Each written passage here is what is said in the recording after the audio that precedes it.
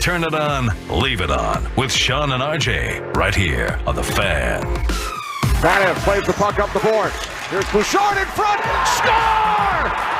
Connor McDavid, the redirect early in the second overtime. The Edmonton Oilers win Game 1.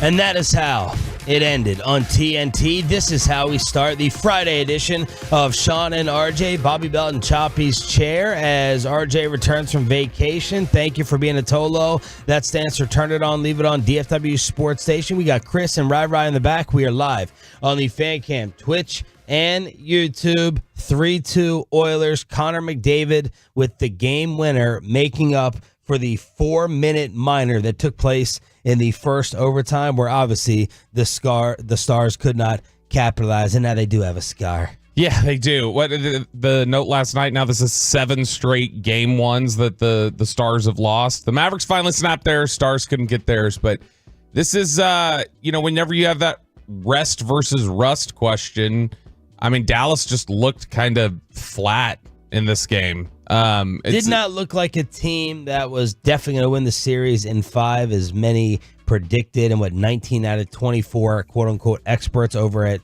ESPN. This was not like they controlled, they dominated, and Edmonton stole one. It wasn't that. Oh, yeah, no, this was definitely Edmonton being better, especially in the second and third periods. I thought Dallas had played better in the first overtime. I thought they were going to score there and end it. The fact that you get the 4 minutes of penalty time and Connor McDavid is off the ice for that time, you would expect here's a great opportunity for you to take advantage of it. But 5 power plays to 1 for Dallas, you have to take advantage of that. When you get, I kept seeing everybody say yesterday, your 2 best players on the ice tonight have essentially been Jamie Benn and Tyler Seguin. And it's well, if you're saying that in 2024, that probably doesn't bode well for you. At one point that would have been nice, but I thought Otter got better as the game went on. He was really good in overtime, but 2 special saves. Yeah, I mean the big one on McDavid in overtime. But you come away from this and go, okay, if Robertson doesn't hit the post, twice there in overtime? Dude, how did that one not go in? It was, look, it's disappointing, but ultimately I think what I saw from a lot of Stars fans last night was this is just evidence of how much better Dallas is that the Stars come out flat. The Oilers play essentially a perfect game on that side, and it takes double overtime for you to squeak out and win one. Chris Strong, Mr. Hockey on the morning show. You were all up on the timeline as Bobby was hitting you up on the group text. Your thoughts on the opener? Yeah, still coping with the loss here. It hasn't been too long, so... No, it hasn't. 0 for 5 on the power play. You're never going to win when you have that. And I kind of didn't know the Oilers' penalty kill was so good. They have 19 straight penalty kills in the playoffs now. Damn. So the combination of that, Stuart Skinner, mustache man in the net for the Edmonton, he had his best possible game. So all those things combined, I'm not that worried going forward. Okay, not that worried. Yeah. You were ready to just, it looked like, take out Chris Tanev on your Twitter timeline last night. Both of those goals were kind of on him, and he was on the ice for all 3 Edmonton goals. And the second one, he was just kind of out-muscled by Zach Hyman. It was a good play by Hyman on that second goal, and he went 5-hole on Ottinger. But Ottinger looked like he was seriously, this guy still has possession and still got a shot off. Not only was Tanev there, but Lindell was there as well. And it was he broke free from a scrum in order to make it 2-0. Odd-looking goal. I mean, you don't really see Tanev, the huge man, get out-muscled like that. He kind of just had an off night, but after his fantastic series against Colorado, he's allowed to have an off night. Yeah, you've got to out-muscle Hyman. Hyman can't out-muscle you. Waiting for that. Then the giveaway to Jamie Benn that Seguin finishes for his second goal. His first goal of the night, and then he has the second goal of his evening. Pete DeBoer, the good and bad parts of Game 1. When I look at the game, we did some of the things that we set out to do. Thought we stayed out of the box for the most part, drew some penalties. Obviously, you've got to score on that double minor. That's probably the game right there in overtime. There was some back and forth. I thought, both teams had good looks. Both goalies played well. They were better and you have to give them credit for this, than you probably expected coming off of Game 7 and traveling. I thought they played a really good road game. And they were engaged, and we probably didn't take advantage of that situation like we should have.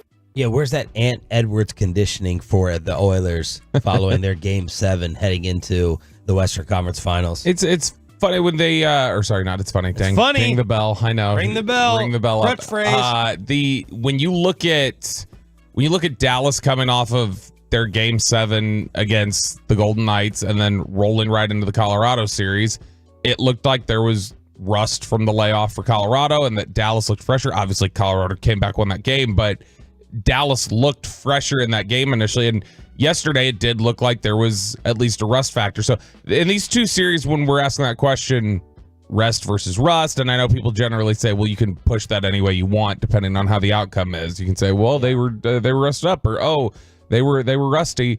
This did yesterday looked like the Stars were just rusty. Like they looked really flat early on, and that by the time they got into that first overtime, it's like, okay, they had kind of gotten through everything and were a little more awake and playing more of their game. And I really thought we were going to end it there in that overtime period and, sneak away with a win that they really had no business getting with how they were outplayed in the second and third periods. Chris, how do you separate that rest versus rust and Edmonton doing something matchup-wise that we should be worried about moving forward? Do you attribute it and write it off more to rust versus matchup?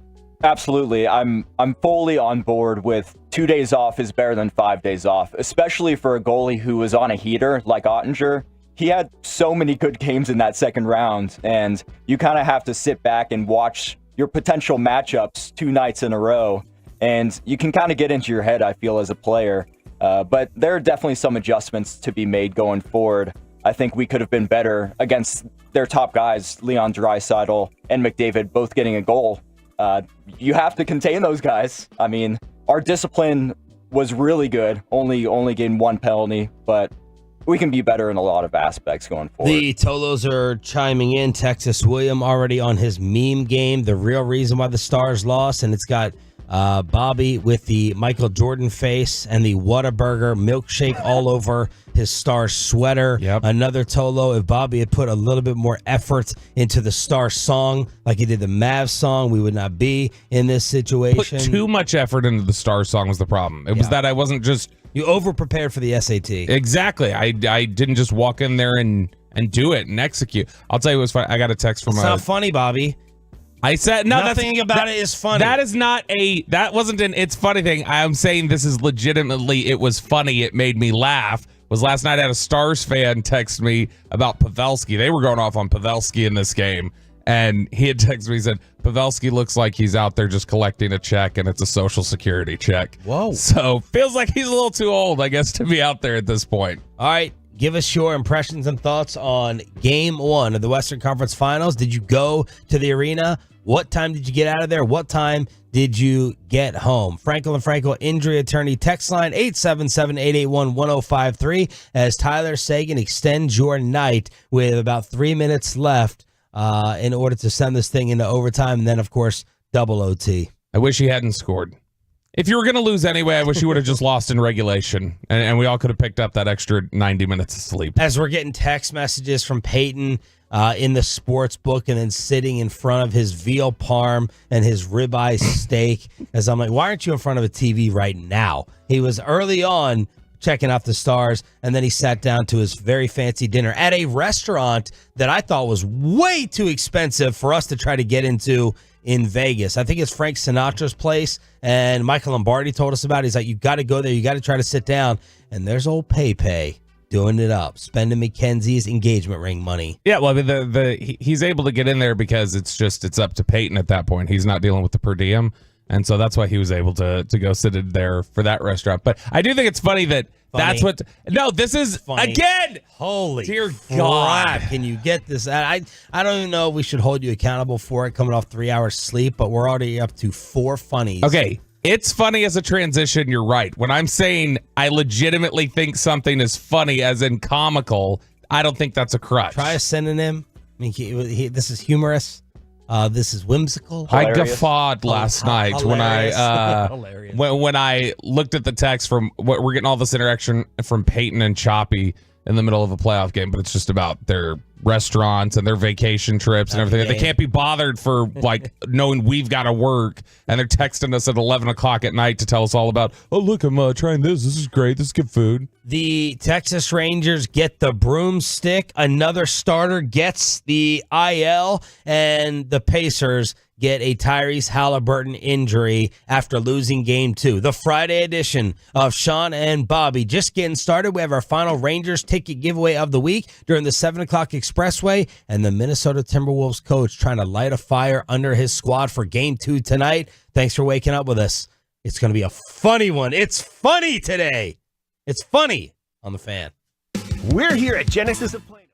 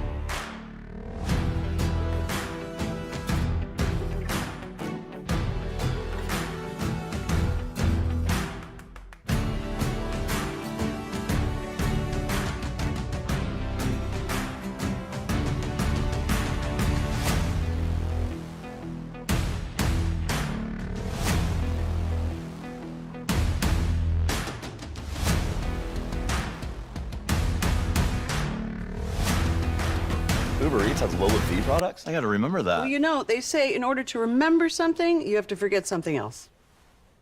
Okay, now that is a very cute haircut. That's like a little shag. I've never seen that before. Well, I mean, of course you have. It's the Rachel. Oh, is that your name? No, I mean, like, your name. No, I'm Jen. My name's Jen. Right, but I just mean, like, this is your haircut. But that's hair on your head. I'm not saying this is your hair. Okay, freaking me out a little bit.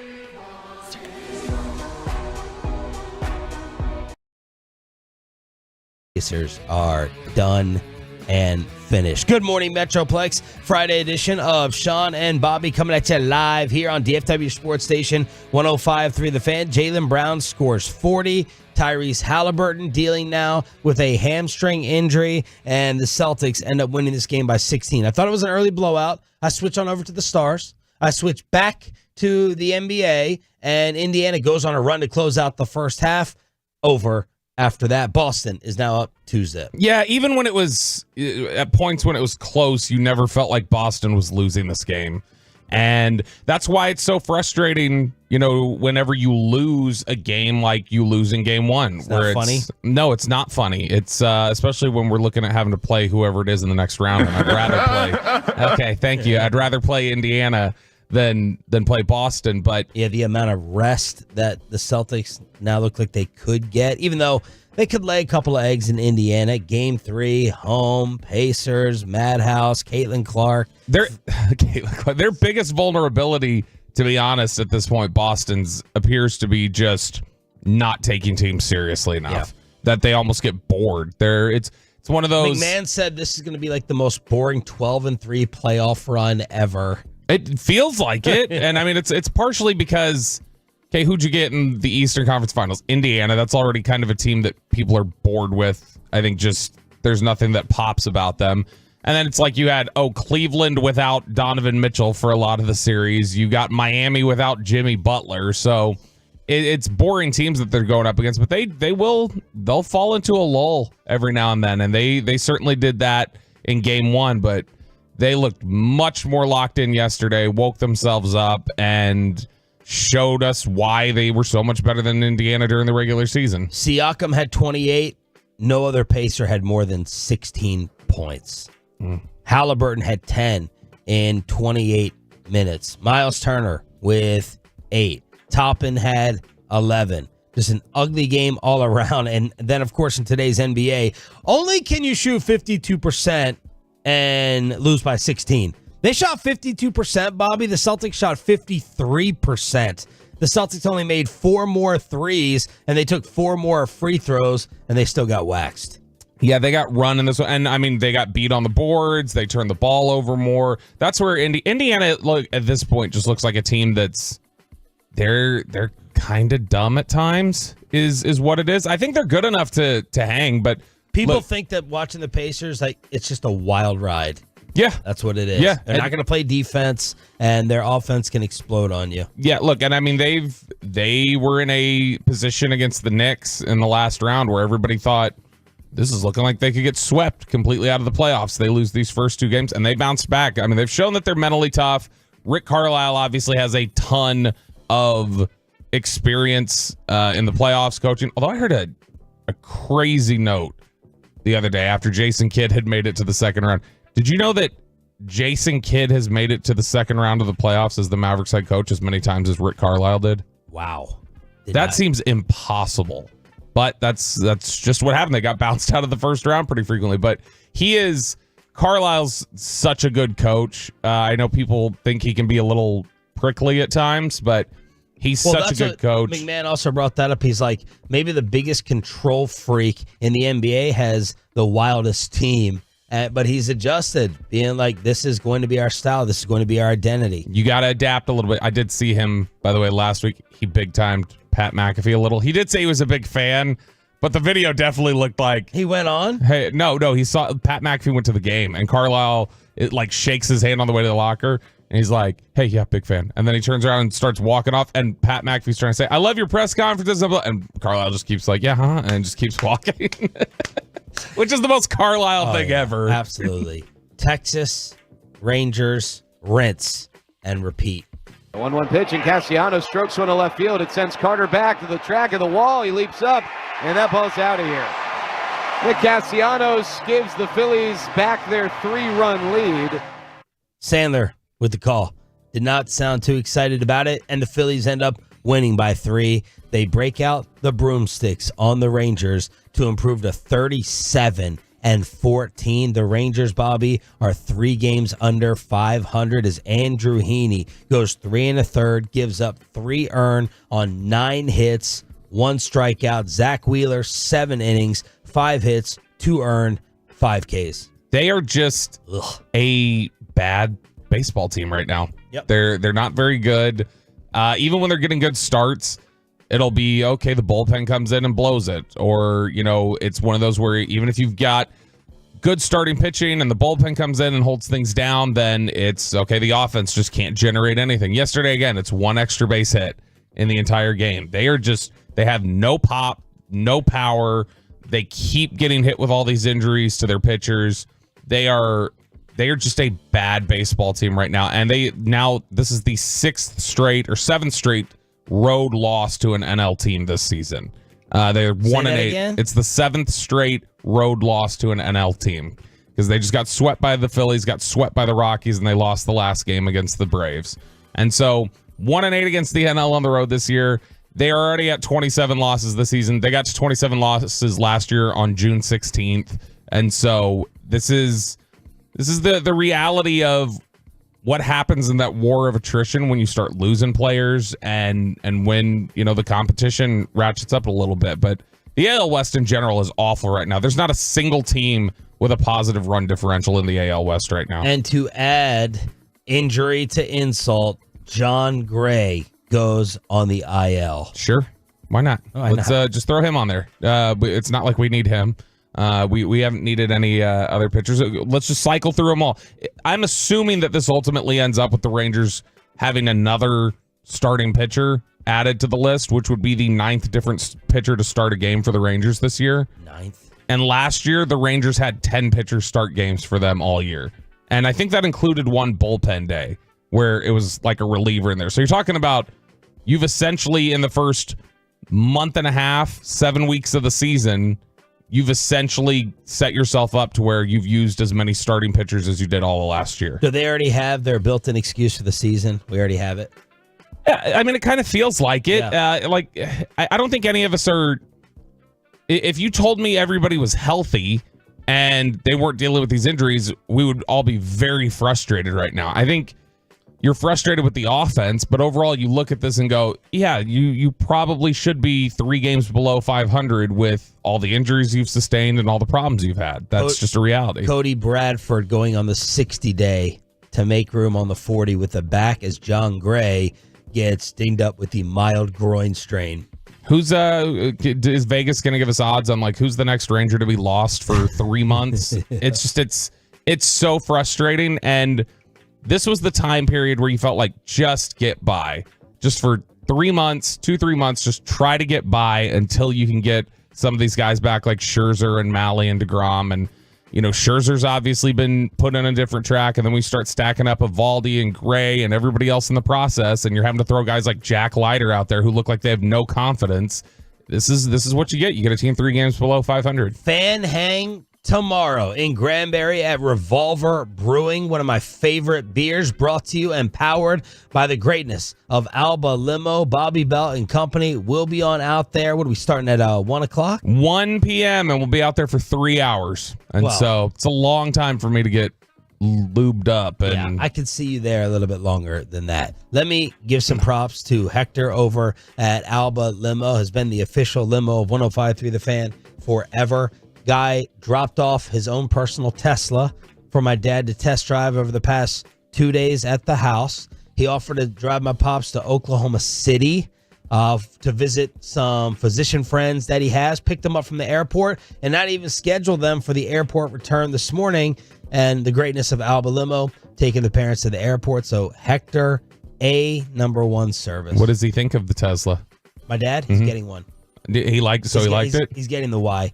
We're getting the cheaper. He's getting the cheaper option.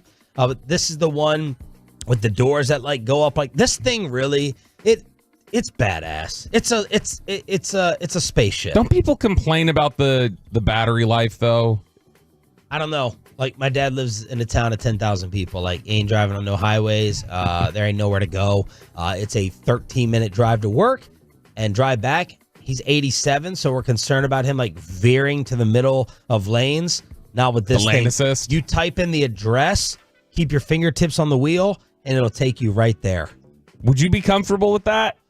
I wasn't driving on Lemon Avenue the other day too much, but it worked. It did it. But again, small, rural town. That is a tough word. 10,000 people. You don't have to worry about that. Driving here on 75 highway action, I would not do it. There was some video that was going viral. My wife wouldn't even get in the damn car. I'm like, get in this car. It's awesome. You can just press a button on the steering wheel, play your favorite music, press a button, open up the trunk. Nope.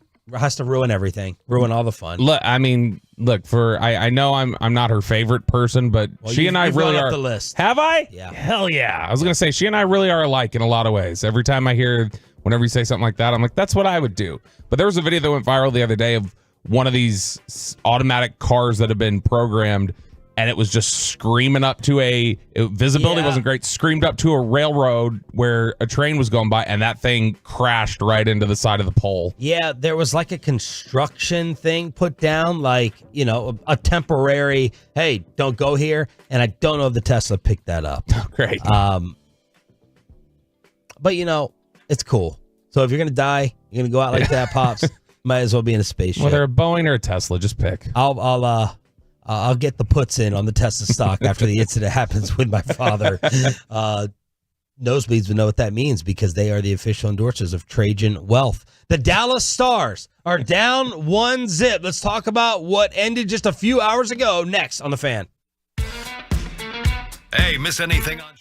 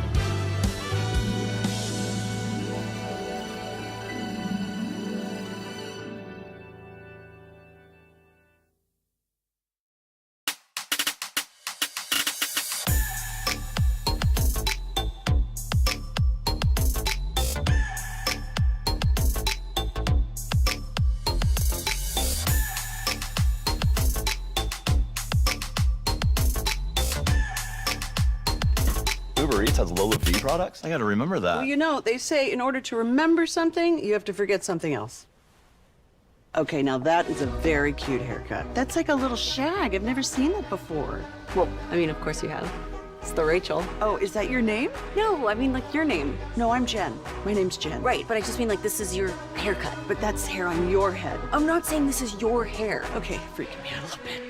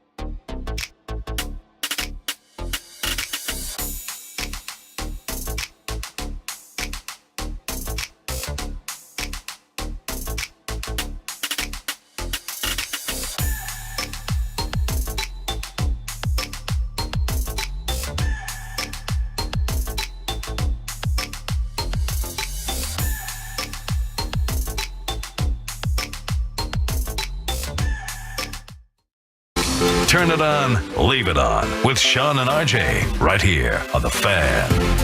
Hyman turns, shoots, McDavid in front, leads, and a star! Somehow Oettinger reaches out with his goal stick. Looks like McDavid had a wide open net. That was sick. Absolutely sick. Unfortunately, the Dallas Stars don't have a sick ending as Connor McDavid ends Game 1. It is the lead story on television, and we're going to have somebody on television in 30 minutes here that we're going to play live on Sean and RJ. It's Bobby Belt and Choppy's Chair for one more day here on DFW Sports Station. Thanks for being a Tolo. Shout out to the 6 a.m. club. We want y'all to win the final Rangers ticket giveaway during the 7 o'clock expressway, sending you to the Globe to watch them take on the Detroit Tigers. So that is 720 expressway giveaway taking place today when we go commercial free. Pete DeBoer on the Dallas Stars losing 7 straight Game 1s. Well, yeah, I mean, in a perfect world, we'd like to win Game 1. We'd like to win every series 4 straight too. It just, it doesn't happen. I think the main thing is you've got to find a way to survive and move on. So, we've got to park this game. We've been in this situation before. We're the best road team in the league. I'm not as concerned about that. I think we need to find another level in our own game, and the wins will take care of themselves. So I think everyone is going to point to the 4-minute power play that the Stars could not take advantage of. What did you think of that call, by the way? McDavid going high on Duchesne. McDavid afterwards is like, look, I just disagree with the call. What am I supposed to do there? Duchesne coming away with the bloody lip. Yeah, I am a guy who obviously doesn't know hockey letter of the law rules very clearly. But to me, I just looked at it and thought it looked ticky-tacky. But it feels like, from what I'm picking up here, is that if there's blood or something else, they generally are going to side with the idea of like, okay, you probably did something that you shouldn't. But overall, I think Dallas felt like they were getting the benefit of a lot of the officiating last night. This didn't feel like anything where you're getting screwed at all. If anything, I would say if you were Edmonton and you lost this game, you might be complaining this morning that you felt you got screwed. Chris, what did you think of that call and the officiating? I think it was a good call, and yeah, when you bleed on the mouth like that, they got to do the double minor there. And you think they wait to see if there's blood? At least that's the benefit in hockey for referees. It's like, okay, we could have blood here, unlike the other sports. Yeah, I think that's a good measure of it. It's just like, did you draw blood? All right, well, sorry, it doesn't matter what you did. It's just a bad look. Optics are bad. That's why Luka's knee keeps bleeding, because of his Ric Flair catch-up packs that he keeps busting on his leg. You're out for his injuries, is what you are. You're trying to just downplay all of it. Last night we had someone in the know texting us. I'm talking with some people who would know, and they're just raving and blown away in awe by how Luka is performing in these playoffs with what he is battling through from an injury standpoint. But we will get to Luka and the Mavericks facing a wake-up call for the Minnesota Timberwolves at 6:20 this morning. But how about the 2 saves from Oettinger? I got to highlight that. Which one was more impressive, the kick save on Holloway or the stick save on McDavid? Saw that a couple times last night where the offensive player dragged out the play. McDavid shoots, stick save. But that kick save was sweet, too. I mean, yeah, they were both great. The stick save was the one, though, to me, that was just... I still don't know how that wasn't a goal. And, I mean, honestly, he had another one that was... It's like 4 minutes left in the third period where there was just a wide open look at the net, and they're just kind of in a hurry trying to, swat at it, and he swung over and was able to push the puck away. But, man, he was very end of the third period, and then all of overtime, he was great. Oettinger was fantastic as this game went along. It's just obviously you didn't do enough offensively to counter that. Yeah, the stick save gets it for me, too. They were talking during the intermission report before double overtime how players like to elevate it, but the entire bottom of the ice, if he just skidded it, Connor McDavid, best player in the world, he just skidded it on the ice, it would have been a goal for 2 seconds there. So I don't know how that didn't go in. All right, any other thoughts before we move on? Game 1, Stars down 0-1. Will Kevin Hagelin and Chris Strong change their picks from Stars in 5? Look, I'm sweating a bit about Stars in 5, not gonna lie. Stars in 5 or 6 now. I mean, it's gonna be a bit longer, but I think the Stars still got it. Yeah, I mean, ultimately, look, I think what it felt like was they were just flat coming out, and that you hope this will be something similar to like what Boston ran into, like we were just talking about the other night, the Celtics, where it was a little flat in game 1, kind of woke up and were ready to play in game 2. This kind of is what they do, I guess. They've lost 7 game 1s in a row, like we've mentioned, but I'd rather have the game 7 record that Pete DeBoer has than the game 1 record right now. So I still think ultimately they win this series. It's just obviously they're not going to get their gentleman's sweep, as Chris was calling it. All right, Bob, take us out to the Ford Center at the Star in Frisco for day 2 of Cowboy OTAs. Trey Lance, the future at quarterback for the Dallas Cowboys, or at least that's what a lot of people want. That's what they're looking for. Trey Lance is someone who needs to see a lot of work in this preseason. We talked about it yesterday that I wouldn't even throw Cooper Rush out there. I don't think they're going to have Dak out there. So to me, it's throw Trey Lance out there for every single last snap, get him all that work. He was talking to the media yesterday, and the topic came up about where his confidence level is at compared to his rookie season, how much he might see work in the preseason. And he says that, oddly enough, and I'm kind of interested in this take here, oddly enough, right now, his confidence is just sky high compared to where he was at in San Francisco. I think it's much higher than it was when I got into the NFL, for sure. I think I kind of didn't know what to expect, and I think it's probably most rookies, if not all of them, at one point or another throughout that first year, maybe that first offseason. But I feel great about where I'm at, continue to get better, continue to learn, and just continue to be a better quarterback. Mike says that you're probably going to factor in heavily in terms of preseason play time. How do you feel about taking a bunch of snaps coming preseason? I'm excited. Yeah, I'm very excited. I haven't played snap, obviously, live games since last preseason, so just excited, looking forward to it, and make sure I'm ready to go when that time does come. So I'm not trying to be funny, but how is it possible that you could have sky-high confidence if you're Trey Lance right now? Like, you're talking about a guy who, when he got picked, he got all of the feedback in the world from NFL teams. A lot of them said, they wanted an opportunity to take a great player like, or a great skill set like his. But he got told by a lot of teams, you should go back to school. You need to go back to school, or you need to transfer to a bigger school because you need to get work in. You got stuff you got to work out. He went into the draft anyway. He was the 3rd overall pick. He was kind of the chosen one, and he was this darling of NFL personnel departments because in terms of skill set, they were talking about, this is one of the most talented players, like naturally gifted players that is in this draft. And then since that time, he fails to beat out Jimmy G. He loses his inheritance to Brock Purdy. He gets traded to Dallas for a day 3 pick, only to languish as the 3rd quarterback, was never active last year. I don't see how you could legitimately say you have more confidence unless San Francisco had just really screwed him up, which we haven't ever seen a history of them doing with players. There's not this big history of just, the 49ers tend to mismanage guys and completely drain their confidence. So I don't see how it's even possible unless they've really empowered him and given him the belief of, hey, you're somebody that we have a plan for and a future for. But he sounds like he wants that work. He got a big old smile when they talked about him taking a bunch of preseason reps. The only way I could justify it is like being more comfortable with the NFL.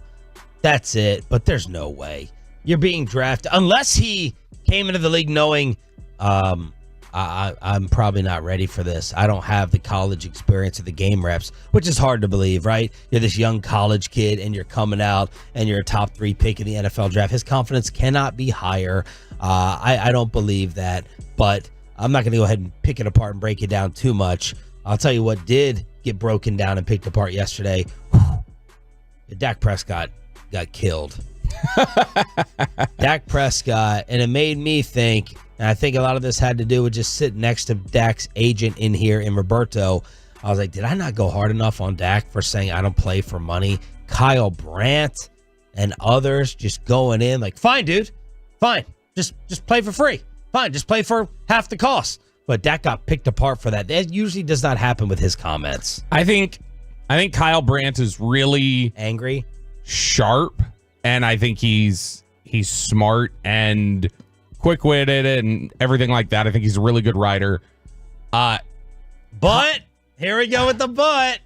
Kyle is wildly inconsistent. Oh.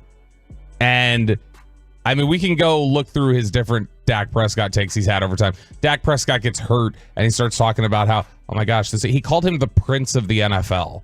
And he's like, this is like, the prince got hurt. Like, I feel like the Cowboys quarterback means something to me, and this is just devastating as a football fan to know that he's not going to be out there playing football. So, he has been kind of back and forth in his takes on Dak, for not just Dak, but stuff like that. He's a little bit of a prisoner of the moment. So it doesn't surprise me that something like this gets thrown out and he gets a little worked up. If he can go on a rant about it, there's a little first takiness at times with Kyle Brandt, but to me it's a stock politician answer. I think that's why most people didn't freak out about it, is because it's the answer of the politician. By the way, Dak on Trey Lance, he said he has gotten so much better. I'm excited for where he is now, works his ass off. He's pushing me. I'm someone I don't like to let other people get more reps than me, and Trey's the person I need to watch because he's trying to get up there on the rep count. That's a testament to him and how much he's putting into it. He's gotten much better. He can play. Dak on not being threatened as it relates to the contract situation, as some people thought the Trey Lance move was a little nudge and threat towards Dak's money. Quote, as long as he's getting better, I promise you I'm getting better. I encourage it. I hope he pushes me. I hope he makes people think. I know where I'll be and I know who I am. I hope he does that. I hope he pushes me. So that's Dak on Lance. Yeah, and I mean, sure, there's a function of competition versus bitterness that can build up, or resentment that can build up whenever you've got those competitive, parts at positions where you make a deal for somebody like Trey Lance. But the reality is, Dak's comfortable because he knows Trey Lance isn't playing over me. Right. And he may not play over Cooper Rush. Yeah, Trey Lance is, and that also could be exactly how he's looking at it. It's just like, you can't even get past Cooper Rush. That's nice that you're trying to step up here and steal snaps of mine. But we see how worked up Dak gets about practice reps in general. Like in that in Hard Knocks, when he was complaining about getting taken out for 4 reps. Did you see I got taken out for 4 effing throws? So Dak in general wants every single rep at practice. He's got Jason Witten-itis in that sense, about how he just doesn't want to come off the field, doesn't want any extra work for anybody else. But he's somebody who... It'd be like Peyton talking about Chris, as Chris is about to fill in.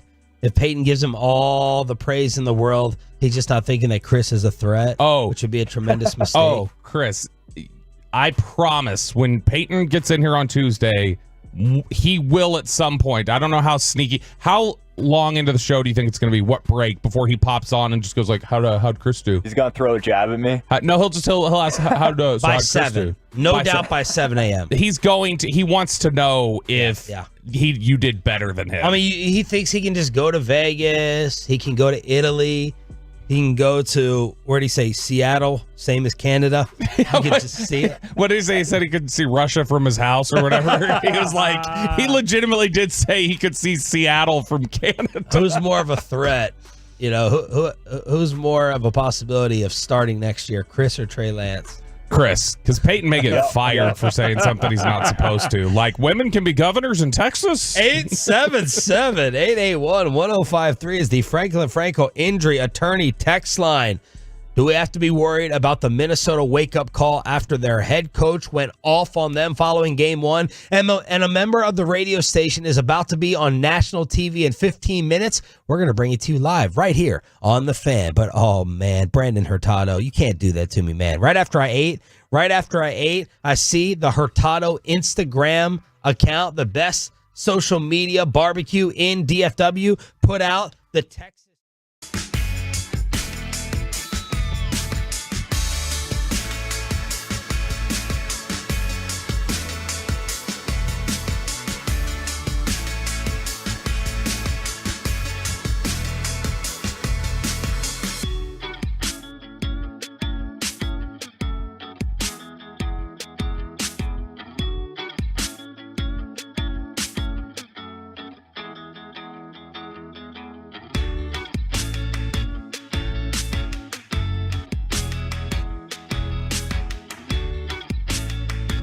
Uber Eats has low fee products? I gotta remember that. Well, they say in order to remember something, you have to forget something else.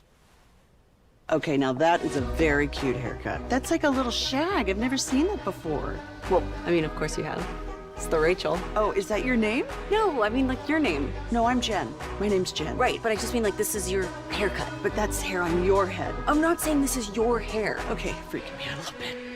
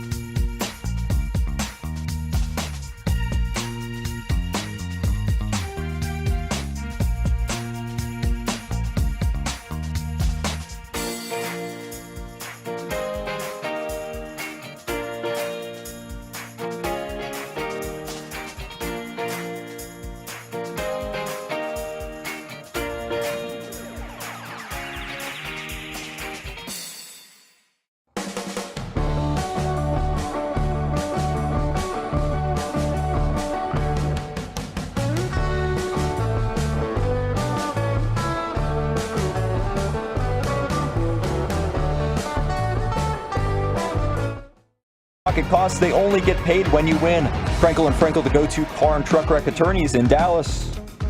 Brown comes up with a steal, bad pass from Siakam. Here's Brown, goes up, foul from behind, counted and one. Mike Breen, friend of the show, with the call on ESPN as the Boston Celtics take the 2-0 lead over the Indiana Pacers, 126-110, and they are monitoring the Tyrese Halliburton hamstring situation. Good morning, Metroplex. I think everyone feels safe in saying right now the game one opportunity was the end of the Eastern Conference Finals for Indiana, and hopefully the Celtics, they let up, have some brain farts, as they are known to do, and they let the Pacers hang around for like 5 or 6 games, so the Mavericks cannot be a victim of too much rest in the NBA Finals if they get there.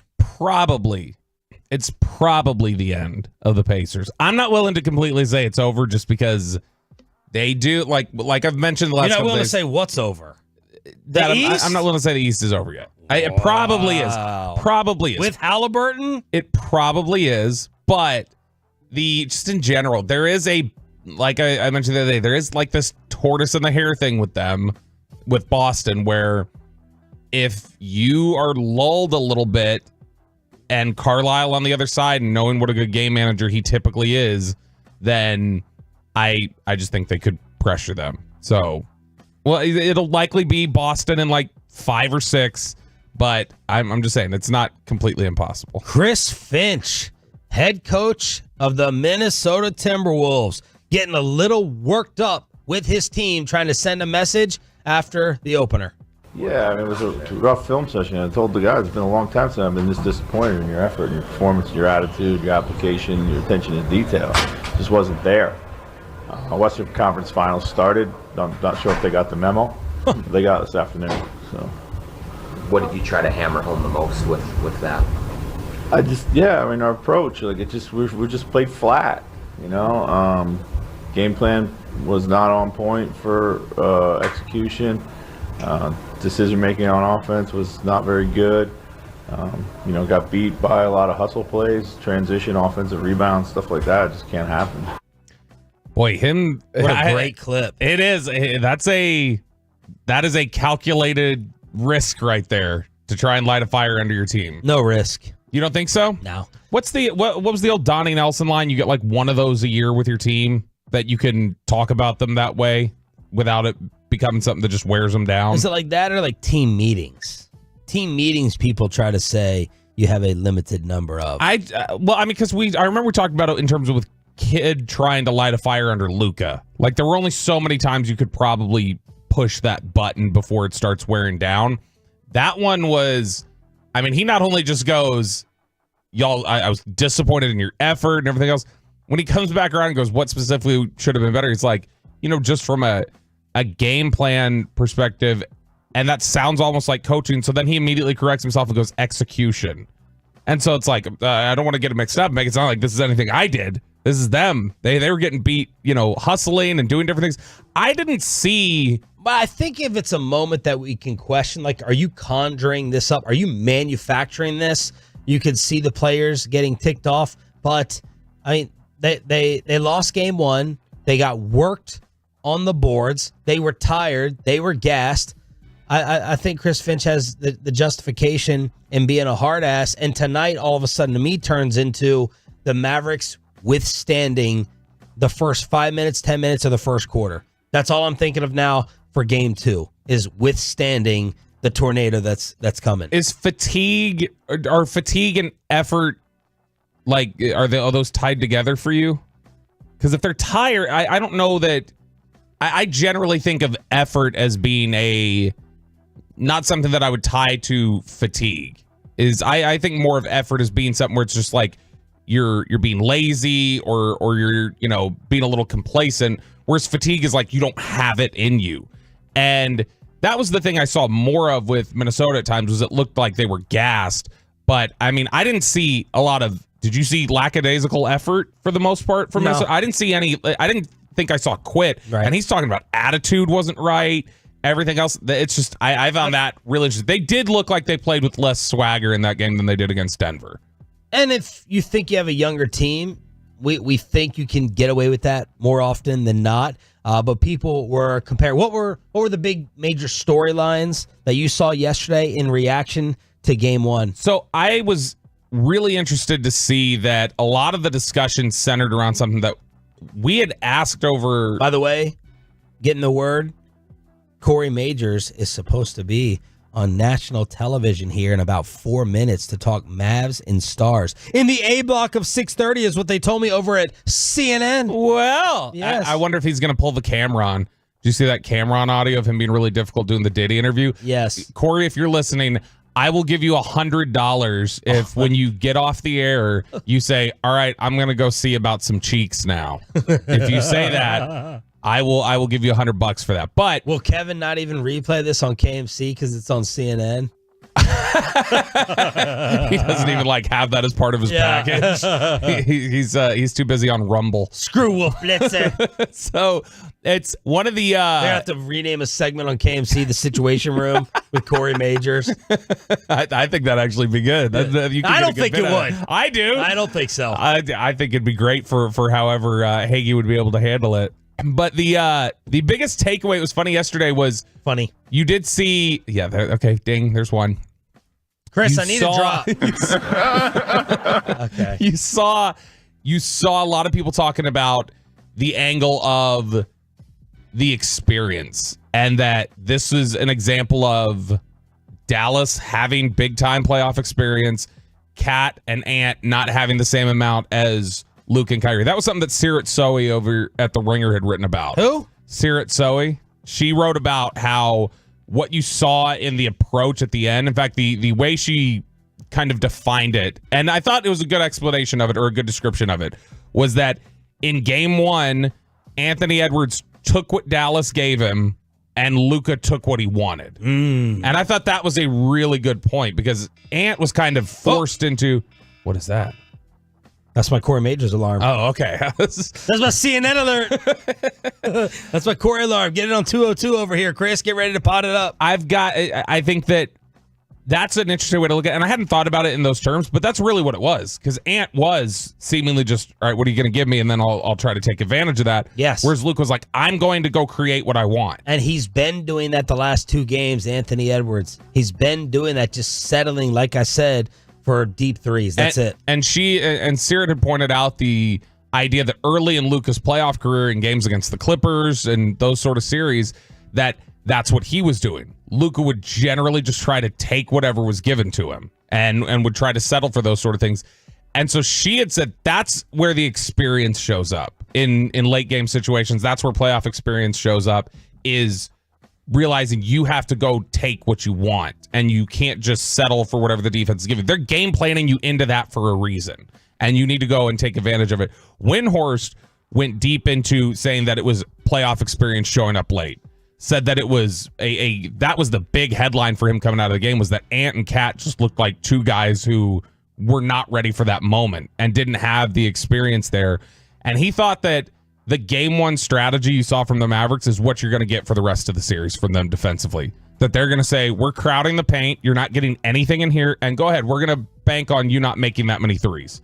Take as many of those as you want, settle for those shots, but we're not going to let you just get easy buckets at the rim. You're going to have to take a bunch of perimeter shots and show us that you can make those consistently. Man, people are also pointing out that Anthony Edwards was victimized by the media and Charles Barkley for just blowing up and magnifying that quote after Game 7 in Denver. He said, quote, "It's going to be fun, man.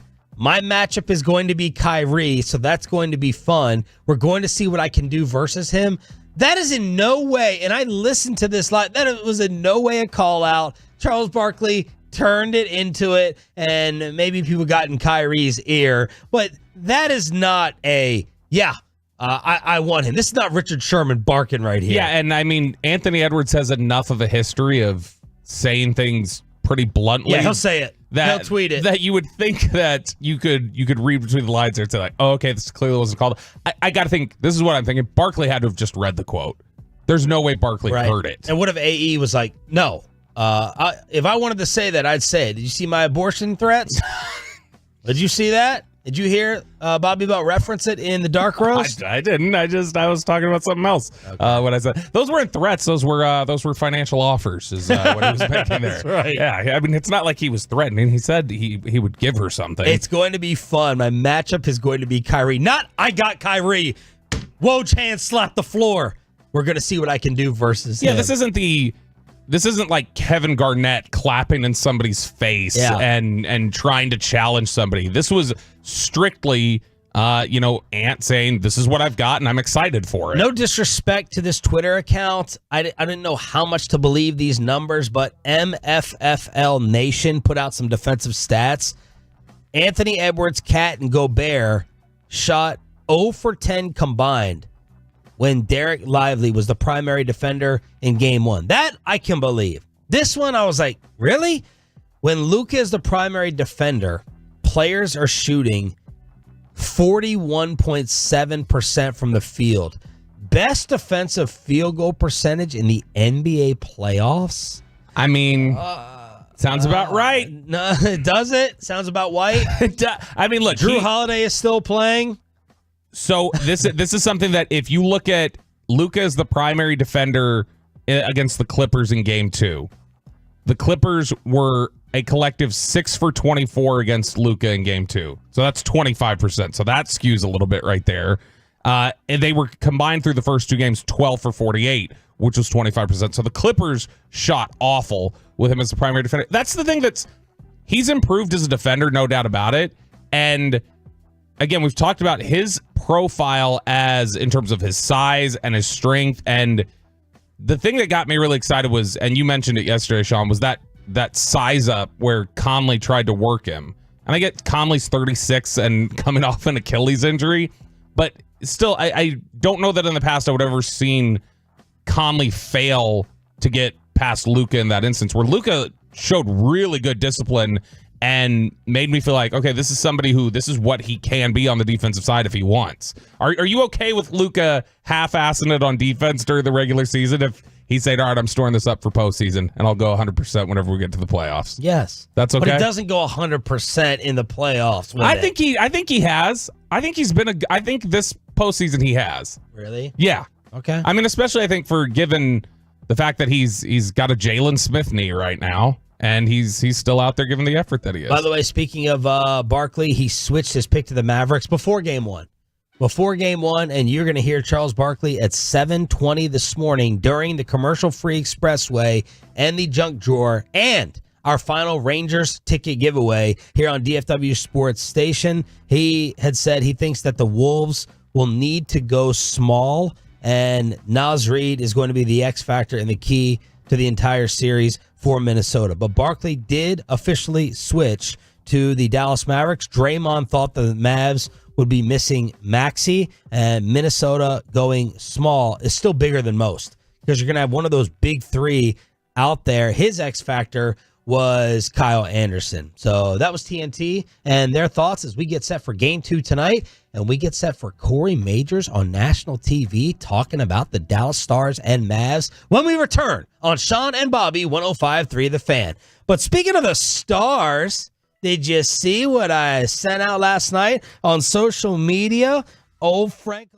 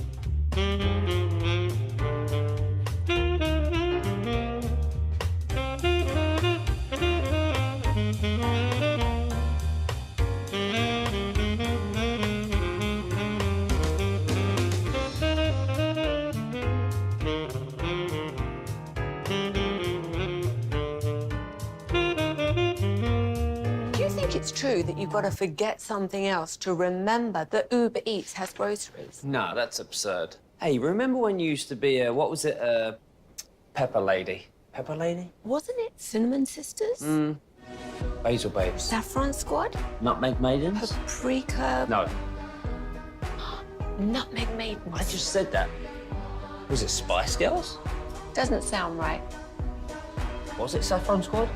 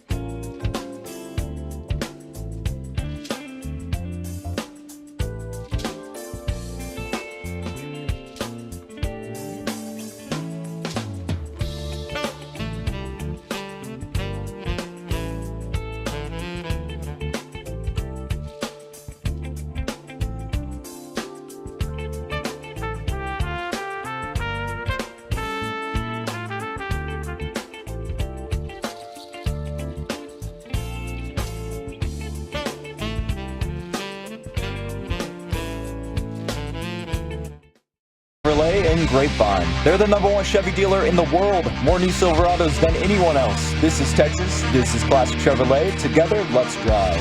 Based on new Chevy registrations, 2023. All right, something is going on with Corey Majors on CNN. Either we have been had, he decided to rekindle the prank war between the morning show and the midday show. Bobby was saying maybe conspiracy, but we were sitting here because Corey told us yesterday he was going to go on CNN because of an old connection he had at CW33, who now works at CNN. And we're sitting here looking at Nikki Haley, Trump appealing to African Americans, and we're like, how are they going to make this transition to the Dallas Stars and the Mavericks? How are they going to do this? And then Bobby's like, are you sure you didn't mishear? And Corey said 6:30 p.m. And I'm like, okay, is he really going to go on with Wolf Blitzer to preview Mavs Wolves game 2? Or do you recap, why do they care about the Dallas Stars the next morning? So I've been sitting here texting Corey. I even set an alarm. He said A block of 6:30. I just wrapped up. And we have CNN on in here. And I said, so it was taped? He said, bro, I don't know. I thought, call him. Call him. I don't know. I thought I was live. CNN, World News. I don't know if that matters. Maybe it's a recorded package. So I don't know what happened. We were trying to guess what he was going to wear, what he was going to be wearing. Blazer, jacket. So they have HLN, which is their alternate CNN channel. That's like where Nancy Grace used to be on and everything like that. So I just looked over there. I went over to my YouTube TV and I clicked over, but it looks like it's a simulcast right now of this.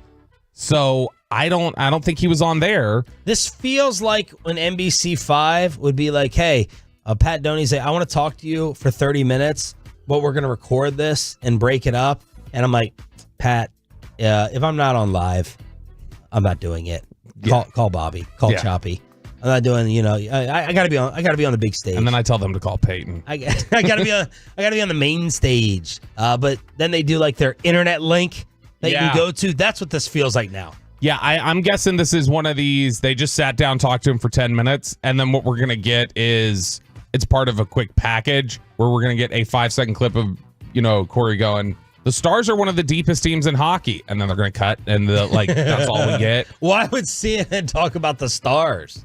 Yeah, I don't know. I think we're getting pranked is what's happening as Chris Strong is attempting to get Corey in the majors. This is as difficult as figuring out if Corey's on TV. Corey Majors on the D&M Leasing Hotline. What's going on? I'm trying to find out, Sean. I didn't. I thought that it was going to be live, but maybe it was a pre-recorded pack.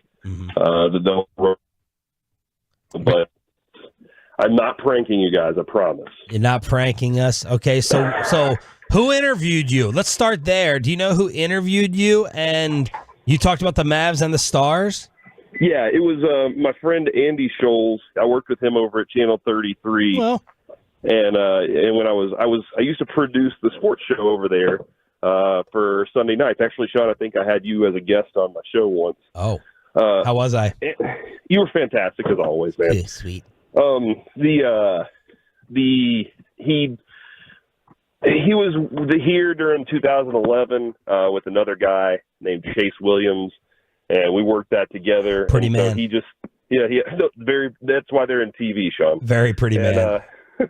And so we just kind of he reached out. I saw him at the Super Bowl this year, and he was like, "What are you up to?" And I was like, "Dude, turned into the #1 midday show in DFW." And he was like, Yep, thank you. Well, back when we worked at Channel 33, we had a coworker there where he Bob Ursic? I don't want to say his name, but I was applying for a job, and he goes, so what are you going to do when your little radio show comes calling and wants you to work on a Sunday or something? Oh. And I was like, well, we'll get to that whenever we do.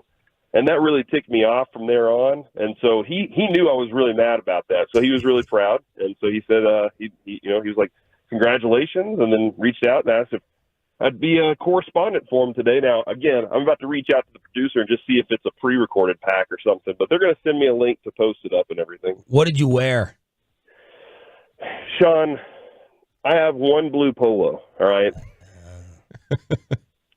And that's pretty much what you get whenever I go to, like, my daughter's 5th grade graduation, whenever I go to, if I'm dressing up for a dinner, I go to that one blue polo. So would you have worn green if the Stars won? Did you go blue because they lost in Mavs tonight?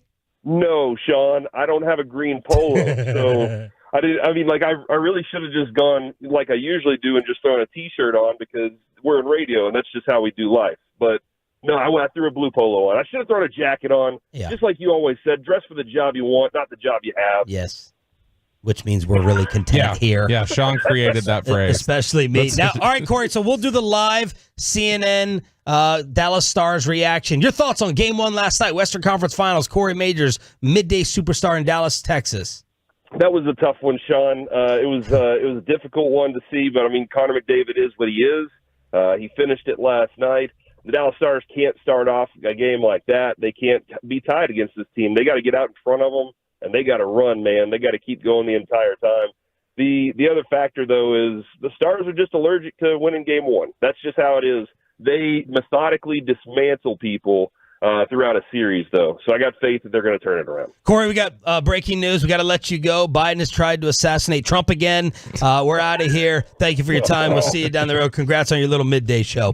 Corey Majors on the D&M Leasing Hotline here on 105.3 The Fan. Boy, I would have. I'm surprised they just have not leaned into that for a decade. If anybody ever referred to us as assassination attempts, no, not that. I'm talking about the little radio show. I feel like if anybody ever referred to your show as a little radio show, you would refer to it as that for the rest of your life, just to remind people, oh yeah, here's my little radio show. There was a guy in Jacksonville. We all have that. He told me I'd never go anywhere, and there's this guy in Jacksonville who was like, just give it up, man. Just give it up. Right out of college, or maybe in college, yeah. So it wasn't 10-10, was it? I don't know. Too irrelevant to remember. It's Jacksonville. I'm in Dallas. I'm in a top 4 market. That is the worst city of all time. It really is. And I don't mean that offensively. I mean, I do kind of, because I know we have a listener from Jacksonville who texts us all the time and gets mad whenever I say this. Yeah, my brother went to law school there. It's just a trash city. Okay, I need to brag. My boy Scotty Scheffler, I think, was proven innocent yesterday after the Louisville Police Department disciplined. Someone sent me, I think, a fake story that they released and fired the police officer, but internal discipline for the officer in the Scotty Scheffler situation for not turning on his body cam. And then we got the video released of the other angle, and this makes the cop look terrible and Scotty look innocent. Way too good, way too pure. No way I believe that he sat there and had an FU mentality towards a cop while trying to drive into the PGA Championship. The video shows. Now remember, this police officer said he was dragged. He hopped onto the car. It was like one of Choppy's Fast and Furious movies, and he was being dragged at 4 miles per hour while trying to get into the gated entry of the PGA golf course. Scheffler makes a turn. This officer is like blitzing him like the Wolves may do to Kyrie tonight, and is aggressive and sticking his head in the window. You can tell from a long ways away that this police officer is all up in Scotty's business, and I'm waiting for the car to move. I'm waiting for the acceleration to happen and for this officer to fall. It did not happen. This guy's a liar, and his police department is now dealing with him. And did you watch the video? Yeah, and he kind of bangs on the window too. Like, yeah, he gets aggressive with it. But yeah, it was not a great look for them, and it definitely makes sense maybe why his body camera was off. And that's why people ask that's why they have the body cameras in general, is so that it can protect. I know we've had. Now imagine being a minority dealing with this. We've had people. Here's rich ass Scotty Scheffler getting this punk ass all up in his face. Now imagine someone that's not Scotty Scheffler. We've had police officers text in before about the body cameras, and they'll say like, "Hey, that's there to protect both of us. Like that protects me too." And so when somebody, I guess, turns that off, or it just coincidentally is off, it's like, oh, okay, maybe that's why, is because you see the guy completely mishandled it, ends up getting punished. But Jason Riley is a criminal justice reporter. He tweeted yesterday, Louisville detective Brian Gillis has been disciplined several times for wrecking his vehicle and missing court. according to his personnel file. He was also suspended 5 days for doing donuts in his police vehicle while on duty with an intoxicated civilian in a code. This is like if Bobby was a police officer. What's that movie where the cops are all funny and crazy? Police Academy? No, not Police Academy. It was Super Troopers? Super Troopers. Yeah. Doesn't Bobby look like a Super Trooper cop? When I did the Texas William, get on that. When I had the mustache, everybody said I looked like Favre from Super Troopers. Yes. So I mean, I think Barstool, the guy with the hair and glasses that Slater loves, PFT comment. Yeah, PFT. I think he saw a sentence of the police report where this guy's $80 pants were ruined. Yeah, ruined beyond repair or something. Like people are like, oh, so he crapped his pants. My wife can't even hem these. Yeah, that's the that was the biggest thing that had happened there. But I mean, look, there is no like acceleration or dragged across the street or anything. It was a 2 mile per hour and then immediate stop. I mean, look, in my experience, when you're going 2 miles per hour and they slam on the brakes, typically that only ends in a strongly worded note left on your windshield. Yeah. It doesn't end with, ending up in jail. So. TR, one of our top Tolos, tweeted a retired Dallas police chief who oversaw sports traffic enforcement for almost 20 years, says the officer who arrested Scheffler overreacted to a point where he just could not turn back. Could not turn back. We need this officer for LaMelo Ball. Did you see where LaMelo Ball apparently ran over the foot of a 12-year-old? And when I first read it, I thought the mom was just out for a money grab. And then someone tied together LaMelo Ball driving videos, and he is a menace. He's just rolling through red lights. He's driving out of the arena, turning 60 out of the parking garage. I have no doubt that LaMelo Ball did this, and he needs to be stopped. Dude, that is... I hope he gets lit up with this lawsuut. That is an epidemic right now. Is just Speeding? Athletes and their aggressive driving. That's seriously like, I mean, look over the last little bit. Rasheed Rice. The Henry Ruggs thing didn't... Jalen Carter. Henry Ruggs. Yeah, You've got somebody else at Georgia just got suspended. Errol Spence. Yeah, so twice. I mean, I don't know what it is with athletes. This is why got to show off. Got to show off how much of a man you are. Acceleration. You and Choppy. Got to be big dogs. Man, I was genuinely. We did have some people complaining at me on the YouTube last Friday when I came in here late because I was like showing them on the Zoom how fast I was driving. Ryan threw it up there, and they were like, "You shouldn't be broadcasting this crime if you're driving 105 miles per hour." But that's just my commute in every morning. True. 877-881-1053. Franklin Frankel injury attorney text line to hit us up on DFW Sports Station. The Rangers get swept, but we still have tickets to get you in a better mood. Bobby needs to do an RJ Choppy College kegger before Ralph comes back, and Charles Barkley audio you need to hear at 7:20. That's all next on The Fan.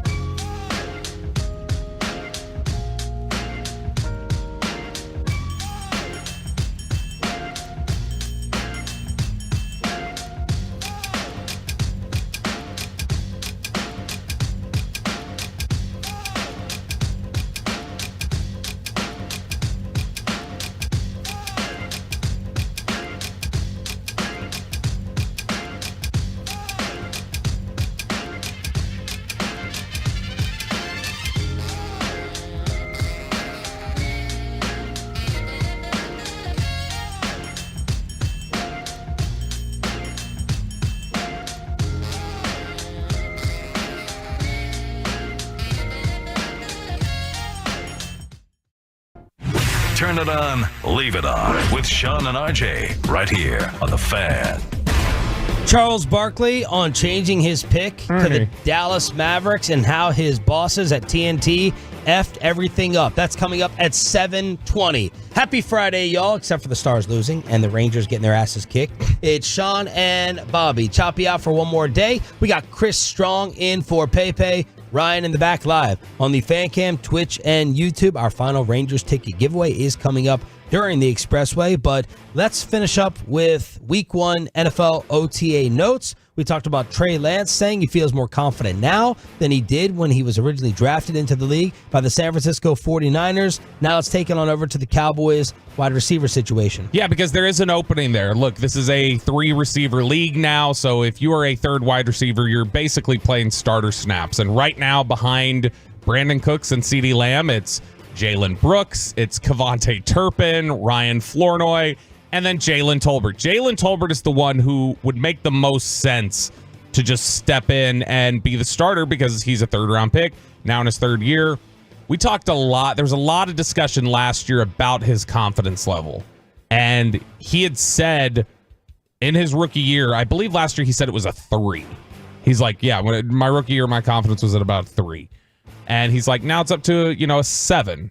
And that was last offseason, kind of built up to it. And I think you saw at times last year he flashed. It wasn't big, but I mean, there were times where it looked really good. So he was out there yesterday talking in the Cowboys locker room and addressed this topic of his confidence and how it's grown over these 3 years. My rookie year, I think I had lost every bit, almost all of my confidence, coming off of, a hamstring injury in OTAs and then trying to catch up. And then just, moving around, playing every spot. I think I was thinking way more than I should instead of just going out there and having fun and knowing that I belong here, that I'm valuable at this level and can play very high at this level. And so that's something that I had to build back up throughout my rookie year and then throughout the offseason last year. And so, like I said, it's completely different now. It's a 180. So I'm confident. I'm just having fun, doing what I can, growing, taking care of my body, and continuing to show my value to not only my teammates but the coaches as well. So I think there's 2 ways that you can take that point or take that's something that he's talking about a lot. Is that, hey, this is good. Listen to him. His confidence is up. That's a positive. Is there a problem that why are we talking about the same confidence question or same, hey, confidence renewed that we were talking about last year? Why is that still something that is even worth talking about? Is that because you're continuing to have to prove to people in the building that your confidence is fixed, that you're right? And again, I'm not saying this is like, this is the way it is. It's a genuine question for me. Which way do you look at it? Do you look at it as a positive that he does sound more confident there? You hear him, he's like, hey, I belong here, and I just had to remind myself of that. But it is the thing where it's like, it's like the Aaron Rodgers stuff the other day. Why does Aaron Rodgers have to talk so much about why he still believes he belongs? Yeah. And that to me is just the one thing that gives me a little bit of pause. We're getting some mixed reviews maybe on Caleb Williams. Don't know really what to believe when you see ML football, aggregate it. But a Bears account said Caleb Williams struggled mightily yesterday with the starters with many near interceptions. Did he break a nail? He completed just 3 passes in 7-on-7s. Most of the passes were completed to the flat, and Caleb held onto the ball for a long time. As DJ Moore said, we're going to have to ride through hell and back with him with all the different expectations. So that's some Caleb Williams talk. And you were looking at what Justin Fields had to say in Pittsburgh. Yeah, so Justin Fields was obviously, we talked about how he went for only for a 6th-round pick was a little surprising. You, of course, never thought he was going to go for a first, but I think you even thought 6th was kind of absurd, or not absurd, just unexpected. 4 or 5. We all thought he was going to go for something. The fact that he went 2 rounds later than a Trey Lance pick, when he's at least shown he can be a weapon that's tough to defend, is a little interesting. But he got a chance to talk to reporters out in Pittsburgh and had said that he was just so relieved to get to Pittsburgh, and this is exactly where he had wanted to be. And that Ryan Poles, the GM in Chicago, had come to him and his representatives and said, hey, we want to do right by you. We want to make sure that, we're taking care of you and not just hanging you out to dry. So where is your destination? And he had zeroed in on Pittsburgh. Even after the Russell Wilson trade, he had focused on Pittsburgh as a spot. So here's the thing that I don't understand with Fields. Why? Why is Pittsburgh with a starting quarterback there, with the clear offensive issues they've had, why is Pittsburgh where you would look at and say, this is where I got to go? Like, this is where you need to move. This feels like, to me anyway, I can't help but be cynical. Is this like just revisionist history of just like, well, I wanted to be here. I kind of, Mike Tomlin. I love Mike Tomlin. Orchestrated it. I wanted to be here. Now, the only connection I can think is he was very close with Dwayne Haskins. And Dwayne Haskins finished up his career in Pittsburgh. Did Dwayne Haskins tell him or talk to him about, like, man, I love the culture here. I love Mike Tomlin. Is there something there that resonated with him in conversations with Haskins? Kirk Cousins making night and day comparisons, commanding the Atlanta Falcons offense from the NFL Network. And I talked with a few Falcons this week, both players and coaches, and it was already clear to them the impact that Kirk Cousins is making on this team. This is a group trying to win their first NFC South title since 2016. And one coach told me it's, quote, night and day with Kirk Cousins commanding this offense versus what we had last year, which, remember, Desmond Ridder was the quarterback for most of the season. And I had a veteran starter also tell me, look, he said he is as advertised, no doubt a natural-born leader, and his presence alone will make us better. Do we need to worry about the Falcons like we had to the Packers at the end of last season? That's interesting because obviously, I mean, they've invested in weapons, a bunch of them. I mean, you've got Drake London, you've got Barry Sanders, you've got Kyle Pitts there. So you got plenty of weapons for Kirk to work with. I don't know. I'm trying to think of a good comparison of who Is they it crazy to remind me say the Falcons could be better than Green Bay this year? No, I don't think so. I mean, Green Bay closed the season really strong, but I don't know that there's anything that definitively says that they're going to be better. But I do think this is funny that, man, we're going straight from you're not telling Kirk you're picking a quarterback in the top 10 and you're already looking to replace him to now all of a sudden people are behind the scenes talking about, like, boy, night and day, where would this organization be without his leadership? And he's so great, and we love Kirk Cousins. John Gray to the IL with a mild groin strain, and this happened to the Rangers again. Off the bat of Christian Pache. 0-2 pitch, sliced down the right field line, and that's fair. It's gone. Heading towards the pole, and that's a fair ball. A home run for JT Realmuto down the right field line. An opposite field shot. Realmuto, who homered in his second at-bat yesterday, homers in his second at-bat today, and it ties the game at 1. This courtesy of Bobby Roberto Belt. Rangers are now 2-10 in their last 12. Just a game and a half ahead of the Astros for second in the division. Rangers are 24-27, 1-8 in interleague games on the road. They did not have their 27th loss of the year last season until June 16th. It is May 24th. We have a Texas Rangers ticket giveaway, though, to hook you up with during the 720 Expressway. We got to pay homage to Choppy to some degree with Bobby Belt and a Friday college kegger. It's college football, baby. This is what happens when Peyton has 7 college kegger opens in there. Is that's what we end up getting. All right. Sean Sharif, would you like to go with Dabo? By the way, the big story and headline out of college is payment. Yes, yeah. The Power 5 conferences, they've paved the way for colleges to make direct payments to student athletes, and I think they even there's something in there about back payments dating back to 2016 for athletes. So, I mean, this is something that we talked about with the NFL starting to play games on direct challenges to college football, like playing on Saturdays late in the season when CFP like stuff is supposed to be going on. Is Choppy and I talked about this last week. We wondered has NIL just made the NFL look like, well, you're not necessarily competition, but you're in the space of professionals now, so we're not going to give you any sort of deference as an amateur that's feeding our league. You guys are professionals now, and you're a step below, but we're not worried about passing things off from you guys now. You're a challenger, and so we're going to go up against it. And this is part of it. This is the brave new world of NIL. That's a good way to start with the news that NIL might have had an accidental issue where it took out one of the great aspects of college football, and that is the walk-on.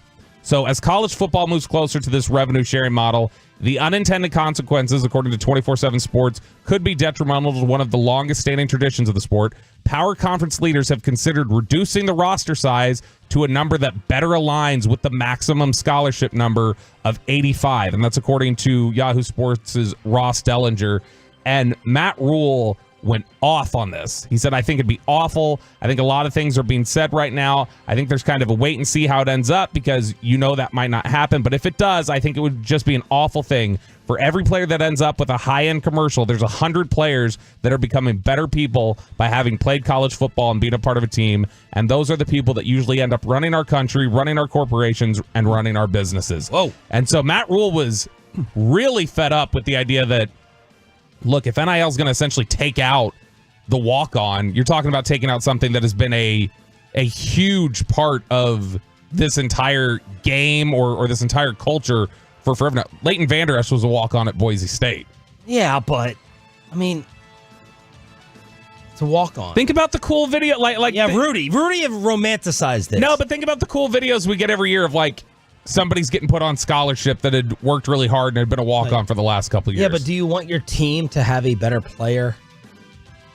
Don't you want your team to have a better player? I mean, instead? You are talking about instead ultimately of a charity free throw. But I don't think it's a charity free. You're talking about you're going 90 deep. How often are those guys playing anyway? There are 30 guys on every team that don't see a snap ever.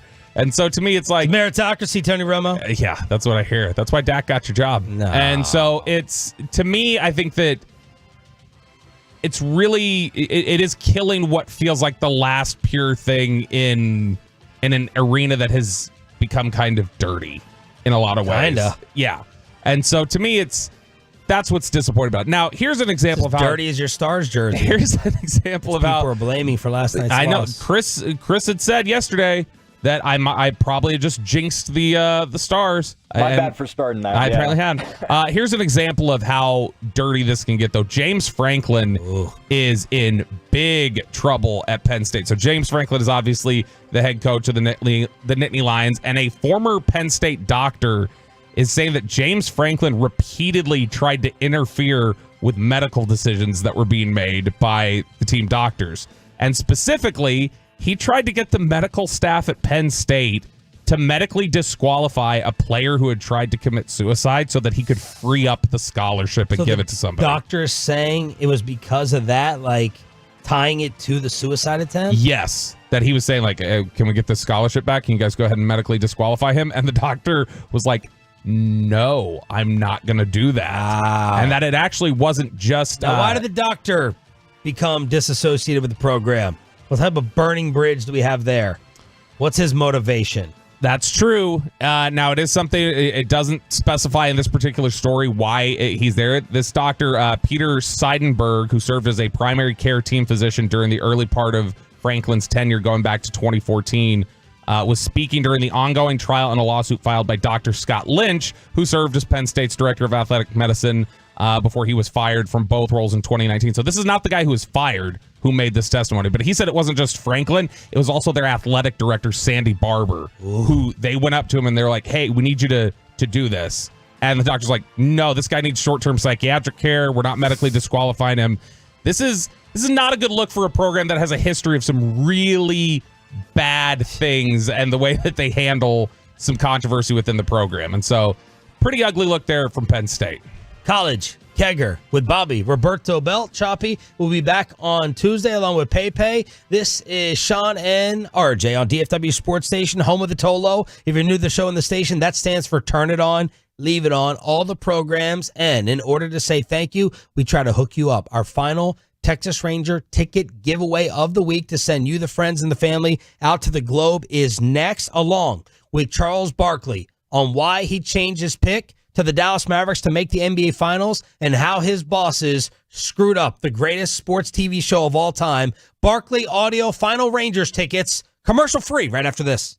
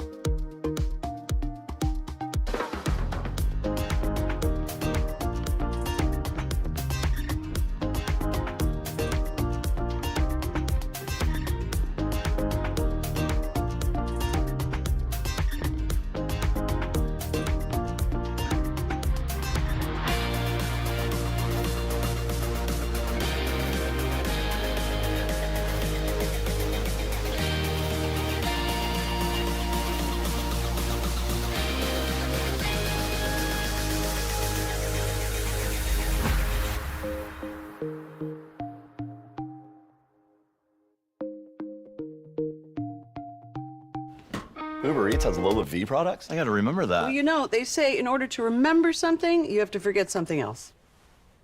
Okay, now that is a very cute haircut. That's like a little shag. I've never seen that before.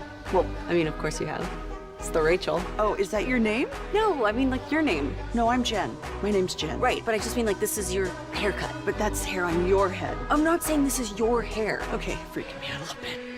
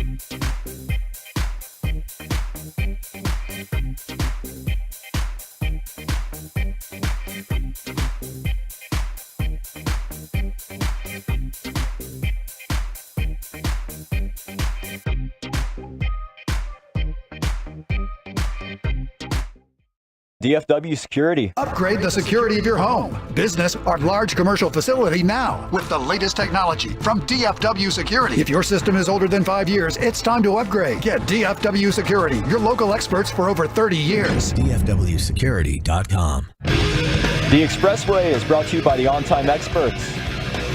And that means we are commercial free starting right now with our final Texas Rangers ticket giveaway of the week.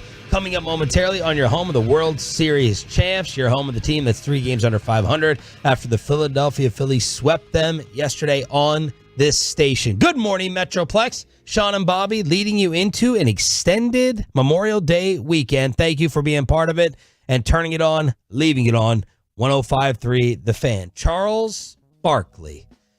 Greatest sports TV show ever. I'm really happy that Choppy was not here for the TNT news becoming official this week that next season is it. It's going to NBC. It's going to Amazon. It's going to the other networks because Choppy barely watches regular basketball, so I know for damn sure he's not watching Inside the NBA. And I think Charles Barkley, maybe I should make it more specific. Charles Barkley, the #1 sports TV personality of all time. Oh, Howard Cosell, as we talked about with Mike Breen. Yeah, we're including like play-by-play people in this. Sports TV personalities. Cosell's a big one. I would say, I mean, Barkley's going to be up there. I've always liked I've loved Costas, even though I know people think he gets preachy. I love Costas. Yep. So those ones stand out to me right off the bat. Yeah, Madden and he was great. It's just, it felt like he'd become caricatured by the end. Well, because of Frank Caliendo. Yeah, I mean, honestly, he legitimately was. But yeah, it's hard for me to think of people who have bigger presences or who are more entertaining to watch and hear talk about a sport. Like, we all know he doesn't follow college basketball really, but when they throw him on during tournament time, I still love hearing him talk about what he's seeing on the game, and he's funny, and that chemistry they have on that show is just perfect. And it's a bummer that it looks like it's ultimately going to break up because it's such a perfect fit of personalities. We'll get to that in a little bit. We have the junk drawer as well here on Sean and RJ. Look at those punks all picking the Timberwolves. Jay Williams literally just flipped his pick because all of them were picking the Timberwolves tonight. Did he flip it? Yeah, it was Timberwolves and it just flipped. Well, you have the Mavs in 6, so the Wolves are going to have to win 1 or 2 of these games. No, remember I finished up my dark roast the other day and I changed it to Mavs in 4. So now I'm picking a sweep. Charles Barkley changed his pick as well, explaining on the Dan Patrick Show why he's now rolling with DFW. You know, Dan, I'm really glad I went back and looked at a bunch of tape on my 2 off days and said, because I was caught up in the excitement. I said, man, in Minnesota. But then when I went back and looked at tape for 2 days, I was like, damn, the Mavs going to win this series. And I still think they're going to win this series. They got a lot of severe matchup. If they guys, what's scary about that game last night is they didn't make any shots. I think they were 6 for like 30 from 3. They're going to get wide open threes because my biggest concern of Minnesota, they got 2 issues that I don't like. Number one, I don't think they can guard a good 3-point shooting team because they play those 2 big guys. And secondly, Karl-Anthony Towns was a very good player. I don't think he ever used his size to his advantage. I think he I think he always shoot too many threes because he's the only player in the NBA gonna have a size advantage every night. Every night he plays, is he playing that 4 position, he's gonna have a size advantage every single night. But I saw him post up more against Denver and against the Suns than I've ever seen him in his career, and he was very effective. But last night he went back to the guy that drives me crazy. He shot 9 threes, and I'm like, damn, dude, you're 7 feet tall. The guy you're playing against is 6'7". Every time you shoot a 3, he's like, thank God I ain't got to wrestle with this guy in the post. So that's why I like the Mavs. And look, a lot of people crap on Barkley. I love listening to him talk basketball as well. I think he makes really good points. Yeah, I think he's really interesting to hear talk. That's why I say even the college basketball stuff, even if he doesn't know the players, I love when they go to him at halftime and he can just say what he saw on the court in the first half from guys, whether he knows them or not. By the way, couple names that were thrown out after you asked the question about the personality. 940 says Lee Corso. That's a pretty big one. And then 469 says Dick Vitale. And those are 2 big ones too. But Madden and Barkley are definitely on the Rushmore. They got their 2 spots, in my opinion, locked in. Yeah, absolutely. Now, the the interesting point he had there talking about Cat, that kind of goes back to what we were referencing earlier from Sirat Sohi at the Ringer, that it did feel like the Mavericks were able to successfully force Minnesota into just taking what they gave them. Like, Minnesota didn't want to challenge anything that Dallas was doing or trying to take away. They just said, all right, we'll settle into these shots, whereas that seemed to kind of be the difference for the Mavericks was they said, no, we're going to go take something from you. We're going to go take something in the paint, regardless of Rudy Gobert standing in there or whatever. We're going to go in there. We're going to get these shots that we want. 877-881-1053 is the Franklin Franco injury attorney text line. If I hear drop coverage 3 more times, because I know I'm going to hear it once. If I hear it 3 more times from Stan Van Gundy, I'm going to throw something. It's funny. Through my television, just like Bobby's crutch phrases. This is Barkley talking about the drop coverage defense that Kyrie was talking about and seemed to welcome after winning game 1. It doesn't matter how big you are if you don't play big. And the way they play defense, they play that drop where the guy just bags up. You know what it's like? It's like when I'm betting on football and your team gets to lead and they play that damn prevent defense and the other team gets a backdoor cover. Yeah. That pisses me off every time I'm watching football. I'm like, good. We got the lead. We can't lose the game. All we got to do is stop them one more time. And they play that prevent defense. I call it prevent from winning. And when the guy drops, he's useless. He does nothing. He don't stop either play. He doesn't stop the lob, and he don't stop Luka or Kyrie from scoring. Now, the problem the Wolves got now is they're probably going to double that going forward because, in every game you make adjustments. Now, what that's going to do is open up Dallas three-point shooting. They didn't make any in game 1, but they're going to get the same shots they got in game 2 they got in game 1.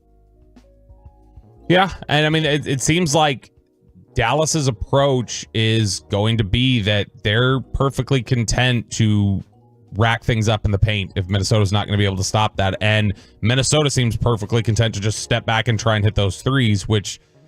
Well, this is what Jason Kidd's saying, too. He goes, they just set, their franchise record for threes made with 18. They're not going to triple us up. They're not going to triple us up again. Their bigs are not going to get out here. And our shooting is going to win us at least another game or 2 in this series. You know what's interesting, too, is the Minnesota, for all the size that we've talked about with them, I was looking this up. I was like, okay, they're 5th in the NBA in blocks. Makes sense.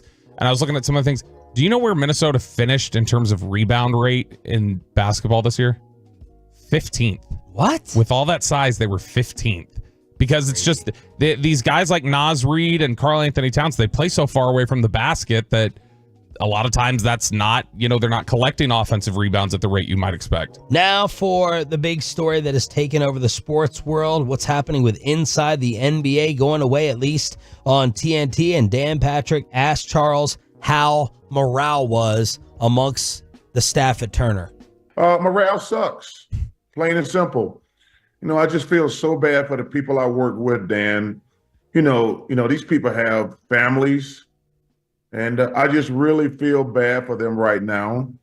These people I work with, they screwed this thing up clearly. And we don't have zero idea what's going to happen. I don't feel good, I'm not going to lie, especially when they came out yesterday and said we bought college football. I was like, well, damn, they could have used that money to buy the NBA. Well, here's the thing, Charles, is that a lot of times what companies don't spend on things doesn't mean they'll just reallocate it to other people. That's not consistently how things work exactly. Yeah. You can ask Pat McAfee and all the people over at ESPN about that. But look, I mean, it does suck that this is going away because to me, the pinnacle of great sports television shows has been early Good Morning Football, which clicked with Nate Burleson and Kay Adams and that whole crew. It kind of worked and coalesced together. And then it's Inside the NBA. Inside the NBA is great television, even if you don't care about basketball. Like, I know people who will watch Inside the NBA, and then when that's done, they change it. They're not sticking around for the game. They don't care. Yeah. They just want to see I never the miss banter. halftime. Yeah. Normally, I can go do other things, have the baby. The other night, my mom is like, the pediatrician said, if you want Ollie to eat, and I know my mom's in the car right now with Hector and Alba Limo, so I'm definitely saying it, Mom. And I told her at the table. It was awkward. If you want Ollie to eat, you need to sit down and be an example. The whole family sitting down at dinner time. And I'm like, the TNT pregame's on. I got to make money. Okay. I got to fill 4.5 hours. I dropped the 4.5 hours on her. I'm like, there could be something very important. Just ask Chris Strong as I'm texting him at 11 p.m. to get the TNT post. But I don't want to miss the pre. I don't want to miss the post. And I don't want to miss halftime when these guys are on. So that's Charles talking about. That was the initial throwing under the bus. You brought up McAfee. McAfee torched his former boss, or one of them, at ESPN. Here's Charles really going in on how his network screwed this up. You know, they came out and said we didn't need the NBA. So I think that probably pissed Adam off. I don't know that, but I'm saying, like, you don't, because, you know, when we merged, that's the first thing our boss said, we don't need the NBA. Well, he don't need it, but the rest of the people, me, Kenny, Shaq, and Ernie, and the people who work there, we need it. So it just sucks right now. And, you know, the thing that's interesting, me, Kenny, Ernie talk about it, Shaq, all the time. Like, people walk up to me, I'm not even joking, 20 times a day. I'm like, dude, thank you for the kind words, but I have zero idea what's going to happen. So there he is killing his bosses. They screwed this up, these idiots, these morons. And then finally, one hope moving forward, and Dan suggested this. I guess Barkley has a production company, and Dan's like, why don't you just hire the guys and the crew under your production company, keep the same thing going, and sell it to Amazon, sell it to NBC, sell it to whoever takes over the TNT deal. Actually, somebody suggested that to me, to be honest with you, on the internet. So why don't Charles Barkley sign these 4 guys total, his production company, and sell it? I'm like, that's a great idea. Yeah. But like I say, you know, we're just sitting back waiting on these people to figure out what they're going to do. You know, my 2 favorite wines are Inglenook and Opus. And these clowns I work for, they've turned us into Ripple and Boone's Farm and Thunderbird. Like, we got the best studio show. And it's so funny, we just won the best studio show, but these fools turned us from Inglenook and Opus into damn Boone's Farm and Ripple. It's crazy. How good is that? I haven't heard of Ripple. I haven't either. He's so he's so funny. He's so great. Just you can't. This is why you can't miss the pregame. You can't miss anything else. But RJ would say, "Oh, these old people, these old fogey dinosaurs living in my era when no one could dribble with their left hand." That's what he'd be saying. Yeah, the hasn't watched it, I guaranteed, in 5 years. I mean, certainly not anything outside of one of those House of Highlights 8-minute cut-ups that he's like cramming in when he first sits down at 4:50 in the morning. But no, this is why you got to there can't miss, because you get the Boone's Farm thing. Like you get the other night where Barkley goes, "Women, listen to me." Is he one of these ones, Barkley, at this point? Has he reached that status of? And I know there are other people like it. I'm trying to think of, but where it's almost like when he says something, it's like, if that would have come out of anybody else's mouth, yes, they're getting killed. But people just go, "Oh, it's Charles." Yes. And Chuck's funny, and that's what Chuck does. Yes. The San Antonio stuff, like Victoria's Secret down there, and all the women and the homeless in San Francisco. You can't say that stuff today. You know who? You cannot talk about homeless people. Ask Peyton. You know what's funny is it reminds me, and yes, it's funny. Damn it. It reminds me of. It reminds me of Matt Stone and Trey Parker, the South Park guys, where it's like, how do you guys get away with not getting just destroyed for some of the stuff you do? That if anybody else did it, they would be ended in the media. People just go like, "Oh, that's South Park. They're irreverent, and they do it to everybody." And that's kind of where Charles has gotten. The phones are already ringing, so the Tolos are waiting. Thank you for taking us to the next level as a station and a show in terms of the ratings, listening, Odyssey app, YouTube, and Twitch. We hope you win these tickets for it. All right, Tolos, caller number 10 at 877-881-1053 wins a 4-pack for Rangers versus Tigers on June 4th at Globe Life Field. The first 15,000 fans receive a Marcus Semien replica World Series ring. That's caller number 10 at 877-881-1053. All right, it's Friday, it's Expressway. We are commercial free. That means we have to clean things up with the junk drawer. Did you know that Benjamin Franklin invented the junk drawer? Junkin! We have to start with Rory McIlroy. Oh, Rory. Rory's going through a divorce, and apparently he's also going through an on-site, on-tour relationship with this reporter who I just saw, this blonde named Amanda, who was working at CBS during the PGA Championship. And apparently, her and Rory, the rumors are they are hot and heavy as McIlroy is going through the divorce. Man, did you see the tweet that went? We all kind of got ballsack sportsed a little bit the other day by one of these tweets that went viral, and people started citing it as a news source before they realized, oh, this is just a Twitter account claims up. But they were trying to say that Rory McIlroy, his marriage had fallen apart after his wife had started having an affair with her jiu-jitsu instructor. Oh, no. And people a little like, shout out to Giselle. Well, it was like, oh, jiu-jitsu instructors, keep them away from your wives. And people realize, like, after a while, it's, oh, this is just a Twitter account saying this is a Giselle joke. Yeah, but Rory McIlroy, apparently, this was over at Bro Bible the other day.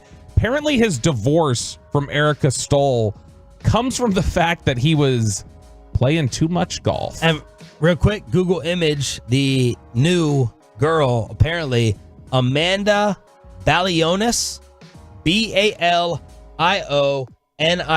Apparently, both have recently filed for divorce from their current partners. And there's this Reddit-type message saying, she lives in the Crown Point neighborhood of Pacific Beach. My sister was at a restaurant, and McIlroy came in to pick up a to-go order and used the name Amanda as the pickup. He paid cash. Only a few people noticed him, and he was out. He's in town for 2 extra days. There's no other reason why he would be in town. So maybe the rumors are right. So those are the internet rumors out there on Rory. Okay, so if I was looking at these two, if I was to draw an analogy to golf, he just went from the PGA Tour to Live. Dang! I think Liv is coming to Dallas too. I thought I saw the other day. This is a downgrade. This is a downgrade, Rory. And look, maybe you didn't have a choice in the matter, and you're just trying to comparing looks either in today's world of media. I mean, I think that it's okay. Okay. I think that, I mean, given some of the other stuff I've said in Dark Roasts this week, I think that this is tame. I just ultimately think that, this is, you just traded DeAndre Hopkins for David Johnson. That's what you've done. Who you dedicated half a segment to him below the belt. Yeah, exactly. So I think he missed the mark on this. But this is a little bit of a ridiculous claim, isn't it? Well, for Rory's ex, according to Us Weekly, for her to say that their marriage fell apart because he was playing too much golf. That's like his job. Don't you know that's what you're signing up for? I'm really amazed, though. Like, I don't think I could marry my wife if I was a pro athlete who... I'm amazed at the women who just parent with their kids in, I know it's a skybox and a luxury box, and just deal with all the travel every single year, every practice, every event, every fundraiser, how these wives, and I guess guys on the other side, WNBA players, how these wives just put up with this schedule, man. It has to be a beat. And I know you initially sign up for it, but then after you have kids, I could see someone being like, this is too much for me. I need a partner here. I'm not even joking. Do you think she would have preferred him to go give in with Liv? Like, hey, you get a lighter schedule, more money. Probably. We don't have to worry about this as much. Maybe that's the point of contention, is that why are you digging in so hard on this when it could free up time for our family? But here's the thing. This made me think. And happy anniversary to my wife, Kristen. Today? Yes. I believe I would not be surprised if she's still asleep. It's the first day of no school. So if she doesn't have to get up early, she's not going to. But it made me think, I don't plan on getting divorced, but she does. if there was to be a divorce, if we were to have our wives leave us, Sean, what do you think the reason would be? Because did he ever think it would be, I'm playing too much golf? No. I bet not. So what do you think the reason would be? For me? Yeah. Let's say into the future, you find out, somebody says, hey, 10 years from now, you're going to be divorced. What are you going to say? What are you going to guess is the reason why? This is like a really dangerous question and a stupid question. I asked Kristen. And what'd she say? She's like, well, it wouldn't be because you're doing your job that I knew you had signed up for. She's like, I don't know. You'd probably have to, like, turned like really abusive or something. She's like, she starts playing a Diddy song. Yeah, exactly.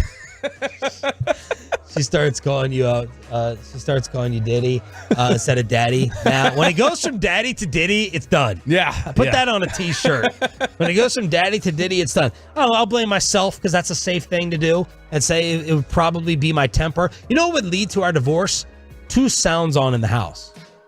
That's what it would sounds on in the house. 2 sounds on. My wife goes from 0 to 100 when there's a second sound on. I said you need to go to audio therapy. So like if the TV's on and I have my computer on, like cutting up Charles Barkley audio or listening to an interview, it drives her insane and she can't handle it. She has to go shut one of them off or hand me earbuds or hand me headphones. So it will probably be 2 or 3 sounds on in the house that would lead to our divorce if it happened. Man, Kristen, I found, I don't know what it is. And by the way, my wife would never allow the schedule that you maintain and have for myself. Like your wife is next level awesome in terms of that. Yeah, no, and my wife, if I was like, I'm going Saturday to, like, there's no doubt with a newborn child, you would still be doing what you do on random Saturdays with Tolos. Even if the child 2 or 3 weeks old. Or when things were reversed and I was having a graduation party for Ollie, you would still be attending like I am not going to attend for your son. You would still just do your thing, and that's a credit to her and you. It is. Yes, exactly. And you for laying it down. Yeah, exactly. I've trained her well. Yeah. Some of the I'm already getting some suggestions of how it would end for me. 940 or says, a third child, because, you know, I was thinking about divorce after the second child already. So the third child would definitely, well, hormones. 48-hour hormones, but we got it settled. The first 48. 940 says Bobby would get divorced because of his excessive sweating. 469, Bobby's wife would say he overanalyzes and overthinks everything, and ultimately that's his demise. That's why Bobby has to throw Whataburger milkshakes on himself under his armpits to counteract the brown sweat it's stains. to cool it, yeah. For Sean 214, they say you'd get divorced for too much barbecuing. That would be your problem. You know, so I was planning. I had this whole week. Matt Pittman, Brandon Hurtado. Shout out to Dane's Craft Barbecue. I was watching this video and I was like, I'm gonna make that on Saturday. And then all of a sudden it hit me. I'm like, this is gonna take 4 to 5 hours. And this baby is sleeping for like maybe 2 hours at a time. So I'm really torn on what to do over my barbecue project for tomorrow. So that's what the Tola was talking about. This is interesting. 469. Women definitely know the dollars. Happened to me. My ex planned for it for years. Found her journal. 90% are planning for divorce. I'm worried about that in my family. Do you think so? In your family? Like your immediate family or somebody you know? In your immediate. Family? What? I'm worried. I'm worried about Dad. I know you're driving. I'm worried. Not for you, Dad. You know what I'm talking about. I'm worried. I always Hector, turn it down. Hector, I always make this joke to Kristen, and she hates it. But Kristen will do like odd jobs or whatever, or she'll help some people organize, and they'll be like, hey, can I pay you to come over and help organize my study or whatever else, like these different people that she knows. So when she would do that, she would get, that's a lucrative business. But it was also but it was like, it wasn't consistent. So occasionally there'd get money thrown in the checking account, like deposited in there from Venmo or something else where I didn't know that it was coming from there. And so I think, oh, we have something here. And she had it spoken for already, how she was going to use that money. So I just told her, I was like, hey, you need to open another checking account where you can put that into. Uh-oh. So she's got the separate checking account. Wow, what a nice way to separate the accounts. No, she still has access to the primary one. I don't have access to the other one, though. Oh. That's not on my login. So I always give her hell whenever she says anything. I was like, you're the one who has like a separate checking account. Which you made her open. Yeah, but I'm gaslighting. Yeah. I'm gaslighting. So she always comes out. She's like, "You made me open. You told me that's what you wanted." I was like, "I don't remember that conversation." Chris, we know for Peyton, eventual divorce after eventual engagement and marriage for him and Mackenzie would be wet laundry. She doesn't change over to the dryer. What would be yours? Since we've all stepped in this topic. There have been a lot of overtimes lately, and I feel like these 1 overtime, 2 overtime games, like where she watches like 5 whole periods of hockey with me, I kind of start to cringe when it's like 2 a.m. and we're still watching it. Tell her to go to sleep. She wants to support. She wants to be there. But, You're not a former player. All right? It's not Chris Ludwig over here. Yeah, true. That's your biggest issue, Chris? Yeah, it's a young relationship. It's honeymoon. Yeah, honeymoon that's phase. your biggest issue. Yeah. We just stay up too late watching overtime playoff hockey. You guys are killing it on the fan text right now. 940, Bobby's wife is going to wait until he gets a house first so she can take that. Yeah. Bobby's wife would likely leave him because the lovin' is more like cornflakes and less like Lucky Charms. 254, Bobby's wife is going to leave because she's sick of his tongue. Wrong, 254. That's why she came in the first place. So there you go. Next story here. You want Pittsburgh police? You want American Airlines? Or you want Louisiana's attempt to take out sex offenders? American Airlines. Well, I don't know. My parents are listening right now and traveling and flying out today, but we got to do it. Show first, even if it's a death scare or whatever you're about to talk about, because so many are flying out this Memorial Day weekend. Yeah, well, if you're flying out with children, you may want to avoid American Airlines, or specifically would have wanted to avoid it with this particular flight attendant who's there. So American Airlines had a flight attendant. This is DFW-based American Airlines, by the way. They've got a PR disaster on their hands because they had a flight attendant who was caught in recent years filming several young girls in the bathroom of the airplane. Like girls between the ages of, I think it was between 6 and 15. And this guy was arrested, and now not only is he getting charges, there's a separate lawsuit going on from a parents of a 9-year-old girl, separate lawsuit targeting American Airlines for saying this is your negligence and your responsibility. So with this lawsuit the other day, American Airlines attorneys in a court filing blamed the 9-year-old girl as negligent because she should have realized that she was being filmed through one of the holes in the bathroom door on the plane. What is this, RJ's high school coach? Dude, this is like the very just disgusting depths of how legalese can get in the way. But this is what the filing read. Well, this isn't going to stand. Well, listen, on Monday, this is the lawyer for American Airlines wrote in a court filing. This was presented to the court.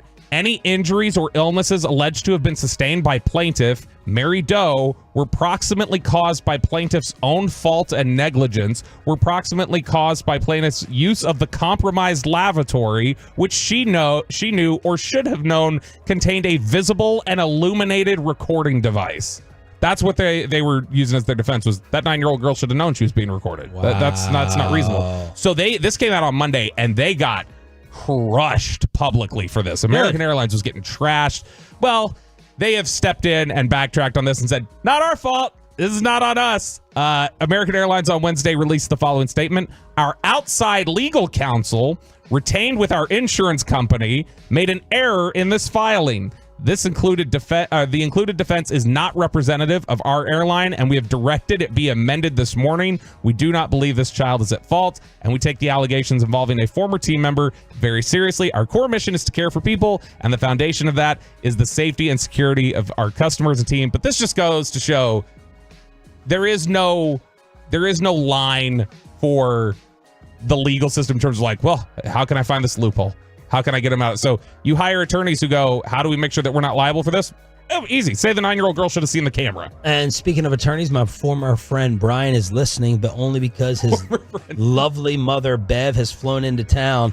So he texted me saying Sean will double his ratings now that my mom is listening. And I said, yeah, I can get her to hang out with me before you, and she would definitely be more fun. So love you, Bev. Brian, you suck as normal. Back to the junk drawer. Oh, poor Goldberg. All right, next, let's go I got one. Oh, okay. I got one. A Hall of Fame Wheel of Fortune moment. Oh, gosh. That happened. I burst out laughing when you sent this yesterday.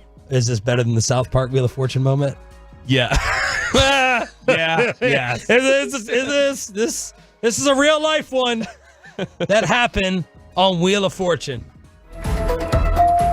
Tavares. Right in the butt. What? No. Blake. This is the best. Yeah, that's it. Chris, play it again and save it for the drops. Now, let me just tell you what the letters were. Okay? Right is 5 letters. He knew what he was doing. I don't know. The first word was 4 letters. He had no letters on the board, but just the number count is wrong. Right in the butt. The second word, he had an I. It was obviously the with a T and an E. And then is butt. Yeah, it is 2 T's. He had the B and the T, 4 letters. Play the entire thing and listen to the woman's reaction. Tavares. Right in the butt. What? No. Blake. This is the best. Yeah, that's it. This is the best. I love the way he says it. Right in the butt. It's just like the way he Twitter said delivers it. right is 5 letters. Man has booty on his mind. Right in the butt, R-I-T-E. Right in the butt. Well, that was my contribution. Do you not? This could have been on South Park. You don't think he knew what he was doing? No. I think he looked at it and was trying to think through what it was. Sajak's balls tingled from that answer. I think he knew what he was looking at, and I think he just was like, I bet it popped Why in. would you intentionally burn a guess? Because I bet Why would you throw it away? I don't know what the score was. You don't think I would do that? If that popped in my head, you don't think I'd go like, oh, this would be a funny bit to do? There's no way he thought that was the act. That's not a phrase, is it? That was the category, phrase. It is kind of a phrase. If you're on RJ, the way he talks about his vacations, the way they're going to be. Oh, gosh. Drop it. Tavares. Right in the butt. What? He said it. No. So fast. Right in the butt. He said it so quickly. Blake. This is the best. Yeah, that's This is the best. That's a great summary of what just happened. This is the best. I just want you to know that just like we dropped the Tom Brady and you're appreciated, I'm going to just start saying right in the butt just like that. No. We finally have audio of Corey Majors talking about the Dallas Stars on national TV. We'll also talk about what happened in Game 1 last night at the AAC next. Hall of Famer Eric Nadel hangs with the Jeep Bag Nation every Friday at 5:20. It's true that you've got to forget something else to remember that Uber Eats has groceries. No, that's absurd. Hey, remember when you used to be Pepper Lady? Pepper Lady? Wasn't it Cinnamon Sisters? Basil Babes. Saffron Squad? Nutmeg Maidens? Paprika? No, Nutmeg Maidens? I just said that. Was it Spice Girls? Doesn't sound right. Was it Saffron Squad?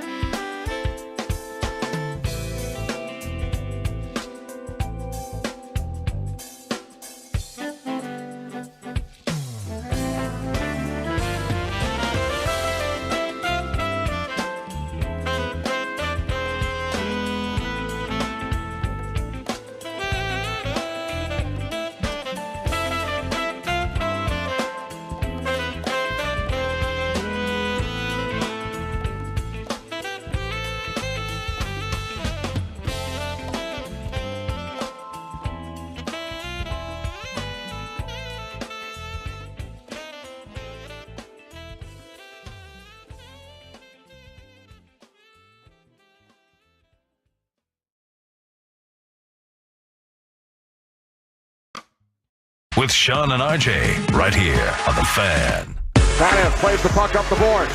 Here's Bouchard in front. Score!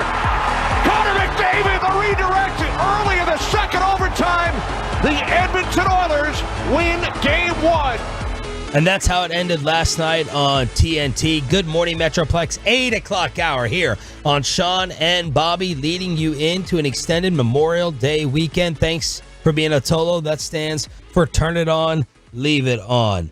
Edmonton takes the 1-0 series lead, putting the 5-game prediction of producer Chris Strong and Kevin Hagelin in major jeopardy. So 4-minute power play. That was it. First overtime after Connor McDavid was called for the high sticking. They had 5 shots on goal, but 2 that hit the post. It was both of them were robo. And the one that hit the post and went back to the goalie where he was able to go ahead and corral that felt like the missed opportunity. Yeah, I mean, the overtime in general felt like an entire missed opportunity. When you have the 4-minute power play, McDavid's not on the ice, you get those opportunities from robo. It felt... You get the wild saves from Ottinger there in that first overtime period. It just felt like it was all trending to a direction of you should have ended it there. And McDavid goes from the GOAT to the hero. Yeah, and you should have honestly, you didn't. You winning that game last night would have been stealing one, because you didn't totally deserve to win that game the way you played in the first 3 periods. You played much better than them in the first overtime, I think, but then it's over really quickly in the second overtime. But you know what, Sean? MoneyPuck.com tells me that the Stars were 54% on the deserve to win-o-meter. So, after the game, because I know all you were doing throughout the night was tweeting out 50-50. And live hot updates takes by Puckometer. It's a 50-50 game. It live updates, and now, by the end of it, it's saying that with the opportunities and all the analytics, that it was 54%. The Stars deserve to win that game. So that's what they're saying. The expected goals were 3.88 to 3.66 for the Oilers. So, I mean, the Dallas should have won this game, apparently. McDavid had been quiet, going scoreless over his previous 5 games. So the 2 favorites, Chris Strong, your 2 predictions right now, 0 for 2 with the West and the East. Man, I'm sweating right now. I didn't see that coming. Even though Game 1s have been our nemesis, I mean, this is the 7th straight, going back to the Stanley Cup final against Tampa, where we won Game 1. So maybe we should have seen it coming, and we're coming back. And Pete DeBoer was asked last night, just like the Mavericks with these Game 1 losses, they finally snapped that after losing 5 straight. Pete DeBoer on losing their 7th straight. Well, yeah, I mean, in a perfect world, we'd like to win Game 1. We'd like to win every series 4 straight too. It just, it doesn't happen. I think the main thing is you've got to find a way to survive and move on. So, we've got to park this game. We've been in this situation before. We're the best road team in the league. I'm not as concerned about that. I think we need to find another level in our own game, and the wins will take care of themselves. All right, so there's DeBoer. But the real, go ahead. I was just looking up something here. This is, I believe, Connor McDavid at this point now has, I think that's up to, is that right, 20 assists now in this playoff run?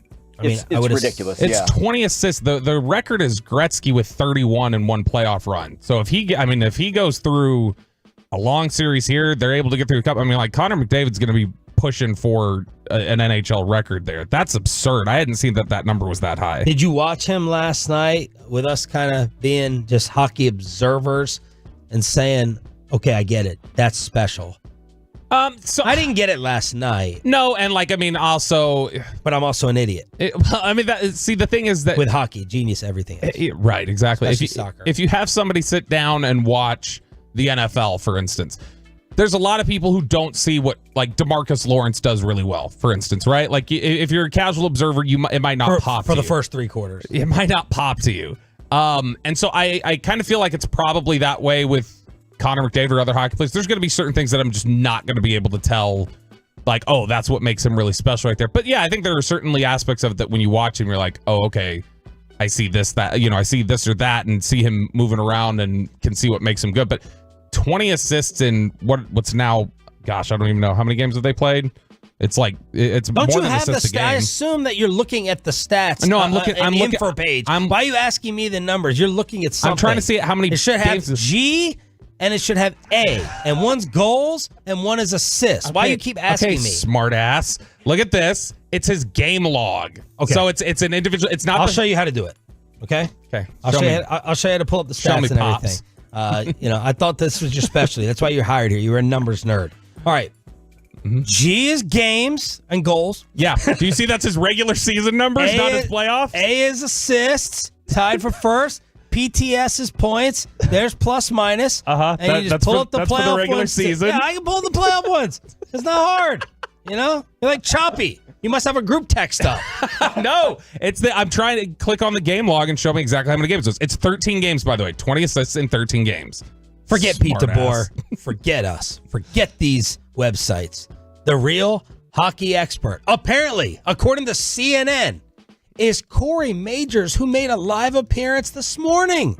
I'd like to welcome in Corey Majors from KNC, the Masterpiece on 105.3 The Fan in Dallas. Corey, great to see you as always, and thank you for being with us on World Sport Today. First off, Dallas, the first city since 2003 to have both their NBA and NHL team in World Sports Day. We got this on the Fan Cam, Twitch, and YouTube. It's looking like a very professional setup here with the split screen, and Corey is going with the blue polo, as he told us. Yeah, World Sport Today sounds like... World Sport Today or World Sports Day? I thought it was World Sport Today is what he just said. Okay. But when you look at it, I mean, that sounds like one of these fake outlets. Like, when we're doing show prep and we're looking for stuff, where if you saw an article from something called World Sport Today, you'd go and go like, let me find and see if there's another outlet that has it, because this doesn't even sound like a real thing. Yeah. So that's kind of, and look, we didn't see this end up on TV. He got sent a link, but I don't know for sure that this was something that was broadcast. It could have been a fake thing. Yeah, I have the info on that coming up, but let's continue with Corey's appearance. World Sport Today. First off, Dallas, the first city since 2003 to have both their NBA and NHL team in the conference finals at the same time. So I just want to ask you first, what's it like in the city right now? It's fantastic, man. It's one of those environments where you go drop your kids off at school or pick them up, and dads are talking about it, moms are talking about it. You go out to eat, the bars are full. Everybody's there watching the games. You always have something to do. Every single night, there's something to do. You get to watch one of your teams. And I think it's carrying over from, the Rangers winning the World Series, and you got that carryover vibe, and everybody's loving playoff sports right now. Yeah, everyone's doing quite well in Metroplex sports, other than the Dallas Cowboys. Been a while since they've been to the conference finals, but that's for another day. A nail biter for the Stars in Game 1, but losing Game 1, it's just kind of their thing, right? They've lost 7 in a row now. What do you think about their chances after what we saw Thursday night? Yeah, they're allergic to winning Game 1, and Jason Kidd's teams were too. So until this week, but Pete DeBoer does a fantastic job of putting together a plan, seeing what they're doing, getting comfortable with it, and then just pretty much dismantling the team over time. And I think the longer this series goes, obviously it's better for the Stars because they have the deeper roster, the deeper team, kind of what they did with Colorado. Edmonton's been on fire, and they were phenomenal last night. And, man, Connor McDavid is an absolute blast to watch, and we asked for it. As a fan base, we were like, let's see the best one play. But I think the Stars can, turn this around. It's a long series. They have a lot of depth on that roster to be able to produce. Yeah, we'll see if the depth can overtake. Well done. Well done. It's good. Corey Majors. Oh, that didn't sound. No, it's good. I sound as strong as me. He was. I more have criticism for the host. He said this aired on CNN International, but no North American viewers are able to watch. It'll be re-airing at 8:45, which you should be able to see if you have CNNI. I'm not familiar with that, and Corey will be sending out the link. So CNNI was where Corey Majors made the appearance. So we had to play it for you here because unless you're in Uzbekistan or something, you're not gonna be able to watch Corey's appearance there. Or Edmonton. Yeah, exactly. I thought Corey's answer there. I thought it was interesting. Is he hanging out at pickup? That was interesting. Is he hanging out? That was not funny. That was interesting. 2 crutches, bro. One. Corey Majors from KNC, the Masterpiece on. From KNC, the Masterpiece? KNC, the Masterpiece. Better than Shan and RJ. Yeah, or RJ and Choppy Show. So it's funny, Sean. That he's, I guess Corey's just hanging out, eavesdropping on the moms at school pickup. He's like, you hear the moms talking about the Stars and the Mavericks at school pickup, and they're all freaking out at the bars or whatever. He also, I'll give him credit for this. He did what is a pretty uncomfortable spot to be in, which is you get the long setup, because you've done the TV hits before. Well, I've done the TV hits before, where when you're getting the setup or the question, I never know how to not look like an idiot listening to what they're asking me. Yeah, and Corey you just have the went fake smile on yeah, too. Corey's smile looked natural, and he gave just the gentle nods that are like transmission received, but not the aggressive like, like, oh, I've got to over smile or nod to everything. Nice setup with the living room background. He's got the plant over the right shoulder. He's got the kitchen with that looks like a curtain that's tied up nicely, very classy over the left shoulder. His lighting's better than the host. Look at him. He looks natural. Other guy over here looks, orange as hell. Looks like he's got some sort of... You think Corey has his own makeup kit? Definitely. The guy on the left side looks like he has jaundice or something compared to Corey's lighting. So I don't know what it is. Corey, whatever you're doing there with the camera setup is beautiful. Choppy will be in contact with you. We got some big picture discussions with Game 2 of the Western Conference Finals tonight in Minnesota. Legacies. Yeah, so ESPN had an article up the other day where they basically asked their insiders for a take on, hey, how does this impact the legacy of each of these teams' big stars if they're able to win a title? So the idea is, how does this, if Minnesota's able to win the title, how does that impact Ant? And by the way, Kenny Smith said something I totally disagree with. Barkley destroyed him, even though I think Charles actually misheard the original point. Kenny, in pregame of Game 1, said, the face of the league is coming from this series. And if the Western winner loses to the Celtics, he said the storyline won't be Boston winning. It will be Luka or Anthony Edwards losing. And I thought that was insane. I think that might be right. No, it's not. You don't think so? It would be if the Indiana Pacers lost in the final, won the finals, I think. Not the Boston Celtics. Jason Tatum's a big enough star where we're not going to switch it on over to, it's really about Luka. This isn't LeBron losing, Luka or Ant losing. But he's not Luka, and he's not Ant. Like a profile, like as a player, he's way up at the top as one of those guys. But his profile is not. Mike coming in here the other day saying it during crosstalk. You don't think Jason Tatum is as big or a bigger star than Anthony Edwards? No, I don't. I do. I don't think it's even close. Actually, like I think that I just don't. I don't know what it is about Tatum. Tatum is just Anthony Edwards exploded this year. Tatum has been there. But Tatum has been a guy who had questions about how big of a crunch time player he was. And the other issues, I don't know, Tatum is just boring to me. He's a boring star. Yeah. Ant has personality. He's excited. Luka is an exciting player to watch, like the different way that he is. Halliburton over in Indiana, Halliburton is more interesting a personality than Jason Tatum is. I'm not saying he has a bigger profile, but he's more interesting than Jason Tatum. Tatum's just boring. And so I could absolutely see it being, for the national audience, they're tuning in because they want to see Ant, they want to see Luka. It's not necessarily they want to see the Celtics or Jason Tatum. That's the thing that I think you got there. We got even more on Game 2 tonight. Back to it at 9 o'clock this morning here on DFW Sports Station with Sean and Bobby. We're going to tell you how you can hang and party with us tomorrow. And we have a huge fight in the NBA. Friend of the show, maybe most hated NBA figure versus most hated NBA player. That's next. Like snakes in Sean's yard. Eek! The Odyssey app is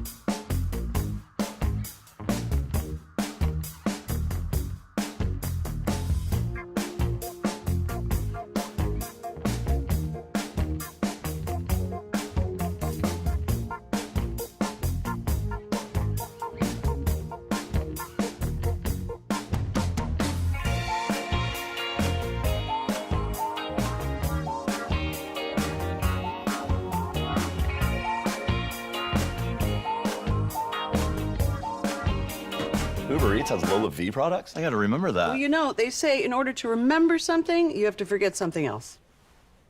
Okay, now that is a very cute haircut. That's like a little shag. I've never seen that before. Well, I mean, of course you have.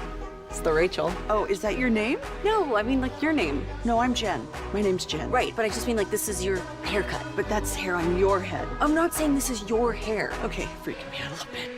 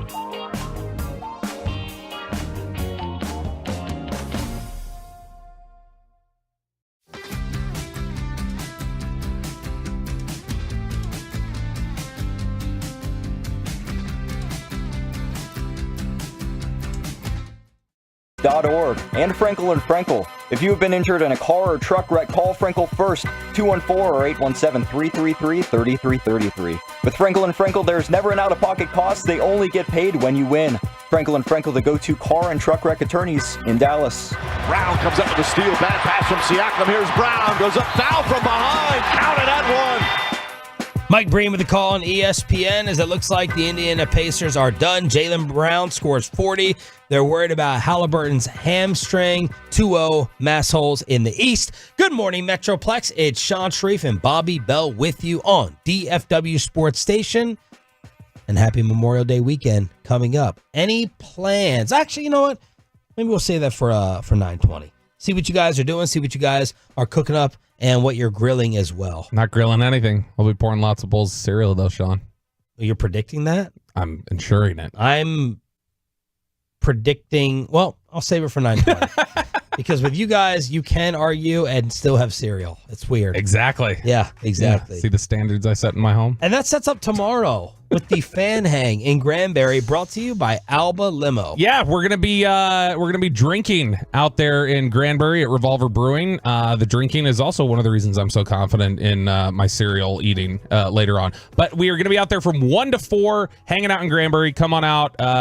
Can't wait to see you guys and have drinks with you. I heard Eric and Brian were talking yesterday on G-Bag, and they were trying. By the way, my beer, and Corey Majors is kind of the beer expert that I can think of right now, first and foremost. Blood and Honey. It's good. Blood and Honey. Although you get those beers from Duke Manyweather. The OL Masterminds IPA. It's good. So you may have some knowledge on that as well, but I love the Blood and Honey. No, the Blood and Honey is really, really good. But they were... Love the color of it. I love the look. Eric and Brian were trying to decipher, all right, who's most likely to be sloppy drunk at this thing? Because obviously it's me is the easy default answer. But Eric was saying, he's like, we have seen more than once Corey Majors just decide I'm turning up today. Yeah. And he'll just pick a day and he'll be like, this is going to get out of hand. Yes. And Corey has outdone me in some events where he'll be lit up. And so, and he is the beer guy. I'm typically more the liquor guy. And so it may be a situation where the value bet here is Corey Majors to be the sloppiest drunk at this event. Yeah. And he'll be in beer heaven.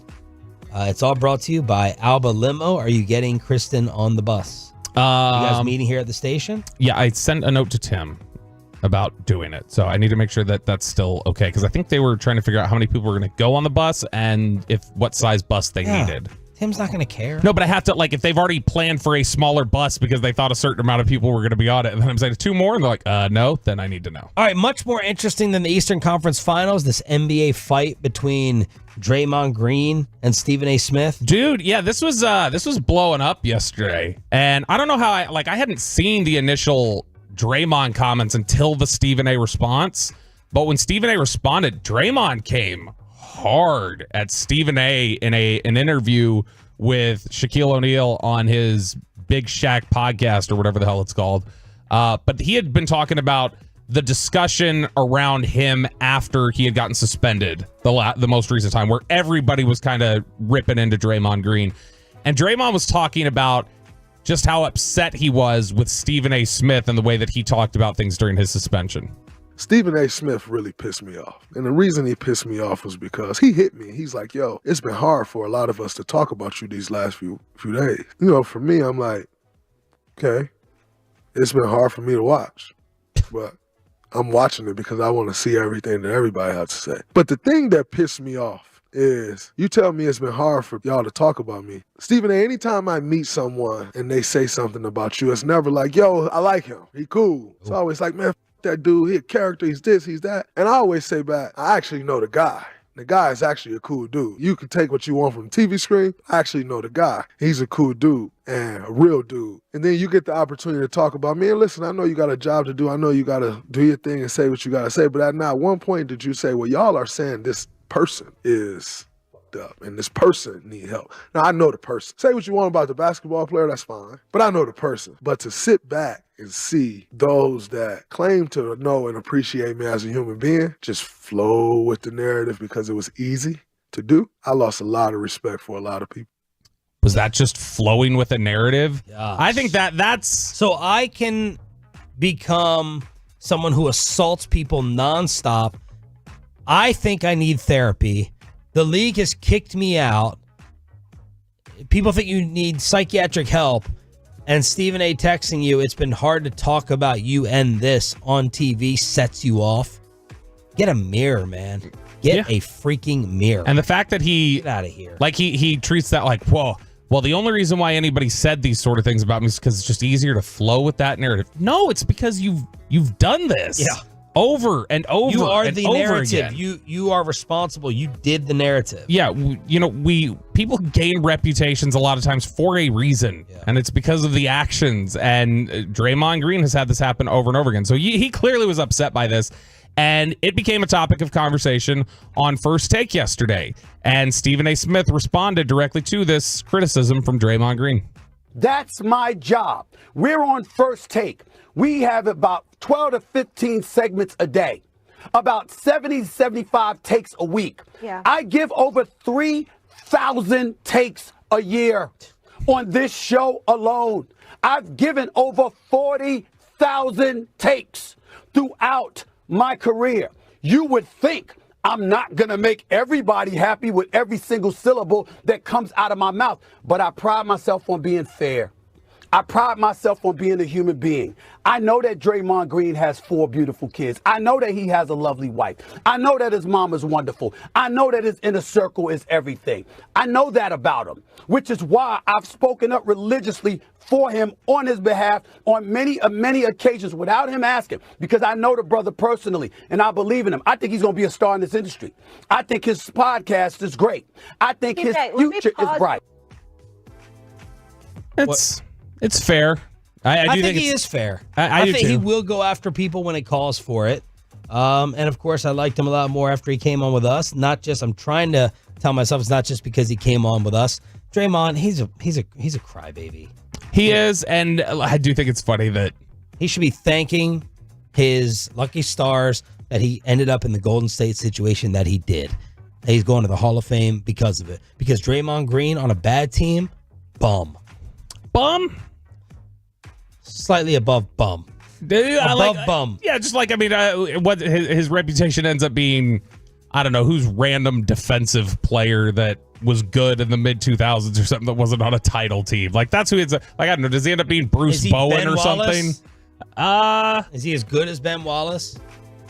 I mean, he can pass. Like, he was a good passer, and he could do some other. I mean, Draymond was not just like a terrible basketball player, but yeah, he definitely was fortunate to end up.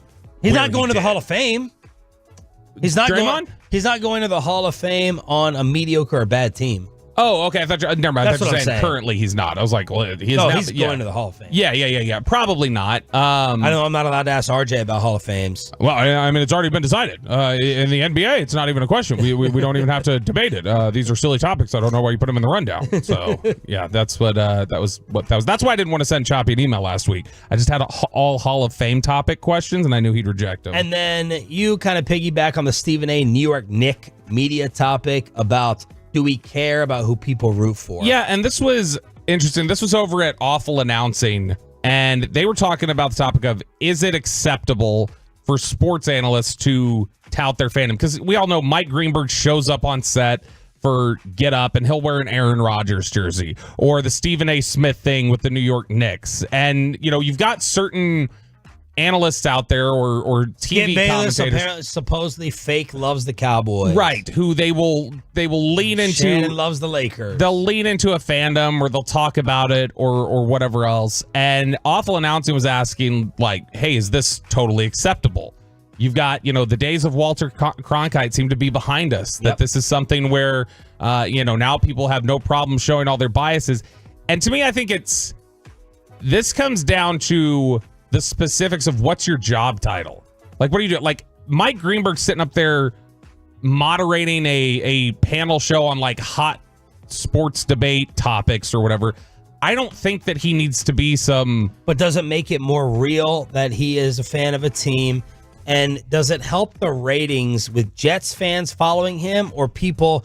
Because people argue that the Cowboys winning still makes people watch Stephen A. because he's tortured. You know what I mean? So the fact that he hates the Cowboys, is it better for their show and ratings? Would a fan, no one cares anymore, right? Me and Mike Fish are the only ones left who care about like journalism and ethics and the interviews and who you should have on and not.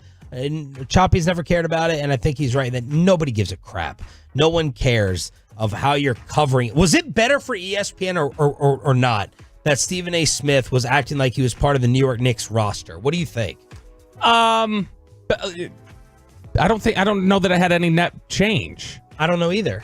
Because like if they win, you get the New York market watching and following him even more. If they lose, are people who still don't understand that it's acting tuning in to watch Stephen A. miserable that his Knicks lost? Is it better for the business point to attach yourself to the bigger teams when they win or lose? That's what I wonder. To me, that's like a sports media discussion. Yeah, here's the way that I would look at it. I think it's a problem.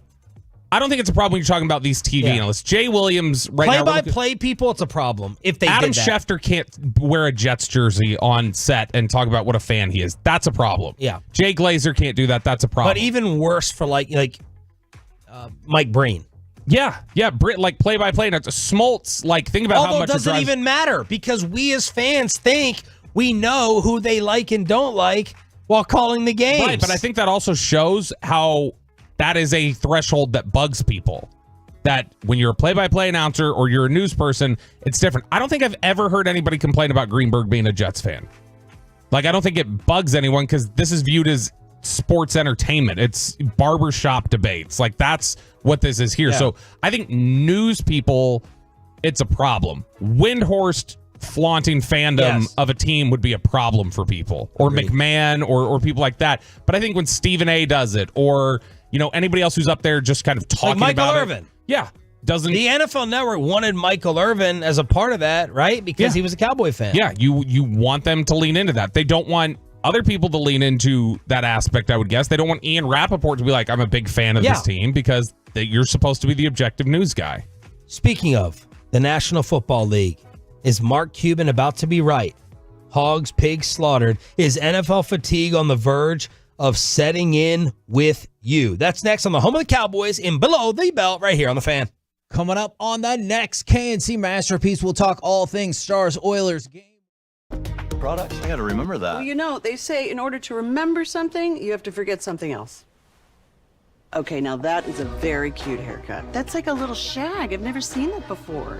Well, I mean, of course you have.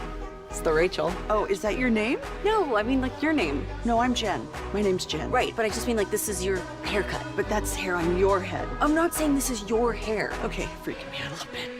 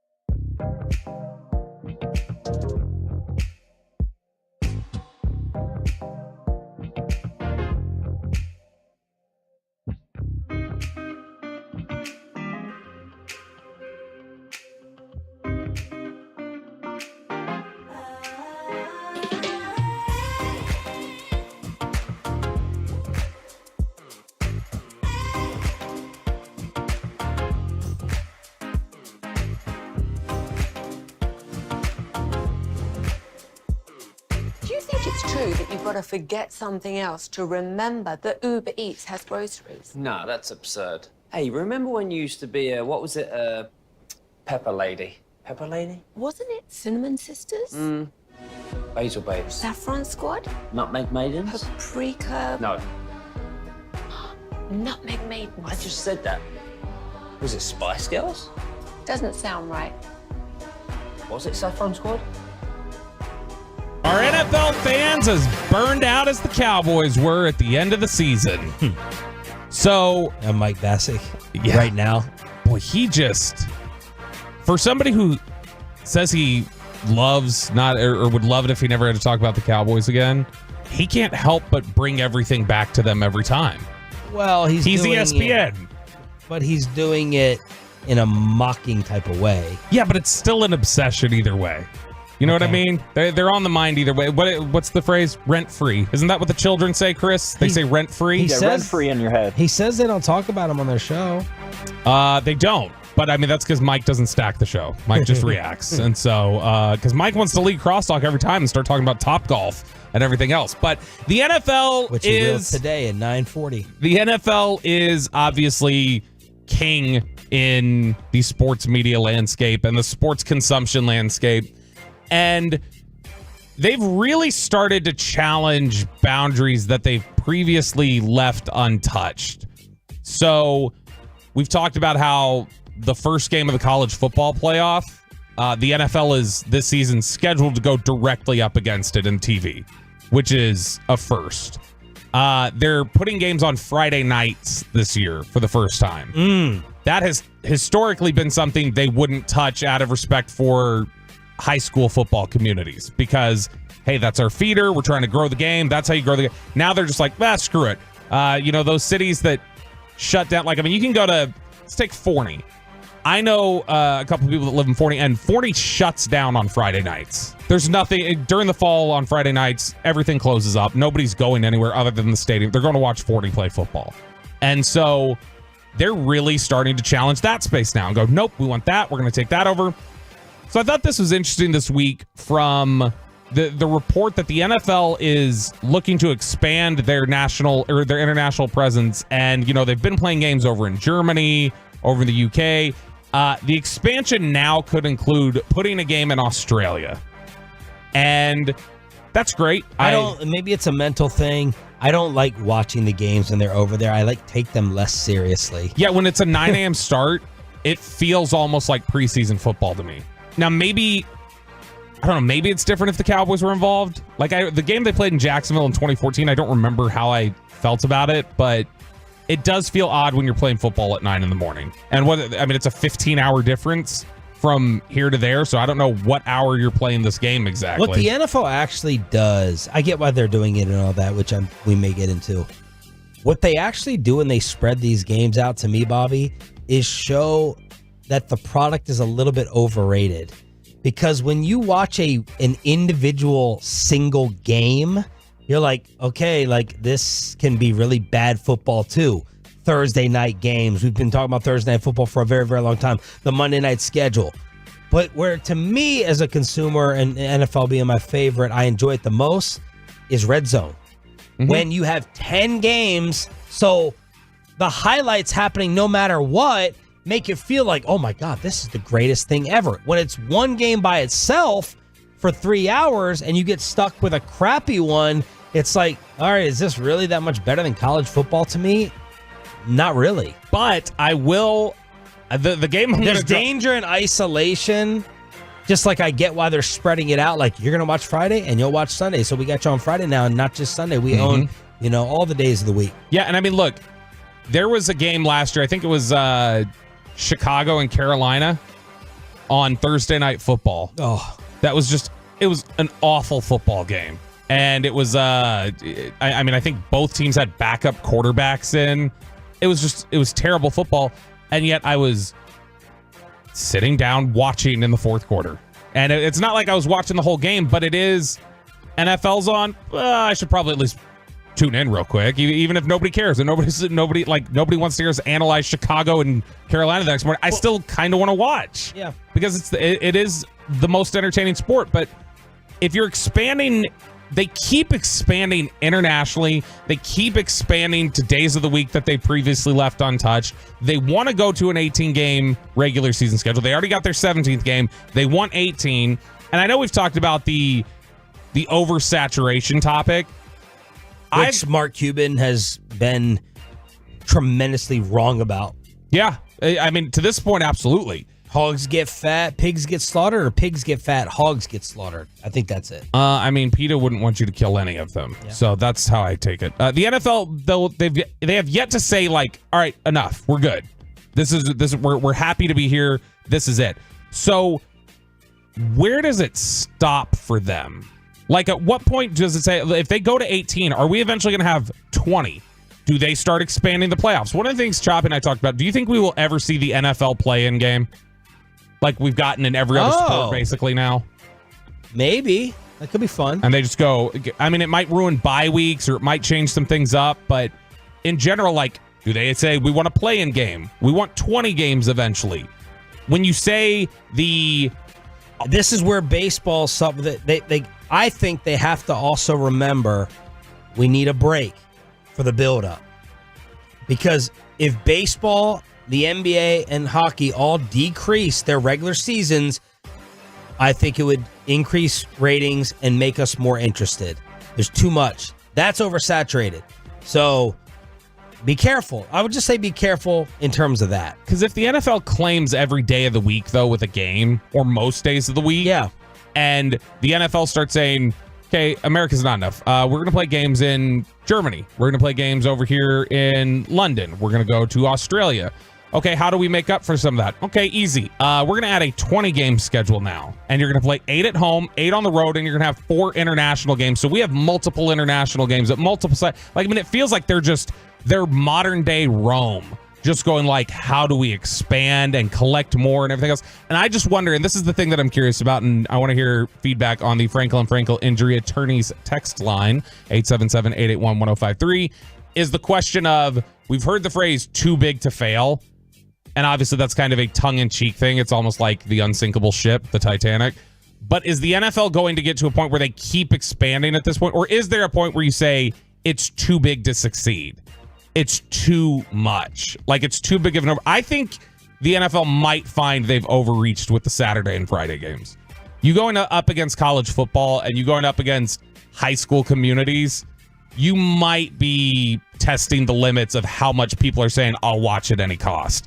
And I think that's it. Is there a point for you, Sean, where you'd say, this is too much and I want to throw out? Is there anything that's been added to the NFL push? Has the Thursday night game become something that it's like, that was too much, I didn't need the Thursday night? Because I feel like I can go without the Thursday night game. I could go without it. I think it's nice for us to be able to talk about a game on Friday for the purposes of the show. Chris, what high school did you go to? Plano Senior. Yeah. And how big were Friday nights there? Oh, huge. Clark Stadium had thousands, like literally thousands of people every Friday night. The money that gets poured into high school football in the state is big. So, I mean, that's big business and it's community focused. Do you think their ratings will suffer more going up against high school Friday night? And what's the Saturday schedule going to be moving forward? So it's not throughout the whole season, but at the end of the year, the playoffs and like a couple for the last regular season games. Yeah, but they're scheduling one. What the NFL's done is they've scheduled like a Saturday game a week earlier than normal, and it's going directly up against college football playoff. And that's something that they've never done before. All right, if they had a Friday night, if they had 2 Friday night games and 2 Saturday games, which one would get hurt more? Going up against high school football or college football? Friday night or college Saturdays? With people's lifestyles as well. Saturday, I think. Would get hurt more? Yeah, I think. But, I mean, it also depends on the type of viewer. So, we all know, like, for instance, I've talked, we've talked in recent months about the whole Keller thing, the Keller High School softball stuff. Rob Jackson, who listens to the show a lot, and he's got a daughter on the team, he said that when his daughter got into high school softball, it became a thing where he used to be obsessed with the Cowboys. He's still a Cowboys fan, but he said he's gotten to the point now where they'll be on the road for a tournament or something, and he forgets they're playing. He goes, oh, the Cowboys are playing today. Yeah. When you get involved in that high school culture, you're pushing it, you're testing it if you're going to say we're going to go up against those Friday nights, which are massive for parents of those kids, are massive for people who go to the school, communities. That's a lot of those businesses view it as, no, we need to be tied into those games. So we need to shut down, or we need to have certain considerations to that. So the NFL testing that feels like where they've had a line before, like almost like it feels like there's no honor among thieves kind of thing at this point for the NFL, where they're just like, no, we don't have to have any sort of standards. T. Jetman on Twitter, NFL was better when it was a weekend sport and Monday Night Football was special. Now Monday Night Football is just another game because it's on all over the place. I do agree with that. Like, Monday night, it's not the same. Fantext is... Thanks, Aikman. Fantext is disagreeing with me, by the way. They're blowing it up, and they're saying the NFL would get hurt by Fridays. And which, I mean, here locally definitely makes sense. But you got 808 says Friday, parents have more high school teams than college. I agree. 214 is in a market like Texas. Yeah, Fridays are going to suffer. Delaware, maybe not. You got another one, 214 says Delaware. Absolutely high school. Because Delaware high school football is not going to necessarily be challenged the same way that Texas high school football would challenge it. 432, there's no high school football at the end of the NFL season. Right, 432, but the NFL is literally debuting on a Friday this year in early September, so this isn't the Saturday thing they do at the end of the year. They're starting to put stuff in. I think the Friday night debut of the Eagles in that game will be lower than the usual Thursday night opener. That's my prediction. Yeah, I agree. I think that's kind of easy to say. Yeah, and I mean that's probably 5 weeks into the high school football season at that point. If it's early to mid-September, I'd have to look at the schedule, or maybe not that deep. It might be more like 2-3. But either way, you're talking about challenging something that not only is are you threatening your own self? You know what I mean? Like, are you doing something to harm yourself in the future? Because the whole idea of high school and college and what the NFL is typically respected about it is how it feeds into their future, and how, all right, these are the amateurs that we want to support this and grow this, and because this is ultimately our talent pool, this is our national interest. And if you start trying to pull from that and challenge it, it just feels a little bit like, what is the ultimate goal here, and how does this do anything to grow your game? Or it feels like greed. It feels like the biggest source of greed that I've seen from the NFL in a really long time. And I mean, it's an organization or a company that has long been accused of being one of the greediest in America, but I'm happy about it for my job. I'm thrilled. Add more games, extend the Super Bowl longer, do it. Because if we don't have the Mavs and Stars right now with these Western Conference runs, we're talking about the Rangers sucking, and that's basically it. So I can stay away from the NFL. I can stay away from the Cowboys right now, talk Mavs Stars, and not have to come up with a topic about, the third string wide receiver. Stretch it out, keep adding, like porn, they say. You'll know when it's you'll know when it is what it is. Yeah, and the question right now is, at every turn when it's been suggested it's going to become too much, it's been proven so far that it hasn't. Right. But I do wonder if this particular challenge and this just pull for we need more and more and more, I wonder if it's starting to build up and you're going to get fatigue. Below the belt on the home of the Dallas Cowboys. In case you did not know, 105.3 The Fan, the adjustments that the Mavs and Wolves are talking about on both sides for Game 2 tonight. That kicks off the final hour of the week with Sean and Bobby next. But Tolos,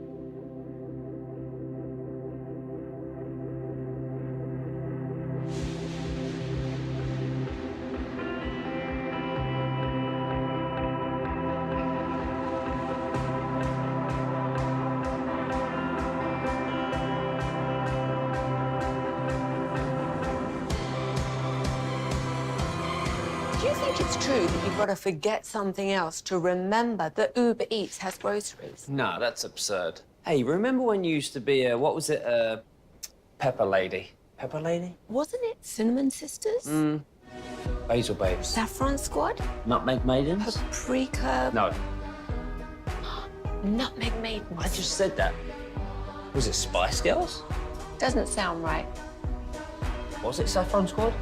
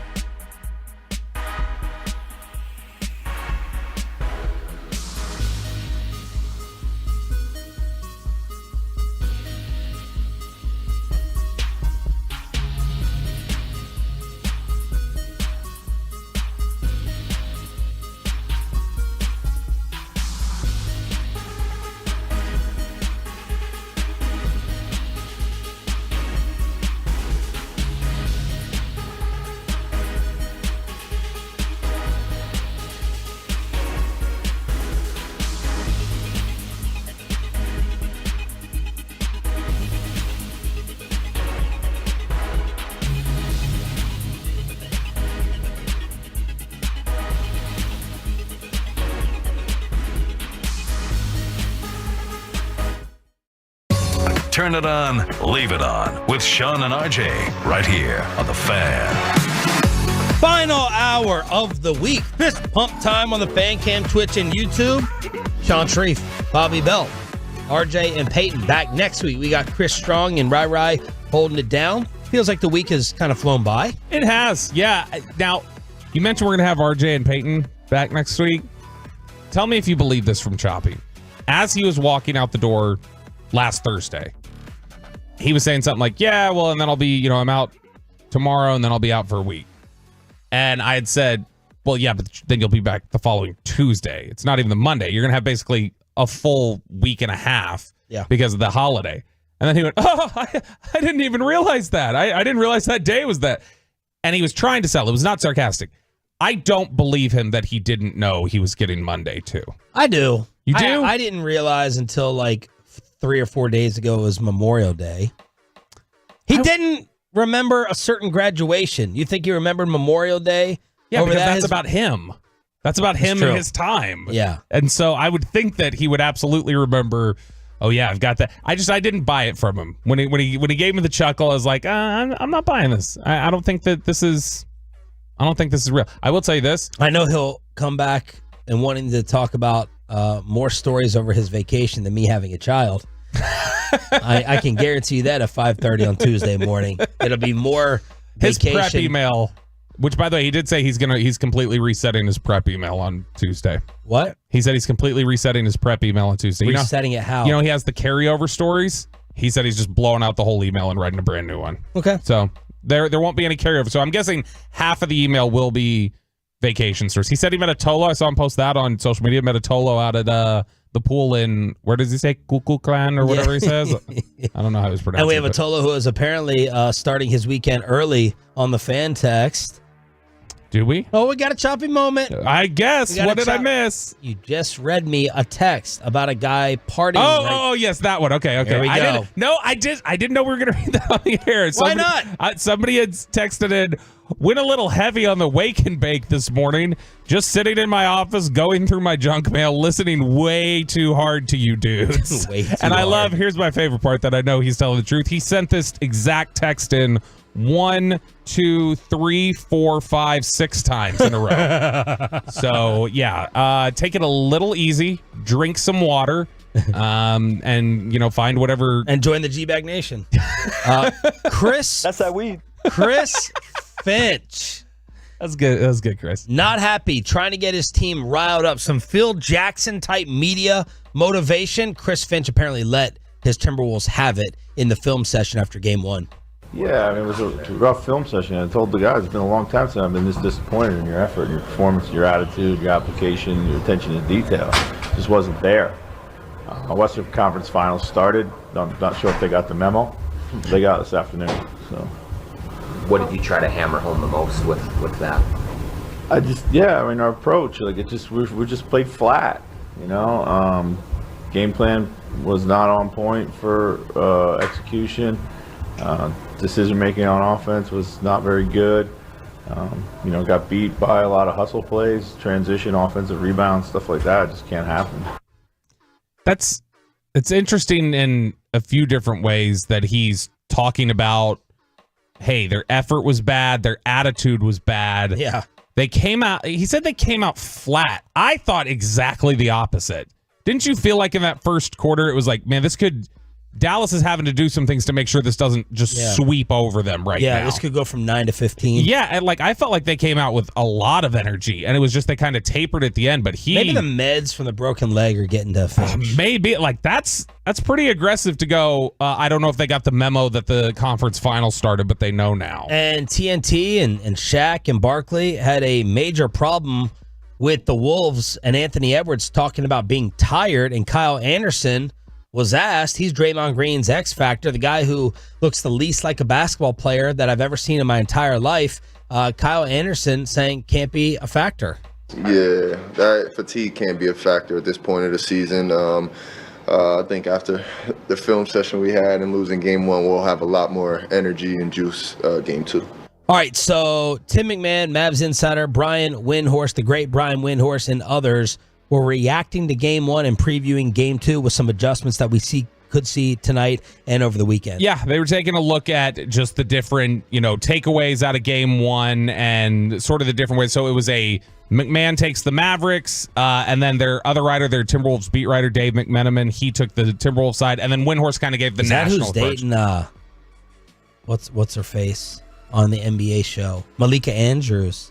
Oh, I don't know. I think Dave McMenamin, the Lakers reporter, is supposed to be dating her. Oh, I didn't know that. Yeah. Well, McMenamin took the Timberwolves. Windhorst took kind of the national perspective. But biggest takeaway from game one from each perspective, McMahon said for the Mavericks, it was the fact that they're in uncharted territory. They finally win a game one under Jason Kidd. Said that Luka and Kyrie taking turns in the opener, kind of carrying the team, was a big deal for them and getting clutch defensive stops.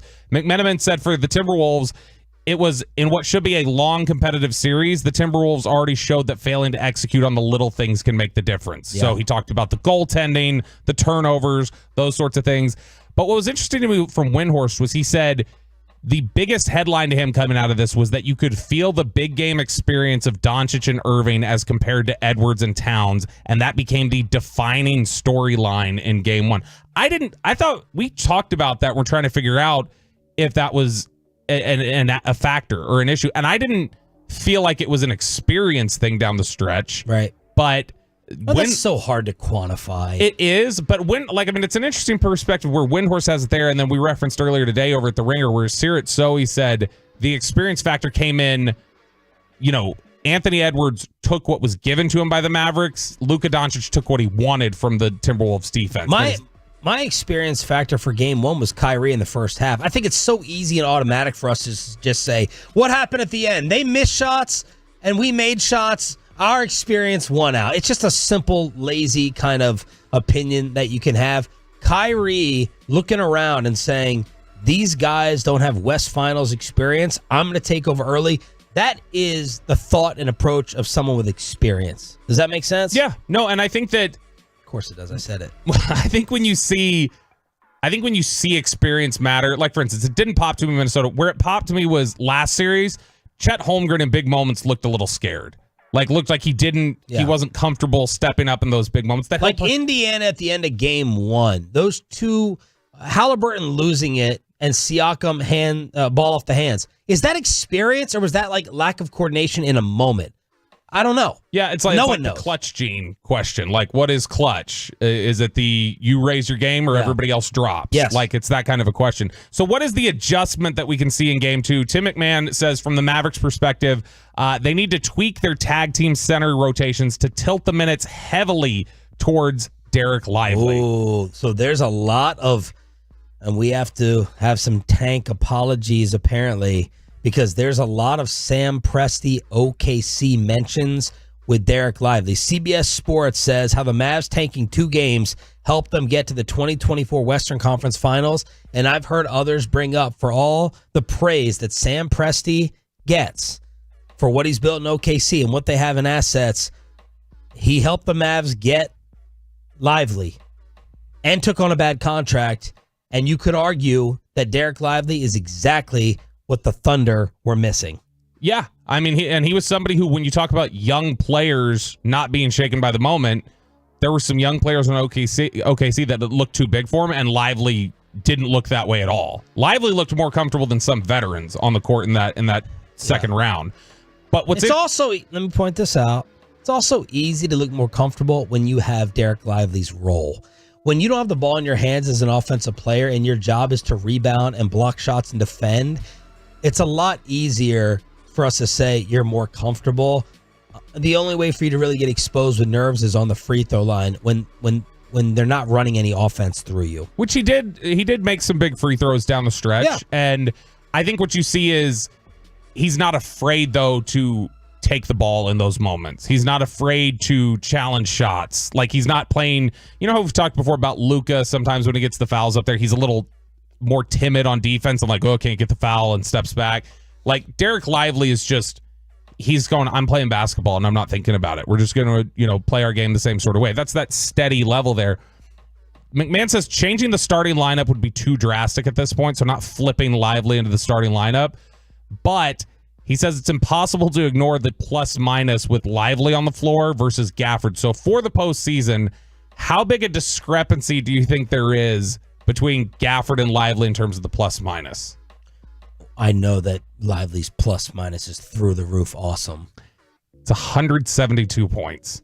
Gafford is minus 62. Oh. Derek Lively, they are plus 106 with him on the floor. And he says that's just too impossible for the Mavericks to ignore. McMenamin for the T-Wolves says the Wolves... Poor Gafford got that Kyrie ball to the face at the beginning, too. And he struggled a lot in the Clippers series. He was getting worked by Zubats at first. Yes. And so that was there's an example of a guy who early on it felt like the playoffs were a little big for him. And it felt like he was stepping down his game a little bit.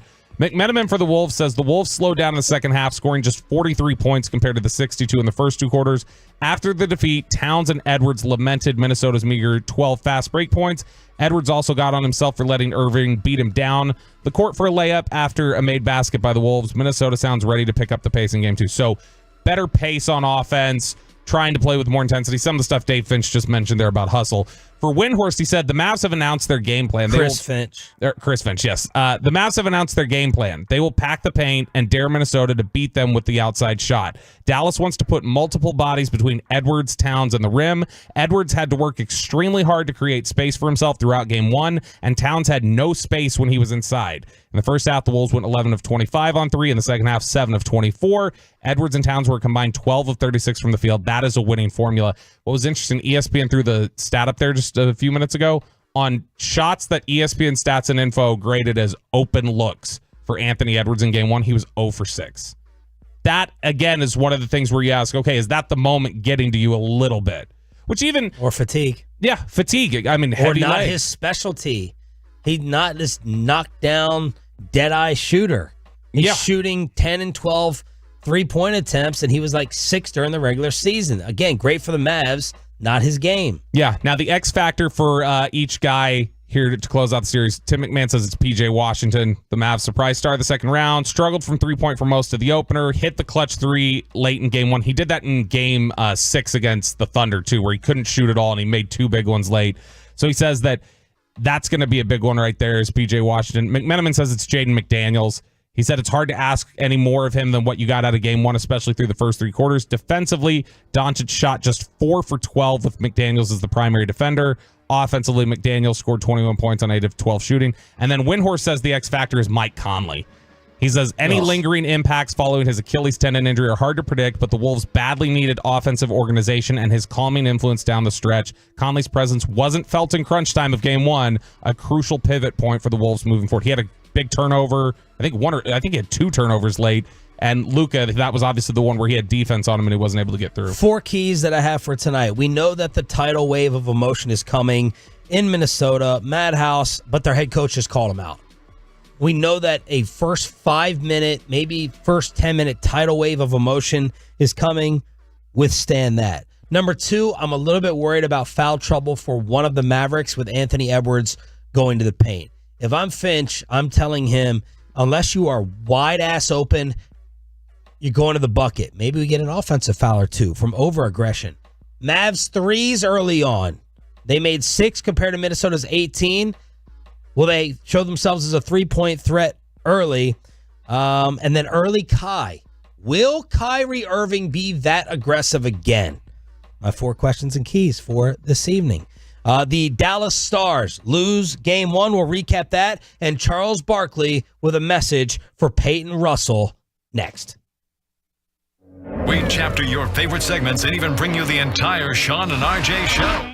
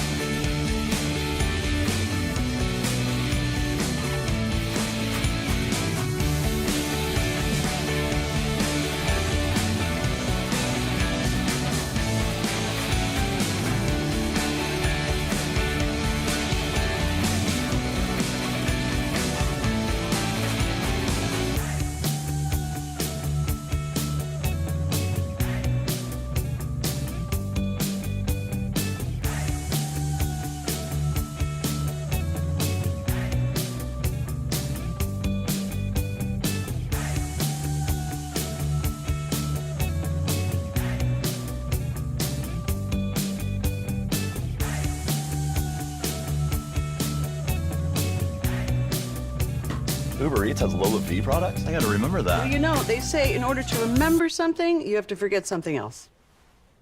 Okay, now that is a very cute haircut. That's like a little shag. I've never seen that before. Well, I mean, of course you have. It's the Rachel. Oh, is that your name? No, I mean like your name. No, I'm Jen. My name's Jen. Right, but I just mean like this is your haircut. But that's hair on your head. I'm not saying this is your hair. Okay, freaking me out a little bit.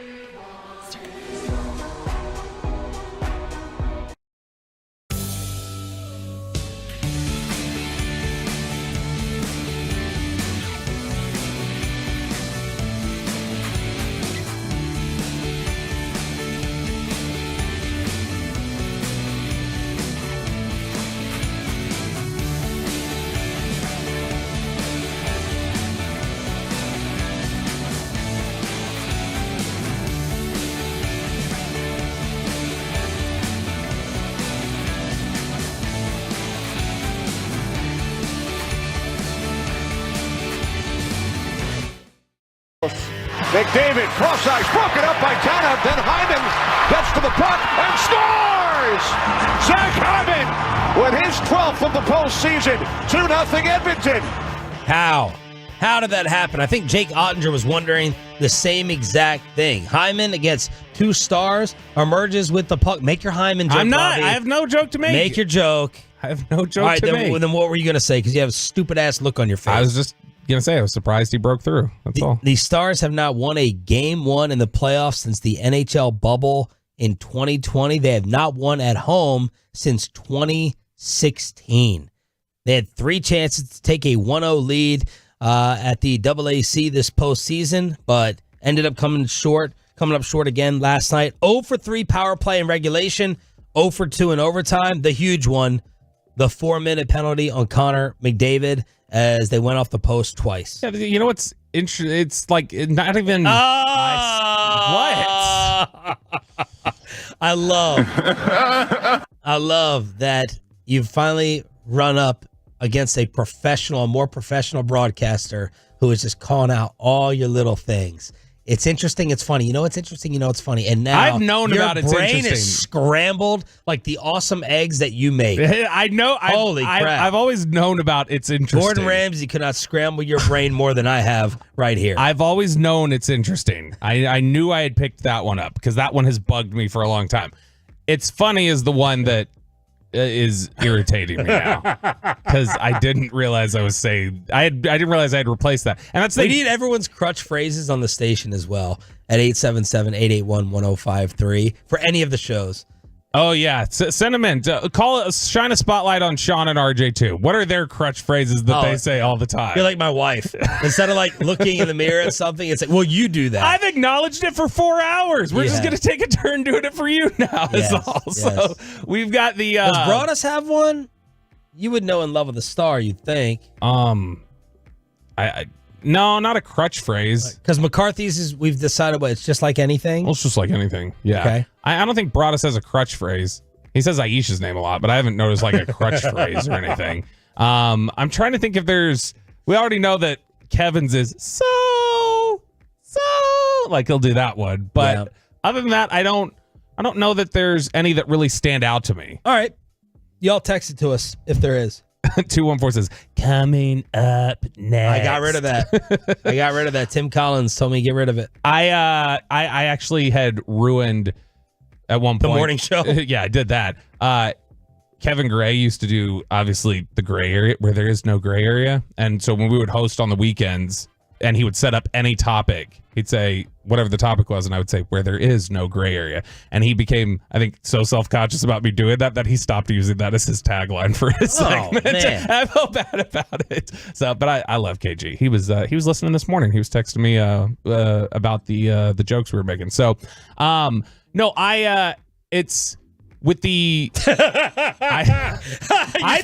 you forgot, didn't you? It's with no, I was a Stars point. I know it was a Stars point. We opened with it. Yeah, you threw me off now because you got me so in my head. Was it the power play? Is it funny that yeah, it's funny. You know what? We need Peyton back. Where's Alec Medford?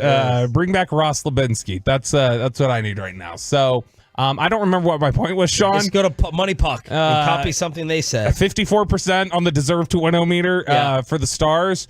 But no, I last night was a great game. That's all I have to say about it. Thanks, Kyrie. The local team loses. It's still a great game. Just I hope Anthony Edwards has more energy.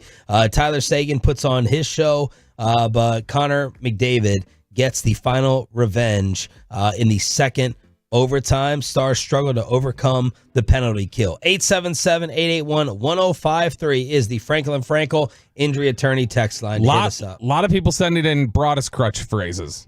Okay. People are saying he says "and so" a lot. That he'll say "and everything like that." He'll finish things up by saying "and everything like that." Hagee saying "so" is one. Somebody else texted in. Broadus says "and stuff like that." So he must say that one a lot. People say Mike says "I'll lean towards." 832 says Mike will say "I'll lean towards." Okay. Yada yada yada. That's so, a good question. 321 says your stutter is the one. 321. What's that area code?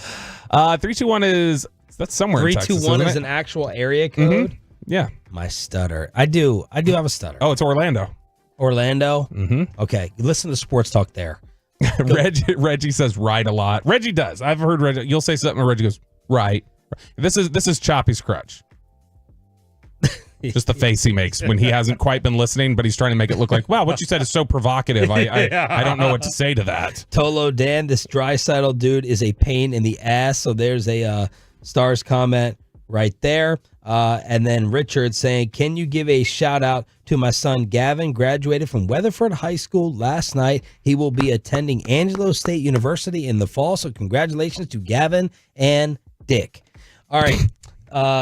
Now we move on to Charles Barkley, a little message for Peyton Russell, which we'll get to in just 1 second. But Barkley was on the Dan Patrick Show. He changed his pick to the Dallas Mavericks. He talked about how his dumb bosses, his words, not mine, his dumb bosses at TNT screwed up their basketball broadcast deal, how nobody knows what's going to happen, and maybe Charles just keeps the family together under the umbrella of his own production company to sell it to one of the other networks after next season. But then, of course, Charles, while talking about the Mavs, he explained, does anyone know why Dirk Nowitzki wears 41? No, not off the top of my head. Like, I wonder if Bassick even knows this with his Rolando Blackman jersey that he's wearing today. Here's Barkley explaining why the Diggler is that number. You know, when I talk, you know, it's so crazy. You know, one of my favorite people all time is Dirk Nowitzki. And we had him on the show a couple of weeks ago. He was great. He was great. He's just a great person, though. And he was telling this story that the reason he wears 41 is because of me. Because, you know, on the Dream Team, I had number 14, and Robert Pack wouldn't give him 14, so he wore 41. And he told, and I knew the story. And Dirk, like I say, Dirk, man, it wasn't just a good dude. Did you know? I never heard that. I didn't remember. Now that that's said, I feel like maybe I've heard that before from Barkley, but what I think is hilarious there is Robert Pack refusing to give up a number.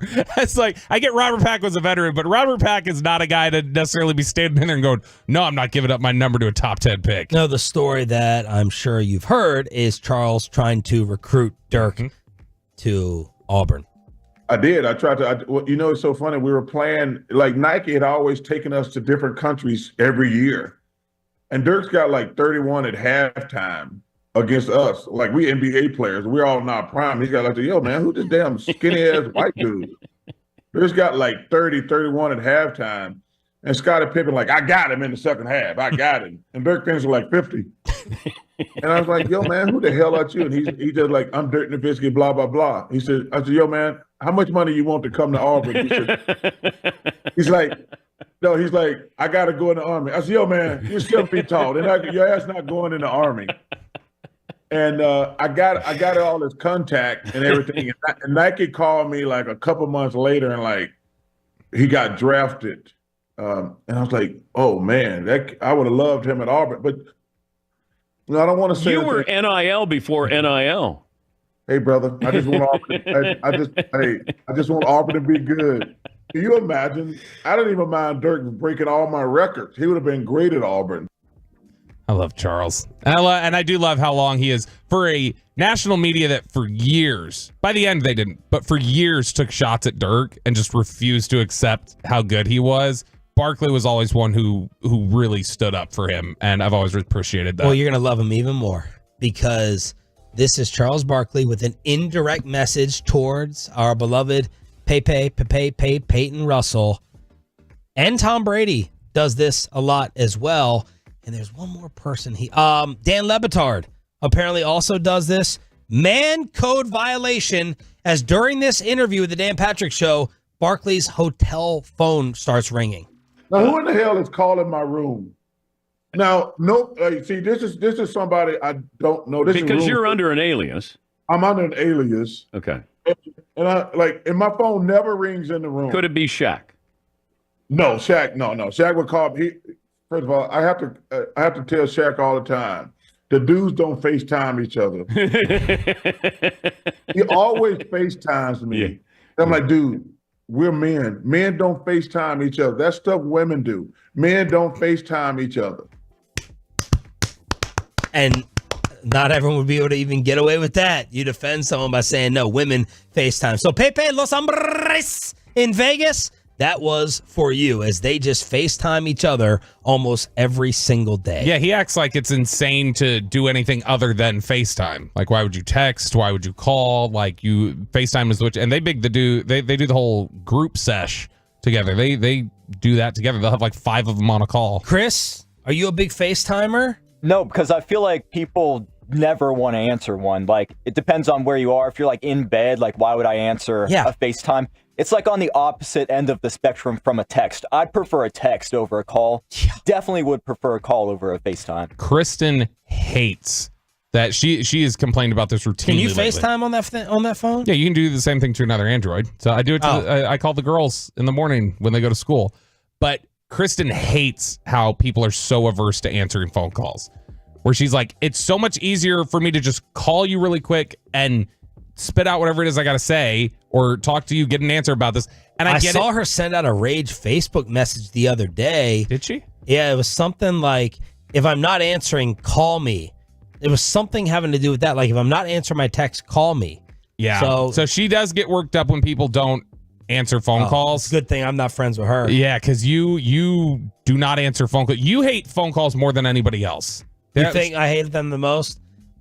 Like, I don't want to talk after doing this show, and I don't even want to talk before the show. I feel like you know when I call, though, because I know that about you. You know if I'm calling, it's like, this cannot be said easily in text, and I feel it's important enough that you'll want to know. And you know I'll be interested. If it's a nugget, if it's a radio rumor, if it's something about ratings, something having to do with the Cowboys behind the scenes, I know that there'll be some meat on the bone. Like, my phone calls with RJ, maybe we've had like 7 or 8 in 14 years. And it's like, did he call you twice on vacation or when you were on paternity? It's like, he didn't call me. He didn't? I thought you guys talked a couple times. About what? While you were on paternity. Well, he tattled on me for one. I know that. He tattled on me about... Well, that was a text. That was a text? That was a text tattle. That was a text he didn't tattle? call me. He called me to like get flight straight for Oxnard. Okay. Like, hey, which one do you prefer? That's it. But no, man. FaceTiming can only be done to see grandkids. Or like my brother, I want the kids to see each other. That's it. You're having a regular conversation with your friend, with your dude. You do not FaceTime. That is a man card violation. Barkley is right. 817, again, points out one of the caveats to this where he says, I FaceTime my 25-year-old daughter because she lives in Japan and I want to see her. But other than that, no man should FaceTime for another reason. Different. Right. That's different. You don't see your kid ever. You want to see your daughter in college. Yeah. Something like that. Yeah. By the way, a couple of people have sent in another crutch phrase for you.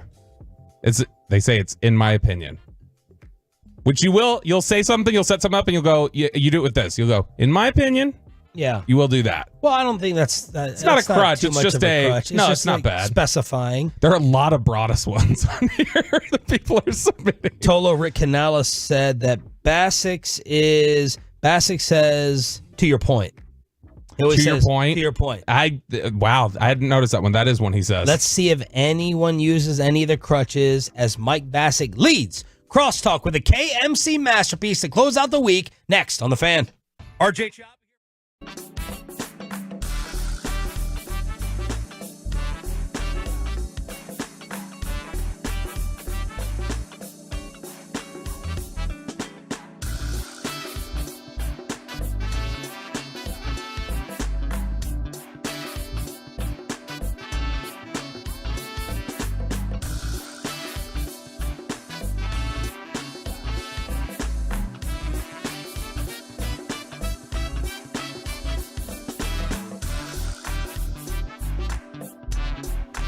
Uber Eats has Lola V products? I gotta remember that. Well, you know, they say in order to remember something, you have to forget something else.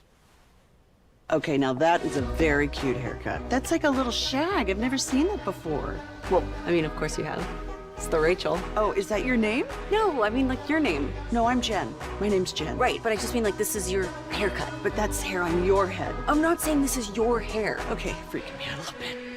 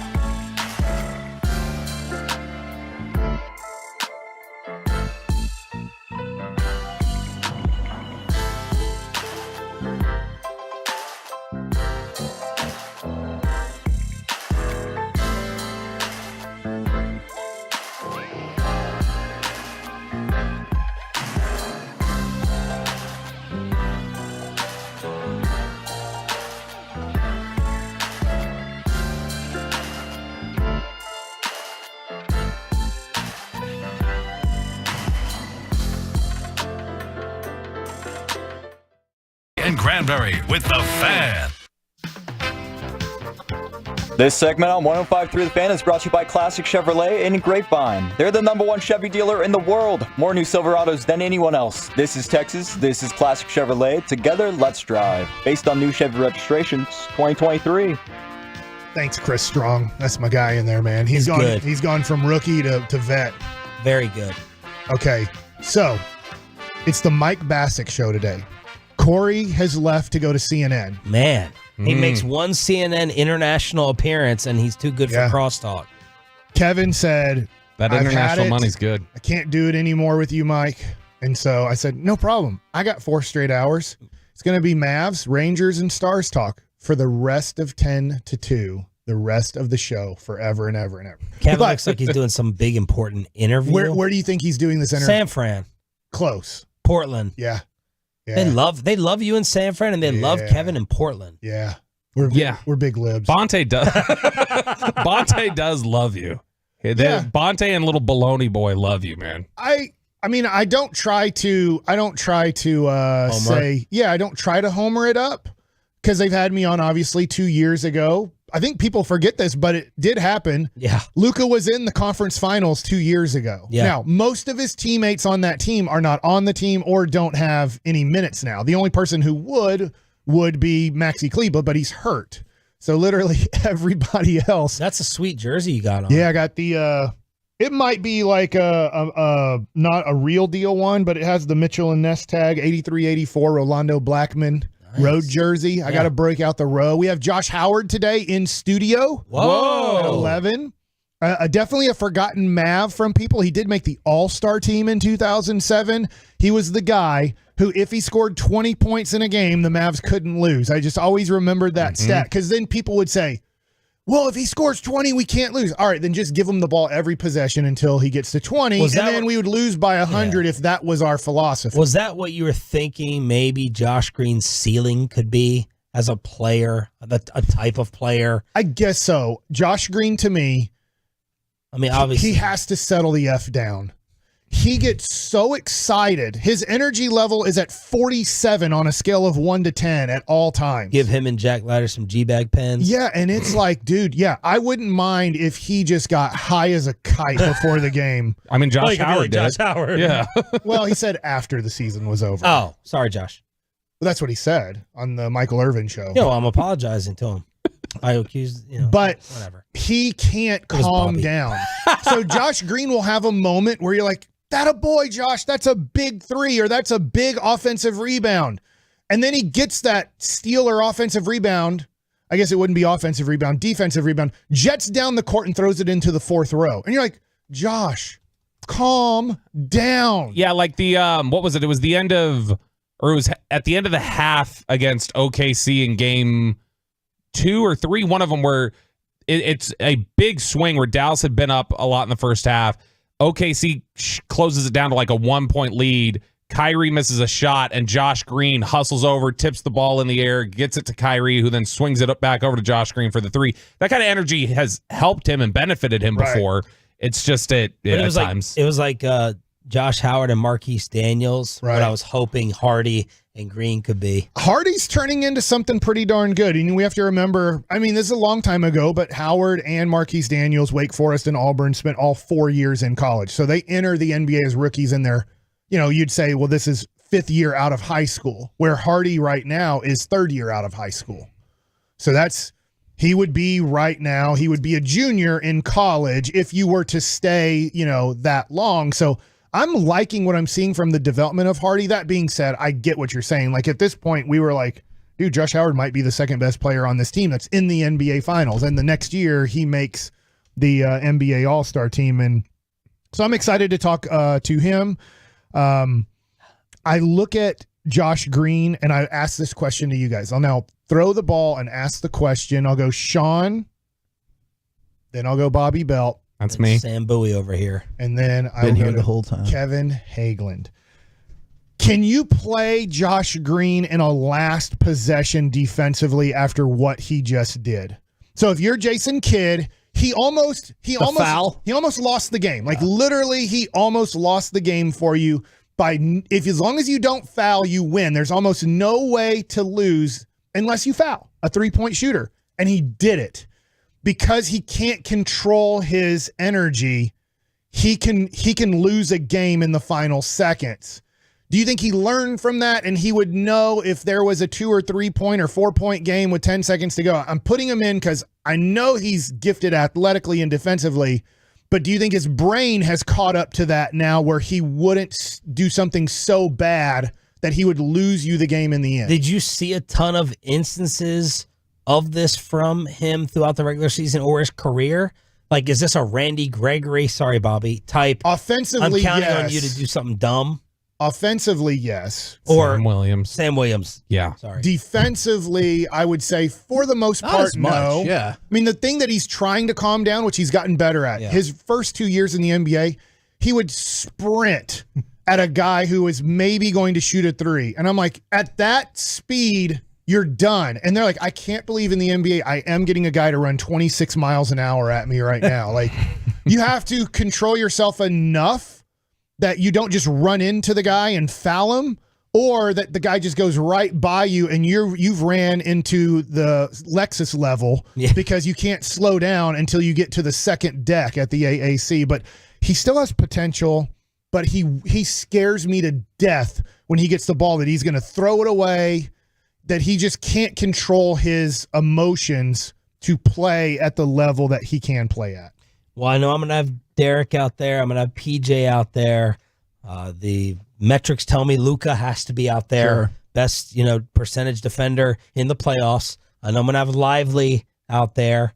And, I'll let Josh go out there one more time. Okay. I think that's probably where I am too. Sorry to jump the line. No, it's fine. I think if you want that to be reversed, though, I don't think you reverse that by just saying watch and learn. Like, I think he has to go out there and learn to play in those situations. So, yeah. In the playoffs, though? Yeah. I'm putting it, because I think largely you're not having that issue. That's not what happens in the NBA playoffs with these benches. No, but I mean, with the Rangers. But historically, that is, we talk about. Just duck. We talk about, the whole idea of having to lose to learn how to win in the NBA. Like, I think that absolutely, if you want them to be those crunch time players and get used to those moments, if you want them to be a benefit, Derek Lively, to your point the other day, looked a little more nervous in round one. They couldn't have just said, well, if he looks nervous, we can't really have him in the rotation, because they stuck with it and he got those moments that he looked good. Didn't they do that a little bit early on? Don't you think his minutes? The playoffs? Yeah, at the very beginning of round one, I thought they slowed down his rotation. Gafford, I thought, because remember, Gafford got hurt. The first game he got foul trouble, couldn't be on the floor very much. And game 2, he got hurt, didn't he, Gafford, in the opening round? And so there was, early on, I remember Gafford wasn't able to be on the floor as much. But to me, Mike, maybe you have experience with this in baseball. Unless you think that someone is a total idiot and a moron, you have to think that they learn from that moment, at least to apply it for the next game. Like Tim Hardaway. Moron, right? Like, you wouldn't want him on the floor. That's a little harsh. I've seen his shot selection. We don't like to say people are morons. What they did is moronic. I always remember talking to my Who are we Knicks outside of our guys actions? that I get to know, and they're just like, he is what he is. Like, they're not. I think we've gotten to this point too as a Mavs fan, at least I have, is Tim Hardaway Jr. is who he is. Every team that's had him before, they know what he is. He's a gunner. He's going to shoot until he makes it, or he's going to get benched. Or if he's super hot, you're like, this is the most amazing thing ever. 1 out of 4 games I'm going to give him, 20 games a year. You're like, I think we won because Tim Hardaway Jr. just couldn't miss, and they had to, close out on him so much or deny him the ball. It opened up other things. It's just the other 75% of games where you're like, dude, you don't do much at all to help us, win a game. So I look at Minnesota. You guys played the audio earlier of their head coach. I'm sorry, I'm always forgetting his name. Chris Finch. Chris Finch, Jenny's dad. Mm-hmm. Yeah. Is that true? Probably not. Just like David McDavid is not Connor McDavid's dad. Every time I hear, I do think in my head, Connor McDavid I think it's revisionist history, and I get that they are watching the film. For 3 quarters, I think every Mavs fan felt like, why are we going in and out of energy? They shoot a free throw, and we let the ball bounce on the ground, and then they come and get it. And you just felt like to y'all's point, I was listening to y'all's conversation on this, and I'm like, I agree with you guys. Now, the fourth quarter, did Anthony Edwards look tired and scared of the moment? Yes, he did. You can't deny that. And he probably won't tonight. Maybe he will. I remember a young 23-year-old Luka a couple years ago played some of his worst basketball against Kevon Looney, guarding him with soft help. And so it can happen to young guys in the first time ever to try to win a championship. This is a conference championship, but sometimes they don't play their best because of their youth and inexperience. Yeah. But I never thought during that game, man, I can't believe Minnesota's not trying very hard tonight. Yeah. In fact, I thought it was at the opposite where I'm like, Dallas, you can't keep disengaging. Yeah. And that's why Bobby's thinking like, okay, Chris Finch, I get it, but like you're choosing a weird path here for the motivation about effort and all that stuff. What would you go with instead, do you think? I just think it's an odd button to push that quickly in this series. I would have called out their toughness. I would have said, if you all, to get out rebounded like that against you guys, like what God wasted 7 feet on you. That's what I would have said. Like, and that's been Barkley's thing. Like Towns is what he is now. Like there's an Anthony Davis family and category that I put him in, like in terms of just not. I mean, Anthony Davis will go inside a lot more than Karl Anthony I hate Towns. jinxing this. I always remember about 4 years ago, PJ Tucker was guarding Karl Anthony Towns on a nationally televised game. And Karl Anthony Towns literally quit playing. He's like, I quit basketball. I don't like this guy. He keeps bumping me. It's not fun. And he would just go jog into the corner and not move the rest of the game for 5 straight minutes. He was like, I don't like him. He keeps bumping me. He won't allow me to get where I want to go. He undercuts me if I want to shoot the ball because he's 6'4". And Karl Anthony Towns like, I quit until he comes out of the game. I quit or take me out. Yeah, Anthony Davis. I do not want to play against PJ Tucker. Anthony Davis plays much tougher than Karl Anthony Towns. But if I'm Finch, I'm like, I don't care if we lose. We cannot get out rebounded on this stat sheet. That was something tonight. Windhorst talked about, was that he thinks that Dallas's whole defensive approach was intimidating to Cat to like go into the interior because it was just like, nope, not getting in there. That they're like, But he doesn't ever want to go inside, really. Well, he considers himself the greatest big man 3-point shooter of all time. Yeah, what he said, he changed the game. He was the first 7-footer to shoot threes, is what he said at the All-Star game one year. Is Corey just off today, or is he really on CNN International No, still? they sent him international. No, he was on CNN International this morning, but he is just off today. It's Lucy's last day of elementary school, and she's getting an award. Is everyone getting emotional? Way to go. Today was school. Was school getting out? Wait, let's hear that again. Was this the CNN intro, Chris? Yeah, they didn't really get your show name correct here. Here's from KNC, the masterpiece on one of KNC, the masterpiece. Man, not too bad. They might It's as a well be masterpiece running of a show. promos here on our station. Well, KC, the masterpiece, and Mike and them are going to be doing a show. All right, we got a short show today. 10 to 11. No, 10 to 2. Oh, 10 to 2. Finally. 10 to 11. That was just one day. Gosh. All right. Hey, we're talking Mavs. We're talking Stars. We're talking Rangers. And Cowboys. Not really. OTA day 2. Now, Who did gives they a top crap? golf it yet, or did Trey they go to Lance the beach? takeover. Trey Lance takeover. Dak doesn't care about money, Mike. Yeah, but then immediately into us, and you're like, I mean, you know, I do. Coming up next, K&C, the masterpiece. And friends and people. Hectic morning.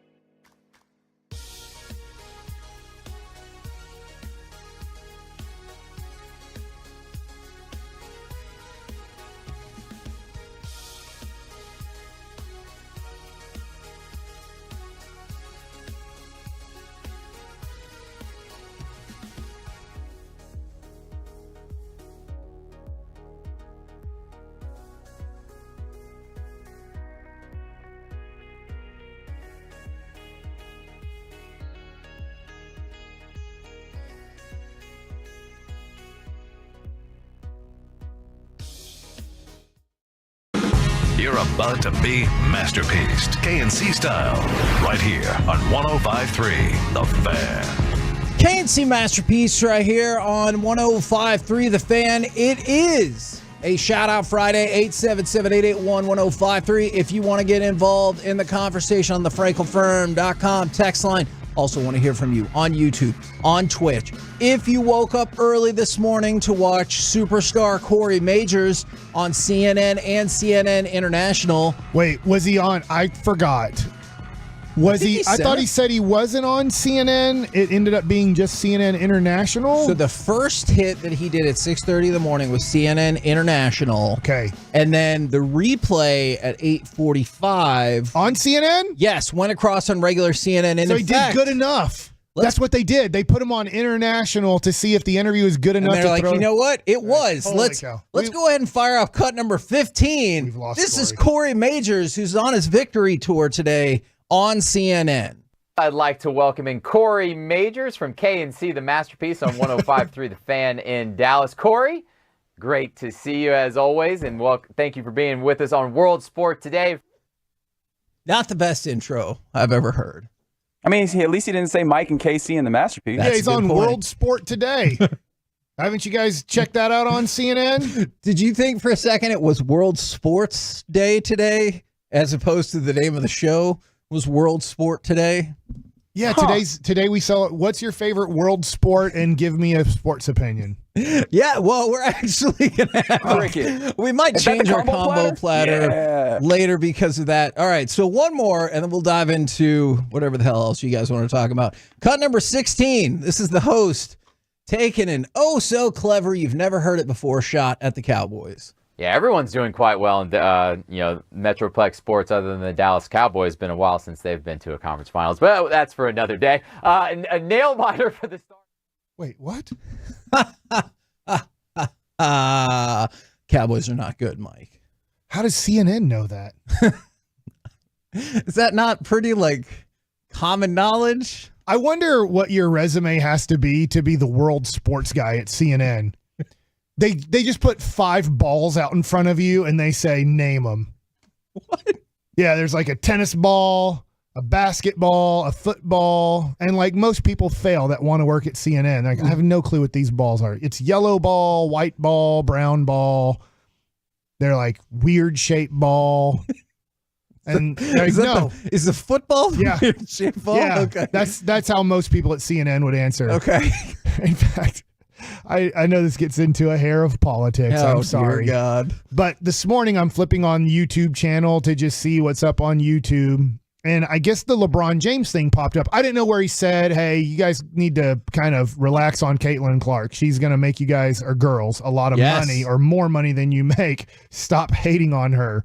Fair point. I didn't know where he said that. He said that with JJ Redick, I believe, right? Because that's how I saw it. So I was like, oh, he's on the JJ Redick, or maybe JJ Redick was on the LeBron. I don't know. Mind the Game podcast that they do together. Okay, thank you. So then they showed the lady on The View. I don't know their names except for Whoopi, but there was and she's like, I love women's college. Or I love women's basketball. I've always been a huge basketball fan. And you could tell she's not a basketball fan at all. Oh, no. This is where they get into huge lies. So if you know she goes, I grew up in Harlem and I played basketball with my dad when I was 5 years old. Wait, it ended when you were 5? You never, this would be I remember when my parents took me, I love hockey. My parents took me to the Galleria Mall when I was 5 years old and put me on skates. Now, literally, I've probably only tried to ice skate 2 more times in my whole life, which we can tell this lady probably picked up a basketball 3 times in her life. Then she has a sheet and she goes, did you guys know the WNBA was formed in 1996 and they played their first game in 1997 and it's 2024? And you're like, I definitely knew that last part. You're like, you are just stop talking, moron. Stop talking about this. Talk about your politics. Don't talk about your dad took you to play basketball when you were 5. Never played basketball the rest of your life, as we now know, as you stopped your conversation about you playing basketball at 5. Unfortunately, we have to transition to something that It was tough last night. Let's go to cut number 3. You probably already know how the game ended, but in case you don't, want a little something like this. Tanev plays the puck up the boards. Here's Bouchard in front. Score! Connor McDavid, the redirect early in the second overtime. The Edmonton Oilers win Game 1. Stars fans, did you stay up until the end of the game? And is it okay for me to say, if that's how it was always going to end, could we not have done that at the end of the first overtime? We could have done it if Sagan didn't score in the third period. Man, shout out to Tyler Sagan. 3 to 5 minutes to go, about 5, because then 10 seconds later it looked like we were about to lose. There was about 3.5 minutes, and then there was a breakaway, and I was like, what the hell? All right, question for hockey people.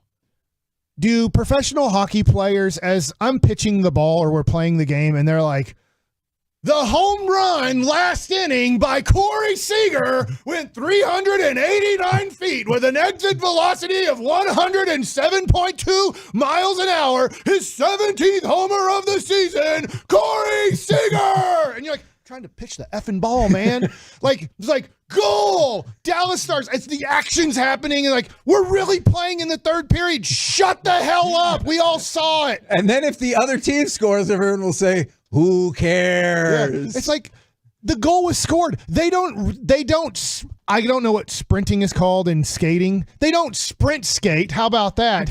The puck to the center part of the ice and go, put it on the ice. Go hurry. The guy has like 20 seconds after the goal is scored to say it. I am changing hockey forever. When the goal is scored and the buzzer goes off, goal! Tyler Sagan! His third of the postseason. Now I'm going to shut up so we can watch hockey. Do you have to yell that you're going to shut up that Isn't that guy yelling? Yeah, he definitely does. It's the stupidest thing in hockey. I would like to say, as a casual hockey fan, the stupidest thing that happens in hockey is 3 minutes later, is the guy blind doing it in all 32 arenas? And he's like, I was blind. Can somebody send me the braille so I can then say it? Did you not see it 3 minutes ago? It's just the tradition, Mike. It's a stupid tradition. Can you imagine in any other sport if that was the tradition? The Cowboys score a touchdown. It's like 2nd and 4. You're on defense 3 minutes later, and you've pushed it to third down. And instead of the guy going, it's third down, he goes, the last touchdown by Dak Prescott throwing to CeeDee Lamb for 17 yards is Dak Prescott's 7th touchdown of the season and CeeDee Lamb's 2nd. And you're like, shut up. It's third down right now, you moron. This is the energy you're going to be bringing the whole show? Yes. Just so I can plan accordingly? I don't get it. I've never gotten it. But as you're playing hockey with 3 minutes left in the game, shut the hell up. You had 20 seconds to announce who scored. From the 561, this is a good question, and DeBoer did actually say something about that. I stayed up for the bitter ending. How bad do we need Rope back? What's his status? DeBoer did say he is hopeful that Rope can be back for game 2. I honestly, leading it up into the series, I would have thought that he would have been ready for this one, but here we are. From the 817, stayed up until the gut-wrenching end. From the 682. It wasn't that late. That was the good thing. That's true, because the game started a little at after 7:30. 11, I think. 11:15 maybe. Yeah.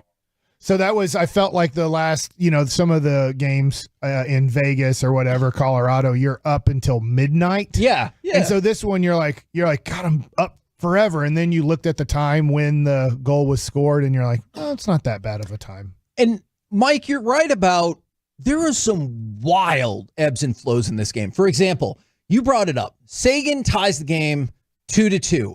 And then immediately Edmonton gets a breakaway that it felt very like Ted Lasso-esque. Yeah, you can't do that until the guy says the goal is scored and who did it and everything. Man, how complicated would that have made the next I'd wait. 2 minutes? I would, if I was the ref, I'd just wait. I'm like, I'm not dropping the puck till this guy says who scored the goal 4 minutes ago. But then they were able to stop it. But I want to go to cut number 2, because while it seemed like the Stars, obviously, in the first 5 minutes were on the verge of winning, Jason Robertson hit the post twice.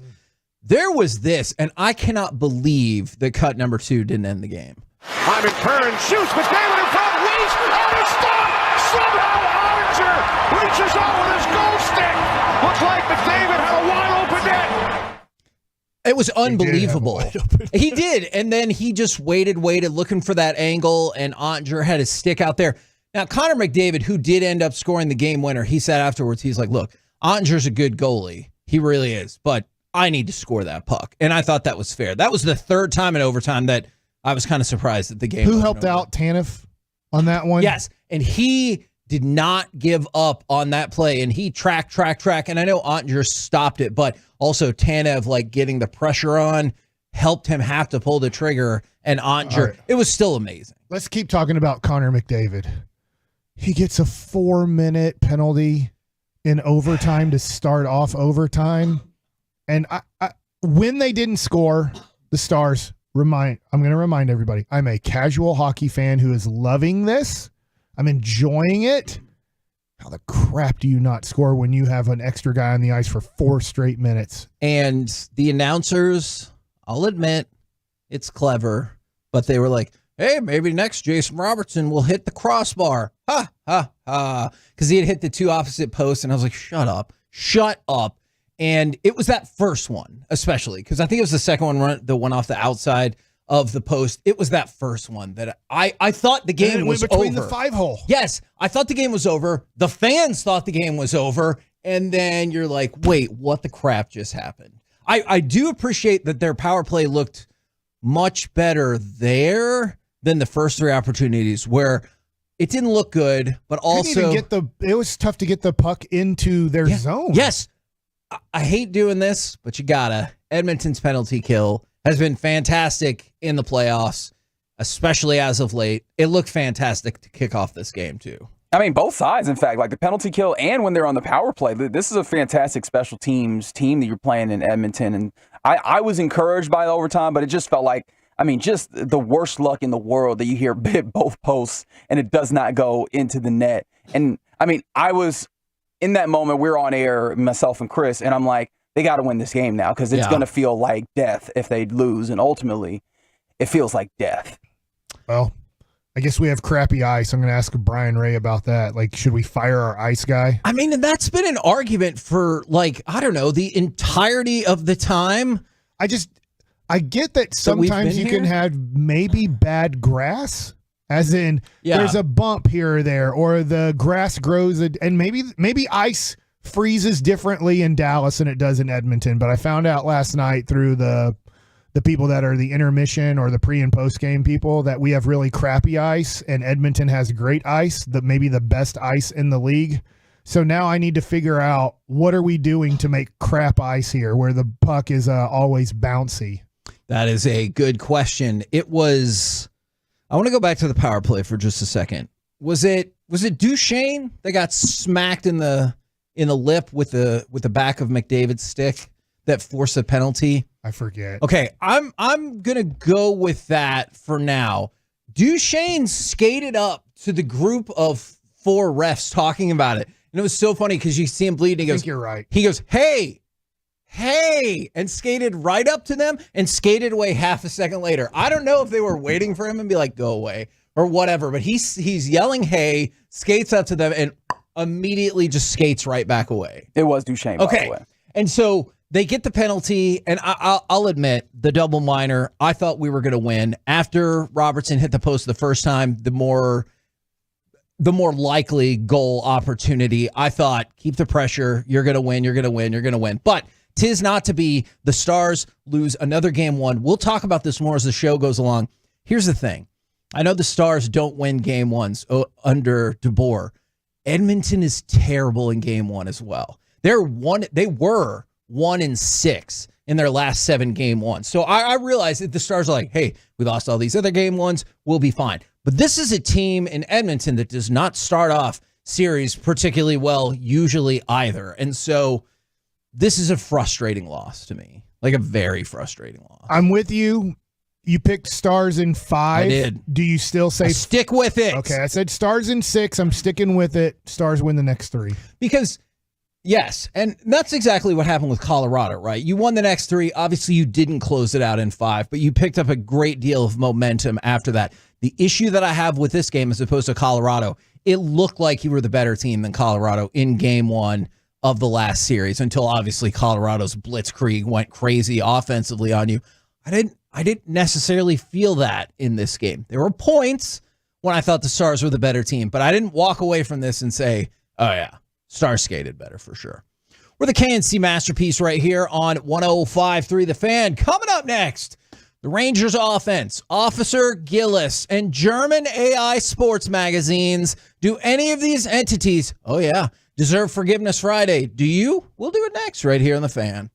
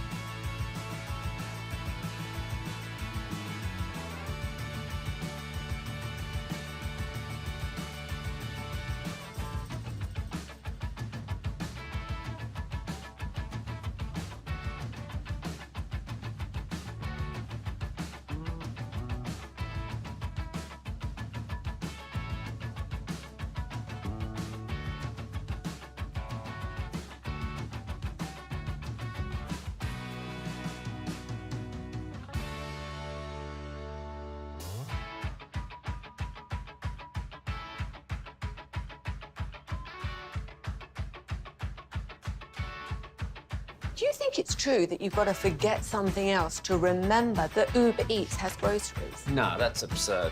Hey, remember when you used to be a, what was it, Pepper Lady? Pepper Lady? Wasn't it Cinnamon Sisters? Basil Babes. Saffron Squad? Nutmeg Maidens? Paprika? No. Nutmeg Maidens? I just said that. Was it Spice Girls? Doesn't sound right. Was it Saffron Squad?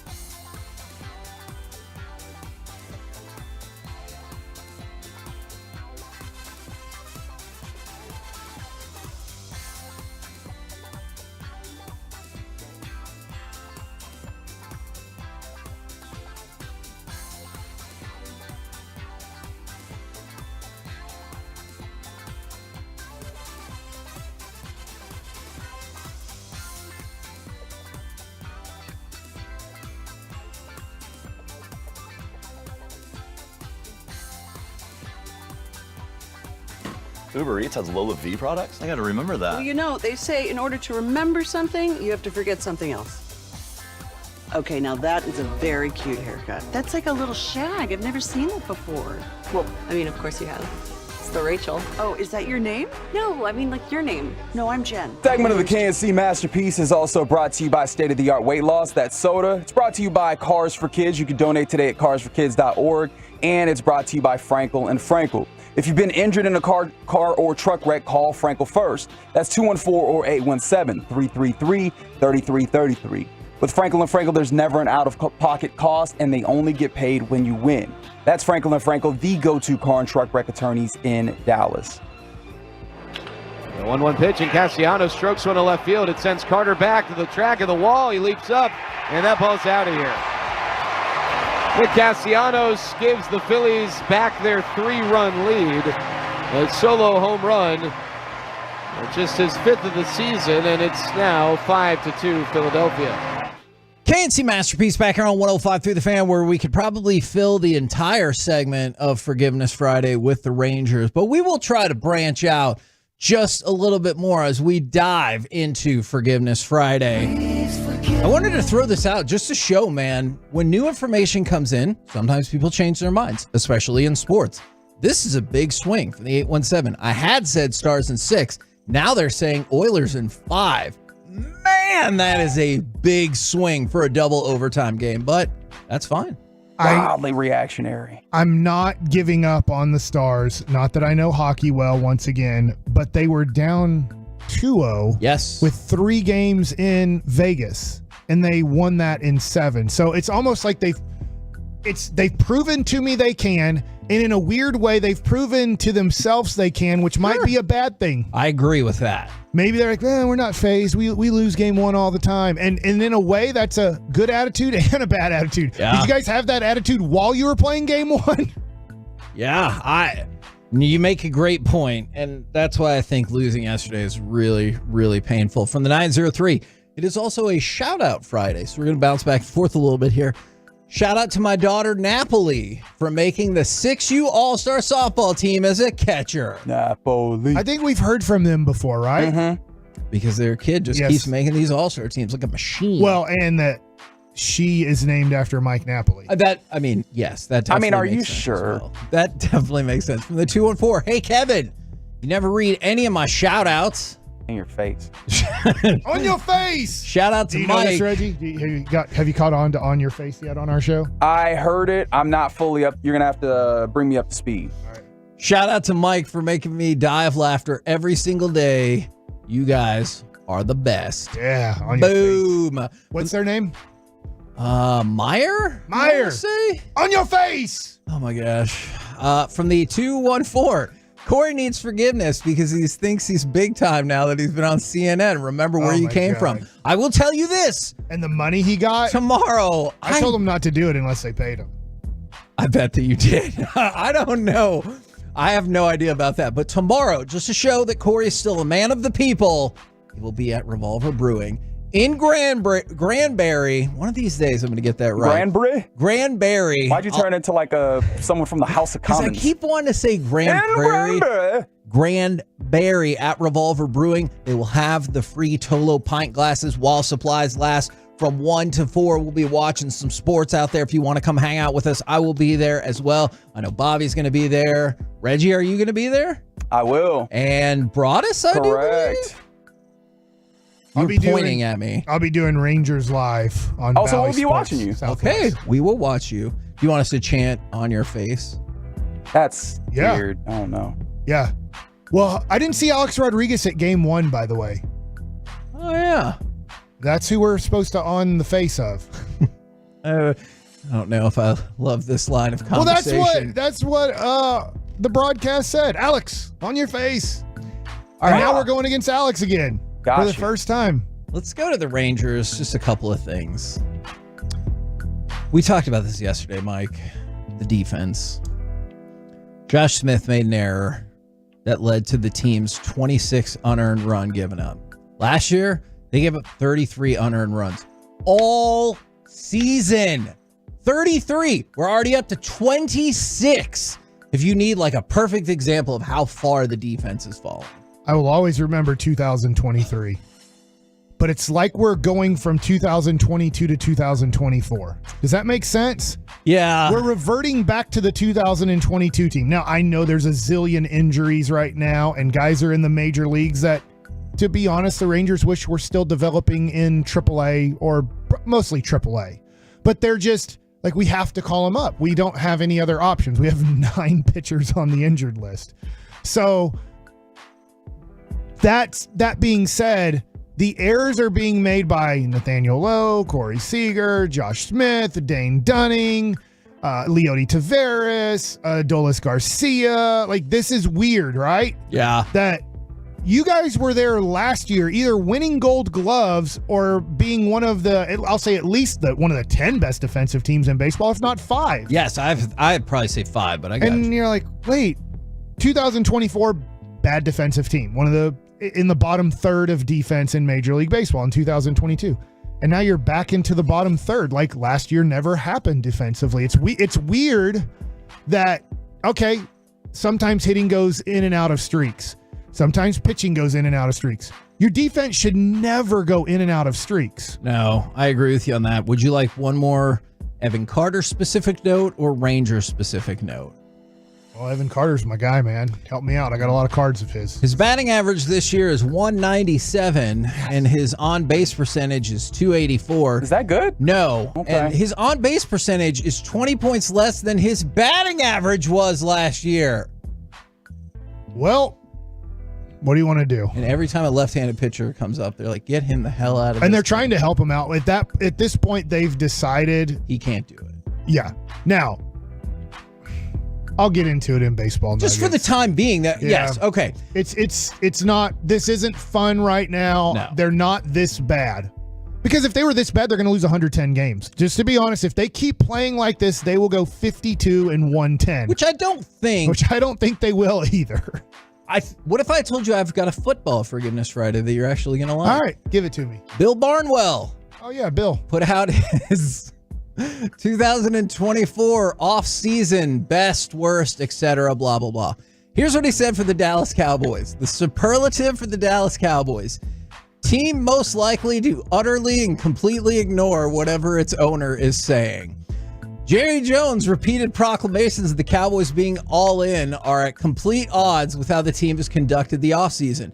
You'd think all in, you probably envisioned using every spare inch of your salary cap space, trading up in the draft, and making sorts of headlines and things along those lines and trying to sell jerseys, which we do well at. But yeah, Cowboys most likely to completely ignore what their owner says about being all in. I feel like right here, this is where Jerry Jones in his office has The Rock as a button, and it just says, "It doesn't matter what you think." That is an excellent use of that, and probably very, very true. One more football note for you.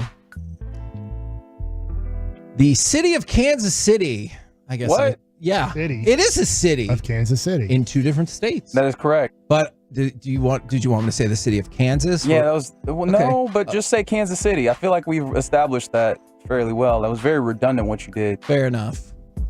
Kansas City has fired one of their city employees for doxing Harrison Butker. Now, you remember last year... For what? What's the word? Week, doxing is when you give out somebody's address. And maybe directly, maybe indirectly. I didn't know that definition. Yes. You should get fired for that. Yes. And so this got picked up by the Attorney General in Missouri and said it violates the Human Rights Act. And I feel like you should get sued for this. I mean, you remember, obviously, this speech. A lot of people were talking about it last week. But yeah, now Kansas City, see, I learned, Reggie, proud of you, has fired one of their employees for putting out Harrison Butker's address, which I always think is weird. Remember when the bike thing happened in 2016? Somebody tried to dox me, but they put an address that I literally never lived at. And I felt really bad. I was like, I don't know who lives there, but like... that's true. I was going to say, do you just like lean in and be like, yeah, that's definitely where I live? No, sure. Because I was like, I have no idea who lives there. I don't want anything bad to happen to them for a reason that is really, really ridiculous. 877-881-1053 if you want to get involved in the conversation. Kevin, you need forgiveness. Some people have a different definition of all in. Please try and remember that. Fair. My definition of all in differs wildly from Jerry Jones, but that's fair. That is fair. Trying to think if I need forgiveness. Probably not. You're doing a great job, Mike. I'm going to be awesome today. Okay. It's just good self-talk, you know? Yeah, that is good self-talk. And Corey's not here to bail me out, so I have to listen. What? Thanks for nothing, Corey. I don't love the way that gets set up as you have to listen. I mean, but does he not have to listen? And when Corey's not here, you don't have to listen? Not all the time. I can disengage my brain whenever I want. And you do know that's like super apparent when you're doing that, right? Really? Yes, really, Mike. To who? To me. But to everybody else? Probably so, because they'll text in. They're like, hey, I'm on the Twitch right now. We only have 94 people on Twitch. I don't know what happened. Start twitching. But if you're on the Twitch, can you tell when I disengage? Because they always text in and go, what happened to Mike in that segment? Well, we had a Jones on. Okay, well, or a Mickey on. Yes, I'm familiar with how it works. Oh, no. Badass mofo Lady T said yes, it's apparent. Yep, yes. See? Mike is always that's not a right word. I think engaged is what you're trying to spell. Yes. LOL, I can for sure. You go silent for minutes at a time.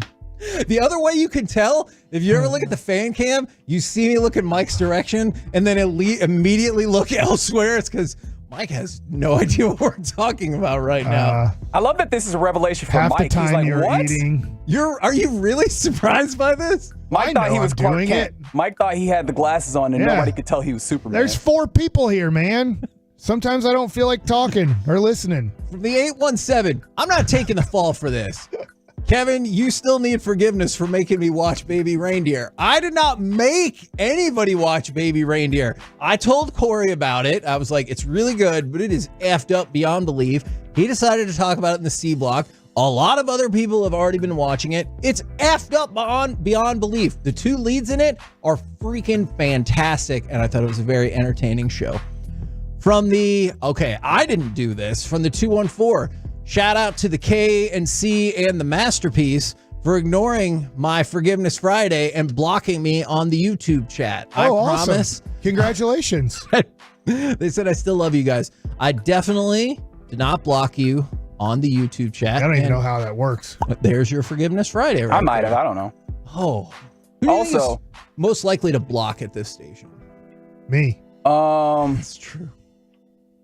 No, because you're not paying enough attention to what's happening there. People get mad at me. As we just established. People in this industry get mad at me. Like, people get mad that are listeners, but people that write or talk for a living somewhat get mad at me for blocking them. I'm like, you don't like me.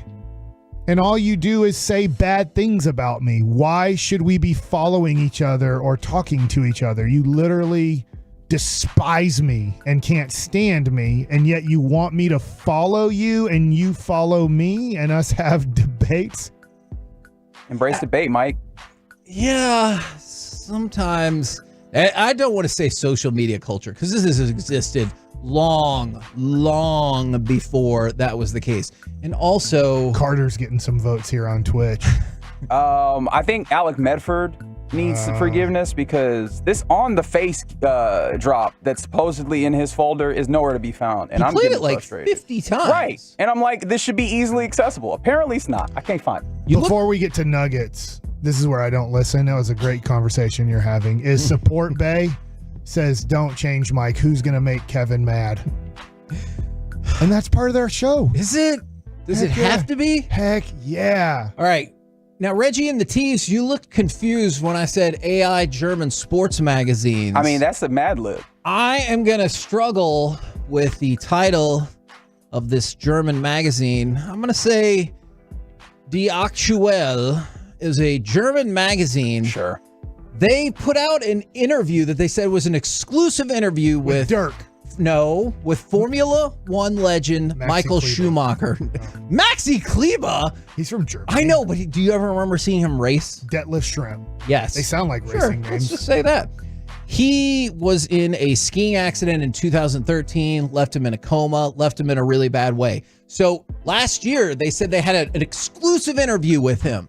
And then at the very bottom of the interview, they were like, nah, this is just AI interview. We're just having some fun. So their editor-in-chief got fired, and just this week, the family has got a settlement of $217,000. So you're telling me they did the whole interview, and at the end they said, On your face. Oh, Leno, my guy.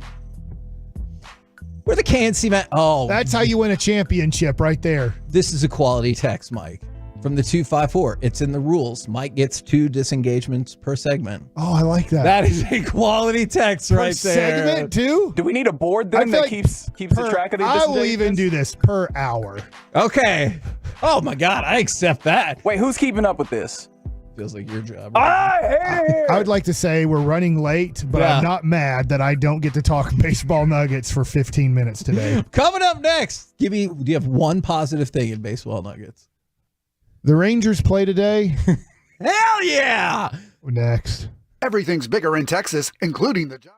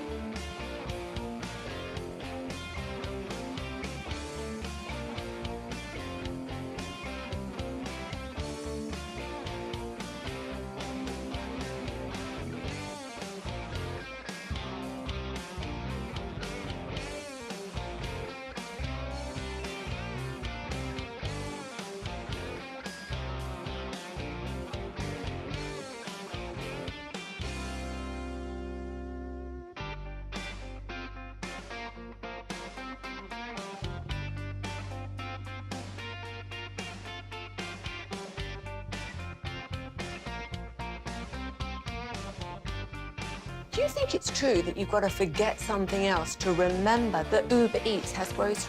No, that's absurd. Hey, remember when you used to be a, what was it, Pepper Lady? Pepper Lady? Wasn't it Cinnamon Sisters? Basil Babes. Saffron Squad? Nutmeg Maidens? Paprika? No, Nutmeg Maidens? I just said that. Was it Spice Girls? Doesn't sound right. Was it Saffron Squad?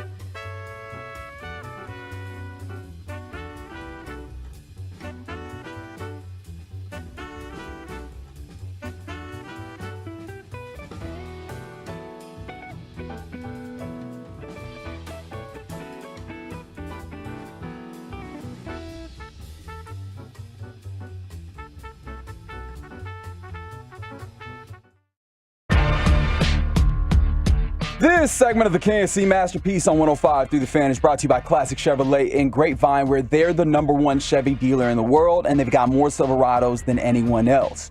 This is Texas. This is Classic Chevrolet. Together, let's drive, relax, and enjoy the difference based on new Chevrolet registrations 2023. KNC Masterpiece back here on 105 through the Fan on a shout-out Friday from the 214. Shout out to me and my wife after trying a long time. We are pregnant. Congratulations, you guys. That is fantastic. Now, time for baseball nuggets with Mike Bassick. Rangers lost again. They are 24-27. They go to Minnesota. They're underdogs today against Minnesota. So I think you've gotten to the point where Vegas is even starting to recognize, like, we probably shouldn't put Rangers as a favored team in baseball games anymore. You get it, right? 100%. And so watching the Rangers play, you mentioned it in the last segment, the mistakes that they're making to give teams the opportunity to win, they're not beating you. You're just giving them the opportunity to beat you, or at times, if you're playing Philadelphia, you give them the opportunity for them to destroy you. Can I tell you the most astonishing statistic I saw last night? I could not believe this was a real thing. The Rangers have scored 4 or fewer runs in 12 straight games. Right. That's the longest stretch going back to 1988 for this team. Yeah, you think of this team as an offensive team. You think of them playing in an offensive park from 94 to 19. So that helps out a little bit. But you've always been known for offense as a franchise. Always been known as a team that struggles to pitch. This year, your starting pitching is doing good. I won't say great, but it's doing good. Yeah. Your bullpen is, it's the worst. 2 of them are amazing. Yeah. The rest of them? Literally, you have the worst ERA in all of baseball, and you're 2 months into the season. And so it's established now on what your bullpen is. Now, if you were to get healthy, which won't happen, we just had John Gray get hurt. So even when Dane Dunning comes back, and he's going to be slow to get back to where he was because he didn't go on a rehab stint and pitch, 4 innings in Frisco and then 5 innings in Round Rock and then come to the major leagues. They're like, hey, just pitch here, and we know that it's going to be slow for you to get back to the guy you were, but we can live with it because it makes sense for us to just live with it here. The best we can do at this point was, hey, maybe John Gray will come off the injured list immediately when he's eligible. That's like the best that we have nowadays. And then let's just say he becomes completely healthy.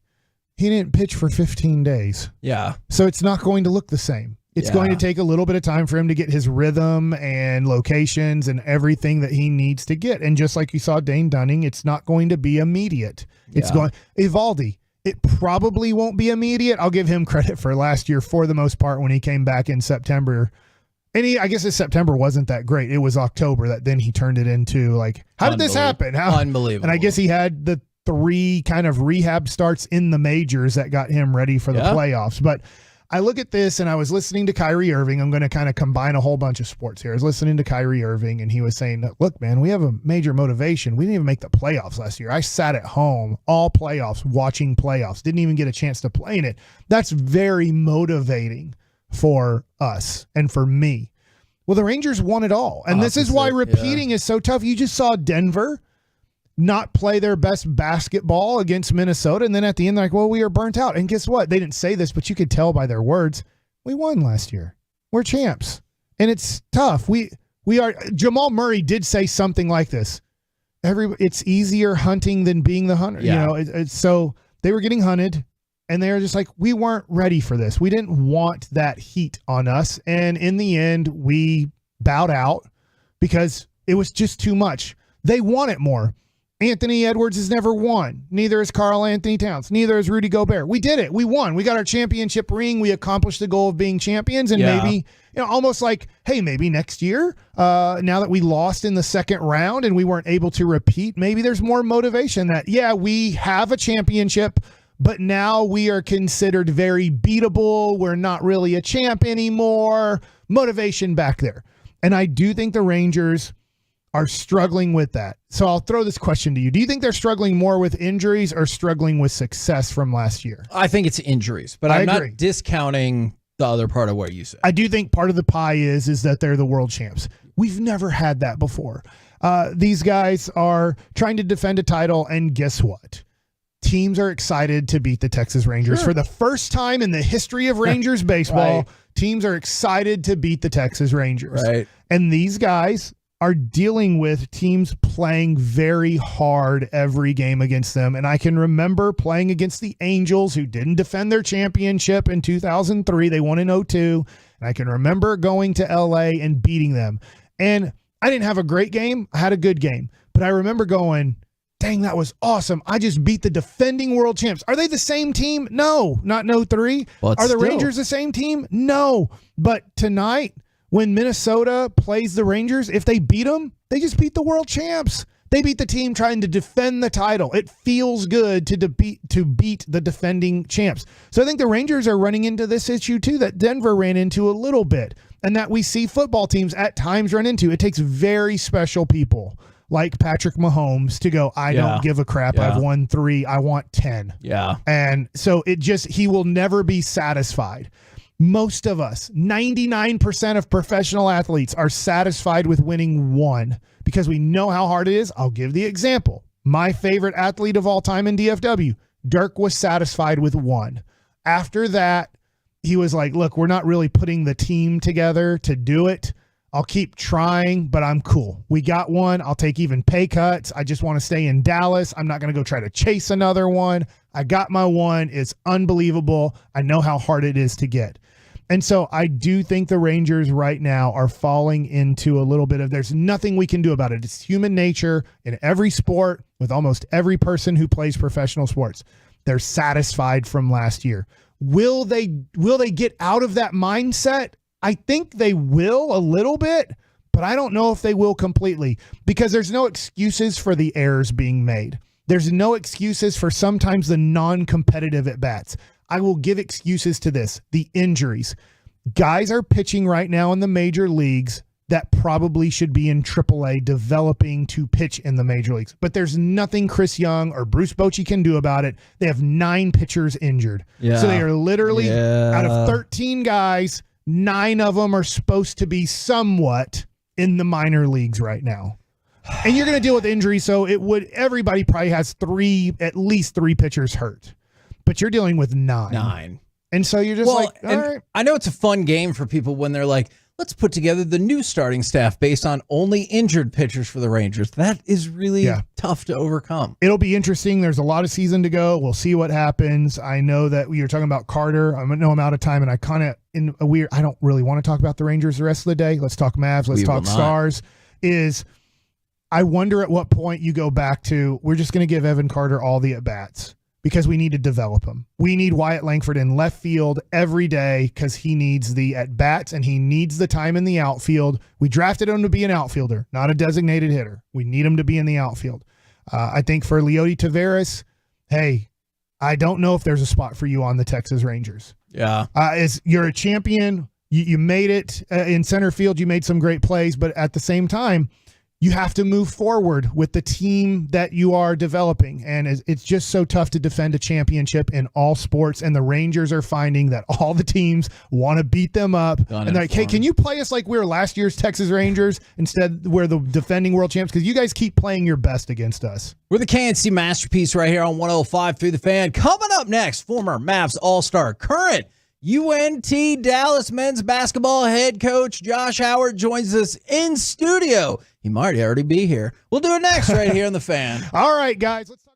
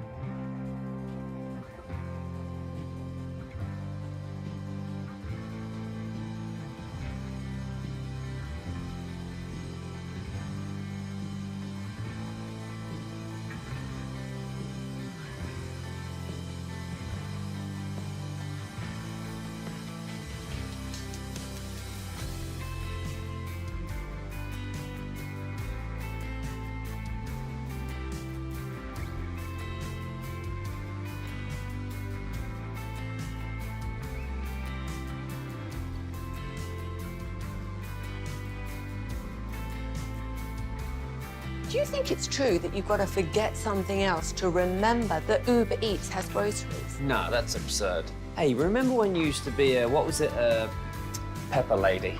Pepper Lady? Wasn't it Cinnamon Sisters? Basil Babes. Saffron Squad?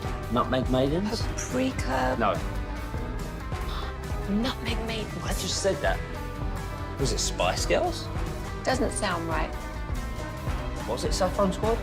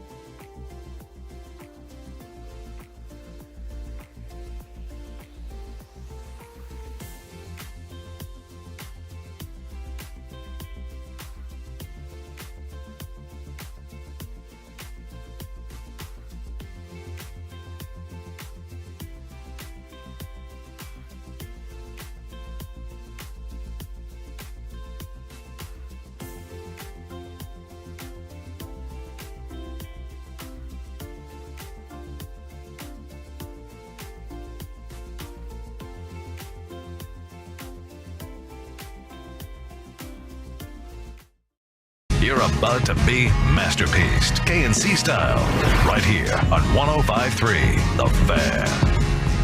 KNC Masterpiece right here on 105.3 The Fan. Right now in studio, we bring to you former Dallas Mavericks All-Star, current UNT Dallas men's basketball coach, and the man who Mike has already been doing impersonations of in the break. It is Josh Howard. Howdy, sir. Howdy. Thank you for having me. I just pulling up my pants after I take a shot. What did you think of his impersonation? It seemed pretty spot on. It was pretty good. Like I was telling them, Big Al, my old equipment manager, used to give me sizes, 2 sizes too big sometimes. So I would have to deal with it, but it was a part of the game, part of the fashion back then. Yep.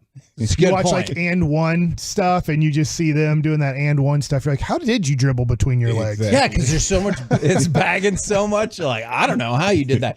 Now, Dak Prescott came out, and I know, like, what's he really going to say? But he said, watching the Rangers win, watching the Stars in the Western Conference Finals, watching the Mavs in the Western Conference Finals. He's like, fires you up. Did you, like, keep tabs on other DFW sports while you were here? And, like, did they reach out to you like, hell yeah, you guys are going to the finals? Like, how did that all work? Well, I didn't reach out, but definitely kept tabs. Okay. It's kind of like a brotherhood type, with the professional sport teams in the city. So rooting them on, cheering them on, like the Cowboys, the Stars, the Rangers, hell, even the Dallas Wings, what they've been doing. Yeah. It's just cool to see, like, we have that type of city where teams thrive, and I take that to the fans, and I spoke on this, I think a week or so ago on another podcast I was on, where the fans really motivate us as athletes to go out there and perform at our best, and that's a part of the formula, I think, for success for a lot of our professional teams in the city. I've never asked this question, but as a former pitcher, the guy who pitched before I wasn't in the game, I was waiting my turn to pitch the next day. He might give me some tips, as in like, hey, when I faced him, he's in this state right now in his stance or his swing or whatever. It's against a little bit of the scouting report because he's not doing what he's usually doing. Either he's hot or cold. Yeah. After a playoff game, how much do you guys talk, let's say in the hotel, like the Mavs, and say, hey, Jaden McDaniels. So before you even get to film the next day, or do you have those conversations and just, or not have them and just wait for the film the next day? I would say it depends on the player. And I guess the situation. And of course, I think this is one of those situations where we're basically a series away from the championship. So I think a lot of guys are sticking together and would probably talk right after the game. I use like me and Marquise Daniels as an example. If we was in this situation, I'm pretty sure me and he would have been on the plane talking. Our hotel room would have probably been doors down. So we'd have been talking or had dinner. So I'm pretty sure they've already strategized what's happened, what we did successful in that game to win. They've probably already talked about what's going to happen in game 2. So we didn't do anything. Minnesota just got tired. Didn't you hear that? That's all that happened. They just got tired. They didn't focus. Yeah, they didn't focus. That's right, because they were tired. Yeah, and I think, they have to find some type of, I don't want to use the word excuse, but something to hang, their hat on why they lost. I think y'all know this. Game 1s are kind of like up in the air. Sure.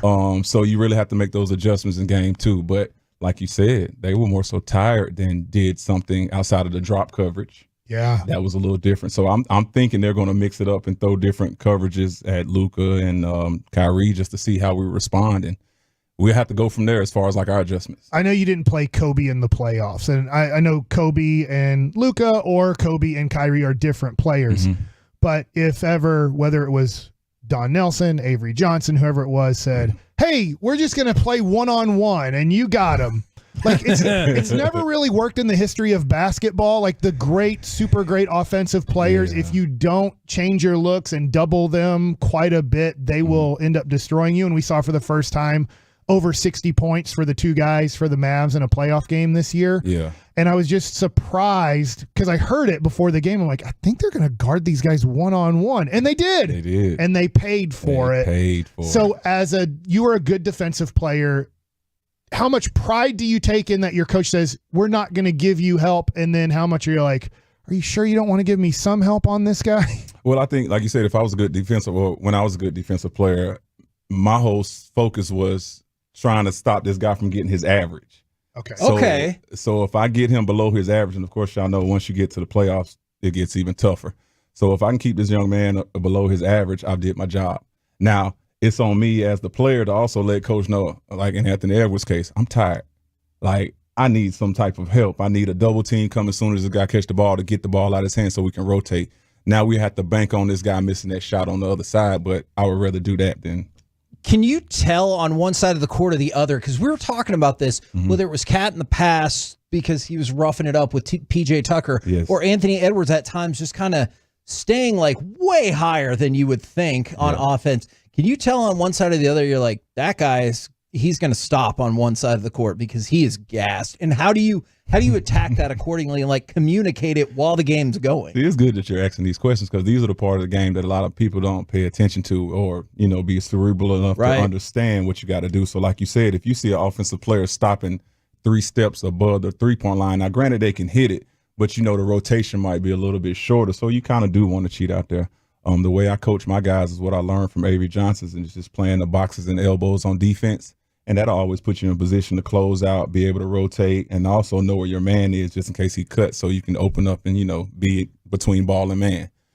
So those things are very important as far as moving forward because, again, if you catch a guy like, let's say if Steph Curry was that guy that stepped out there early, you definitely going to have to close out to him, which leaves a lane open. So the adjustment would have to be a backside guy would have to rotate over in order to help you, just in case Steph gets past you because of, you guard his shot. So there's a lot of different scenarios that could happen. And I think those are the things, again, like you say, like if I was on this team right now and J Kidd had already let us know what the scout report was, and if I seen something different, those would be things that I would bring up to him and see if we needed to add those into the game plan or not. I get just one more follow-up about that. I get when like there's a foul or timeout or the ball's just dead or whatever. Can you communicate while you're going up and down the court? Are you like, hey, tired? Yeah. Like you point at somebody. How does that go? Yeah, I think that's when it comes down to you practicing with your teammates enough to know, different nuances about them and what they can and can't do. I like to mess with Jason Terry because we knew a lot of times Jason wasn't the best defender. Love you, Jet. Love you, Jet. But we knew we had his back. You get what I'm saying? So it would be times where we know, say, for instance, he might have a Steph Curry. He has to guard. Yeah. I might shade over a little step or two closer to Jet because I know what might happen as far as him driving to the basket and stuff like that. So those are little things, like you say, that if something happens like quick and I see that it's a player over there that might can't handle it, I might try to get over there to help him quicker, just because I know the situation. We all love Jason Terry, but somehow he forgot he was guarding Mario Chalmers in 2011. And you're like, hey, did you want to guard anybody on this out-of-bounds play, or did you just want to wait till they shot the ball so you could get it back? So we should have warned you, in case you couldn't tell already. We're talking with Josh Howard right here on 105.3 The Fan. I like to think I know a lot about basketball. Mike is an encyclopedic knowledge of the history of the Dallas Mavericks, down to further down the bench players, down to specific plays and specific years. So, yeah, he'll be like, okay, here's what happened. I know you were in that game, but here's what happened. So here's what I want to talk about. Just 20-year-old Derek Lively.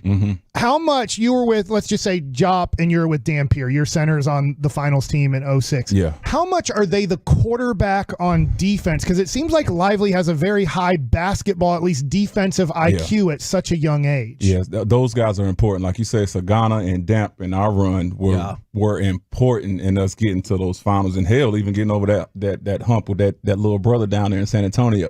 You get what I'm saying? So to be to be able to get over that at that time was big time for us as an organization moving forward. With Lively, his energy, I just love watching him play. When he gets in, he just does what he's supposed to do. Along with Gafford, man, we have like a twin towers that understand what their job is, and at that age is amazing. And he had a great coach in Mike Krzyzewski at Duke coming in here, but I can see him sticking around and being a better version of Damp and Ghana, and I love those guys to death. But Lively has a tremendous upside that I think can help us out. Can I guess this is your anchor on defense, and that might not be the right word, but your maybe quarterback on defense. Can it be somebody besides your big guy? Oh, yeah. I mean, it could be a wing. I mean, I use myself as an example. Marquise Daniels as well, guys that, lived off of trying to stop a wing player, a premier wing player. So for me, yeah, it definitely could be a guard or a forward that can go out there and set the tone. One of the things I was fascinated about this last game in particular, because I saw the stat, Dallas only played 10 games since Luka made it to the Mavericks where they made 6 threes or fewer. They were 1-9 in those games. Then obviously they come up with the win in game 1. I guess, when do you get into the game when you're like, this is not working, we need to switch philosophies? Or do we go back to the only way to shoot yourself out of a slump is to keep shooting? Because like with shooters, you hear, hey, I'm hot, got to keep shooting. Yeah. Hey, I'm in a slump, I got to keep shooting. Like, it clearly wasn't there for the Mavs in game 1 then. Again, I think it's the classic, you got to stick with what you're doing. Right. Your body runs off of muscle memory. So if that's something that you're doing is constantly shooting threes, I mean, stick with it. I know in my case, if I was out there, I'm more of a guy, like if I'm not making the threes, I'm driving to the basket. Like I'm going to create another type of scenario where I can score or make another opportunity for my teammate to score. So again, it's about being cerebral and understanding the situation at the time, because it comes, like in a split second. So you got to, make the right decision. Weird update right here, Mike, but from the 469, I just walked out of Buc-ee's and saw somebody wearing a Josh Howard Yes, jersey. sir. So, and they're listening while they're going in and out of Buc-ee's. They're like, let's talk. There's so much to talk about with Josh Howard here, but I am going to ask this random question. Okay, let's see. Did you want number 5, or did the Mavs have a lot of Juwan Howard leftover jerseys and they just sent your number 5? That's crazy you ever asked that. So I did get one of Juwan's old jerseys. Okay. Everything else that I got from my rookie year after that was my personal jersey, but there was a one Juwan Howard jersey that was left over. And of course, I was a big fan of his as far as growing up. Yeah. But the reason why I got number 5 was because in high school, of course, I'm not going to tell my age, psych, I was 98. They decided in my state where I'm from, North Carolina, that kids can wear single-digit numbers. Okay. So my high school coach at the time decided, hey, Josh, you've been wearing 54, 43. Like, I didn't care what number I wore. Last number, double-digit number I wore was 55, just random. He was like, Josh, I'll get you number 5 if you want it. I was like, all right, let's go with it, and from 97, 98, my senior year of high school, all the way until I retired basically. Okay. I wore a couple other numbers when I had to, but number 5 was it. All right, so you get drafted by the Dallas Mavericks. They had just come off the Western Conference Finals. Mm-hmm. So you're going to a team trying to win a championship. Yeah. So in a way, I'm going to use Josh Green now and Jaden Hardy. Okay. Josh Green at times seems to not be able to control his energy, as in he has too much, and it causes him to make mistakes because he's too hyper. Mm-hmm. Now, Jaden Hardy got kind of taken out of the rotation as the playoff rotation dwindles down, but now he's back in the rotation and making an impact. Can you talk about Marquise Daniels? I know the next year, Devin Harris gets drafted, 5th overall by a team that just got ousted in the first round. Yeah. Can you talk about being a young guy and trying to make an impact on a playoff team, not trying to go to a team that's trying to figure out how to make the playoffs? Yeah, and that was a tough task to juggle, especially coming from a university where I was the head guy in charge, and then having to humble myself and understand that Dirk, Steve, and Finn were the main guys. So for me coming in and understanding that at the time, and like I say, using me and Marquise as an example, rebounding, defense. I knew Nelly loved that. I knew our assistant coaches needed us to do that on the court. So me and Marquise, just as responsible adults, knew what we needed to do to the team, sold out on defense, sold out on rebounding so we can get those extra possessions. And I think, like you say, with Hardy and Green, those guys have those attributes as well. They just got to figure out where they fit in at. I know Hardy, he's a scorer. And so for us, I think that's instant offense that we need. We have some other guys on the bench like Tim and them that can do that. And I can't pronounce his name. Begins with an A, I think. I can't pronounce Dante it. Exum? Exum. That's it. Yeah. Starts with an E. E. Excuse me, Exum, if you're hearing this. He was very good in the regular season, but this is the tough thing about postseason basketball, because his shot's not going in, and now with spreading the court so much, you can talk about this as a coach now. Mm-hmm. If you have a guard who is struggling to want to take the three and then obviously struggling to make it because he doesn't even want to take it, it's tough to keep him in the rotation. And it's tough, so that goes back to Green and Hardy. They're not scared to take a shot, and we're not saying Exum is scared to take a shot. It's just more about coaches paying attention to what their players are doing at the time. And again, with us being in the playoffs, things get tougher. The defense gets tougher. The rim gets smaller. We're going to have to go to break, Mike. Can you stay another segment? Yeah. All right. See, don't worry, Mike. We got it. We got it. My next question to think about is when your superstar gets mad at you on the court, how you have to take it. Oh, that's a good one. Sure, that never happened. From the 214, Josh Howard is the man. Glad y'all have had him on today. I've still got 3 of his jerseys. That's what's up. We'll continue with Josh Howard next right here on 105 through the Fan.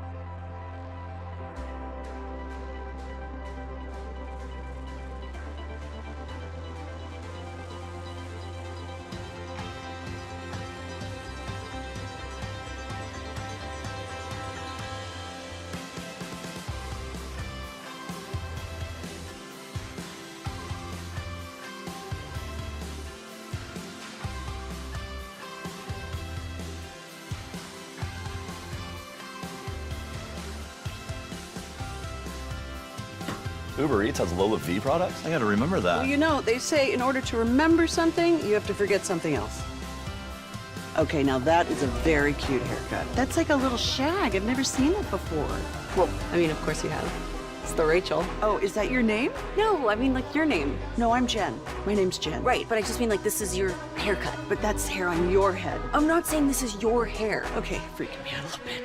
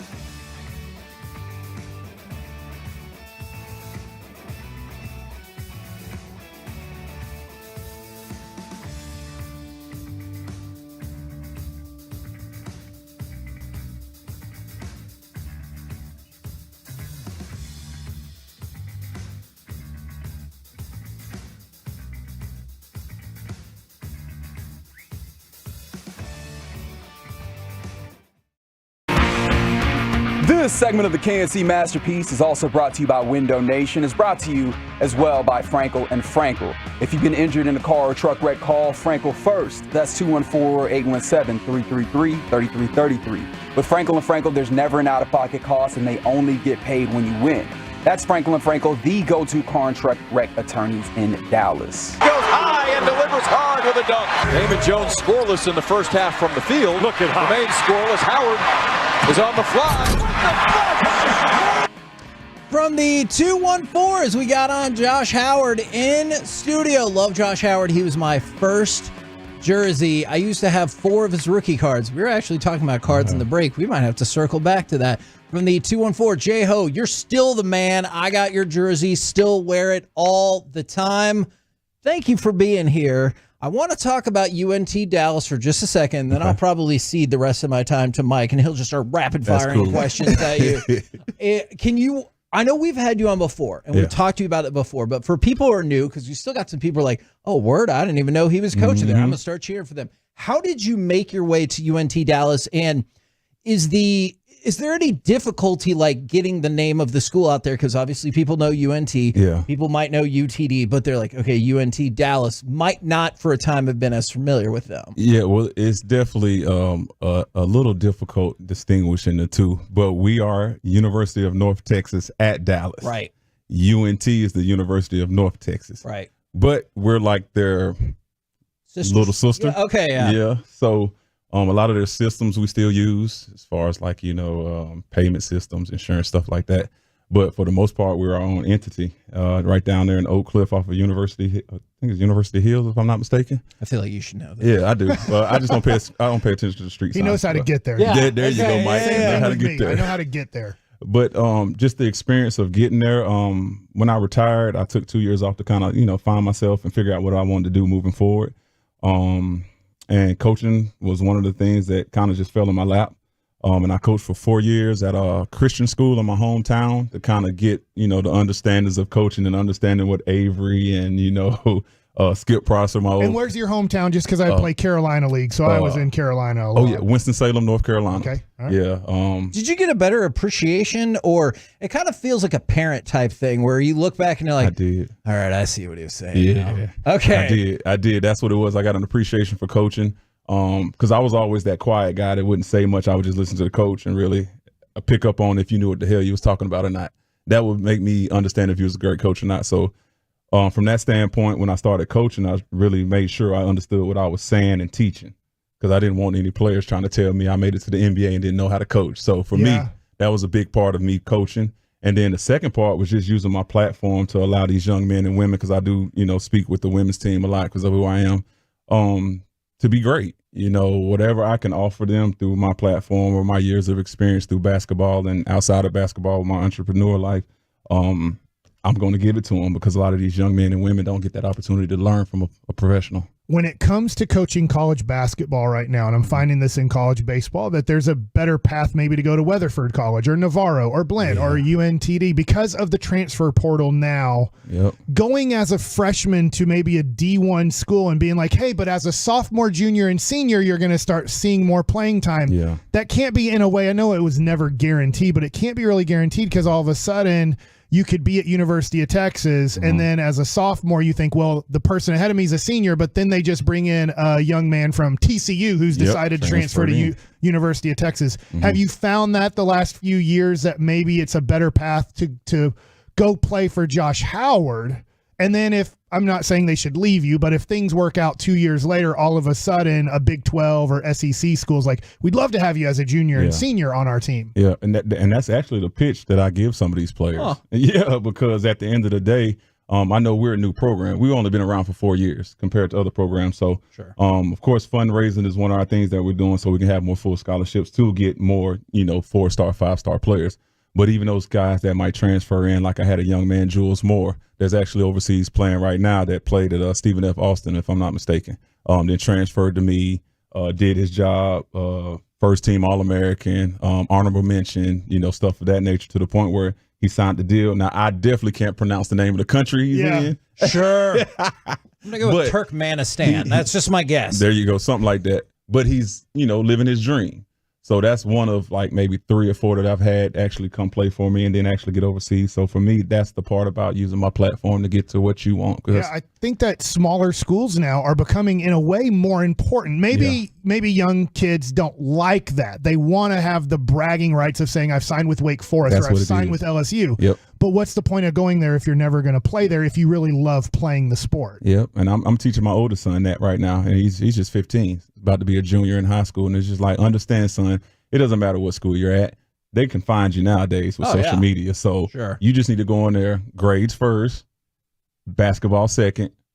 You should be good. From the 817, and I'm sorry to keep going back to this, we're just getting a crap ton of feedback. The 817, J-Ho's one of my favorite Mavs of all time. I'm a season ticket holder. Had the chance to meet him at a game this year. Solid dude. And then this question is really interesting. I've thought about this numerous times. After Josh retired, did he drive to the arena the next day thinking he still had to go to work or practice or something like that? Oh, no, that wasn't my case. I got traded during the All-Star break. So I still remember it. I had an event or something going on here, but my agent had already pretty much told me like a week prior. And then just even the way the season was going that year with them not playing as much. Guys, if you're really in tune with what you're doing, you can figure it out.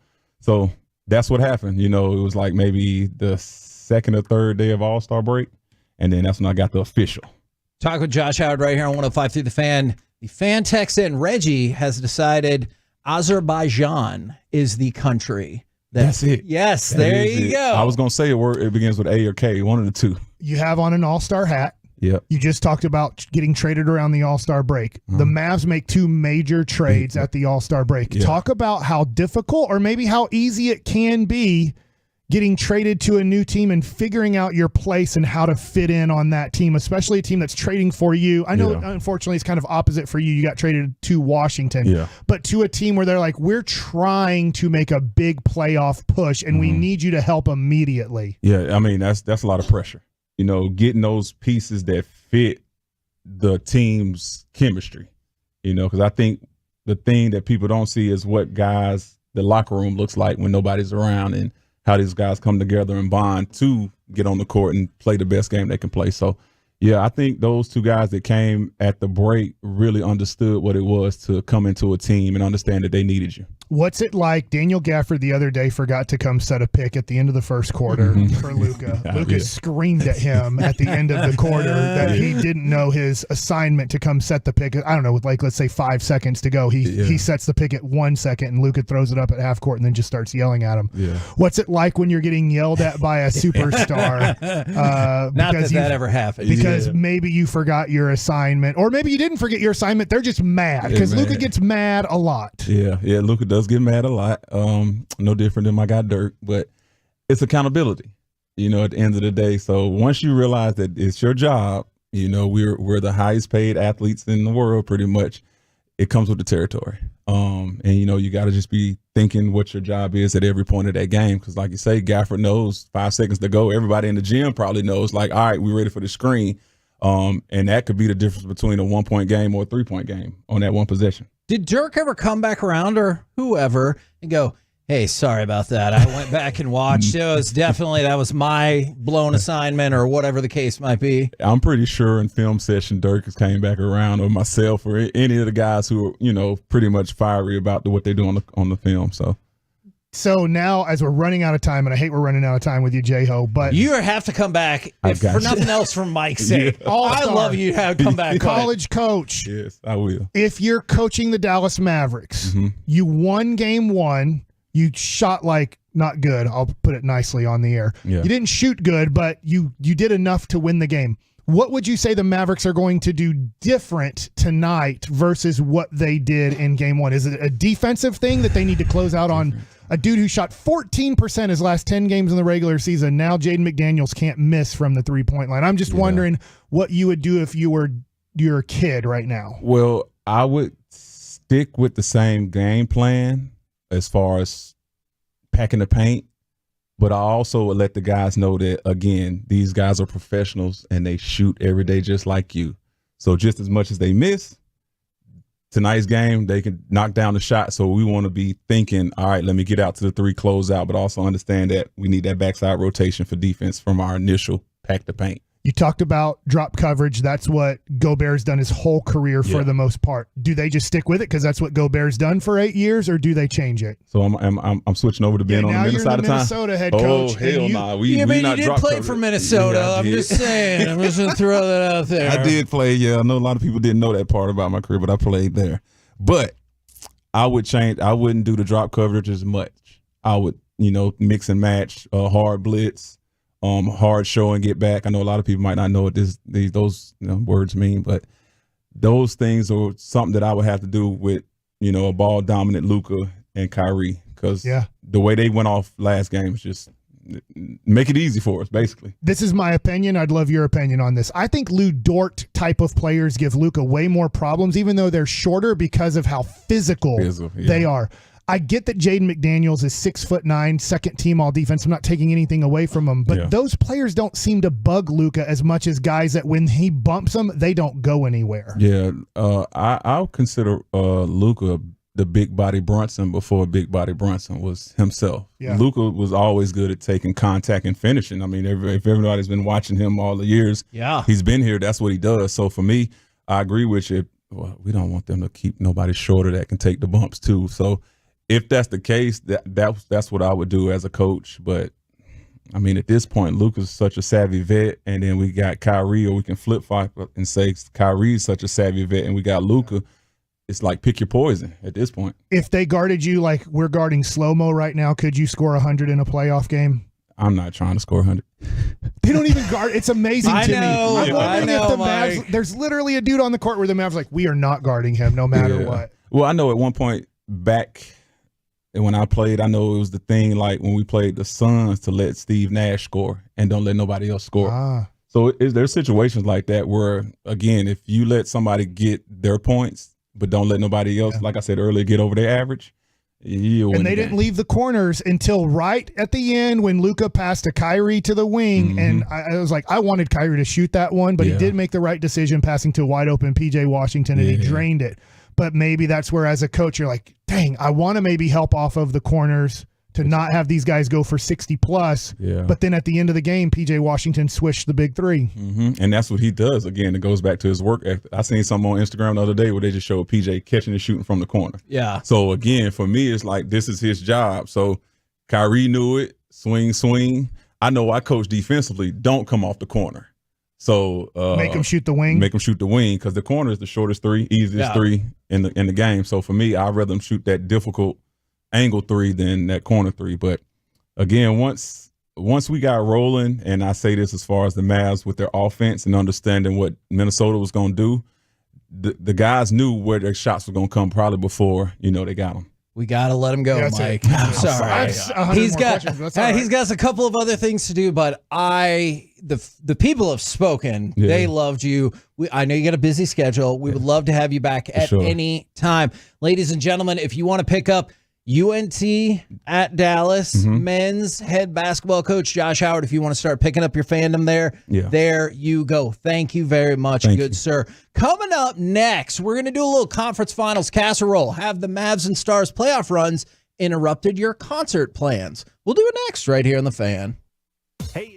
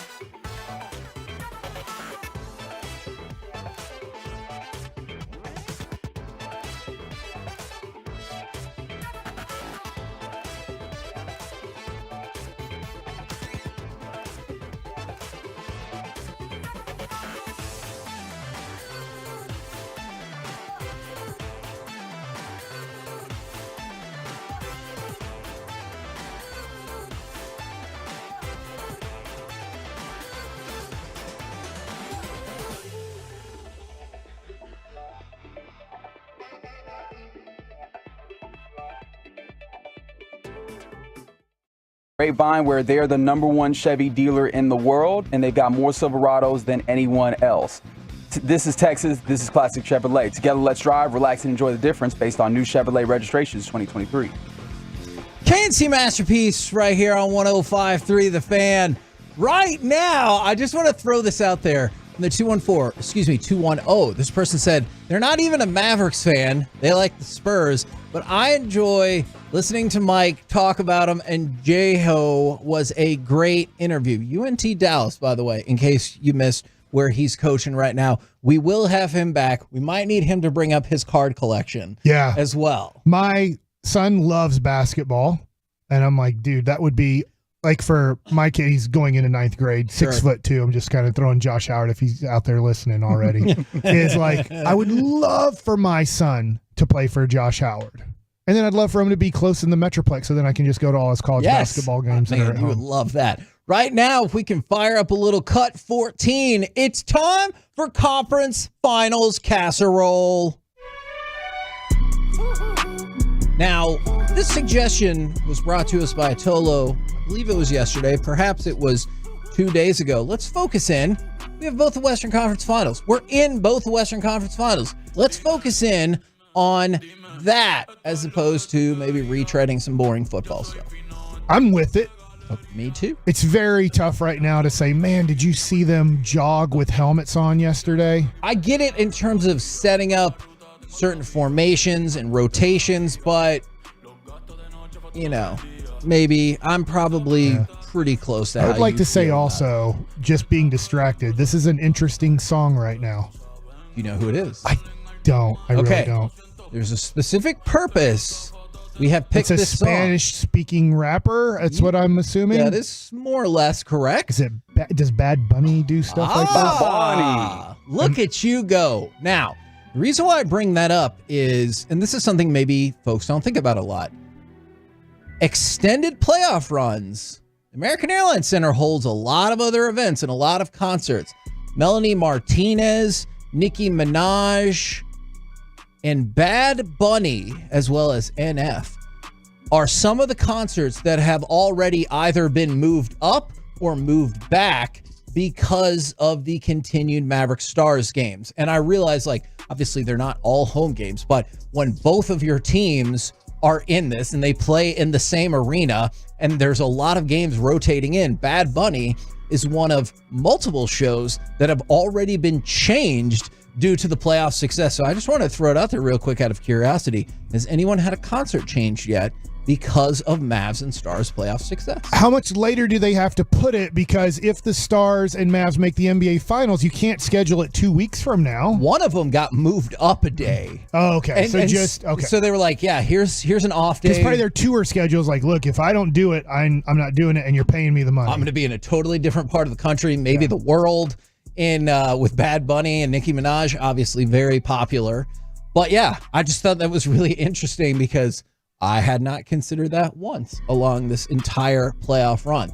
Let's go from that to, do you care at all, or did you ever care at all about the wagers made between the people that run the cities or the states? So for example, I don't. Okay, Greg Abbott. Unless it's like that one where in the off season, Reggie, Cleveland acquired Chicago. I should have seen that coming. That was at the Star. we were Why did I believe he was actually going to do something real? It was, I did too. I really did. We were at training camp when they came back to the Star, and like right before we come back from break, Reggie's like, guys, Cleveland has acquired Chicago. And we're like, hold on. They're like, the cities? I know the player that he was talking about too, to this day. Do you, before you say it, Reggie, do you know the player that he meant to say instead of the two cities? I don't remember. It was Laurie Marketing. Oh, it was Lowry. Yeah. I was trying to get the note into them really quick. We were about to come back. I was like, they were in the middle of the conversation because you guys really like each other, and so during breaks you guys are having full chested conversations all the way through. So I was like trying to find my moment, slide in the information, then get into, and I just forgot the most important part, which is that there was a player acquired, not a whole city. And I see some feedback about the football thing. I will tell you, when it matters, we'll be at training camp. we will be all over the Cowboys. It's just right now, it's OTAs versus, this is the first time in the history of Dallas, both teams have been in the Western Conference Finals, and the first time in 21 years, any city has had both their NBA and NHL teams in the Western Conference Finals. Like, that's the story. The Rangers played, so I did do my baseball nuggets. We're done with Rangers baseball today. And no, they're going to play again. You're not They're playing tonight. Done. I'm fine. Somebody can talk about them tomorrow on Saturday. But like, I want to talk Mavs, and I want to talk Stars, and I want to talk casseroles. Yeah, okay. So you said not really. And I understand the answer to that because Greg Abbott, the governor of Texas, in the premier of Alberta, Danielle Smith, made a friendly wager on Stars Oilers. You said like the premiere, the first episode? Or? No, that's like one of their political leadership positions is the premier. Oh. And so the premier challenged Alberta versus Texas in a state competition in terms of whoever wins, they'll get all the best steaks from the other place. Boo. You know what it should be? They both have to eat an obnoxiously large steak at the same time. And whoever eats it fastest wins.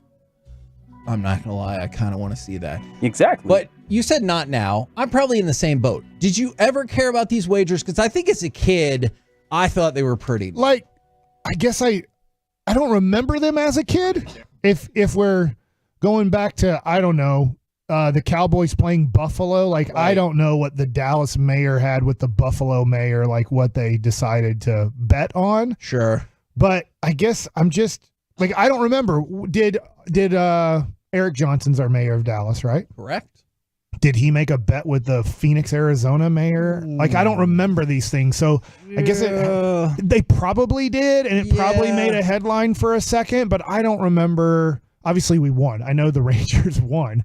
I don't know what. And maybe it's the mayor of Arlington. Maybe I just really offended all the Arlington people by just saying the mayor of Dallas for an Arlington team. That is. And then if you're the Dallas Cowboys, are you the Arlington mayor making the bet? Because Dallas has nothing to do with the Dallas Cowboys, I guess. It kind of sounds like you're invested in this story. All right, I'm ready. Let's go to Tell me. They're betting for oil. Cut. I already told you they're doing it for steaks. That's not right. What do you mean that's not right? The steaks are oil. Come on, clearly. Stars. 100%. We're either betting on Stars, we're betting on oil, or I like Reggie's deal where you just acquire the city. Okay, fine. Then for your purposes, if Dallas wins, they get to take over an oil rig in Alberta. Yeah. Is that?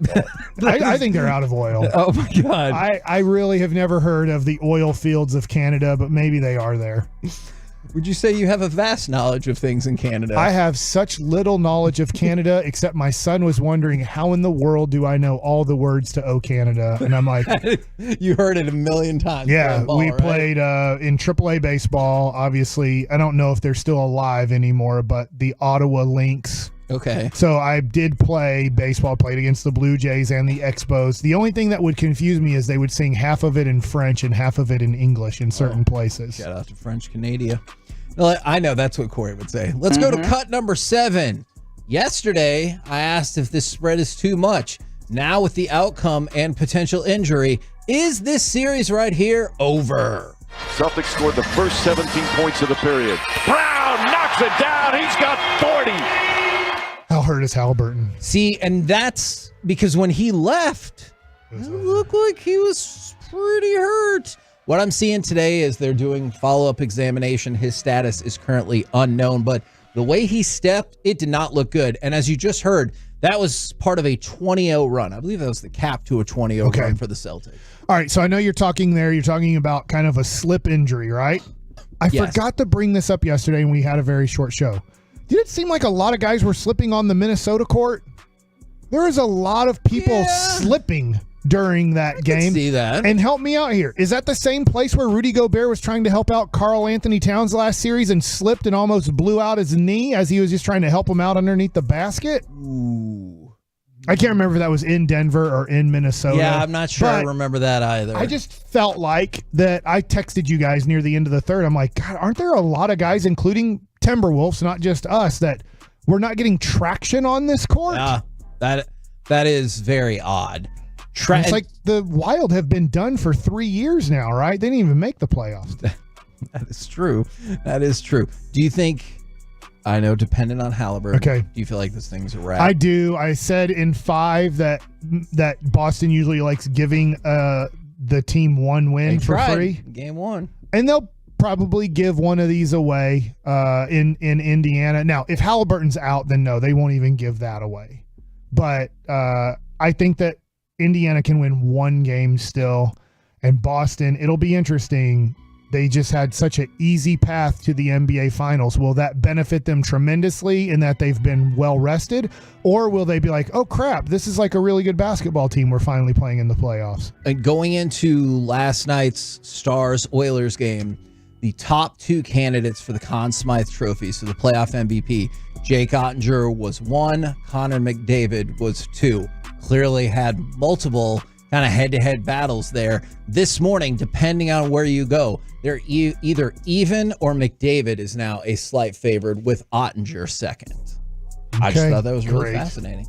We're done.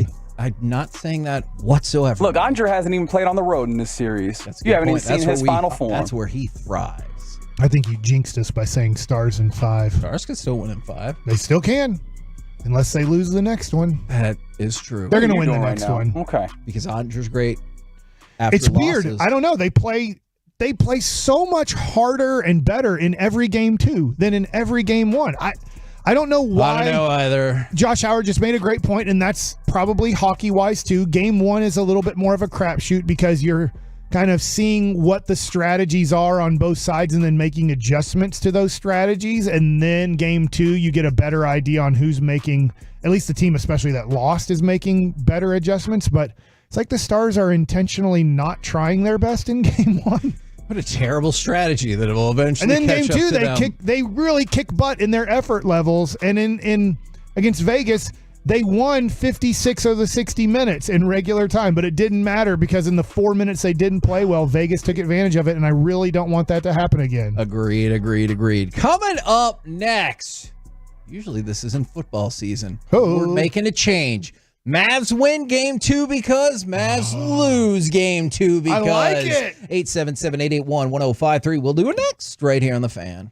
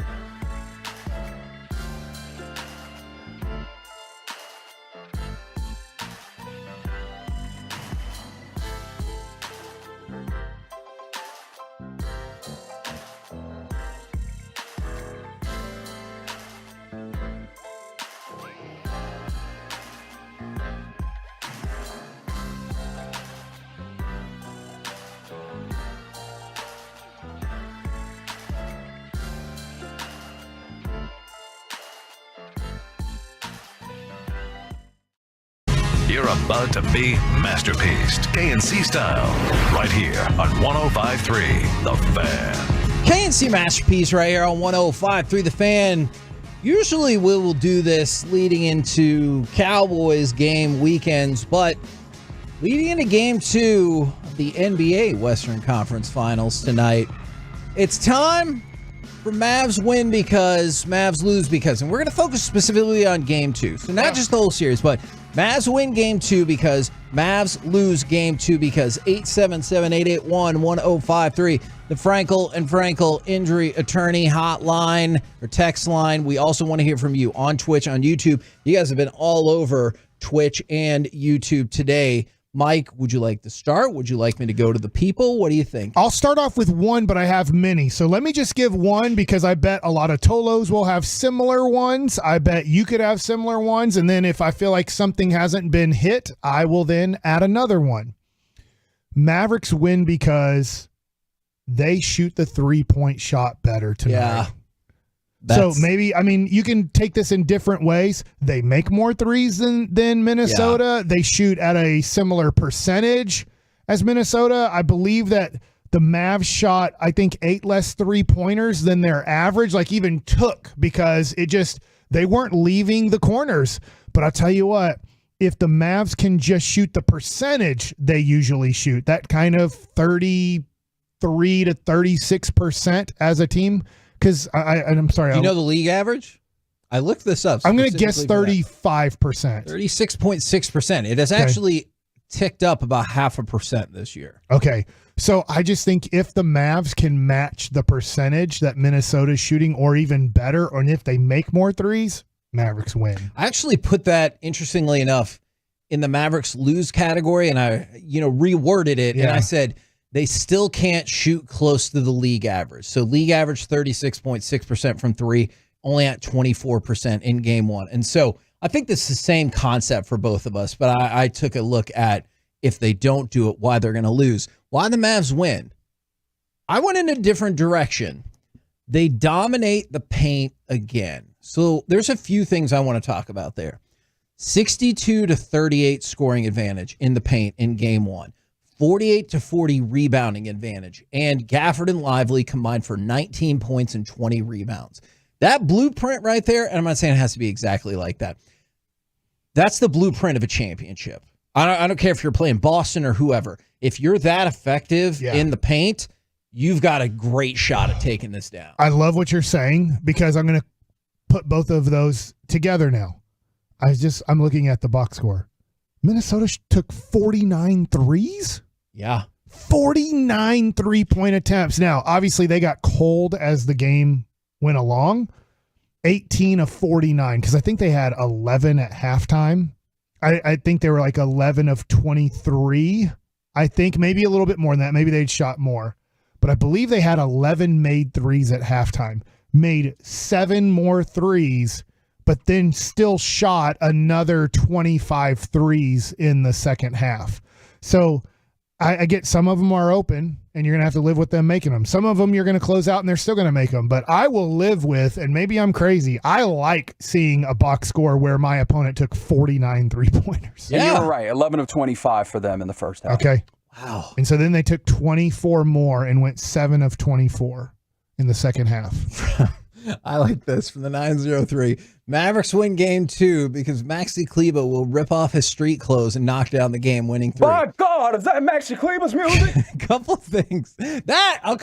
Obviously what you just said speaks to me very much. Does that mean he's wearing his jersey and everything underneath it? And I do feel like there would be some logistical challenges if he was not an eligible player ready to go for this game. Would it be better if he runs out of the tunnel? Like a wrestler running down. Willis Reed? Or is it better if he descends from the rafters? See, I want him to run out of the tunnel because I think that's more likely. And I know your counter argument could be, are any of these things likely? That is right. And that's fair. But I'm going to go with the tunnel. From the 972, Mavs will win because Kyrie starts it out, and then Luka, the big dog, a.k.a. Larry Bird, fascinating, will close out the game. By the way, it's just an aside, and I think it kind of got blown out of proportion. Did you see the headlines that Chandler Parsons said that Luka was already better than Larry Bird? I did not see that. Okay. So if you dive like a little bit more into it, he goes, I realize Luka doesn't have anywhere near the resume or anything like that for Larry Bird yet, but I think he's a better player. And so I didn't think what he said was like that inflammatory, because he wasn't like, I don't give a damn about championships or nothing. He goes, I acknowledge he doesn't have the resume. It's tough because we're putting on Luka certain things like this that you have to let him play at least another 5 more years. For sure. Anthony Edwards is the next greatest player in the history of the NBA. We might want to let that play out a little bit further than he's 22 years old and he's taken a team to the Western Conference Finals. Now, he wins the championship this year. Not that we say he is it, but we're saying, oh, he's now in the conversation, which he wasn't in the conversation at all in the regular season for the MVP. And so then we start moving him up. But I do think that we do, and I'm at fault at this too because of the job that I have, is we start putting these things on guys where you're like, you need it to play out a little bit further. Like at this point, you can kind of put where Kevin Durant and LeBron James, and I know that he's not in this category, but Michael Conley Jr., their careers are coming to a close. Sure. You got a good idea. Their resumes are now almost closed up. So these guys, Luka, Anthony Edwards, we really don't know where they're going to go, because at this point in Carmelo Anthony's career at 22 to 25 years old, what did we think of Carmelo? And now what do we think of Carmelo? Yeah. And nothing against Carmelo, but it's just he didn't reach the expectations everybody thought 3 to 7 years into his career where he was going to go. Now, I know you'll especially like part of this one, Mike, from the 214. Mavs win because 1 or 2 role players step up and score. Mavs lose because Ant adjusts and takes over the game. Or I agree with those. Josh Green fouls somebody for a chance at a 4-point play with 15 seconds left in a 4-point game.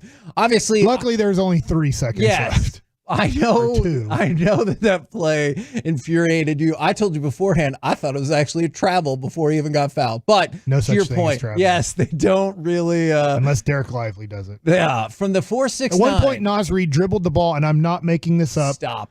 He dribbled 4 times. Never have a beef. But even when he does have a beef and he gets super aggressive about it, probably not going to help. To your point, do you have the box score pulled up? Because if you do, you can cheat on this. But no. How many fouls did the Mavericks commit in Game 1, and how many fouls did the Timberwolves commit in Game 1? Oh, dear. Okay, I'm going to guess because of this, it's an outsized number. I'm going to say 20 for the Mavs. Okay.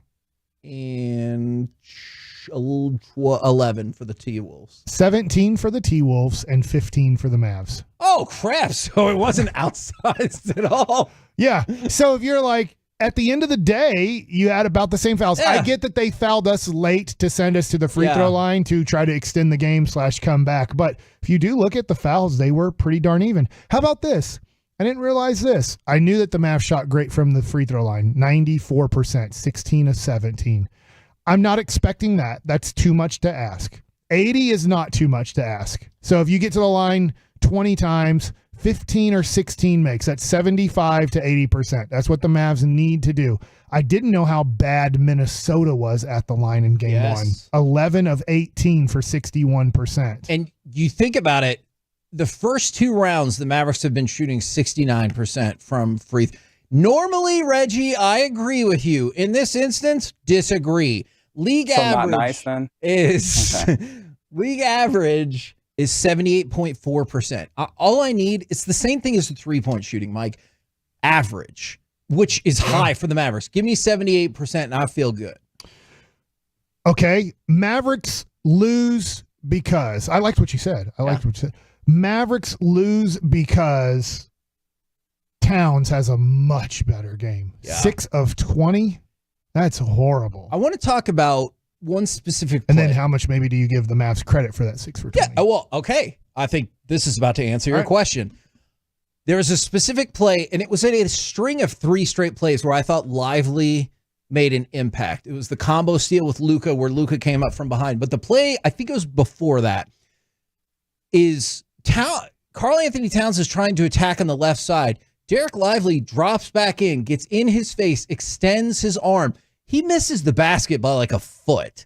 And I just thought that was a great defensive play because it was like, good luck. Okay. If you can fire the ball that high and get in there, yes, but I think he will play better, but I definitely give the Mavs some credit for that. Okay, this isn't a Mavs win because Mavs lose because. I'm asking a question. Reggie, you can chime in here too. Thanks, man. Where do you think the energy level will be on a scale of 1 to 10 for Minnesota being down 1-0, and then where do you think the Mavs energy level will be for the first time in their lives being up 1-0? Reggie, may I? I think you're allowed to do that, yeah. I'm going to say 10 for the Minnesota. It's your show. It's all of our shows. But it's more your show than anybody else. Yeah, I think they said on CNN today it's the Kevin and we can do Masterpiece. the introduction again if we need to. I say 10 for Minnesota, 9 for Dallas. I understand what you're saying, and we talked about the human nature of just falling back of, I've got a little bit of cushion already. I think Minnesota, because of their coach, because of Anthony Edwards, is going to come out like a house of fire, but I think Dallas is too, because I think they're going to be like, hey, 1-0 doesn't have to mean anything. 2-0, it can mean a lot. Yeah, I think you're spot on with the analysis there. Like the Minnesota Timberwolves, it's a young team, it's an energetic team, and Anthony Edwards is like that fiery hub. I think with the tough game that he had and also with the ways in which he kind of wore down during the course of that game, there's going to be like a counter correction. But this Mavs team, they've already gone through their issue when it comes to like being lackadaisical. I feel like they've learned their lesson there, and as a team, they band together very well. So I think that they're going to try and fight very hard the dip. But obviously, Anthony Edwards, the way that he talks, like I think that they're going to be ready to go. Especially understanding like defensively, they were not at their best, Minnesota, and they pride themselves on that. So that's going to be something to watch. That was actually something that I thought the Mavs lose because the Timberwolves reassert themselves as the best defense in the league. Look, you've got the defensive player of the year. You've got a second team all defensive selection. We've talked about how Jaden McDaniels maybe is a better matchup for Luka because of lack of weight size as opposed to Lou Dort. But in the first round, they swept Kevin Durant, made Devin Booker, as you affectionately call him, chicken head, look weak. They kept the Suns below 100 points in 2 of the 4 games. They kept Denver from under 100 points in all 4 of the wins. This is a damn good defensive team, and I think they flex that a little bit more tonight. You know, Shaq always talks about the others. We're out of time here, and we'll go to break, but man, their others have awesome stats in game 1. So that's the thing that McDaniels, 9 of 15 for 24. Kyle Slow-Mo Anderson, 5 of 8 for 11. Naz Reid, 5 of 9 for 15. Michael Conley Jr. did not have a good game, 2 of 7 for 6 points. He didn't have a good game. But you kind of look at 3 of their role players, they can't do any better than that. Yeah, look, there are a lot of positive signs. Yeah, Mike, it's time for the stars to be the stars. I really think we need more of that impersonation. Hey, is this a Tim Hardaway Jr. breakout night? Ooh, I think it is a PJ Washington. I'm going to remind everybody what I've been doing night. I'm going to go with that instead. Okay. But I would accept either. I am going to throw out the most random throwout you've ever heard in my life. Okay. Tim Hardaway Jr. gets double digits tonight. Woo! I don't know how many minutes he can play off of it because I think they'll keep him in if he's hot. I don't know why in the world I think Tim Hardaway Jr. is going to knock down like 3 threes tonight. But I'm going to give Tim Hardaway Jr. 3 threes, another basket for 11 points in like 15 minutes. I'm not going to lie. Audience, back me up on this. When he said the most random of shout-outs, I really thought you were going to say Dwight Powell is going to play 12 quality minutes in this game. Dwight Powell is doing exactly what his career should have been for his whole life, and that is cheering. We're the KNC Masterpiece right here on 105.3 The Fan. Right, Mike.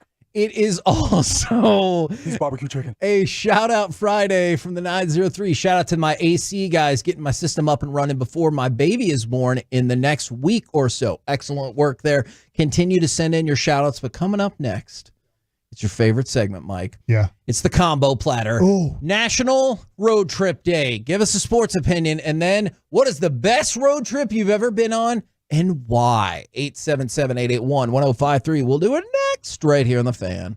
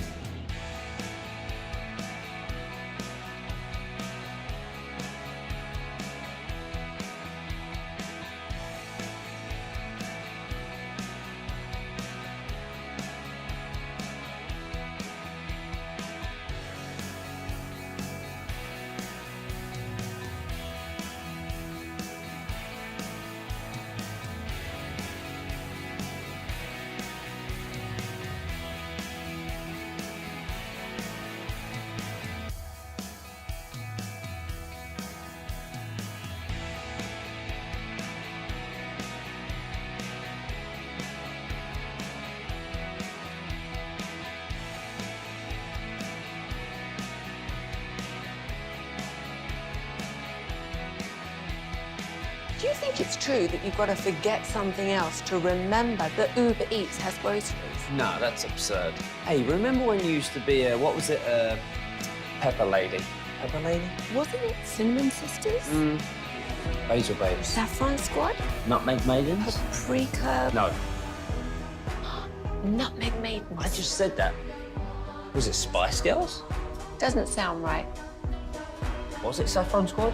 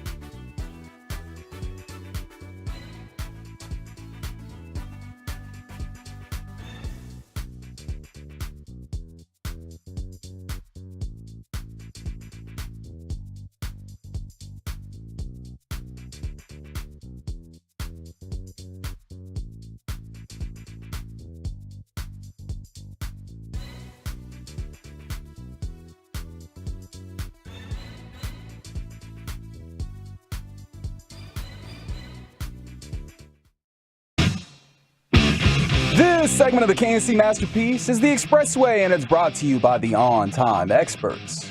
Doncic with McDaniels there. Shot clock at 7. Luka will make a move. Lets it rip.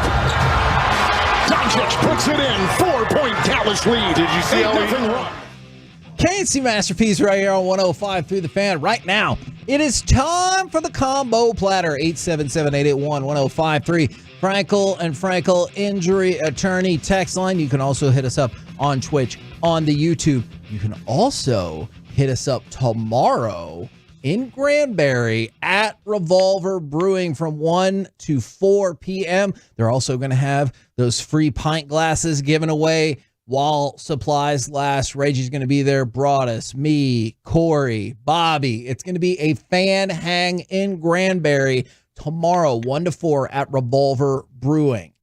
Now, it is also a shout out Friday from a lot of things happening today.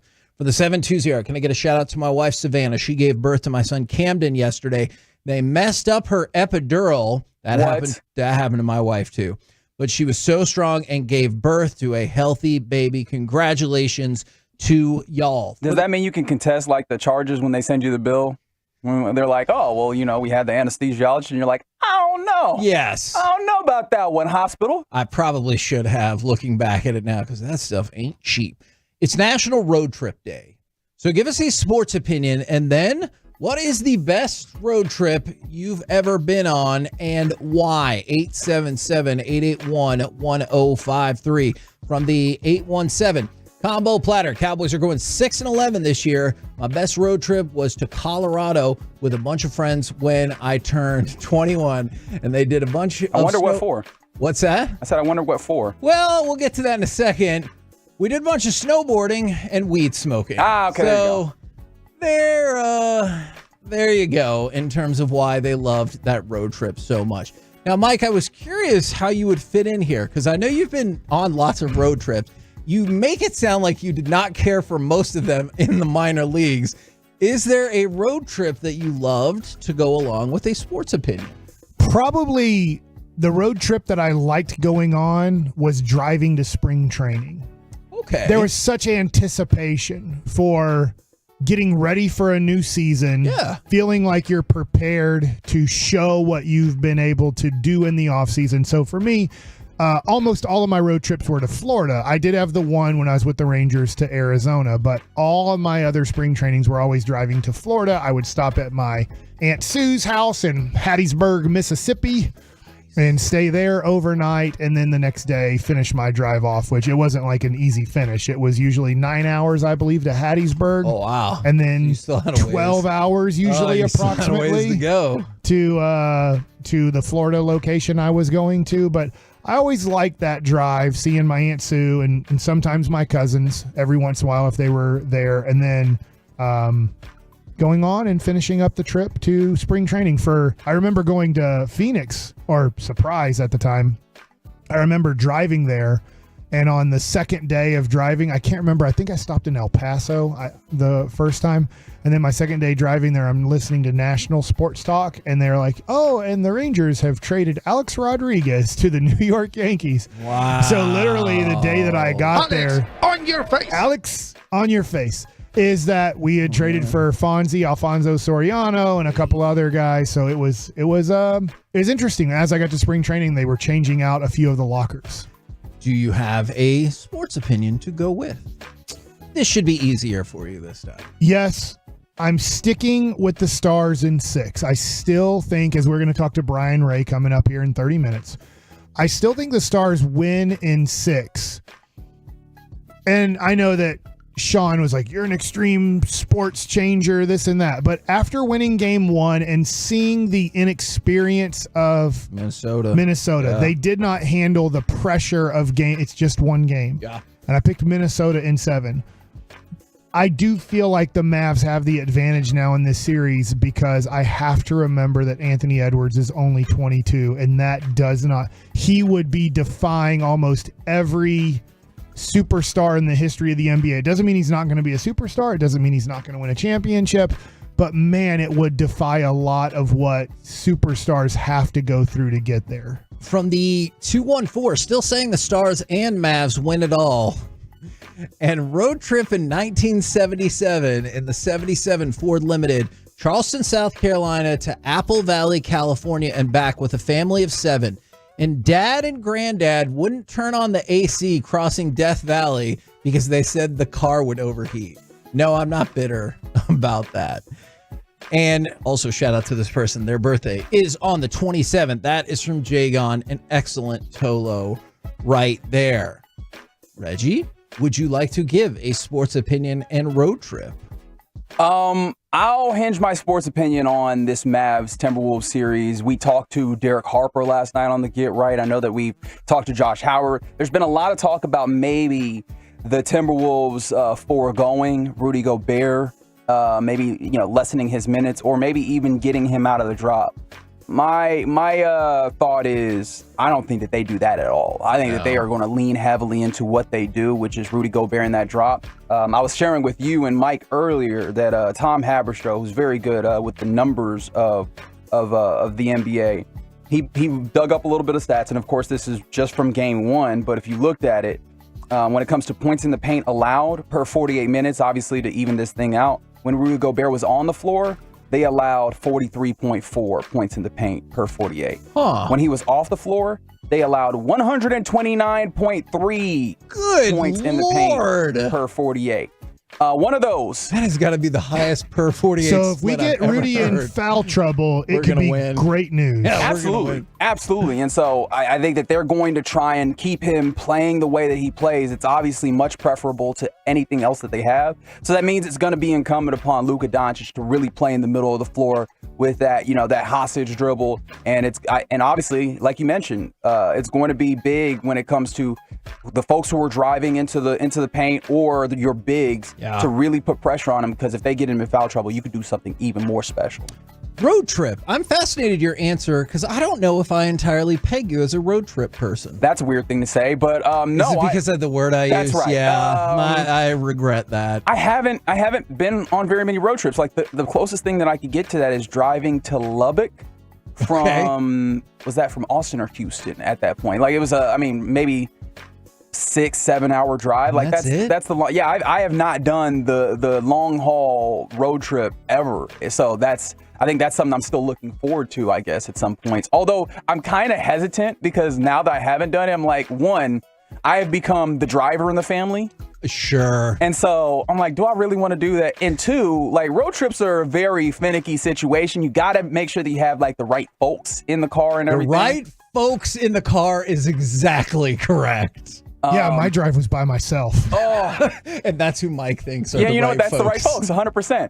I did, although in college, had one road trip planned that fell through on the day it was supposed to happen. It was gonna be our fried chicken of Texas road trip, where we were gonna go from Dallas. We're gonna go to Rudy's. We're gonna drive down to Houston, get their local delicacy in Frenchie's, drive to Austin, to where I believe they have, I think they had Gus's at that point, and maybe there was only one in the Metroplex. We were going to stop through there and then drive back up to Dallas all in one day. So do a road trip. One of our friends happened to be sick on the day we were supposed to go, and so we canceled it and it never happened. And Did you cut that friend out of your life? Unfortunately, no. He's still in my life. I don't even think he was sick. I think he was lying. I think he just didn't want to go on the trip. From the 561. As much as I would like to see the Stars and Mavs both win it, I think a lot of people are sleeping on the Florida Panthers. They are probably the meanest team still in it. And then a family trip driving from South Florida to Grand Teton and the Yellowstone National Parks. It was nonstop adventure from racing tornadoes, my goodness, to unseasonable May blizzards, to hiking among the mountains and walking up to herds of bison and elk outside the camper. That's a terrifying proposition. That sounds awesome. Have you seen the people that have walked up to like meese? Is that multiple mice? Yeah. No, multiple moose. Oh. Because I mean, look, if multiple goose is geese, then multiple moose should be meese. That can't be right. Mooses? I mean, technically, it's the plural of moose is moose, but that's stupid, man. It should be meese. Okay. I think my logic stands up. Then it would be, it's like in the Kentucky Derby, there's a bunch of heaths. That's fun to say. Look at all I like that. I'm not going to lie. Today. I like what we're doing there. From the 575, Mike, I don't think you're going to agree with this, but here goes nothing. Allen and Keller, Rangers are going to get on a hot streak starting this weekend. And the best road trip is moving Fort You're such a liar. Is moving to Fort Worth 20 years ago. Yeah, I hope it happens. I hope you're right. I do. There is just very little to suggest the Rangers are going to play good tonight. Mike, if they did play well in this weekend series, what would it be? Like, what would be the thing that happens that makes it go well? One, you make all the plays defensively, even the ones that are counted as hits that aren't hits. Sure. Two, this team was constructed on offense. And offensively, you have Wyatt Langford out. Am I missing anybody else? No. Yeah. The answer's no. Well, sorry, Josh Young. Yeah. That's a huge one. Okay, I was like, are we considering that, seeing as he's been out for a long time and will continue to be out for a while? But this is now, if you go over the last 2 weeks, arguably the worst offensive team in all of baseball. Now, you shouldn't go from top 5 to the worst. But I just told you they're in the middle of their lowest scoring stretch since 1988. So what would it look like? You're onto Tonight, something. you score 7 runs. Yeah. Score 7. We'll win. And don't make any defensive mistakes, and you'll win. I agree with that. And I'm not saying because your pitching is bad. If you can get the ball to Robertson and Yates, They've you been should be in phenomenal. good shape. Yes. All right. I like that. I just lost the one. Oh, here we go. From the 469, Mavs in 5. Best road trip was my honeymoon to New Mexico. From the 682, this is fascinating. Hot chilies. Mavs only lose 2 more times en route to the championship, and the best road trip they said was in Afghanistan. Oh, that sounds incredible. Sounds scary. Okay. Yeah, that's also fair. Yeah, I have to admit, I have never been to Afghanistan, but I would like to know more. Is that 2 more times? I mean, let's try and get in their head here.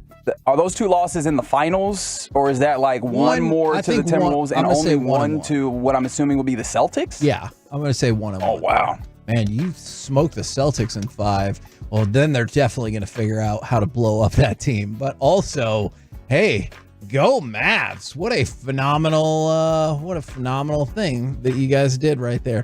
From the 214, Mavs in 4. Best road trip was when me and my dad were on concert stage with Powerline, and I got to impress Roxanne. Okay. That's the plot of the Goofy movie. Yes.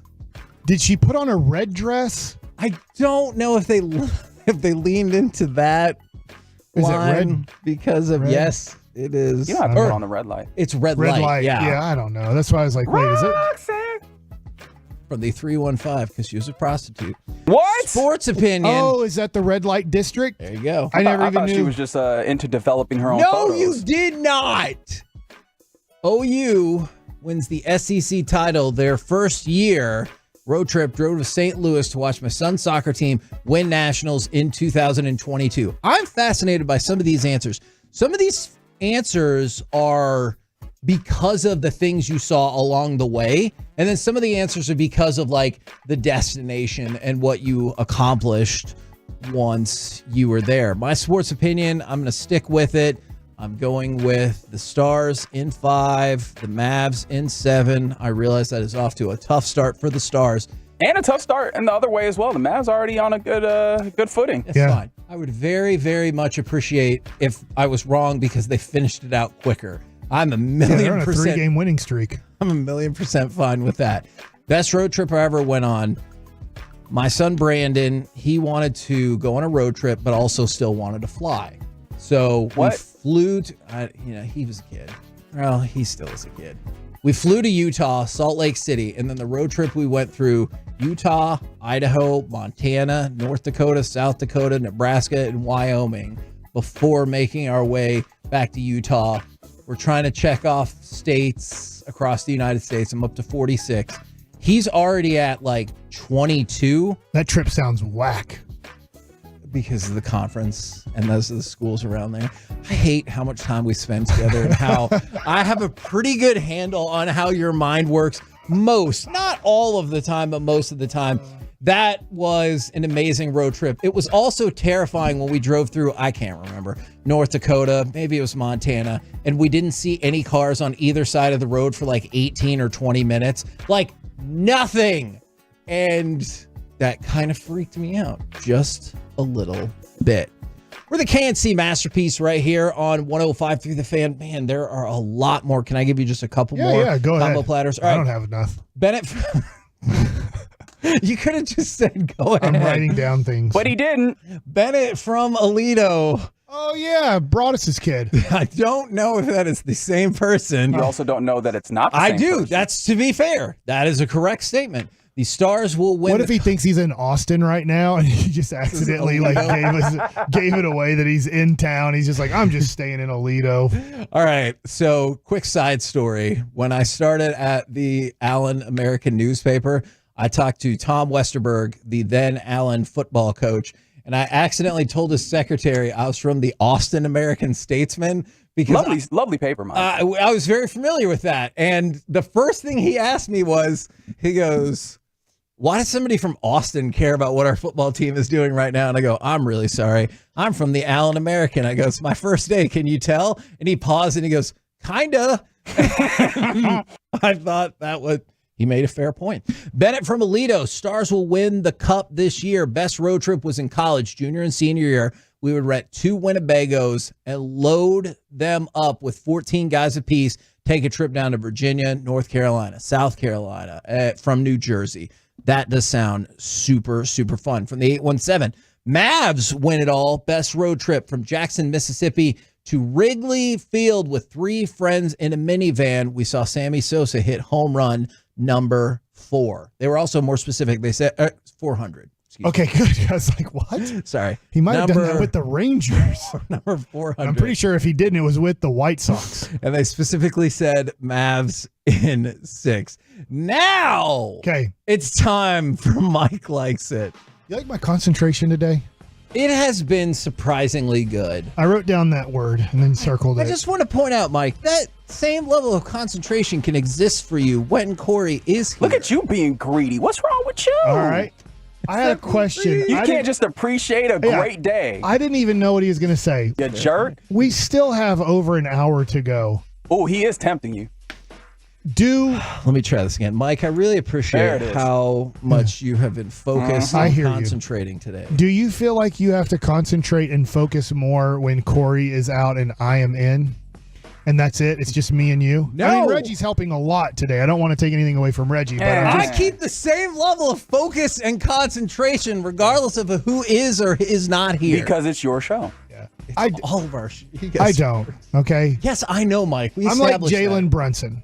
You think Jalen Brunson had the same concentration and focus in his last year with the Mavs when Luka was healthy? Actually, yes. He's like, he's like, Luka's going to have the ball the majority of the time. I'm just going to stand here and watch him 50% of the time.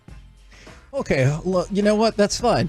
So if we switched to an offense like the Knicks and you were perpetually involved, would that keep your concentration? I don't want that. I knew you were going to say that. I just want to be the third guy.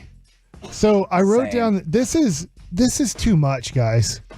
This, you guys leaving every once in a while, whether it's you for night court or Corey. It's just regular court. For school. I'm like, man, you guys are putting too much on me, okay? I would like to just be awesome for half the show and take off the other half. And yet you can't because... On your face! From the 817, chill, Kevin. Quit trying to change greatness. All right. Okay. Fair enough. All right. So Mike likes it. I've been concentrating a lot today. It just drains the crap out of me. So I'm going to be really tired after this show is over. I'm sorry. We're going to go back to this. But can you imagine if somebody on this show felt that way every single day? That'd suck for them. That you had to concentrate the whole time. And you felt what I'm asking is when Corey and I are here, you're feeling like you're putting in the same amount of concentration. Yes, I bet Corey is too. You sure about that one? All right, probably. Next one. Yesterday, after the show, I just like to say this. This is real. Oh dear, man. Sewell Lexus of Dallas was awesome. I actually just got a new car. And it's not new, it's used. I've never bought a new car in my life. Still haven't. But I would just... a usual mileage for the used car that you feel comfortable with then? Under 30,000. Okay. Is what I'm looking for. And so I just like to say, man, the people at Sewell Lexus were really awesome and made it very easy to buy a car. So thank you so much. The Pillow Cube people dropped the ball on this. I bought a Pillow Cube because of your endorsement. Yeah. So let's hope Lexus doesn't drop the ball. Do you remember, and I don't know if it's Sewell Lexus, I just know it's a Sewell commercial. It could be Lexus. Do you remember the guy who's on the Sewell commercial? He's like, they treat me better than my wife treats me. Yes. Do you remember that? Did you think yesterday that the dealership treated you better than your wife? No, but Good it's answer. close. Whoa, you ruined it. You're You so ruined close. it. You're so close to getting away unscathed from that. But I would just like to say they did a great job, and thank you so much to the guys that helped me out. There was girls there too, but they didn't help. So they didn't help me. They probably had other clients or customers or whatever. It was guys that helped me. Did you give the old car to your daughter? Yes, Is not she yet. appreciative? She's in DC. Yes, I think she will be. But I do need to get it inspected for her and I would like for her not to run this car into the ground where it doesn't literally work anymore and we have to give it away because you didn't take care of it. That is what you felt happened with the last car? Wait, you sent her to DC to go fix the country? Yes. She can do it. She She's is very there. smart. Or University of Texas has a lot of people that come from out of the state to go to University of Texas. So one of her best friends is from DC. And so she wanted to visit her. She's going to go back to UT here pretty soon to do summer school. So her friend isn't. So she'll be gone for a while. So she had a little bit of free time and definitely didn't want to spend that at home. So she went to DC to visit her friend and then also get to know her parents, right? Because she's never met, obviously, her parents who are from DC, I assume. Okay, next one. Guys. Surely she at least misses your wife, right? Yeah, they had a great time. But here's the deal. My wife today after work, since this has now become about me, is It's called Mike Likes It. It's always about Mike. she's leaving this afternoon to go to Oklahoma City because my son has a baseball tournament in Oklahoma City for Memorial weekend. Did you not know Memorial Day is Monday? I'm I mean, pretty to be sure. fair, you I get had these no weekends. clue we had off work until you guys mentioned it during a break. I was like, The man, station will still be going. I was like, I was going to Plenty of show up talent on rocking Monday. and rolling on Monday. Nobody You can told still me. show up on Monday. I am not now. Oh, they would love you on the show. That'd be great. I would show up and be like, well, I'm supposed to be here, right? And they're like, we didn't expect you here and you have off on the calendar. That's when I walk out of the building. That's why I would let them know ahead of time. Just tell them you're supposed to be here. You know Do what the I show. love about today, Reggie? I love the insight into what really happens behind the scenes with Mike on this show. This is the Big official fan. baseball show of record. However, you're getting inside baseball in an entirely different way today. Big fan. Okay. So my next one, I love Paul Skeens. Yeah. He pitched yesterday. I said I wouldn't talk about the Rangers the rest of the show. I am going to talk a little bit of baseball, but not a lot, because we did talk about the starting pitcher coming back and this and that during this week of broadcasting. Paul Skeens yesterday, I guess he wasn't as good as we would hope because he only struck out 3 guys in 6 innings and he gave up 6 hits. His last game, he gave up no hits and 11 Ks. Get him out of He here. only gave up 1 run, though, and 1 walk. He has been as advertised and has been super awesome. But here's the thing where Mike doesn't like it. I drafted Paul Skeens on my fantasy team knowing that he would be up in the major leagues pretty quickly. Hey, Pirates, you're up 5-1 after 6 innings and you lost 7-6. Can we get the dude a win? Like, the dude is pitching 6 innings and dominating. You guys can't even win these games. What's your deal, man? Valid. They had to bring in question. Hernandez, Stratton. There's a guy named Aroldis Chapman on their team. Oh. And he actually was one of the only people who did decent, but he didn't do awesome decent because he had runners on base and gave up a hit. Doesn't count on his ERA. Good for him. And then Bednar, who honestly the Rangers, I think, were very interested in last year at the trade deadline and weren't able to get him. He has a 7.08 ERA, so he might be available. Not saying that that's awesome, but yeah, they had to use, after 6 innings, they had to use 4 relievers who then gave up 6 runs and lost the game.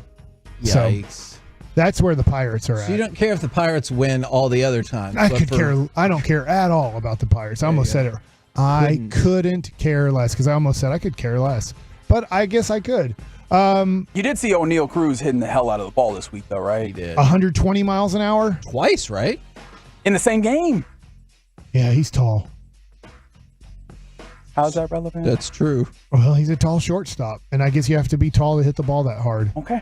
Because Ellie De La Cruz hits the ball hard too, and he's very tall. He is. Why do we make dudes that tall that are also so fast? That's unfair. So now, I only have 2 minutes here. My kids, they're getting old, and it's making me sad. Oh. Is anybody else going through this? I'm 46 years old. My wife's way older than me by almost a year. You're not doing a great job on the wife front in this segment. You're not. Yeah, and she's not working today either because she has such an awesome job. She takes a day You off. think she's listening to this show? I hope not. I don't think so. If she's in the car, she might be, but probably not. She likes listening to music. I noticed today as everybody was leaving to do their thing, I took my son to the bus stop, this is his he has a couple more days of 8th grade next week, and then it's over. And then he goes to high school. And then my freshman is an older freshman who just got his driver's license, and he gets in his car to drive away. And daughter is off at DC coming back tomorrow. I'll pick her up at the airport. I just feel like, wow, it's almost over. Maybe I shouldn't feel that way. As in kids being in the house. And now when my daughter got her driver's license and had a car, she wasn't home very much. She liked being away from home and driving to friend's house, driving to go do something. And I get it. I was the same way at 16 years old. But I just look at it and go, man, it's just getting to the point where I'm just not seeing our kids very much. And our family felt whole. For a small amount of time, Mary Grace, our daughter, was home, and we felt like a family again. And I really missed that, like all 5 of us being together. And so I just felt like today, for some reason, not like I was depressed, but there was just this like a little bit of sadness going, man, our family just isn't a family much anymore. Have you told your daughter any of this? Yeah. You have? Yeah. Oh, great. I was like, Mary Grace, I was so happy when you were home, and now you've disappointed us. No, I didn't tell her that. No. I didn't say that. No, I just told her I missed her, but I was just like, man, it was just so awesome because, our family was together, and we don't eat a lot of dinners. Maybe this isn't fair to our 2 boys, but they're very excited about this. When we had all 3, we ate dinner as much as we could in the living room, at the dinner table, like as a family of 5, and they didn't like it too much, but we did it. Now we don't do it as much, but when she was home, we did it twice, and it was awesome to just be at the dinner table as a family of 5. There's no television, anything like that. Yeah. And we just talk. Yeah. And so, hopefully, we get that more than I think we're going to get it. Because I'm like, gosh, we just aren't getting much family time anymore. Because 1, schedules are crazy, and then 2, they're off doing their thing. Mike, have you at all, or does your family seem like one that would enjoy like a family group chat? Because I think that's something that it seems like when you get to older children that I've seen that families stay together with just having a group chat where they all kind of post in some ways and stay My connected wife still that has way. that with her family to this day. That's awesome. I don't think we are, because I've texted my daughter 3 times since she's been at DC. She's texted me back once. Yeah, just ate dinner. That was the text back. So there's not like a lot of, she seems very busy to text back mother and father, but not very, I guarantee you, I bet if I looked at her phone, her texts are insane. Well, I don't want to go down this route because this is what led to the idea of potential catfishing like a year ago that we all agreed was the worst idea. You didn't do that, right? No, I didn't, but it's still on the table. What? Okay. Please let it not be on the table. We're the KNC masterpiece right here on 105. You don't have to mark that, right? Fan. Yeah, probably. Coming up next, Bally Sports hockey broadcaster and Emmy winner. It's Brian Ray. We'll talk with him next right here on The Fan. Hall of Famer Eric Nadel hangs with the G-Bag Nation every Friday at 5:20. Presented by the Texas Lottery on your home of the world champion Rangers, 105.3 The Fan. Commercial-free KNC? Delicious! Spend your lunchtime commercial-free. Afternoons beginning at 12:20 on 105.3 The Fan and the Odyssey app. Presented by Comerica. This Odyssey Sports Minute is sponsored by Bosch Power Tools. What hard workers deserve. This is Andrew Bogish with an Odyssey Sports Minute. The long overdue decision to pay college athletes will get the headlines throughout the holiday weekend, but I'll be focused on the actual sports between the lacrosse Final Fours, softball super regionals, and the beginning of postseason baseball. The next few days feature some of the best the NCAA has to offer, and there won't be any talk of lawyers or settlements. I'm Andrew Bogish.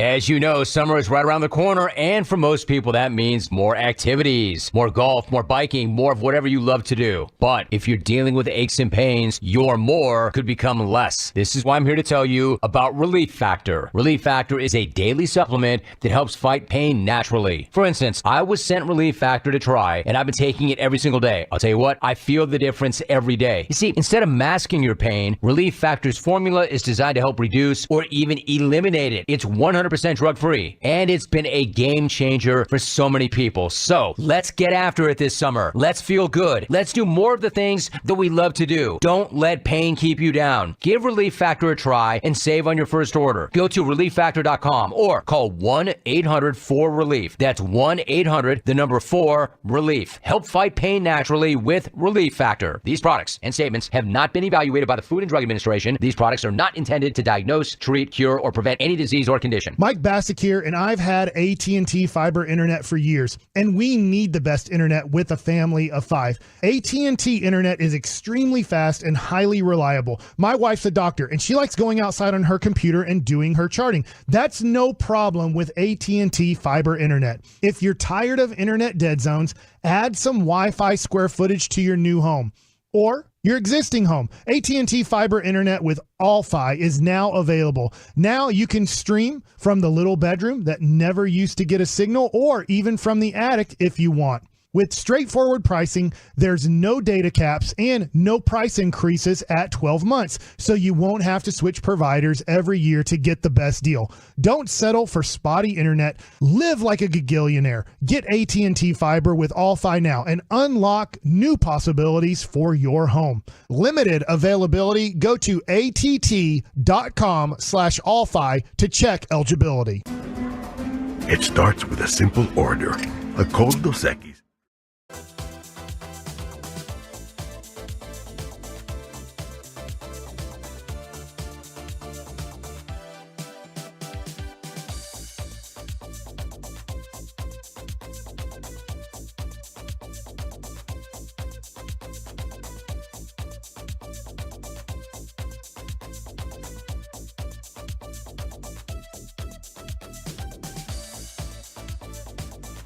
Uber Eats has Lola V products? I gotta remember that. Well, you know, they say in order to remember something, you have to forget something else. Okay, now that is a very cute haircut. That's like a little shag. I've never seen that before. Well, I mean, of course you have. It's the Rachel. Oh, is that your name? No, I mean like your name. No, I'm Jen. My name's Jen. Right, but I just mean like this is your haircut. But that's hair on your head. I'm not saying this is your hair. Okay, freaking me out a little bit.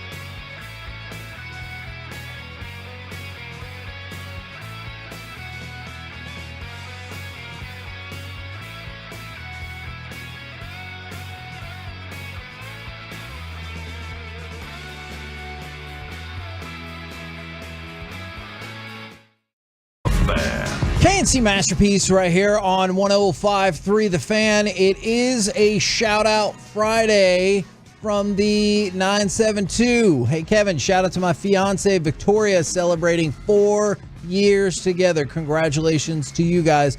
And then from the 214, shout out to my son for his upcoming graduation and then acceptance to the Culinary Institute of America in New York. Very, very cool. So they're going to make American food.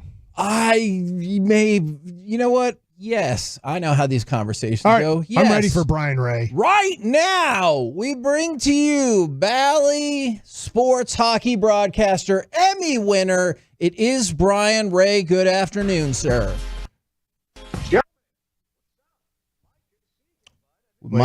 We heard him for half a second, Reggie, and then we lost him. Uh-oh. We got you back. All right. Oh, there we go. Brian. It's kind of like game one. Yes. It's really quiet. Hey. Okay, well, let's talk about quiet first. Yeah, do you disagree? Because we were talking about this a little bit off air. It felt like perhaps not a playoff atmosphere in the barn. I partially disagree. So I didn't get there for the pregame hoopla and the build-up and the lead-up and the whole show they do. I jumped into my seat like seconds after the anthem and the opening puck drop. So when I was standing in my seat, I thought that, I thought the volume was pretty good, and I thought it was pretty lively. And then when the Stars got that first goal, they went down 2-0, which is not the way you want to start game one of a playoff series. So if you take the crowd out of it a little bit as the road team, but I thought once they got that first goal, the building started to get jumping again, and then obviously Sagan adds the second. I thought in overtime, I don't know if you're talking about noise, but I was looking around the building. I did not see anybody sitting down the minute that first overtime began, and the nervous energy that was rolling around, and then the 4-minute power play, you could feel it build, and then the goalpost happened, and it's like, are we going to live to regret that one? And unfortunately, the Dallas Stars did. So I thought it was a great night in terms of hockey because of the roller coaster experience and the way that game went. You can feel the tension, you can feel the nervousness, but you could also feel the excitement at times that this could be a really good series. That's what I thought. All right, Brian. So here's something I learned watching the national broadcast. Dallas has bad ice and Edmonton has the best ice. Can you explain why we have bad ice and the puck hops a lot here and Edmonton has perfectly smooth ice? Because that's the way they described it on the telecast. And I had no clue that we had bad ice. And why do we have bad ice? So I'll go big picture on that first. Okay. There is such a thing as good ice and bad ice. There's actually times where the ice can feel soft and the puck won't travel as smooth, or it will hop, or passes will die before they get to a player. And there's a lot of different circumstances. Some of it's weather and things like that. Some of it is content within the water. There's actually a very interesting science behind ice and building ice. Here in Dallas or here in Texas, comparing this ice to an ice making facility in Edmonton, I'm sure somebody can point out discrepancies. And down here in Texas, the weather is significantly different right now than what's going on in parts of Canada. Having said that, I've heard the good ice and the bad ice excuse used multiple times by multiple different elements throughout my hockey broadcasting career. Didn't seem to be a problem for either team. Both teams have to play on the same sheet of ice. Both teams have to, is the bad ice the reason Dallas went 0 for 5 on the power play last night? Is the bad ice the reason Connor McDavid took a high sticking penalty on Matt Duchene and nearly cost his team the game with a 4-minute double minor? No. You're not going to convince me otherwise. Both teams play on the same sheet of ice. So at the end of the day, it comes down to whichever team can execute what they're trying to do better than the other. Good ice or bad ice. Now, since you're just talking about the power play, obviously I know a lot of the focus is going to be on the double minor that you reference in the first overtime, but this is an Oilers team that penalty kill wise has been phenomenal in the playoffs. And the power plays before that for the Stars, before we got to overtime, they really seemed to struggle. And this is a power play, or this is a penalty kill unit for the Oilers that has been awesome in the playoffs. Yes, and it felt like the storylines leading up to this was Dallas is the deeper team, Edmonton is the top-heavy team, and just keep Edmonton off the power play.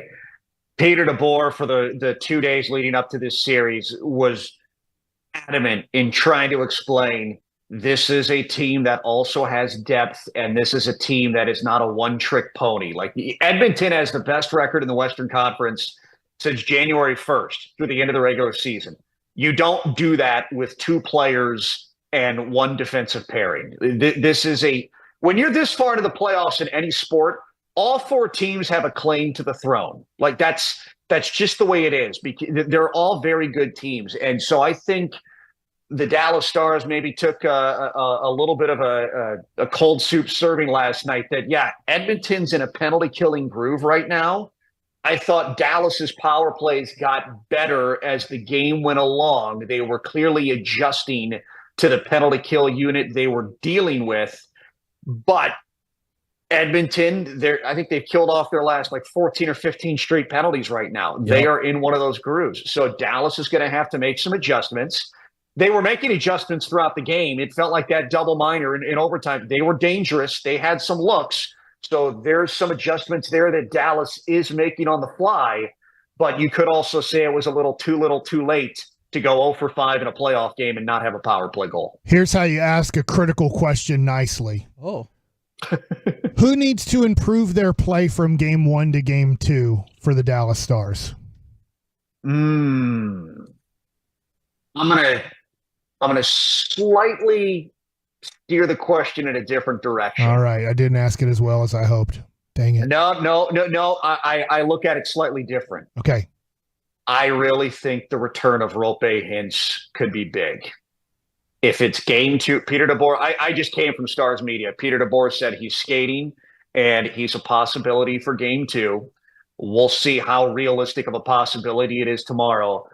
But I do think if they can get Rope Hintz back in the lineup, it puts everybody back in their slot. It puts Matt Duchene between Mason Marchment and Tyler Seguin again, if Peter DeBoer wants to go that way. It puts Wyatt Johnston, Logan Stankoven, and Jamie Benn back together again, if Peter DeBoer wants to go that way. If he wants to go back to Rope Robertson and Joe Pavelski again, you can go back to the secret sauce that has worked all year. You can continue to shift and move things around as you had to do in the Vegas series and in the Colorado series, and you've had those dividends pay off.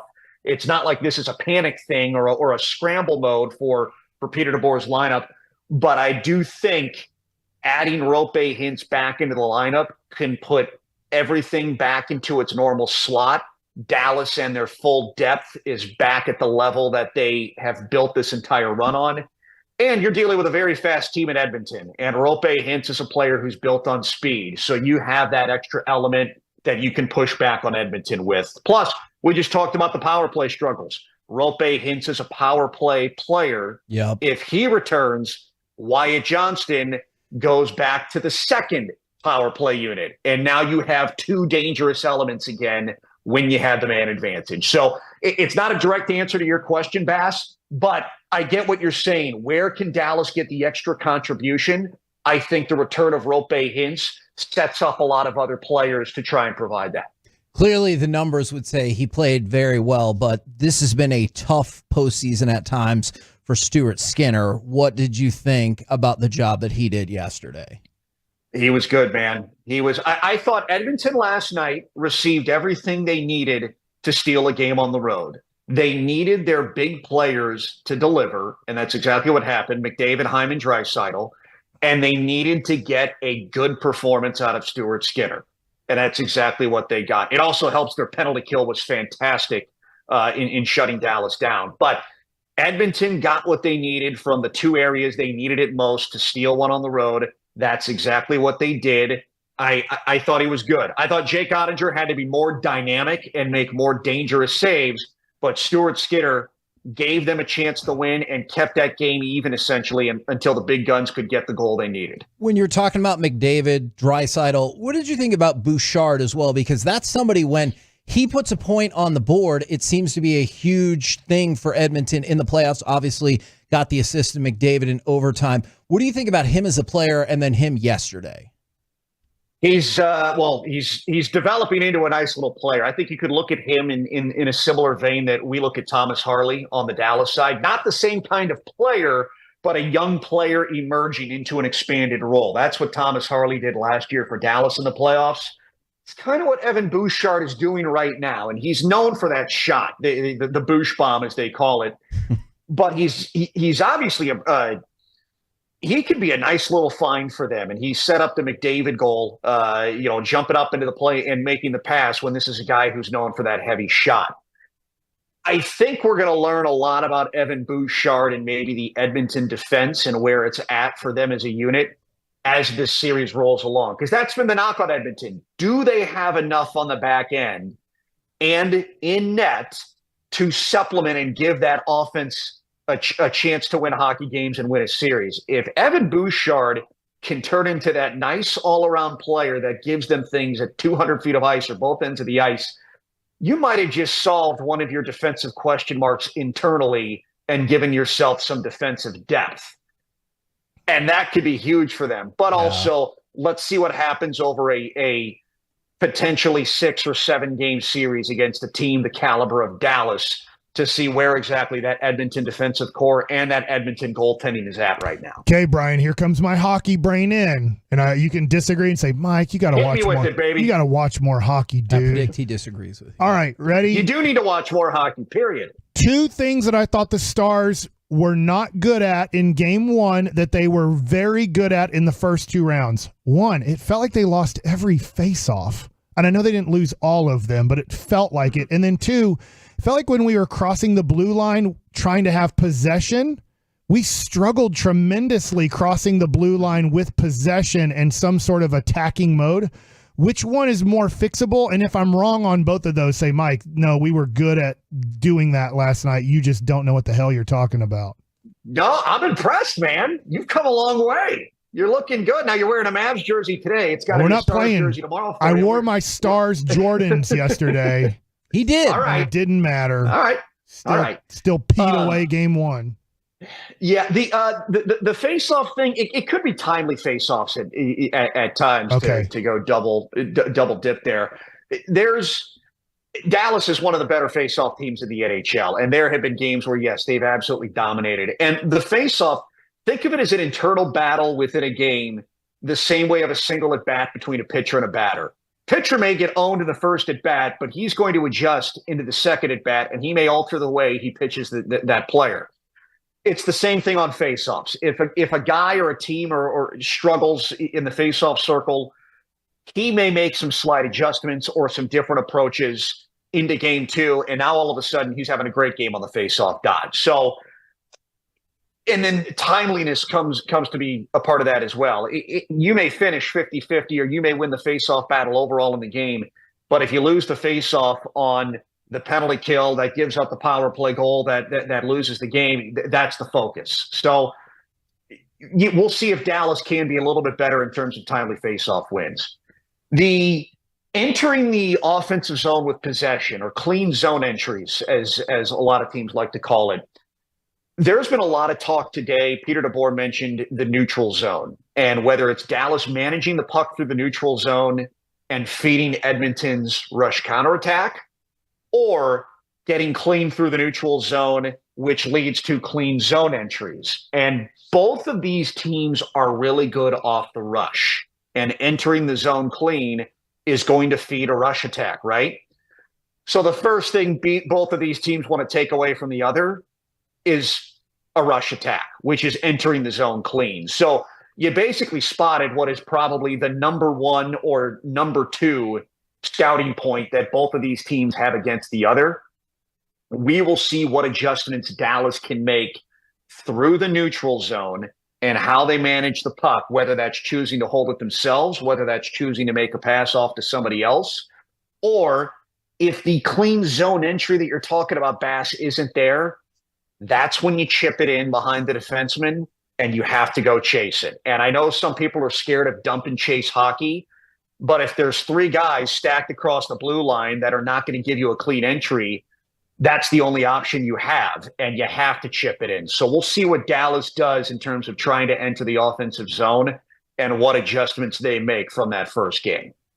Outstanding stuff. I can definitely see why you won an Emmy. Thank you very much for one of these days. It was Sevy. I rode Sevy's coattails to the Emmy. Sometimes that's what it takes to get the hardware. I call it pump and dump because sometimes you'd like it just nice and clean. Sometimes you just have to dump it in there. If you're going to be Hockey Mike, it's dump and chase. That's the term. Okay. All right. He's not going to allow you to change these terms. No, you're right. You're right. Pump and dump is something else, but I like saying it that way.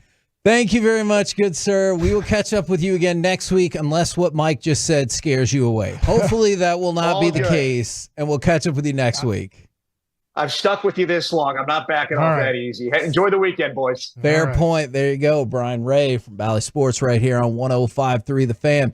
We're the KNC Masterpiece. Coming up next, more of your shout-outs on Shout-Out Friday, but also when we come back, where will the Mavs and Stars series be? Ooh.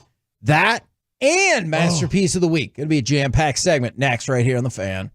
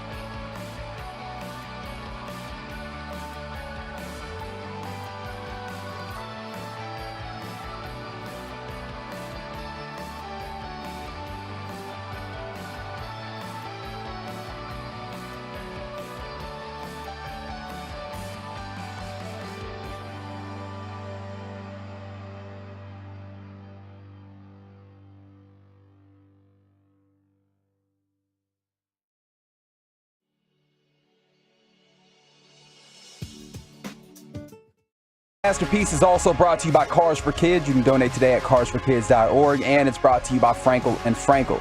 If you've been injured in a car or truck wreck, call Frankel first. That's 214 or 817-333-3333. With Frankel and Frankel, there's never an out-of-pocket cost, and they only get paid when you win. That's Frankel and Frankel, the go-to car and truck wreck attorneys in Dallas.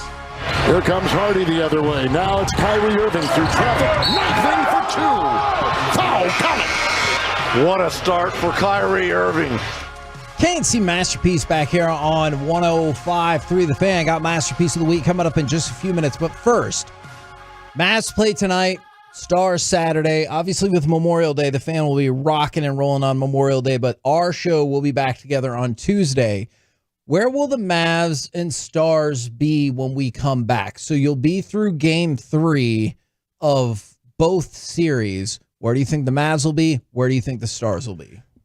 I'm hoping that I am right on this, I guess, because I'm going to be optimistic and maybe feel like you're not that optimistic. I think both teams will be up 2-1. That's what I think, too. So I think that the Mavs aren't going to sweep. I hope they do. I hope I'm wrong. I hope they're up 3-0. Unbelievable. I hope that the Stars play like they have in all of these series and somehow give double the amount of effort in Game 2 than they do in Game 1. And that they go to Edmonton and take Game 3. So I look at it and I would say I will be disappointed and nervous if either one are down 2-1 in the series. For the Stars, we'll start with them. Well, they wouldn't have played 4 games, would they? No, they'll still be at 3. Okay. Both of them will have just played 3 by the time we come back. Because I know Tuesday night is Game 4 for the Mavs. Yeah, Game 3 for the Stars on Monday night. Okay. Two things that work in their favor, and it both revolves around the goaltending, is Ottinger, who obviously I thought was excellent last night. And the cat goaltending. Yes. Ottinger. That helped. Ottinger is really good in the playoffs following a loss, and he's really good on the road. And so I do think that those two things will factor in the next 2 games. So I got the Stars going up 2-1. Then I also like the Mavs going up 2-1. I hear what you're saying about, hey, if they were up 3-0, that would be awesome. It really would be. But I even think if you're up 2-1 and you've got Game 4 at home, I'm feeling pretty freaking jazzed about that scenario as well. So I say 2-1 on both of them. Reggie, what say you? I'm in the same boat as you guys. I'm kind of on the borderline of maybe the Timberwolves being up 2-1 there, just because it feels like I think that split happens, and if the split happens, I think that means the Timberwolves might have adjusted their defense, and it may take a little bit longer for the Mavs to get back into it. Understanding that I called Mavs in 7, I think this is a long series, and I think that it would bounce back and forth. Ultimately, I think you end up at like 2-2. And then you go with the 3-game series basically at the end of it. I see the negativity you give me. I understand. I am in the place this guy already marking down the Mavs getting destroyed the next 2 games. But yeah, I think that it's going to be somewhat split in both of these, and I think I lean towards the Mavs in both of them. From the 6-8-2 or Dallas rather in both. Desperate team theory tonight, right? And then if you were to lose this one, Mavs, there wouldn't be desperate team for either one into Game 3. They would both feel like, hey, we're in good shape, both teams going into the game. There wouldn't be like, if we lose, we're pretty screwed. I think the Timberwolves have to feel like if they lose tonight, yes, they can come back. They just saw it happen to them and then them do it back to Denver. But, man, I would hate to see the Mavs lose these next 2. But to Reggie's point, it can happen. Yeah. Yeah. But man, I just wonder what that young team's feeling would be if you beat them tonight. Game 2. Well, and see, I'm going to say Game 2 is going to tell you an awful lot about how they roll with the punches. If they lose Game 2, I don't know if they'll try to conjure up Denver and be like, hey, we beat Denver on their home court, and then they smoked us the next 3 games. I'm not sure, but I'm excited for tonight's game. And to be fair, I think y'all were both on the positive side, so I had to balance it out a little bit. Oh, I see how it is. Yeah. Here's more positive. It's a shout-out Friday from the 682. Shout-out to this person's boyfriend, Chance. Last year of your 20s, I'm proud of the man you are. This weekend is yours to celebrate it. Love it. That is very nice.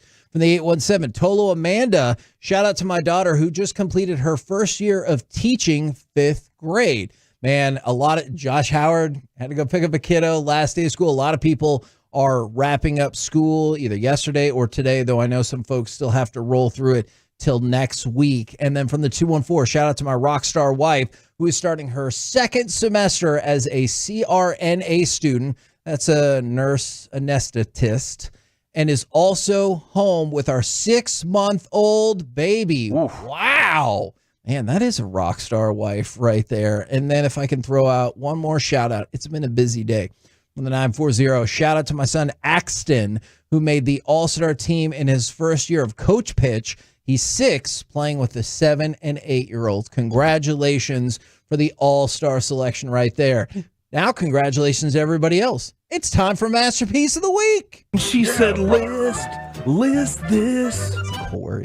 What's happening, fellas? Hey, Reggie. Dude. You may not like my takes when it comes to the Mavs and the Stars, which is fair, but you're definitely going to like this. It's Masterpiece of the Week, a segment we do every week in which we revisit some of the funny, stupid, or odd things that have been said on this very program. Fellas, there's a lot of things happening here, and I don't know if you guys noticed it. I wasn't with you very much this week. In fact, this is the first time this week I'm here with you. Are you sure? I'm fairly certain. A lot of post-game Ranger shows for myself this week. And you should listen to the Get Right. I mean, if you want to. No, you should listen to the Get Right. I do like Alec as well. Against their will? Yeah. Because he's saying if you want to. I like with Reggie. Like, yeah, if you want to, man, Sure. thanks for I just listening. want It's great. Reggie Like, to encourage people a little bit more to listen to his show. I want to encourage you to listen to this segment because there's a whole bunch of nonsense happening, including, and I'm a little scared about if I should play this. However, it came out of Mike Bassett's mouth, and people like it when this happens. Jack Black I've told never us. ran naked, but I think it hurt. Tell me more. 877-881-1053. Testicles would be flopping and hitting your legs and stuff, and I feel like it hurt. Fair. I don't know. I'm not going to try it. Corey, start sprinting in your backyard. No thanks. I don't have much of a backyard. It's a pool, and that's about it. You can run around your pool. It's like a lap. Although you're not supposed to, right? Like, isn't that what lifeguards? I think tell that's you literally from the Lifeguard at your start? home pool? I think that's after you eat. Oh, okay, fair enough. Do people abide by that at their home pool? No. Yes, you should. Because if kids, I don't like it with kids because if they slip and fall, that's not good. Okay. But, Corey, try it out. He's an adult. Yeah. I mean, I just don't think that you should do that. Okay. I think it hurt. I'm not going to try it, though. Never? Tolos, you can try it during this weekend. Around your pool, definitely not even. I don't think I'm going to try it, but if you want to try it in your backyard in a private area, we don't want you to get a ticket for indecent exposure. It guarantees Mavs and Stars title. Oh, You have to 100%. run up and down your block in your neighborhood naked. No, because I think I'd lose multiple jobs if I did that. That's a fair point. I don't think the fan would be too happy, and I don't think the Rangers would be too happy if they're like, radio personality and Rangers analyst arrested after running naked in Oak Cliff. Do you think it would say NEKKID? I think so. In the headline? Yeah. Okay. Although, to be fair, they hear you say things like this all the time. A dude is hot. Dirk Nowitzki is hot. So all right. Like shooting a ball, man. He's on fire. My favorite part of that is just the realization and then the realization that there's nowhere to go from there. There's no saving it. All right. All right. Ooh, that is now my lead candidate. Oh, goodness gracious. All right, Kevin, what happens when somebody's not here? You pick on them. That's right. Kevin, I'm a big boy. Can you confirm? I cannot. Although that one time... He's a huge boy. He was on CNN, man. That is true. You can't get bigger than that. Oh, okay. I mean, that's pretty dang big. That's on at airports. That is true. Hold on. Is that how you judge what is important and what's not? I think when I'm at an airport and I see CNN on, I just think, man, this is a huge station. Right? Yeah. What'd you think of his performance? I'll tell you later. I think it was awesome. I haven't seen it yet. I got busy. Okay. I just saw him introduce it. I sent he sent it to me. I forgot about 6:30, and I'm glad I did because it wasn't on real CNN. And then it was 8:45. That's when I usually am driving here. Okay. Did you record it? He sent me a link. He sent the clip. Is the link the whole? Yeah. Okay, good. Because that's how I'm going to watch it on my phone. That's how we all watch all things. All right, I'm going to be completely honest. I have not heard any of these other ones, so this is just a crapshoot for me as well. Mike Bassick. What are you talking about? So I guess if you want to commit adultery, then get with Corey. Is this a service you're offering now? I am struggling with when I said that and why I said that. Usually I remember some. I don't know either. I know Corey has that pass that went from like 5 women to 75 women, and his wife is like, I don't care. It's not happening for you. Like, so I'm guessing that. But that's the thing I love about Corey. He thinks it could. He really believes that. It's good for him. He met Kay Adams is on that list. Am I correct? It didn't happen. That is true. Not that you know of. How? That's true. I'm not watching his private life. I feel like we would have heard about that by now. True. Do you think he couldn't keep it in? Like he couldn't. I get what you just gave me a look for. Probably not for very long. Then he'd be like, guess what? Okay. Did Kay Adams at the Super Bowl? And be like, you mark that. I didn't, Kay. I'm not. That's not me and you doing it. I didn't. I'm just saying that is Corey. This is going well. Like saying this to us. And we're like, you shouldn't say that because now you've exposed that you've committed adultery. And I think your wife, even though she said go for it, she's not going to be happy. It's going to be a very indecent proposal situation. Look, I'll tell you right now. If Corey hooked up with Kay Adams, I do not believe he could keep it a secret. Do you think he would tell the audience, like us, he would tell us? I think he would tell us, not the audience. Are you wearing your shirt inside out? Yes! I just Was that noticed intentional? Yeah, did you mess up? No. So. Great question, 214. What? That is a great question. My wife and I, in the intermission between the hockey game, we were playing Truth or Dare, and she was so excited to dare me to wear my shirt inside out. Oh, so that explains why you were so excited when you noticed it. Yes. And she said, you can't tell anybody unless they bring it up. So there you go, Jess. I haven't noticed just got noticed for that my 4 shirt hours. is I have not inside out. noticed it. Do you feel bad that we just like let that rock for 4 hours thinking that was something that you would be liable to do normally? No. I've done it by accident. That's a little humbling, but yeah. But I noticed pretty quickly I've done it. Okay. So there you go. There's your answer to that. I guess both of you guys said something at some point during this week. Are you usually against older buns? Yeah, because they get stale. I definitely you gotta move it around, you know? I definitely remember that. I will admit I did that on purpose because Mike was talking about buns and he didn't like it, and this is a childish program. Yeah, I think it was about hot dogs. How many hot dogs could I eat? That But is I will right. say this. Broadus the other day, I found out that the G-Bag Nation wasn't as excited about his pulled pork sandwich. He did have a jalapeno ranch coleslaw on it. I thought it was one of the best pulled pork sandwiches I've ever ate, and I thought the jalapeno ranch coleslaw put it over the top. And the bun that he had it on, I think it was brioche, was great. And I don't know how he was able to not sog it up, because after a while, a bun is going to get soggy. Sure. And that can kind of take a sandwich down a little bit because the bread just deteriorates on you. I thought it was awesome, and I really liked his jalapeno ranch coleslaw on it. I thought it put it over the top. What's happening with Big Brioche? Brioche is everywhere now. Man, Brioche didn't used to be this big as a bread. I think you're right. I think we just got the white bun, right? True. You had the choice of, here's your bun. It's Mrs. Baird's white bread bun. Uh-huh.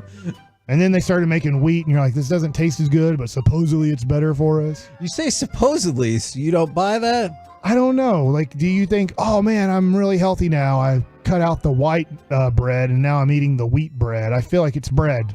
It's still not good. Right? Fair. I don't know. How much better? Tolos, text in how much of a percentage better is wheat bread over white bread. Okay. Only white a bread is percentage, though. better. The 817. Jess is even doing bits on the show now. I love it.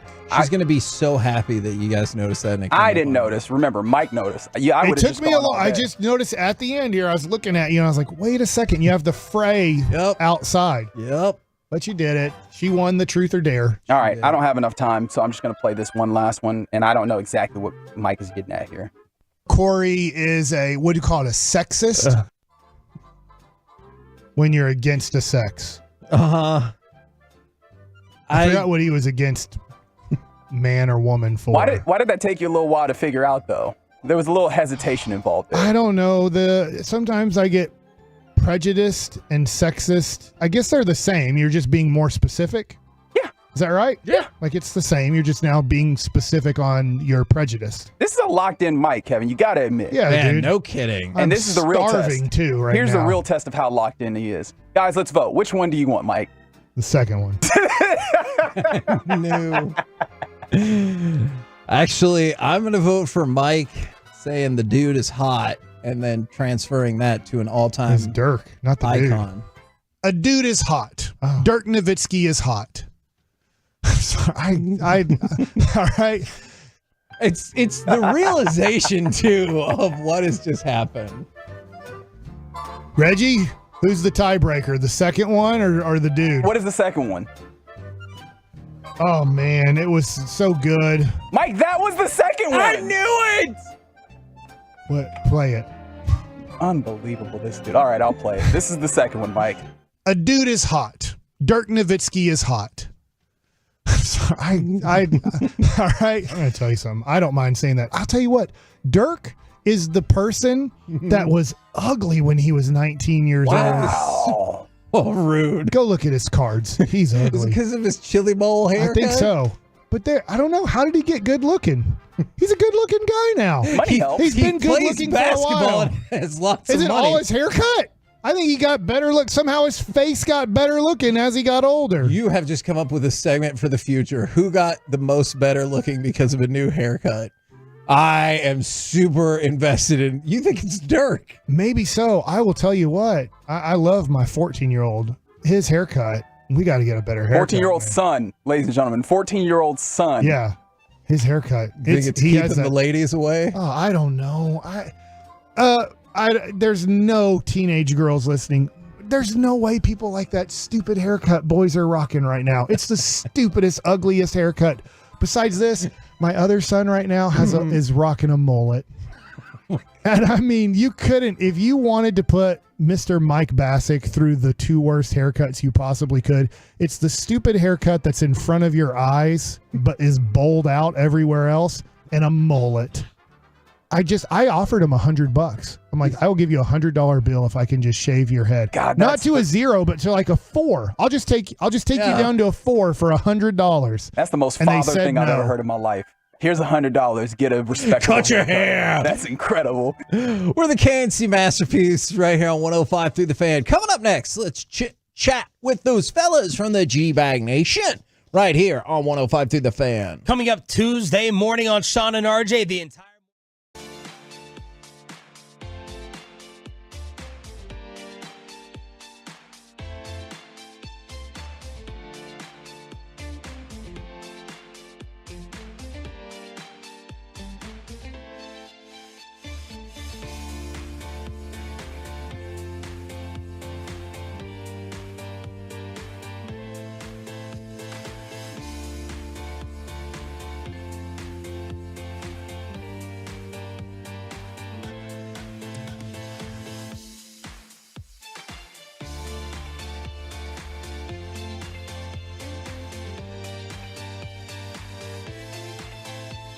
Do you think it's true that you've got to forget something else to remember that Uber Eats has groceries? No, that's absurd.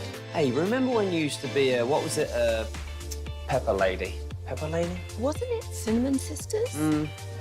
Basil Babes. Saffron Squad? Nutmeg Maidens? Paprika? No, Nutmeg Maidens. I just said that. Was it Spice Girls? Doesn't sound right. Was it Saffron Squad?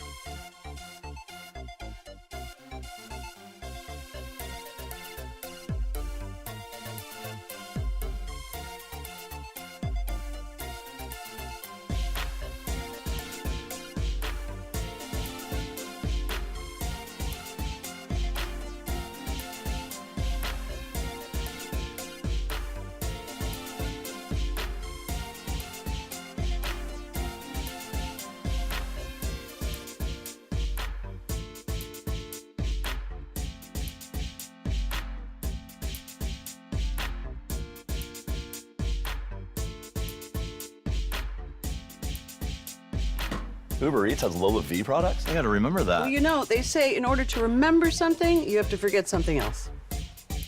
Okay, now that is a very cute haircut. That's like a little shag. I've never seen it before. Well, I mean, of course you have. It's the Rachel. Oh, is that your name? No, I mean, like your name. No, I'm Jen. My name's Jen. Right, but I just mean like this is your haircut. But that's hair on your head. I'm not saying this is your hair. Okay, freaking me out a little bit.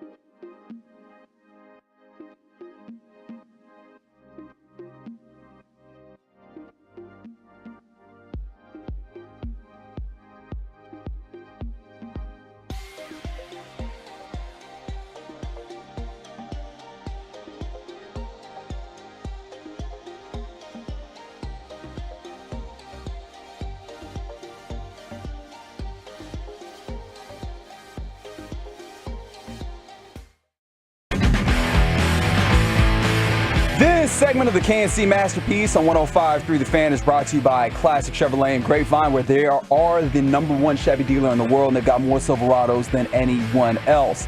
This is Texas. This is Classic Chevrolet. Together, let's drive, relax, and enjoy the difference based on new Chevrolet registrations 2023. KNC Masterpiece back here on 105.3 The Fan. It is a shout-out Friday from the 817. Shout out to my 13-year-old daughter. She passed 7th grade on the A honor roll and has been accepted into gifted and talented classes next year. And then from the 254, shout out to my brother-in-law Noah getting accepted to Tarleton State.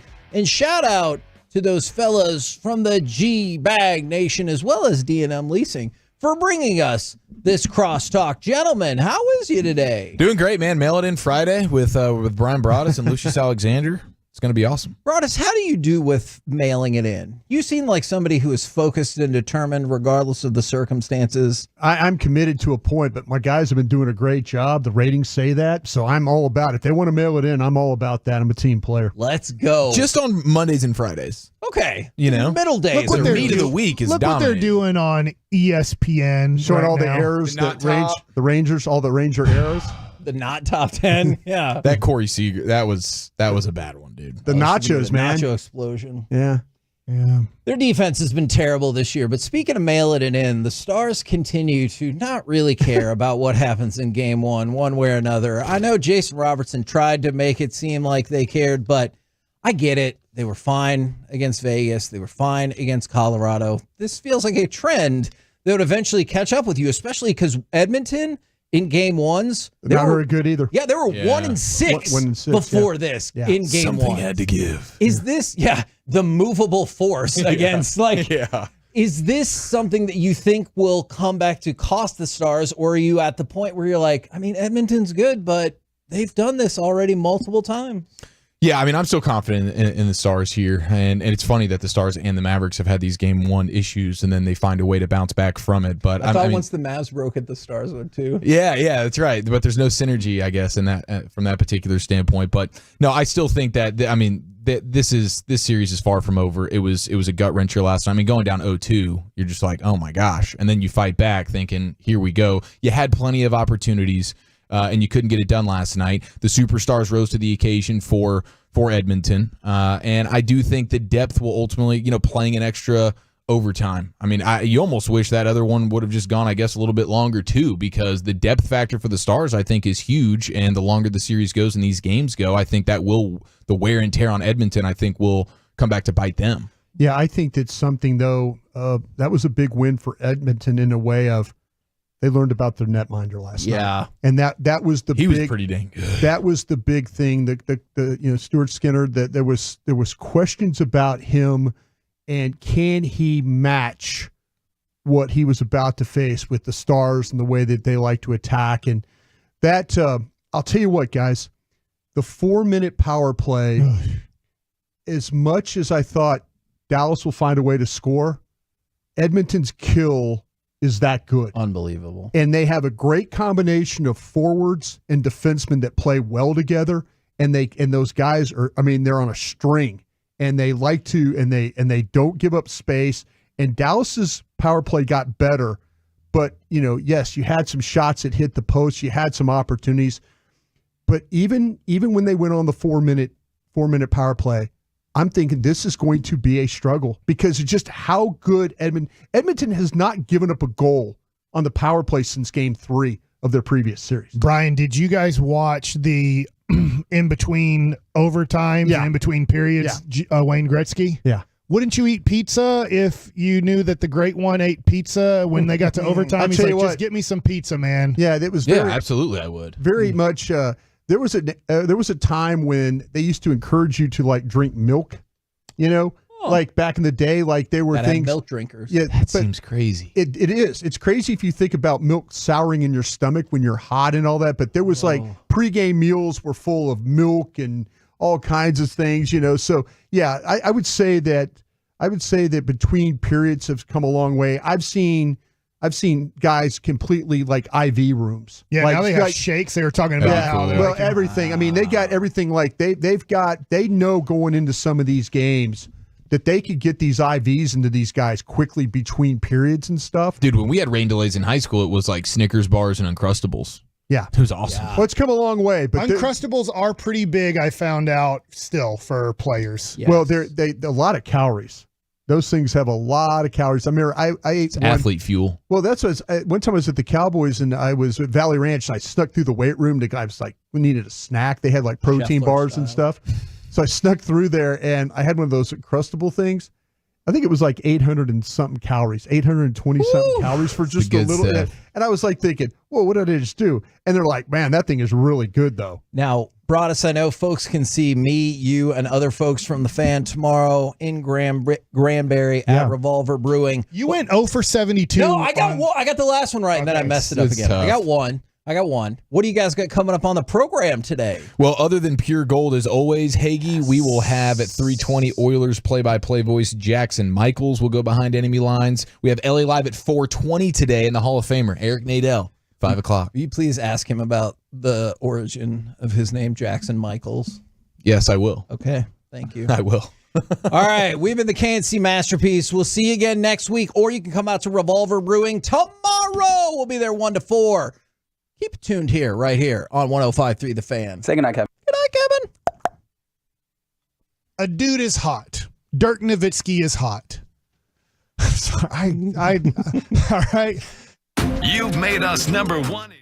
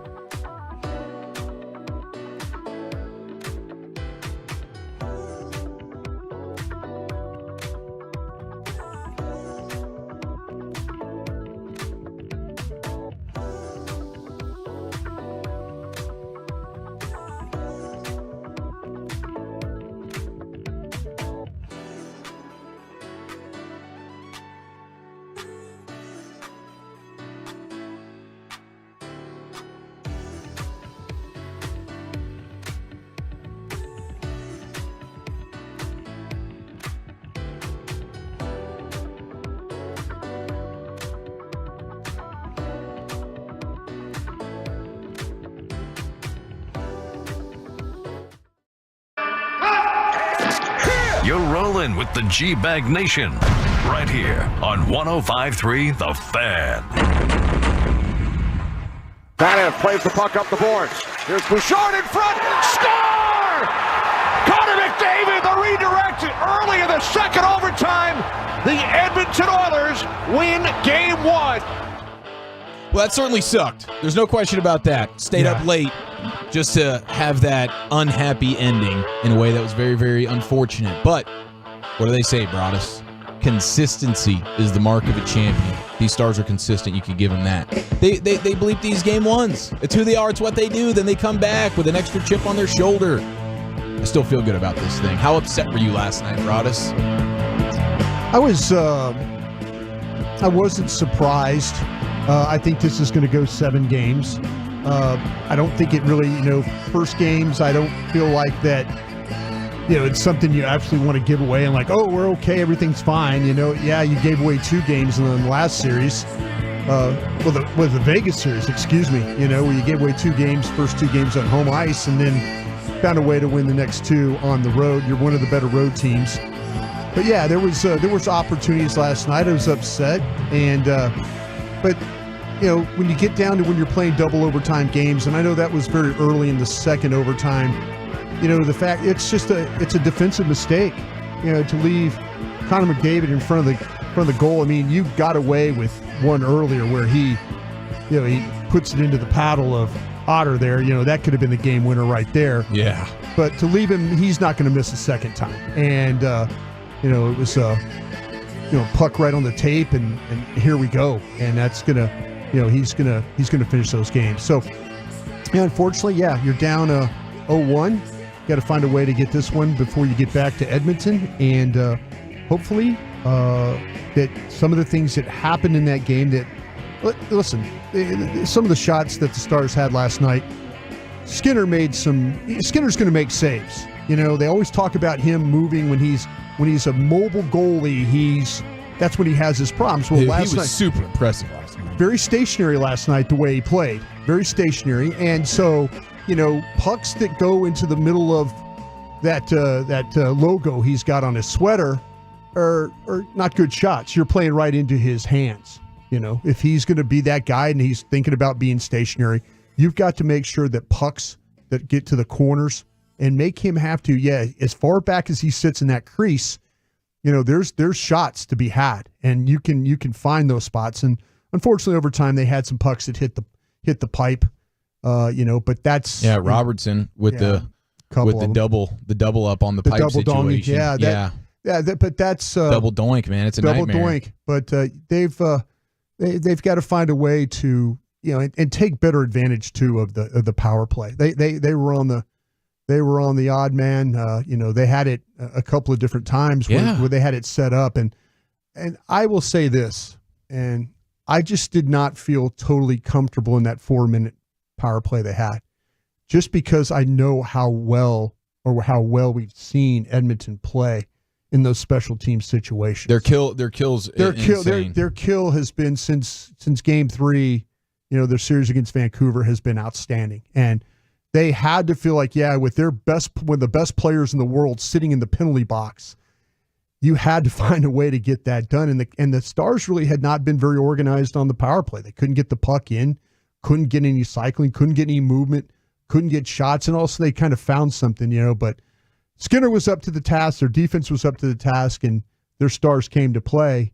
And, again, your Stars need to be a little bit better. It seems like the Stars' third line was getting a little bit more done last night than their top 2 lines. So a lot of things that Pete DeBoer and the group can talk about and trying to improve on for Saturday night. Yeah, their Stars showed up in a huge way. It's the Stars versus depth series, if you will, with Edmonton having these top-heavy star beasts, and they all contributing in a huge way. Their top-heavy is outstanding, though. It is. It is. Their top-heavy is really good.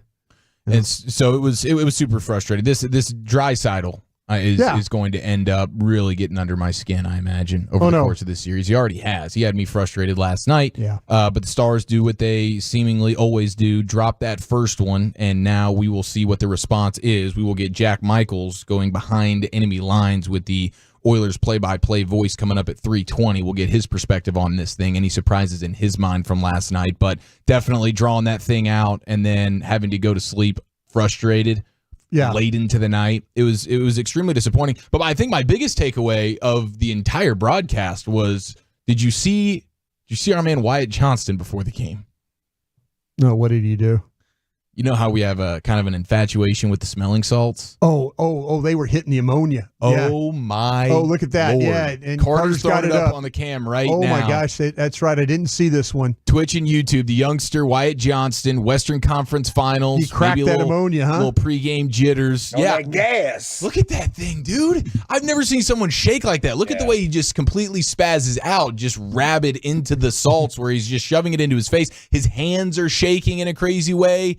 Those look like those are smelling salts on steroids there. Or maybe it was his first time. Yeah. I don't know. Like Game 1 Western Conference Finals, maybe you're pulling out all the stops here. Where can we get some of that, bro? I want to hit some of that before the gym. Okay, thank you. Be in my truck. You got people pulling up next to you going, what the hell is this guy doing? I mean, we tried. We were trying at the Super Bowl. Our goal at Super Bowl Radio Row was for every single one of our guests that sat down having to do live on air smelling salts before we asked they don't have it like an academy or something like that. Like this is you got to go to a sports nutritionist or something like that. I used to get it. Black market, I used to get it from Yeah. the trainers at the Cowboys. As a matter of fact, I reached out to my guy there and I said, "Hey, you got any of the old school ammonia caps?" He goes, "We don't do that anymore. They don't have the ammonia caps. They have something they pour like on a rag or something that they do it with." But chloroform. Yeah, it's crazy. But they've kind of gone away. You said you could order them, right? Didn't you say you can order them on Amazon? I think there is a way that you can do it, but they're probably a little bit more expensive than you would assume. And I was trying to get it for tougher free. to get. Yeah, I know. I was trying my best. That means they're really good. Yeah, but I think they've gone. I remember there was a time you used to walk along the sidelines of an NFL game, and there would be like 20, 30 of those things just laying around on the ground. Just cracking packs. Just kind of like right around the bench area. Jeez. You know, you hit them and then go. Then we had a coach, Ray Rhodes, defensive coordinator. He'd do it before the game too. Like he'd be on the sidelines cracking them and you're like going, our coaches are even huffing up. Everybody gassed up. Got to get hyped, dude, to call these plays on the sideline. Oh God! Veins in their forehead and everything. Yeah, dude, he's not even upset. Have you ever even started. Have you ever smelt an ammonia cap? No, I never have, bro. I really want to. You would shake just like Wyatt Johnson did. Yeah. Oh, just God. hands. You lose all control of your hands. You're kind of nervous. You're kind of nervous, and then that ammonia it hits you in the nose, and next thing you know, you're just like. You're like Wolverine coming out of the water. Yeah, you feel like a brand new man. You talk about clear your head. It's kind of like horseradish for food. Clear those sinuses up pretty good there. 817 says dentist offices have them. $20 on Amazon. Okay. Yeah, I mean, lots of them on Amazon. Thank you, Constable Scott. Big time. Scott. He probably does that before every arrest. Before the shift. Yeah. He calls in a tag and then hits one of those caps. That was an illegal U-turn right there. Yeah. Oh, looks like Scotty Schefter. Hit that cap. Dude, okay. I think the Scotty Scheffler Officer Gillis, I believe was his name. I think that guy might have been doing some smelling salts. The further this gets away from the actual time that it happened, which was I guess a week ago today. Yeah, it was.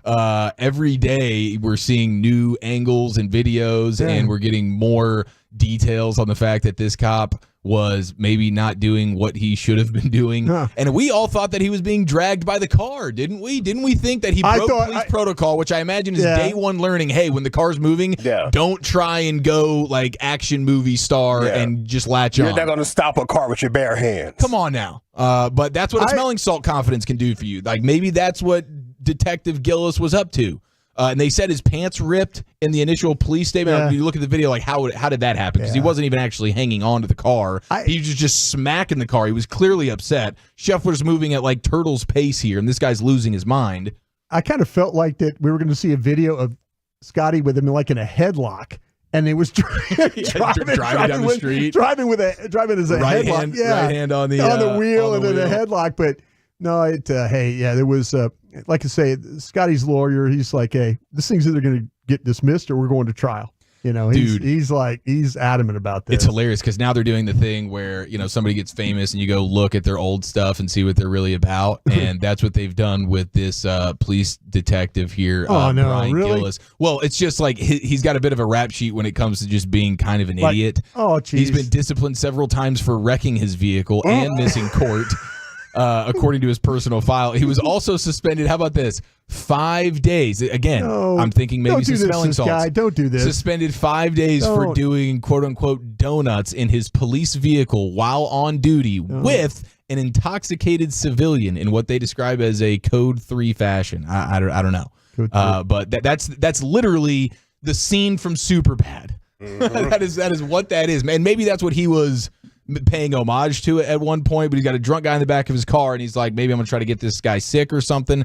I don't know, but this guy seems a little bit wild, and he didn't have the body cam on, which is also a violation. So this this police officer is probably going to be going through the ringer here a little bit. Nose slap. How about you dragging this guy? I'm not dragging him. The internet is. I'm just relaying the information. Yeah, but you're dragging this guy. Nose slap. Hey, nose slap is the name of the smelling salt that we need. We're being inundated here on the Frankel injury attorneys. I think it was line. ammonia caps is what we called it in the NFL. Now it's nose slappers, and apparently there's like the next level version for the power lifters. The power. Okay, I've heard about this. Maybe that's what I've heard about this. Maybe he dipped into the power lifter salts last night. I don't know. All 5'9" of him. Yeah, dude, that's true. I mean, like, what's the dose per size? It's not. Obviously, one dose fits all. No, he definitely did not need to get the Jamie Benn one there. He needed to get the smaller version. I do want to know what the come down, like, is that 30 seconds of just being a crazy animal? Quick blast. Very quick blast. Yeah. All right. Well, this is good that we've gotten to the bottom of this to some extent. I've never seen a guy shake the way that Wyatt Johnson did. Before that game. All right, we'll see what we could do. I've got to find some for us then. How are you feeling? I got to find that. Next week we're having transfusions, right? For what you think of what you think. I got to make. I'm doing fine health wise. Yeah. Well, are you going to do some smelling salts before the fan hang in Granbury tomorrow? No, just really go out there and attack and dominate. I'm just getting Mardi Gras Broadus. No. A couple beers. That's it. We'll see what happens. Couple brews. A lot to talk about out there. Memorial Day fan hang with 105.3 The Fan and Revolver Brewing in Granbury tomorrow. 1 to 4 o'clock. Yeah, they got great beer. I love the. They got the Dem Berries. Oh yes, it's like a berry infusion or whatever. That's fantastic. That's what I was hoping you were saying. 817 Blonde is pretty awesome as well. It is. Revolver's always getting it done. It's gonna be an awesome time. And Memorial Day weekend, dude. Like this is the summer. This is the summer kickoff. This is huge. Well, this is for and I know this is not the move the meter type of conversation, but for you, don't bog us down. Well, it's a mail-it-in Friday. No, it's the for anybody that loves auto racing. It's our Super Bowl of auto racing because you're racing Monaco on Sunday morning. And by the way, Lucius, your guy Lewis Hamilton, good in practice. So that Mercedes up front there, King Louis, and that's the key to be well at Monaco. You got to start up at the front. But you got that. You got the Indy 500, and then you got the Coca-Cola 600 at night. So if you're one of those guys and gals that loves racing, this is our Super Bowl this weekend. Okay, how about that? 877. I'm well rounded talking about all this crap. Yes, I know. You got a gang of 7 in every professional sport. Oh yeah, including auto racing. You know what? There's a side of me that, like I say, my buddy Jay Fry is the president of Indianapolis. Well, he's president of IndyCar. He played football at Missouri when I was at LSU, and Jay's a great guy. I thought about just driving to Indy. Feats of strength. Just going for the day and going to Indy 500 and driving back. You're a wild animal. I thought about it. Get you some nose slap before you make that drive. Get some nose slap. 817 says Wasabi will do the same thing. You did the Wasabi mustache for a payoff, and I did, and it hurt. It crossed your eyes up for a little while. It hurt, and I ate a Wasabi ball one time for $50. The ball of Wasabi, I just downed it. Was it worth it? Not at all. Really? Not at all. Looking back, you would have needed how much to actually do that? Like that's to do it again, 500. Maybe 55. Oh, you're a sick. Yeah, were you down bad? Like, why would you do that? Oh, it was one of those things, Lucius, where it was just a bet. Like for $50, you wouldn't do it. I just picked it up and did it. I just said, okay. I did it in a way not even thinking about it. How dare you bet me? Yeah, exactly. That's exactly. You want to challenge me? Yeah. You don't think I could do this? I did that in the Cowboys press box this past season with Bobby, where there was cake balls, and then they had their hot wings where they have like the side of the Red Hot. Did you dip it in there? So I lathered up a cake ball in Frank's Red Hot and ate it, and it was way worse than I thought it was going to be. I'll be honest, but hey, $50. You know what I'm saying? $50. Did you get the $50? I got the 50. Bobby has a way of kind of drawing you offside. He does, man. He does, even in a professional setting, like where I'm trying to be on my P's and Q's. Did anybody see Majors this morning on CNN? Oh, we got some sound of that. Oh, do we? We got some sound we'll get to a little bit later. Okay. The Corey News Network. Oh, y'all. In the 4 o'clock hour. We just set radio back with Majors on. Behind Enemy Lines with Jack Michaels, Oilers play-by-play in the 3 o'clock hour. Krusty's Corner 240. G-Bag of the Day is coming up next, as well as some bulletin board material for Luca tonight, next in the nation.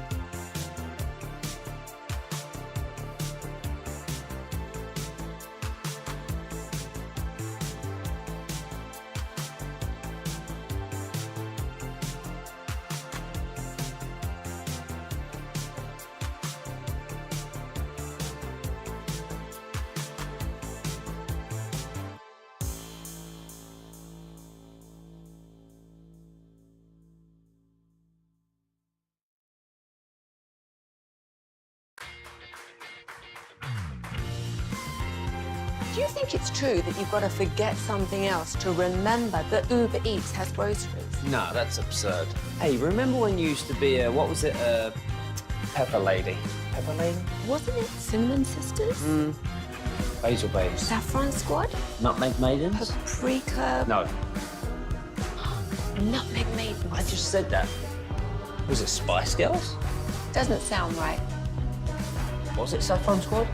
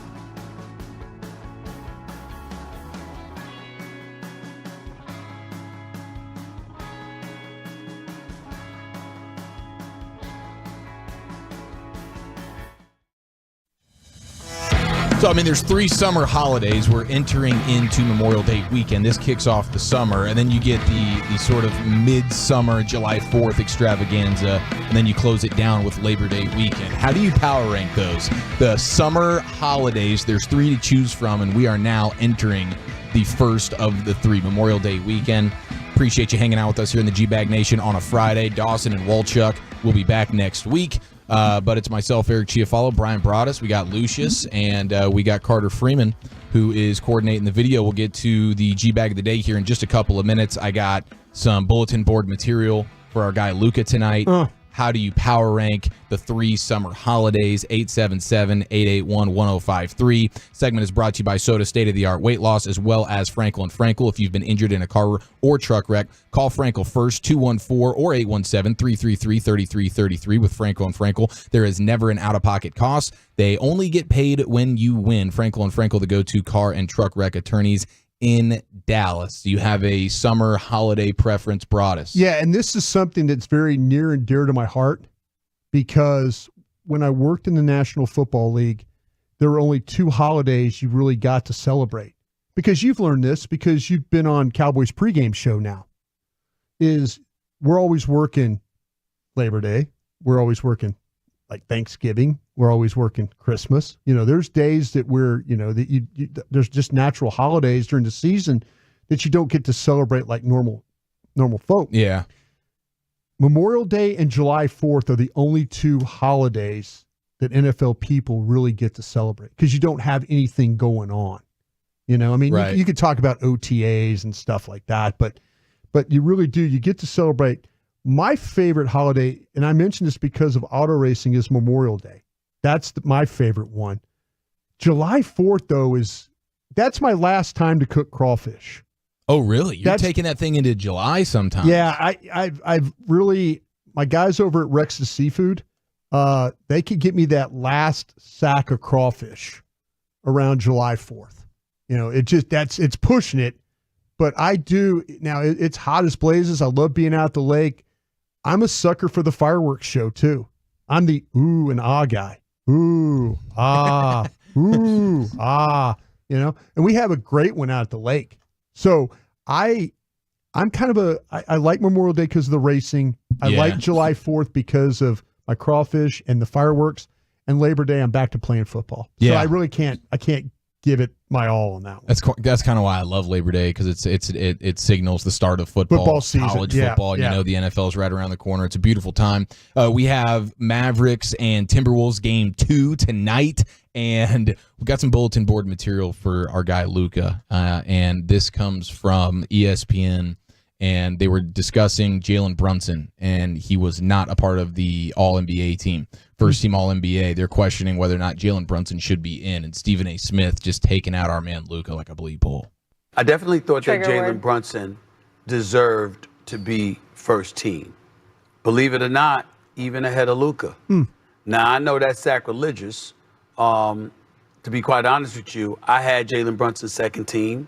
But I kind of regret doing that, because here's the reason why.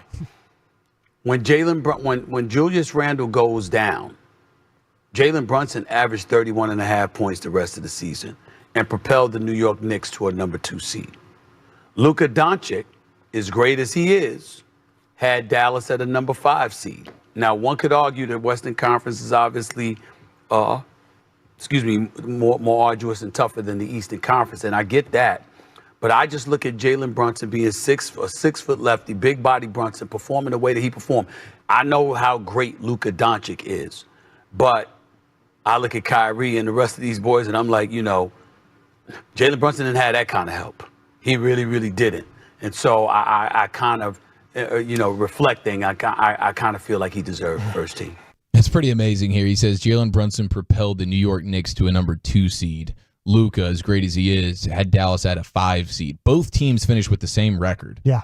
And Dallas would have had the number 2 seed over New York if they were in the East. Yeah. So it's all irrelevant and a moot point here. But for him to slide out, and then he's like, I got respect for Luka Doncic. Yeah. Where he doesn't even say his name correctly. I think 3 times. I think he said it 3 times differently. But I think the thing is the fact he admitted that he had him on second team and now he's having to circle back and say, oh, well, maybe I should have had him on first team. No, Stephen A., you had it right the first time, Should have just let it go. Yeah, just go with your instinct on that one, Stephen. Brunson's a nice player. He really is. For sure he is. But to say I don't even believe he wasn't even an all-star starter. No. In the East. No. I think any players, any superstars that are having to deal with what they deal with in the West, I think gets me the high marks. Yeah, I always I'm thinking, okay, yeah, this is what you're dealing with coming out of the West. Night after night after night. Luka and what he was having to do, and him and Kyrie even too. But if I'm Jay Kidd, I'm going to show him that video right before the game. Yeah, well, I don't think that he needs much motivation. I don't think Stephen A. Smith. He just kind of I know, just a little added something, little wry smile, and then okay, great, and then he'll go off for about 36 tonight. Well, we got Mavericks keys to victory, game 2 around the rim at the top of the hour. Krusty's Corner in a few minutes, but right now we go into the Pimp Cup with Lucius Alexander for today's G-Bag of the Day. Yeah. Oof. Dealing with some Gators in here, brothers. Oh, no. Oh, no. But we're getting it. We're going to thug through, as I say. We're going to thug through. Our winner, we didn't get to play him yesterday, but he's here today. His name is The Real Cashmatic, and he was trolling the Little Caesars drive-thru. He put these folks in a blender. Listen to this. Hey, bro, you think we'll see what the features? What's that? See if it looks by the time of the dogs. They say if you have a mercy to the features. Say that one more time? No, so I'm going to get the crazy post, and then I'm going to get like the see the features. They haven't said the free rules. How much? So how to tell the free rules? Wait, say that one more time. I said, how to tell the free rules? And he said, like, a crazy post. Free wolves? And it's to just the race. It's like 4 books. Yeah. And it's called the procedure, right? It come with who? The Montecito's. He said the group is tap that ass with sausage, egg, and cheese, but he said, no, let's say make trade. Tap that ass. And I'm going to get that. And then it's a $20, right? Hold on, give me 1 second. Can I help you? Hi, I'm going to get an order of Crazy Puffs and 20-ounce Starry drink. Starry? Yeah. Anything else? That's about it. Do you have it to sell to the video? An extra set of what? No, I said you said American Cheddar Retrades. What? I'm sorry. What was that? Mac and Cheddar Ray Trades. Yeah. I like how he just normally had a conversation with the lady, and I wonder if she turned around and looked at the guy like, what are you talking about? What are you talking about? Yeah. You couldn't get the vibes. All right, let's see. Hey, Friday. What should I hit you guys with first? I got some John Blaze in here, too. Some good stuff. Yeah, good stuff. Let's go to Coach Big Dan Campbell, Lions coach. Yeah. You seen his little presser, how he started it? I have. He's got a lot of guys out. Yeah. A lot of guys out. See everybody. Let me get this out of the way. So, all right, Ragnow, Decker, Laporta, Yodi, Sudfeld, Gibbs, Bam, Kirby, Branch, Davenport, Reeder, Kaminsky, Barnes, Mosley, Arnold, Rakestraw, Anzalone, all of those players are either limited, no practice, or out for personal reasons. And then all could be PUP or doubtful to probable for the Rams. So, there you go. We got that out of the way. I've been dreading that the whole time, so now I'm glad we got that done.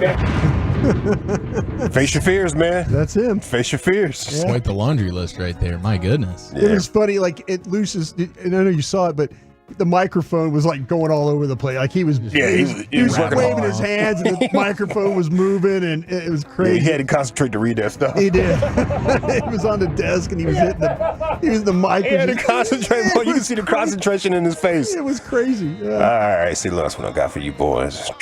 Shout out to Tolo Henry Martinez, bro. All right. For you are a jolly good fellow. And another one is brought us for bringing us that seafood pasta situation. Yeah, we had crab pasta today. Yeah. It's good, man. It was awesome. Yeah. And it's got that pasta, and I'm going to the gym after this, so I use that pasta for energy, you know? Yes, dude. Yeah. But yeah, Henry Martinez, for you are a jolly good fellow. You put me on to Awful Coaching on YouTube. Yes. Awful Coaching on YouTube.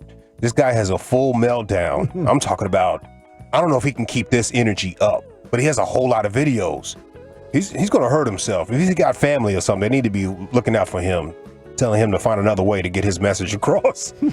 But yeah, he has a whole meltdown over the Timberwolves coaching versus the Mavs in game 1. This Timberwolves coaching staff needs to be under investigation. 4.7 seconds left in the half. Why is McDaniels picking up Kyrie Irving full court? Just get back and be ready to guard. So now you're going to be off balance. You just had to go under a handoff.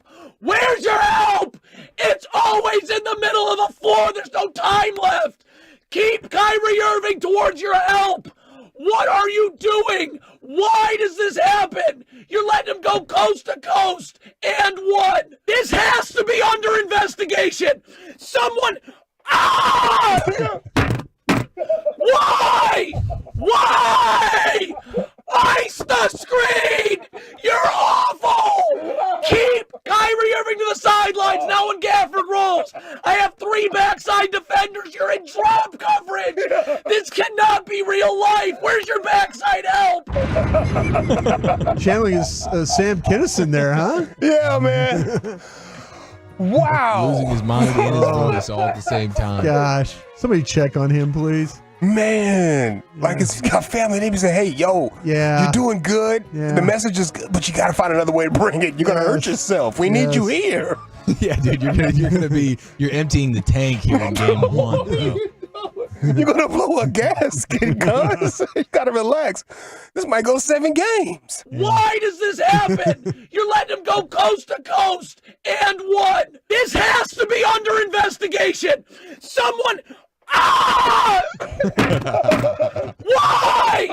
Why? That's what Baskey does in his living room, too. He just doesn't record it. Oh, my God. Man, that clip got me in a chokehold, bro. That was so good. Do we have time for one more? Yeah, one more. Absolutely. Yes. Oh, let me get myself together. Whew. Get focused, Lucius. Get focused, bro. All right. I need that small sauce. Yeah. Whew. All right. Yeah. Woolchuck sent me one of some angry British kids going off about the ice cream man. I might wait till Monday to get that one off. And there's a boomer right here I found who's tired of this guy driving his motorcycle up and down the street and doing wheelies. Oh. So he goes out there and he grabs the handlebars of the bike and he rips the keys out the ignition. No. It's got a lot of cussing in it though. Which one you guys think I should go in here before we get out of here?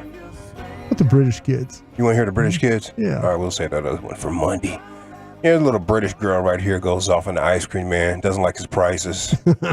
Girls, what's just happened? So, there's an ice cream van there selling just 2 ice creams with 2 chewing gums in it. Yeah. For bloody £9 for 2 of them. £9 for 2? Yeah, £9. That is going to get nowhere. One that comes on my street is either £1 a p or £2. Like, he's going to get nowhere with that. No, he ain't, is it? No, he ain't. That's well bad, isn't it? Yeah, you should know. And he only does bloody card. Stood there with my cash. Bloody hell. That's well bad, isn't it? Bloody well bad. Yeah. Yeah, bet he can hear me. Better get in, man. Yeah. That's fantastic. That is great. Good stuff. That is great. I mean, usually just having ice cream calms every kid down, no matter the situation. Not but expensive ice cream. Not though. expensive ice cream, though. That's hey, shout out to our Brahms, right? That's why Brahms is always Oh, man, good. I love Brahms. Yeah. Love me some Brahms. All right, very good. Is it the champion, the real Cashmatic trolling Little Caesars drive-thru? Is it the men down for Man Campbell, Hall of Fame coach meltdown, or the angry British kids at the ice cream man? I think I'm going to go with the angry British kids, Lucius. I'm going with that coaching meltdown. Okay, 1-1 here, Broadus. That's how Bobby Knight didn't sound. Explain the things to kids in there. Any discomfort that we can cause these Timberwolf fans, I'm all about that. Let's go with that guy. Beautiful. By a score of 2-1, and your new G-Bag of the Day champion, the Hall of Fame coach meltdown there from the T-Wolves. And we will get some Mavs and T-Wolves conversation going around the rim at the top of the hour. But coming up next, Krusty's Corner, where are we going? Yeah, on a Mail It In Friday, I've got a game for my guys. We'll do that next. Coming up Tuesday morning on Sean and RJ.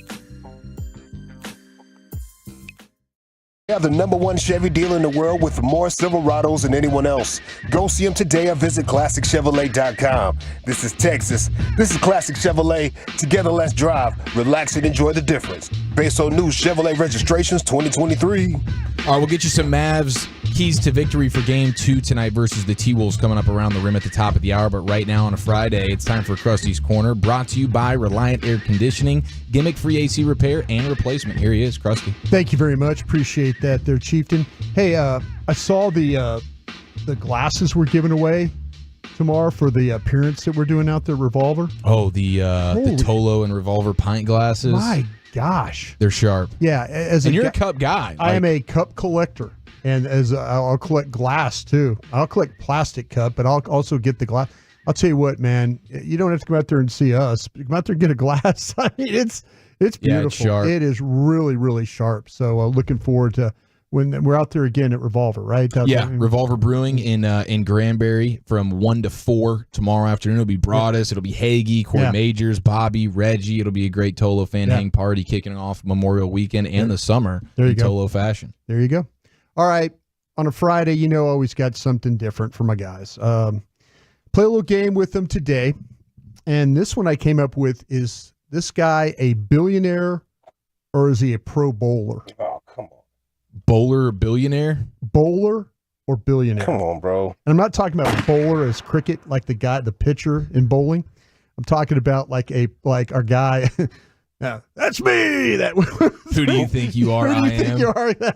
Pete Weber. Pete Weber. Pete Weber. That's Pete the Weber. guy I'm talking about. That dude's drug addictive story is insane. It is insane. And he was talking to a kid in that moment. Was. That's what really makes it awesome. Yeah. He cussed out a full kid, bro.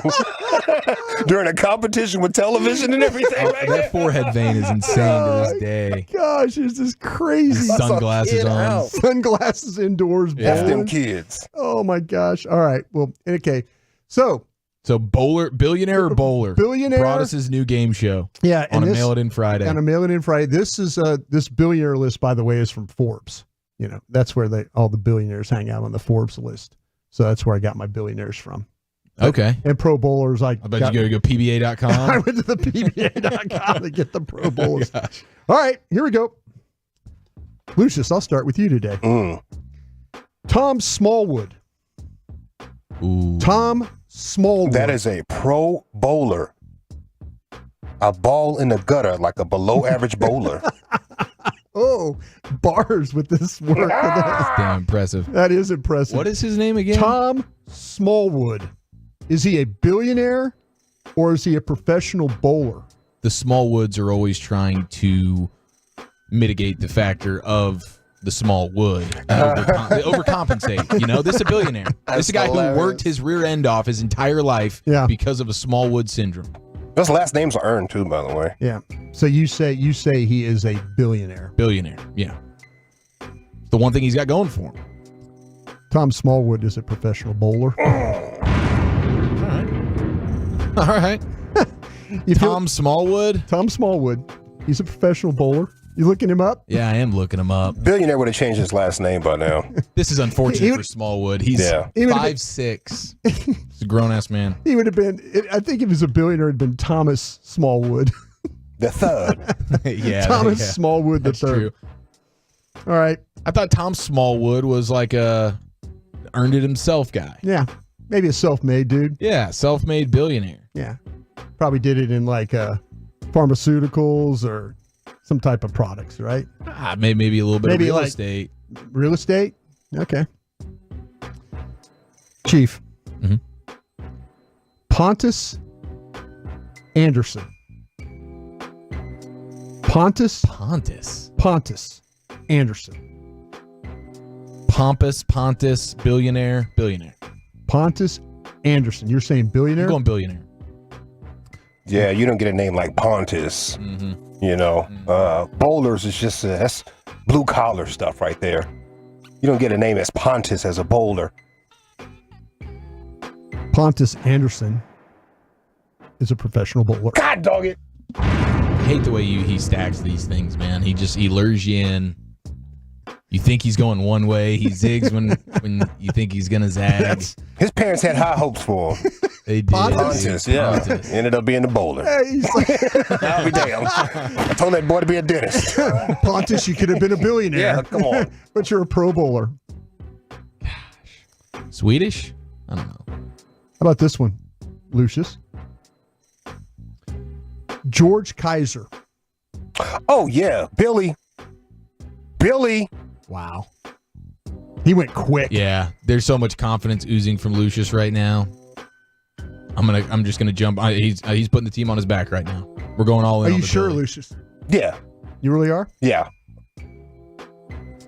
George Kaiser is a billionaire. Yeah. Kaiser Francis Oil Company. He's worth $14.6 billion. Come on, bro. Yeah, that oil, man. That's where you want to be. You want to be in that world. Okay. Chief. Larry Page. That's just got that's bowler vibes to me, dude. Bowler vibes? I'm going bowler for no real good reason. I'm gonna go with my gut on this one. He's a bowler. Lucius. Larry Page. It's not ringing a bell, but it sounds so damn plain. I'm going to go with Billy. Larry Page is a billionaire. He's the former CEO of Alphabet. Oh. What? Alphabet. Is it Google? Google. All those. Yeah. All those. The Google family. The big Google family guys. All right. He's worth $114 billion. Wow. Well, the billionaires are Lucius's wheelhouse, man. He's got a feel for these billionaires. I thought when I looked him up, I said Lucius has got to know this, being as much as he does in the stock market. Yeah. I thought maybe he would know who this guy is. Man. That's weed. That's weed. I know things for like a good 2 hours. I'm on fire. You're on fire? Yeah, 2 hours. And then 2 more hours later, I don't know. That's it, dude. That's it. Lucius. John Mars.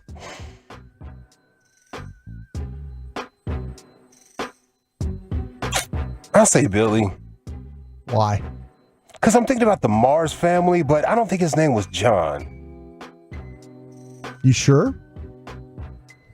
I'm not fully sure, no. So I'm going to stick with Billy. Chieftain. I'm just going to go the other way on it. What's his name again? Mars? John Mars. John Mars? Mm-hmm. I could see just looking at the roster for bowlers, I could see a Mars being on that list. I think we all could. You're being honest with yourself. You going bowler? Yeah, I'm going bowler. John Mars is a billionaire. Ah, look at me! Lucius, you're absolutely right. He's no longer heating up, ladies and gentlemen. My man's on fire. Look at John me. Mars is from the Mars Candy Company. I'm feeling like Luca right now. $38.5 billion. Let's end the game right now. Just slinging candies? Yeah. Matter of fact, his sister, she's worth $38 billion herself. So when Dad passed away in 1999, they split the fortune.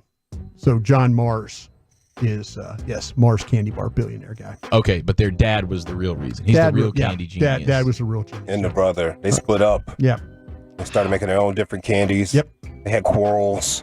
Oh, wow. Okay, so they became a bit of a rivalry? It's a crazy deal. It was like an inter-family candy rivalry. Yeah. Mm-hmm. They both end up billionaires? How about being a billionaire from a candy company? That would help. I think that or a liquor company would be the better one. I mean, if you liquor, because the parties, your connections. Yeah, that's true. It's all entertainers and athletes and everything like that you're sponsoring. Yeah, you're not throwing big athlete entertainer candy parties. Yeah, exactly. Yeah, I'm a billionaire because of Hennessy. Yeah. That kind of thing. Yeah, there's some prowess to that. All right. Chief. Jim Simons. So many of these guys it just oozes bowling with these names, man. I'm gonna stick with it. I'm gonna hammer it home. There's got to be another bowler on this stupid list, anyways. Come on, let's go bowler. Jim Simons, Lucius. Yeah, that sounds like I gotta throw strikes. Oh, Jim Simons. Jim Simons is a billionaire. Oh! Renaissance Technology, Jim Simons, $31.6 billion he's worth for Renaissance Technologies. Okay. Darren Tang. Darren from the Tang family. Yeah. We had a Tang discussion yesterday. This is, of course, a billionaire. Darren? And he came up with the orange powder that hurt my stomach for a kid. For a decade. You're saying he's a billionaire? And I'm going one up. I'm telling you which billionaire he is, which is the creator of the disgusting orange powder that is It's Tang. not disgusting. It was some of the greatest drink ever known to man. Just completely ruined my Lucius, insides. Darren Tang. Yeah, Tang can throw that thing. I'm going with Tang as a bowler. Lucius is right. Yeah, of course he is. Did he go? Did he just run the gauntlet? I think he ran the gauntlet today. I got one wrong. I think he got one wrong. Yeah. Dude, nice I got one work. wrong today, man. Tells you what I'm on, I'm on. Pontus, Pontus. He carved up before the show, and now he's in his bag. Pontus, I think he got Pontus Anderson wrong. That was the only one he got wrong. Yeah, that name got me. All right. That was a good curveball. All right, last one real quick here. BJ Moore. The initials BJ Moore. I'm going to go, the B and BJ stands for bowler. Lucius, it's on the line. BJ Moore is a bowler. He's a bowler. Yeah. All right. We end on a high note right there. Congratulations, Lucius, for winning the day. Very impressive, Lucius, with the early dub on a Friday. Biggest People have a lot of money out here. This is what I got from this segment. Yeah. Kind of humbled me. Yeah. Damn, man. No. I went mid-pack. I didn't even go like you know all the names at the top. Yeah. Every the Elon Musks and the Larry Ellisons and everybody knows those guys. So I couldn't go. I had to go mid-pack, and mid-pack is like $38 billion. Oh, dog. All right. Thank you, Brian Broaddus. Krusty's Corner Thank brought you, to you by guys. Reliant Air Conditioning. Coming up next, it's a Mavs Game 2 Western Conference Game Day. Let's get you keys to victories and details on the Luka Kyrie bond. That's next in the nation.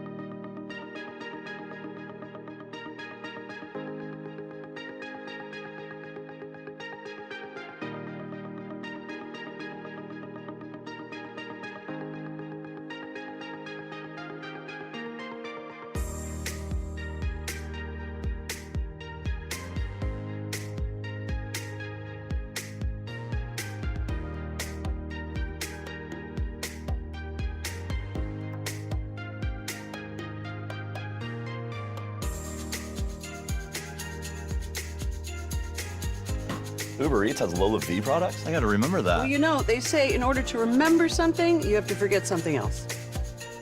Okay, now that is a very cute haircut. That's like a little shag. I've never seen that before. Well, I mean, of course you have. It's the Rachel. Oh, is that your name? No, I mean, like your name. No, I'm Jen. My name's Jen. Right, but I just mean...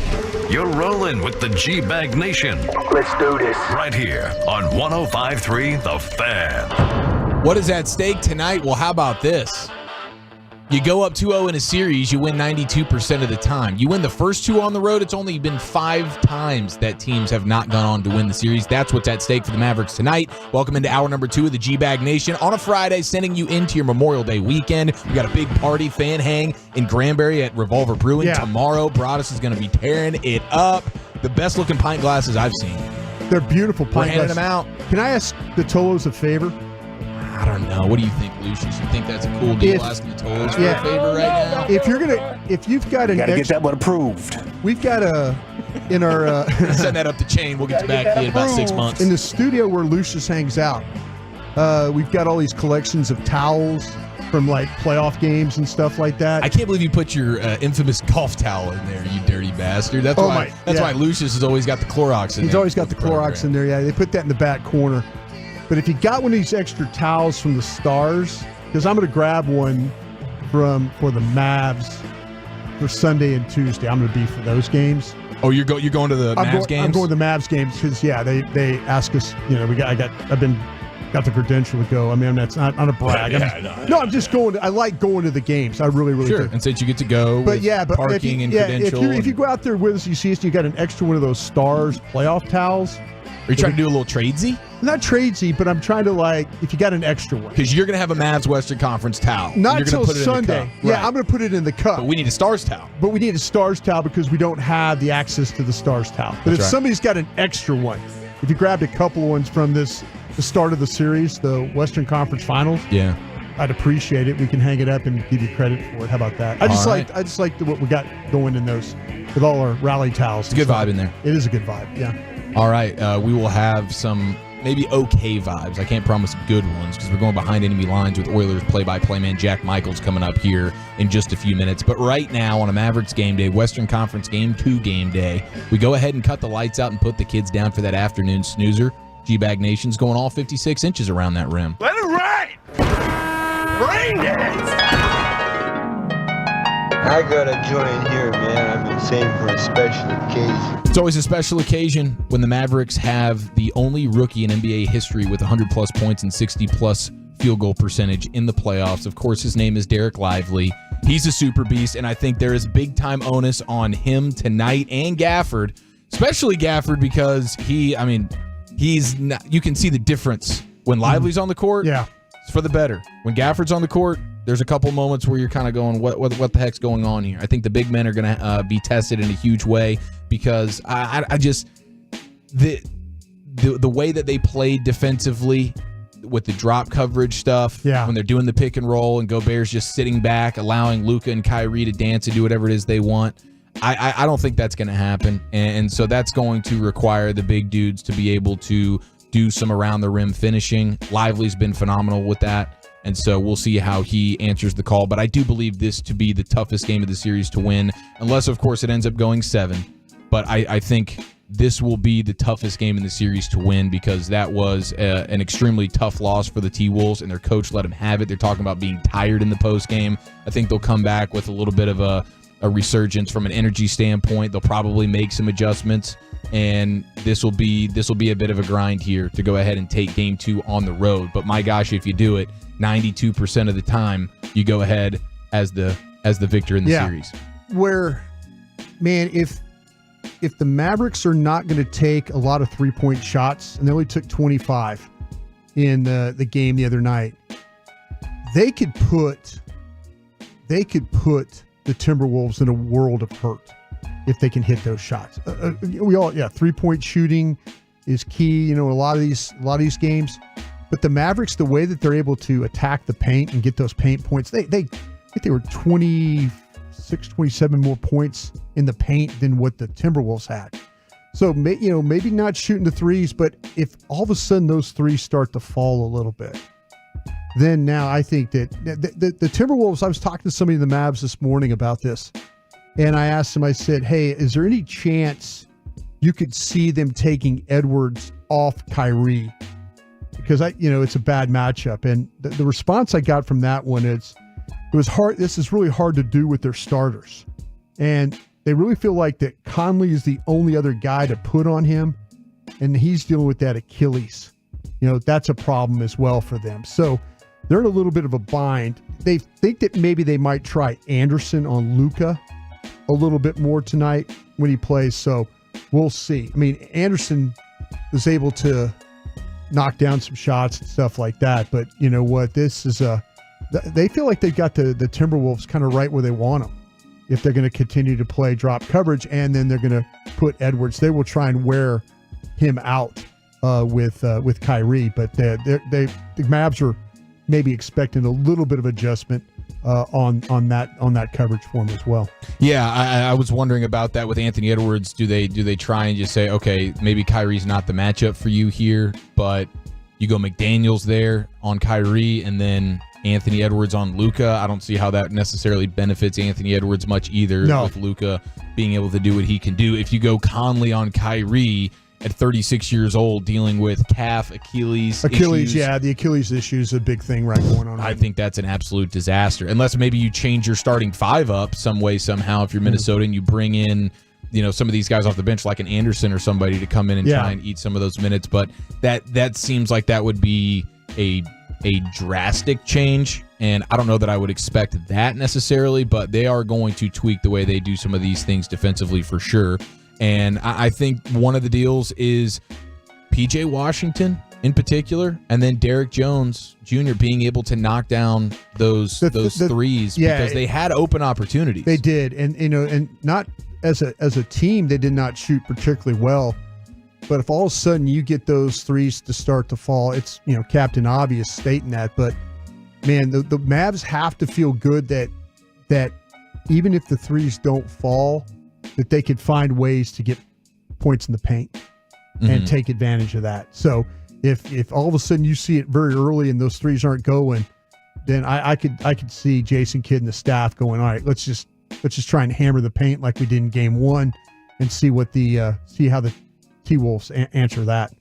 Who's put the most thought into their game night spread tonight? Anybody in the G-Bag Nation feeling comfortable about their Friday night spread being more dominant than the rest of ours? I think I'm going cheeseburgers. I think we're doing the homemade patties at home. Nah, I'll probably grab a pizza after the gym. Negate my whole workout with one pie. You know what I mean? I love it. I've done that, bro. I pull up right to the drive-thru after a gym workout, so I can forget it. You know what?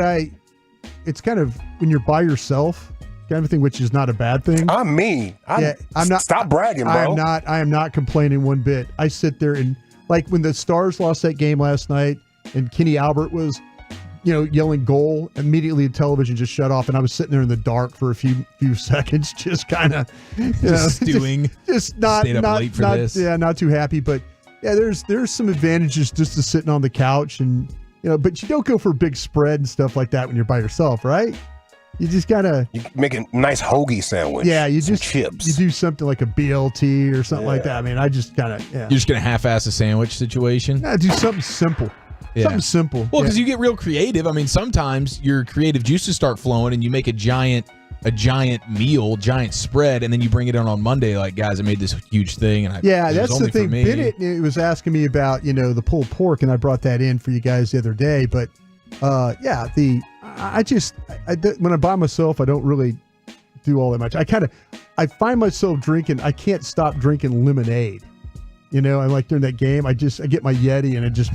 So then old man has to go to the bathroom like multiple times during the game. That's where the depends comes in. Yeah, I just sit there, sit there on the couch. Yeah, just give it up. just give up. Like just watching. Sit down on the trash bag and just give it on up. No one's there to judge you. Otter makes a save, and I'm just sitting on the couch peeing in my pants. On your leg. Yeah. Well, if the Stars are going to do it, I might as well too. Yeah. So when you do it, when you get older, you won't be surprised. You already know how it goes. Yeah, that's my 85-year-old dad. He's like, oh, Dad, what just happened? Well, the maturation of Kyrie has been a huge talking point. The bond that he shares with Luka. I have two different sounds here. We'll start, and these are from the insiders. We got Shams and we got Brian Windhorst. We'll start with Windy, and he was on ESPN talking about just the Kyrie maturation since arriving in Dallas. What you see about Kyrie is a player who's different in mind, body, and spirit. And the way I see it, he is truly invested in making Luka the best player he can be. This is something that is actually so rare and actually in a way so remarkable on the NBA level when you have a player who's probably headed for the Hall of Fame who is willing to do whatever he can to help his teammate, whether that means scoring a lot, whether that means passing, whether that means helping him defensively. And listening to Luka talk about Kyrie, I've never heard Luka talk about a teammate the way he's talking about Kyrie, how Kyrie does things that help him all throughout the game, off the court. He talks about these long meals that they have together and their bond. Like, that is really, really meaningful. It's completely the driving force between these two players. And it's just such showing how Kyrie has evolved as a player. It's so hard to ask a player to take a step back when they know they're so good. We're seeing this happen in real time. It's giving the Mavericks a chance, and it's frankly changing the way people look at Kyrie Irving. I would love to know what LeBron James and Kevin Durant, two people who were there for these growing pains where they didn't work, they're watching this and seeing this is the Kyrie we always dreamed of. I don't know if LeBron, I guess LeBron would say they did win the championship together, but that's a little hair splitting. Probably the guys in Boston, maybe, because that run with Kyrie in Boston was a little bit tenuous. Certainly, he had to sage that place down. He did. He said, "There's bad energy in here, bro." He let everybody know it's nasty in here. That's what you have to do in the Pimp Cup ever since Broadus put that in for his golf towel. This is from the Masters. This is from the Masters. Did you guys see the shoes that Kyrie was wearing the other day? Yes, we actually have photo evidence of him if Carter's back there. He just went on break. He did. Yeah. Okay. It's with I didn't tell him that we were going to do this here, but that's the fringe is what my wife was calling it. I didn't know. It's got like the Indian. It's like moccasins. Yeah, it look like Air moccasins, Nike Air moccasins. Yeah, but man, they're not Nike. What a cool looking shoe. It was awesome. I've never seen a shoe like that. I have not and either. then he played his ass off, and he better wear them again tonight. If there's something that's not going to work for the Mavs tonight, I'm going to throw something out. Hit me. Are they going to shoot 94% on free throws?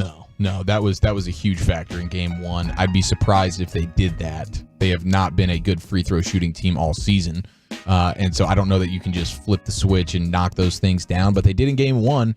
If they're shooting 90% on free throws, the series, count this. Yeah, this thing's going to we're going to the finals with this thing. Yeah, if they're going to do that, because they're not going to shoot as bad from the 3-point line. We know that. No. So they do have some margin for error there at the free throw line. Every time they go to the free throw line, I'm kind of like, oh, please don't let's not be the 50% team tonight. For sure.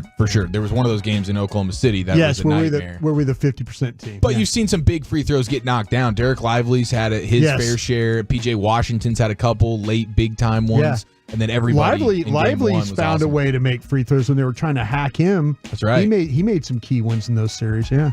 Now, here's some sound of Shams. He was on the Pat McAfee show today, and I guess there were two moments that stick out to Shams that changed the dynamic between Luka and Kyrie. Here he is.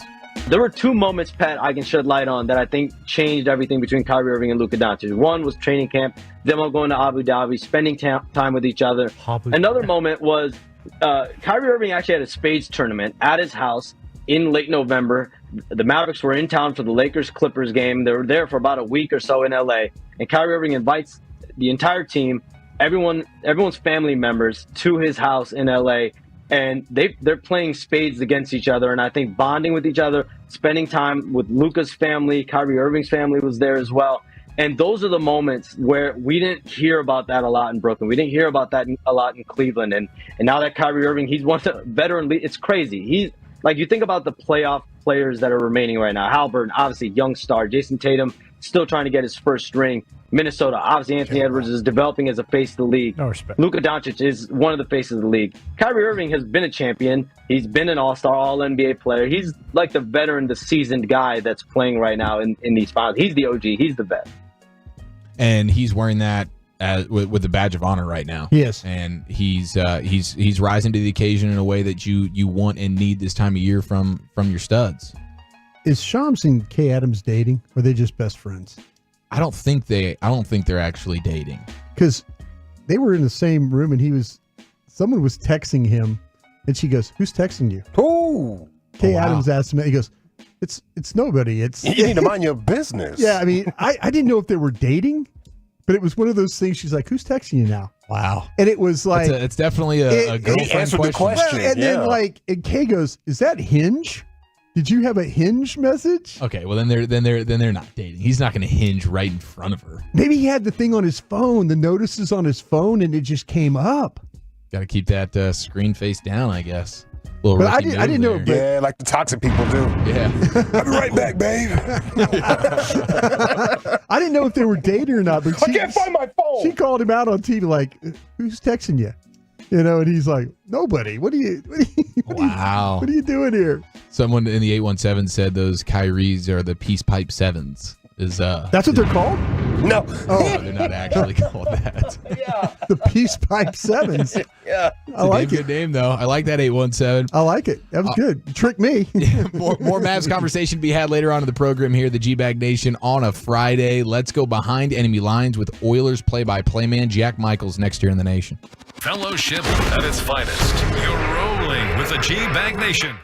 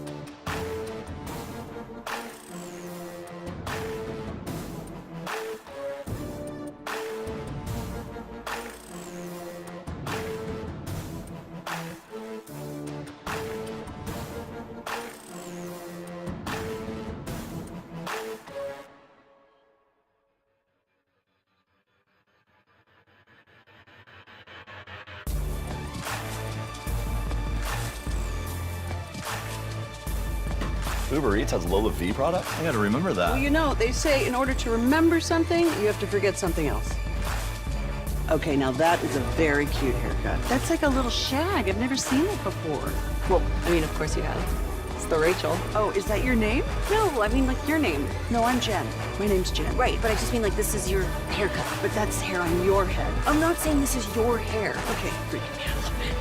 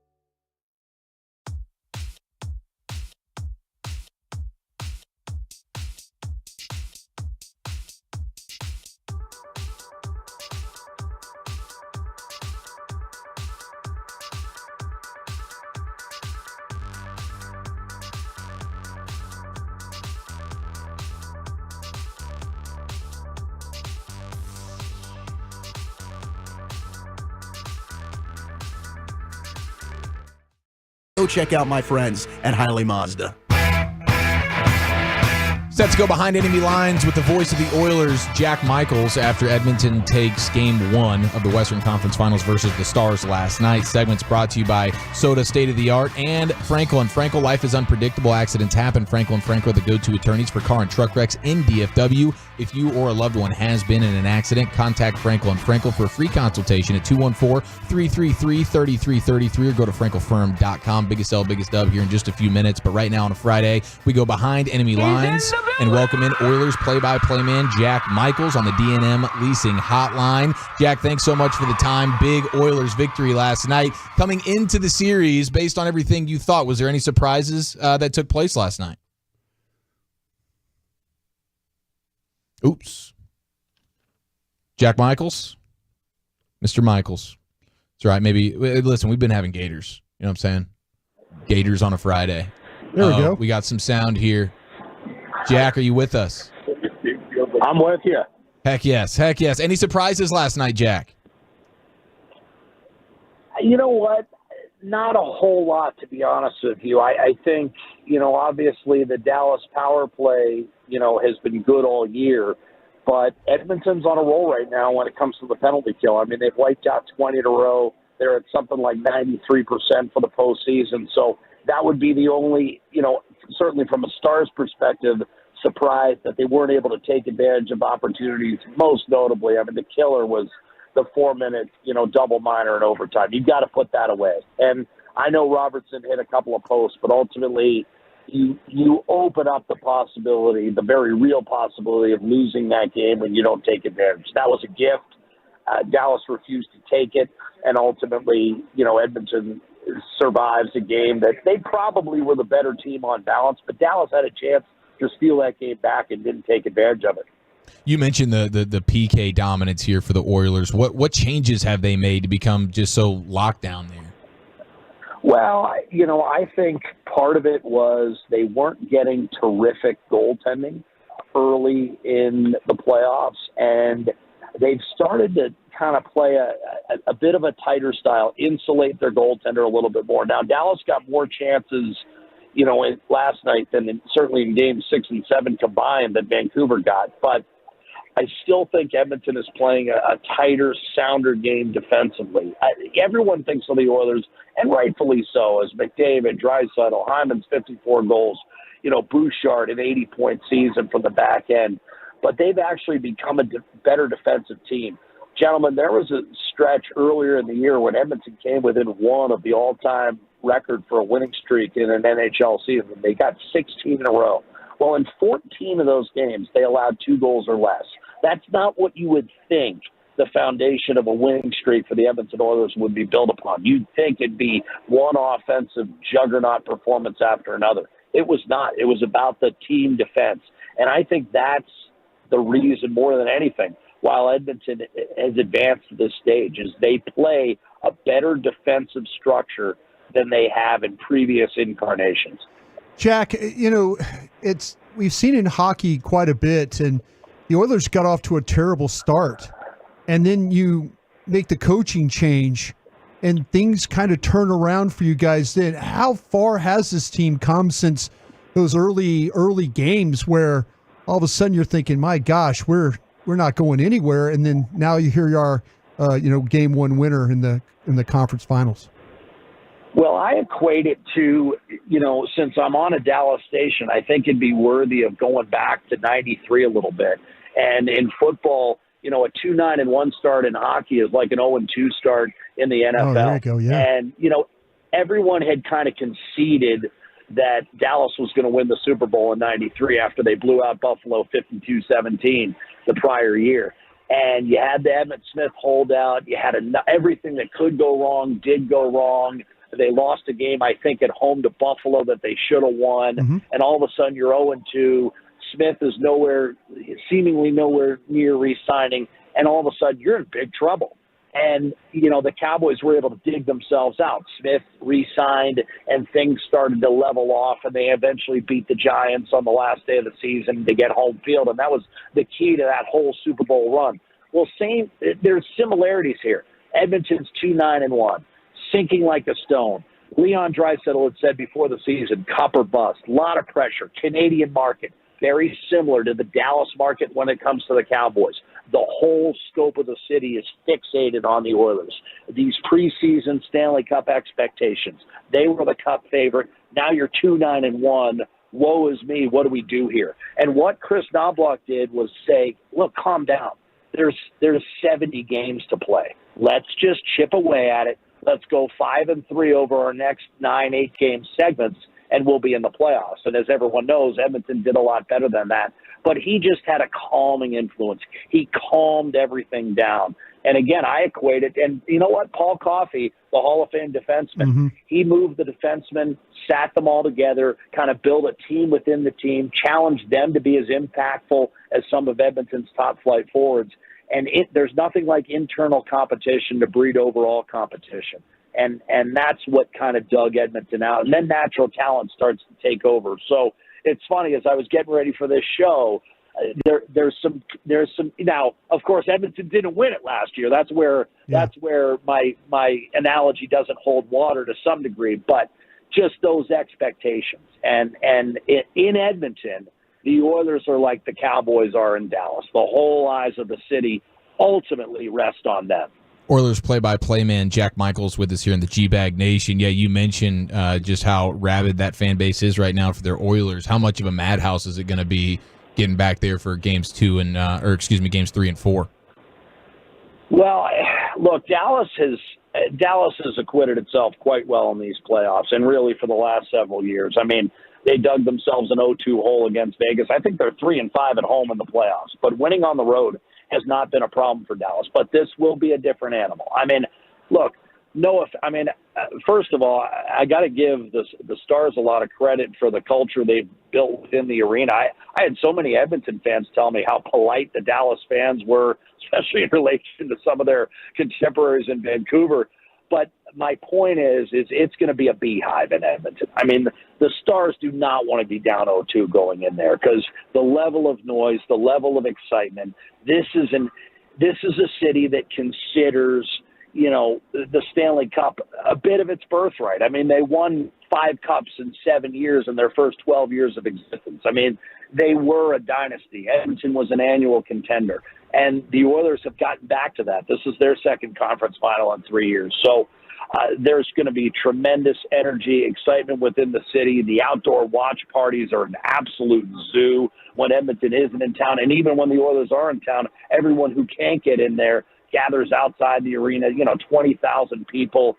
It's going to be crazy. So, is it a home ice advantage? Yeah, theoretically. But I'll give Dallas credit. They've got a veteran group.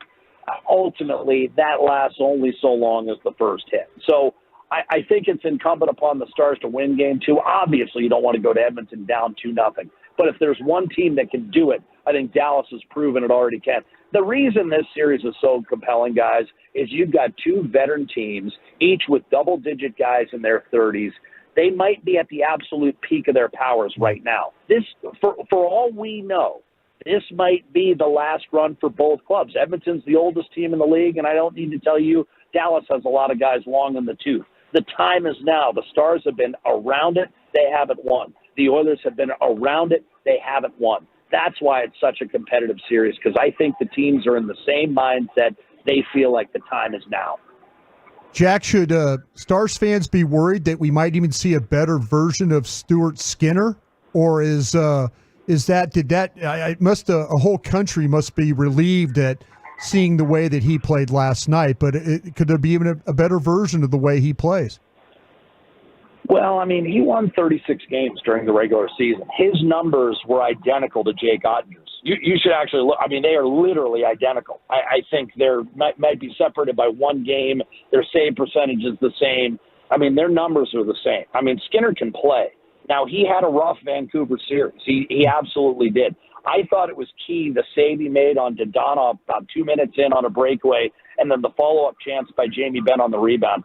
I think, as you point out, and it's a good point by you, I think not only Skinner but the entire city took a huge sigh of relief. And Skinner himself acknowledged after the game, those were 2 big saves early to give him an adrenaline shot of confidence. And, Yeah, I mean, Dallas doesn't want any part of that Stuart Skinner, but because if all of a sudden Dallas's perceived advantage in goal goes away, then what do you start to hang your hat on? I mean, Edmonton's got the best power play, the best penalty kill. If you lose that edge in goal, man, it's going to be a tough road for the Stars. But again, I don't think there's an advantage in this series, guys. I honestly don't. I mean, I'm the Edmonton play-by-play guy, but we're talking about two teams. These are going to be slim margins. We saw it last night. I feel like this series is going 7 games. I really do. And if it doesn't, I think we're going to have a highly competitive series where one team might be thinking, even if it's a 5 or 6 game series, they might be thinking, hey, we were 2 bounces away from winning it. Jack, there's much to be made about how perfect the sheet of ice you guys play on up there in Edmonton. Was there anything you heard after the game about, of course you guys won the game, but is there anything about the ice conditions that the team has some concern about, the Oilers? And again, how do you guys, is it just the conditions in Edmonton that make that ice so perfect? It's funny you say that because before the playoffs, I talked with the team representative. Each team has a representative that reports to the NHL on exactly what you're talking about, ice conditions. And they're ranked, and, obviously the ones that get poorly rated are reported, and you try to make some improvements there. And it's funny, heading into the playoffs, a lot of the Edmonton guys had concerns about Vancouver, of all places, that don't even have another primary tenant. And I'm sure that surprises you. Like, obviously the American Airlines Center, similar to LA's Crypto.com, similar to, to a few other arenas, Madison Square Garden. I mean, there's so many events there. It's amazing what you guys crank out of that building. But Dallas was not on that list. I don't know whether they were middle of the pack, but Dallas, when I asked the guy, well, what are some other cities? Dallas was not one of them. So I don't think that's an issue. And you know what? It does go down to kind of it's the same for both teams. I thought Stuart Skinner did a nice job of handling some of those live hops off the end boards. That's really what the goalies are most concerned about. The players often expect the ice to be, just okay at best. I think if you talk to the players, there's a lot more arenas that are substandard than above standard when it comes to ice conditions. Well, Jack, this has been a real treat for us, man. Thank you so much for the time. Always a pleasure, guys. Appreciate it. Thanks for having me on. Yes, sir. Oilers play-by-play man Jack Michaels with us here in the nation. Game 2, Stars and Oilers coming up tomorrow. We'll see if the Stars can even this bad boy up. It's the G-Bag Nation on a Friday. Football's finest at the top of the hour. We got a 420 edition of LA Live today, sending you into your Memorial Day weekend. But up next, Biggest L, Biggest Dub, featuring a giant L for every man all around the globe next year in the nation. Coming up Tuesday morning on Sean and RJ, the entire morning family is back together again with Chop and Pepe returning from vacation. We got a lot of playoffs to talk about. It's a Tolo Tuesday on The Fan. RJ Chop here, my good friends over at Blue Chew. Real talk time, man. You're in the mood. She's in the mood. You know.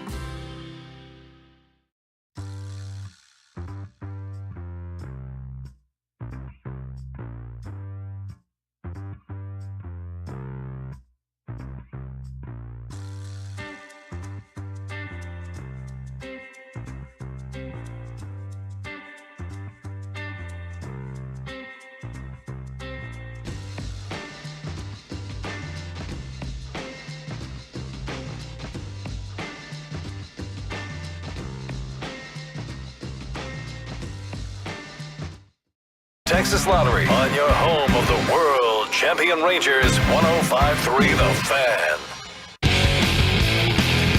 Classic Chevrolet in Grapevine. They are the #1 Chevy dealer in the world with more Silverados than anyone else. Go see them today or visit ClassicChevrolet.com. This is Texas. This is Classic Chevrolet. Together, let's drive, relax, and enjoy the difference. Based on new Chevrolet registrations 2023, y'all. 877-881-1053. Where have you taken some L's this week? More importantly, where have you gotten those personal victories? It's time for Biggest L, Biggest Dub. Oh, yeah. Now listen here. It's time to toss things over to that silly twit, Eric Chiafalo, to give us this week's L takers and dub makers. On and off the field, no one is safe from this imbecile's tongue. It's Biggest L, Biggest Dub. I'm catching an L from the 682 right now, saying I cut off Jack Michaels too quickly. Says I'm the host, and I need to be friendlier. I cut him off, and I needed to give him the this has been great or something before letting him out so quickly. I'll be better. I texted him back. He really appreciated coming on. Heck yeah. Yeah, he said, yo, thanks very much for having me on. I hope I was good. And I said, no, you're outstanding. I guess my goodbye pleasantries weren't strong enough. You and I do the Cowboys pregame show together. And we always interview the play-by-play guys, and you always give me grief about our guy in Philadelphia. My love for I forget his name. Why are you doing that? He's got the swollen tongue. Come on, man. That. Come on. You're not going to think of his name? I can't. Anyway, but no, we do. You know it. I know. I'm not going to say. You don't know it. I do know. He's your friend. He is my friend. What is my guy's name? Yeah, I knew you couldn't remember it. It's all right. Hey, no L. I mean, there's some bad L's to go around, but this Wheel of Fortune one. Did you see this? No. This is epic. I woke up to this morning just all over my timeline. A Wheel of Fortune L taking for the ages. This is how it went. Tavares, right in the butt. Oh, that's not it. That's not it. No. That is not it. Blake. This is the best. Yeah, that's it. Come on. So close to I gotta hear it one more time, bro. My man said it with so much confidence. It took off from the free throw line. Yeah. Tavares, right in the butt. I mean, are you kidding me? God, dog it, man. Somebody was at home like, oh, hope get this money. We gotta get this money. We need this 20K. Yeah. Right in the butt. Right in the butt. You literally This fool ain't even trying. So close, Tavares. Merrill Reese, by the way. Merrill Reese, thank you. Google. I didn't Google it. You didn't Google it? No, I just had a brain cramp. I couldn't remember. Gosh, watching you guys slobber all over each other when we have face-to-face pregame shows. But the Eagles are in town. It's Tavares, right in the butt. Yeah, right in the butt. What a ridiculous offer up right there for the answer. Yeah, but Lucius is right. Don't they have a deal where like you play along with the contestants? I think there's a deal where you get to play along at home and you can win money if they win. And I'm just talking about his damn family members. Yeah, his family. They were. I'm going to be on the Wheel of Fortune. You guys watching? Yeah. Gonna change our lives forever. Oh, damn. You got a viral clip out of it there, Tavares, but you're gonna go home empty-handed here. Hate to break that to you. The biggest L, though, how about this for men all around the world? As apparently there was a study done that reveals 100% of men have some level of what they describe as microplastics in our testicles. 100%? 100%. I don't know how they know it's 100%, but apparently it's a clean sweep. Every man in the world has microplastics in their testicles. And I don't know what we're supposed to do with that information. Like, can we get a solution on how to get them out? Can you tell me what that is? What a microplastic is? Yeah. I like, they talk about it a lot with water bottles and stuff. Yeah, the monomers and polymers. Oh, okay. Every time you drink a bottle of water out of a plastic deal. So the plastic. If it's been sitting too long, yeah, you're basically drinking plastic soup. Oh, is that like lead poisoning back in the day in the old the Romans, right? Yeah. Okay. I just don't understand why it's going to that. Like, why are the microplastics attacking that particular spot? Urinary tract. You know, what are they doing? Urinary tract. That's probably what it is. Right in the butt. I'm just guessing on that. I would guess that that's probably where the plastics Yeah. Is there a solution, or are we stuck with this even if we don't have another microplastic? Like if we don't consume another one for the rest of our lives, do we have any opportunity for these to get out? Apparently, they're like cancer causing. Oh, because I was cool with them staying down there. If he like gives it a filled up kind of look. Yeah. Yeah. You know what I'm saying? We might be getting a little bit of the microplastic bump here, which I guess can be good.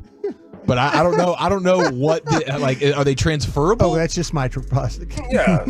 Oh, you done had some work done. Yeah. That just seems crazy to me. I was made extremely uncomfortable when I read that. How are we getting 100% of these? It makes no sense. Makes no sense. Oh, there's a study for doing this, right? Yeah, there's a study, of course, but all these studies got some error. They didn't test mine. They didn't test mine. Well, you have one missing, don't you? Well, aren't you a missing dude? The vasectomy. They don't have to take both. But I thought they took one out. Yeah, they don't take both though. Okay. So they find any plastic down there? They didn't do any. They weren't scrounging around for plastics. Did you ask them? I did not. This has been news to me, dude. Would you have asked them if you would have known? Yes, if I went in there now, I'd be like, hey, can you help me out? Can you walk me through what this means? Is there a solution? How can I rid my testes of the microplastics here? Is there an opportunity to do that? Do you think they're saying a cancer, right? Maybe? Yeah, that's the scary part about it. Okay, I'm not going to make a joke about that. Well, I mean. Yeah. I appreciate that. We do have a big... Give it to cancer. Would you make a joke? Disrespect cancer. Go ahead and make a joke about cancer. No, I'm not making a joke. I mean, it's something. I mean, we're good. I thought that was going to be an incredible joke. Yeah. No, it really wasn't. Sometimes you got to leave him in the chamber. No, sometimes you just do. Well, how about this for a dub? 35-year-old man from Massachusetts going on a mountain hike where he knew that there was a chance of running into plastic a bear. in his balls? No, well, yes, because he's a man. So 100% of us do. That's just the fact of the matter. He knew going in. We all have a new fun fact about ourselves. When you play like 2 lies and a truth, throw down one of your truths. Okay, is it only drinking out of plastic bottles? I think there's more than just that. I mean, food, probably your food. I eat out of Tupperware a lot. It's probably everywhere, man. Everywhere, bro. If you're cutting up food on like one of those plastic cutting boards, yeah. What? Maybe if you work in a factory, like all types of stuff. I'm sure we're just surrounded. If you work on a dock, they're burning rubber all the time with those little forklifts. It's probably in the damn air we breathe, bro. We're out of here. Yeah, we are out of here. I don't want to go down doing that. Let something else happen to me. It's definitely not a great way to go. Like in the obituary, Broadus had an inordinate amount of plastic in his balls. You heard about Broadus, right? Yeah. Balls full of plastic. Yes, he lost. Got him out of here. Lost his hair. Be careful. Speaking of being careful, you guys could be doing a show one day talking about me that way. R.I.P. Damn Broadus. Damn shame. How about this guy though? He's 35 years old. Who's gonna bring us lunch now? Yeah, that's the first question. He goes on a mountain hike. He brings his bear spray with him in the event that he has a run-in. And apparently, the man he encounters a grizzly bear cub right before he was blindsided by the mom. Whoa. And so the outlet is reporting the man was able to get the bear spray out of the holster, but was unable to pull the trigger before he was knocked to the ground by the bear. So he attempted to play dead with the can in his hand, like sort of behind his head. And he was bitten several times before the final chomp of the bear punctured the container and emitted a burst of the substance in the bear spray, and that forced the grizzly to flee. And then this dude was able to call the hospital and get himself in there and save his own life. I mean, that's obviously an L because you got attacked by a grizzly bear. But I think you would also chalk it up to a dub that you had the common sense to bring the bear spray, and even though you didn't get to spray it, he bit the can, and now he's got to run away. Okay. Or she, mama bear. I'm asking this question. The bear, if you play dead, is going to try and carry you off, right? He's going to bite you to carry you off, right? I don't know. I think for he's going to carry you somewhere to eat you, right? The bear? I mean, why play dead? Why not roll over quickly and just go for it with the spray? Like, why play dead when you know the animal is likely going to carry you to another location? I'm not. I mean, like one chomp on the neck, you're done probably, right? Yeah. I'm rolling over and trying to spray that thing in the face. I think if it's like a polar bear, you would want to get away from the bear. You don't want to play dead because that polar bear is vicious enough to sort of want to eat you. In this case, it's like with a grizzly bear, it doesn't want to eat you, but it's the mom's defending the cub. Oh, so it doesn't want to carry you off somewhere? I don't think so. I think he just wants to make sure you're not hurting my alligators kid. They put you under a log. You know that for the net. For later. For later. Yeah. Oof. Yeah. I didn't know they did that. Yeah. Yeah. They do the death roll. They get you on the death roll, and then they put you under a log.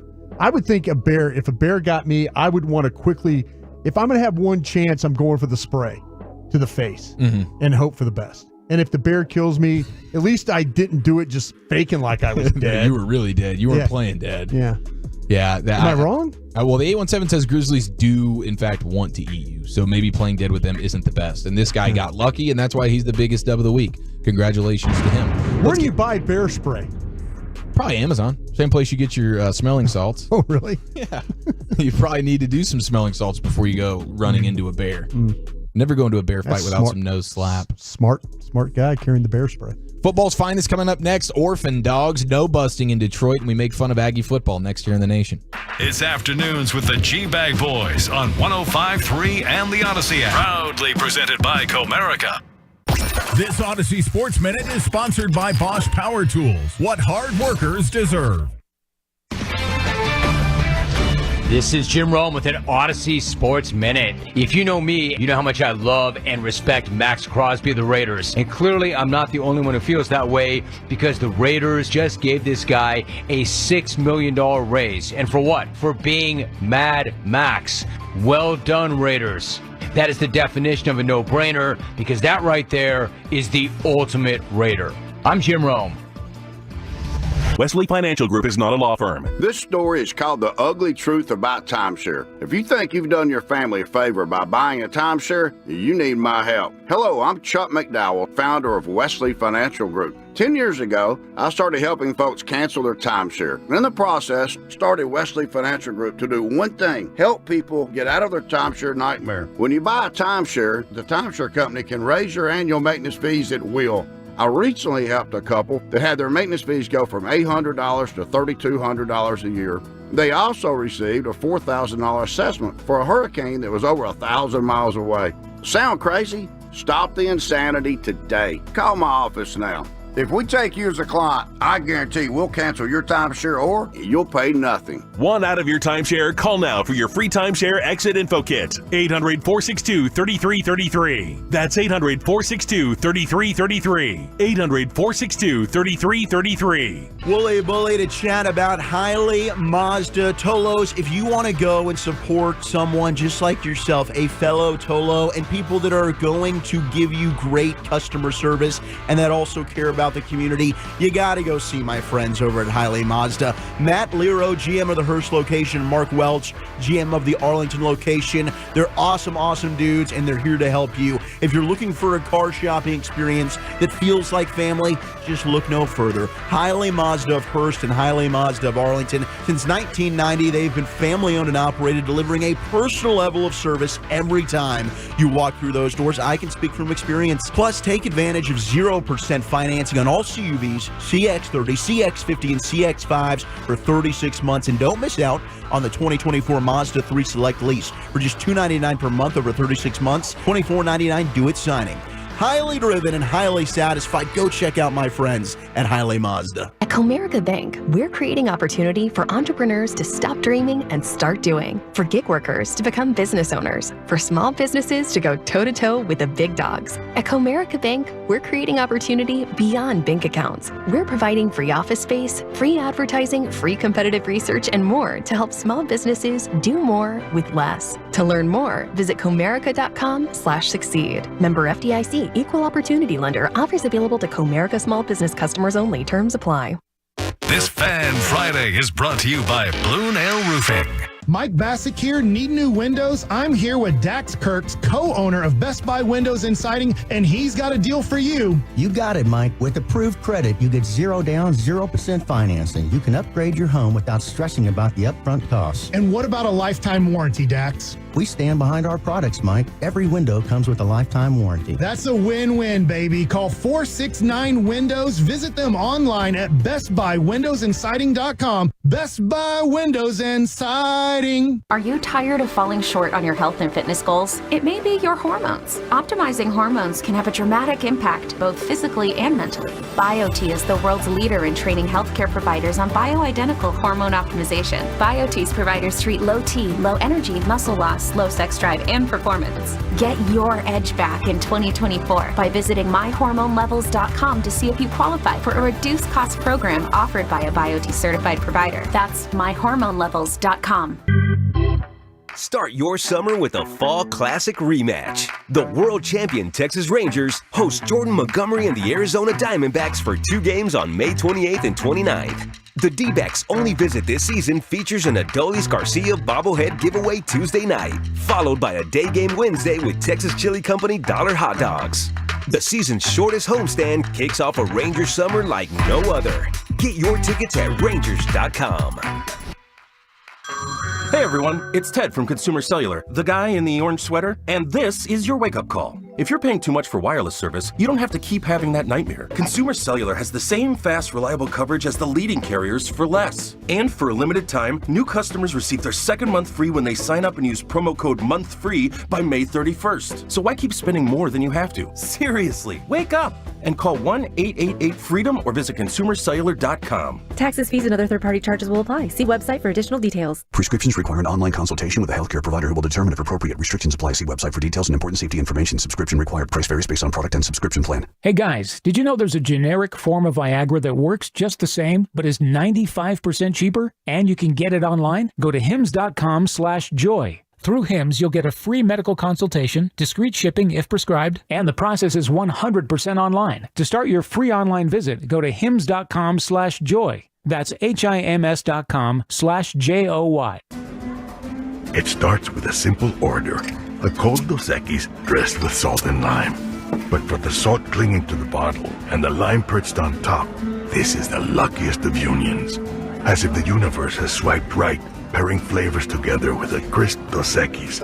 This is refreshment designed by fate, blessed by destiny, and served by bartenders. Enjoy Dos Equis responsibly. Copyright 2024 Dos Equis, imported by Cervezas Mexicanas, White Plains, New York. You're turn it on, leave it on. Home of America's team is 105.3 The Fan. Hello, baby. KRLD-FM and HD1, Dallas-Fort Worth. An Odyssey sports station. You're rolling with the G-Bag Nation. Right here on 105.3 The Fan. Welcome to the nation. 20 minutes to LA Live here on a Friday in the G-Bag Nation. 90 minutes to the Rangers pregame show. Eric Nadel joins us at the top of the hour.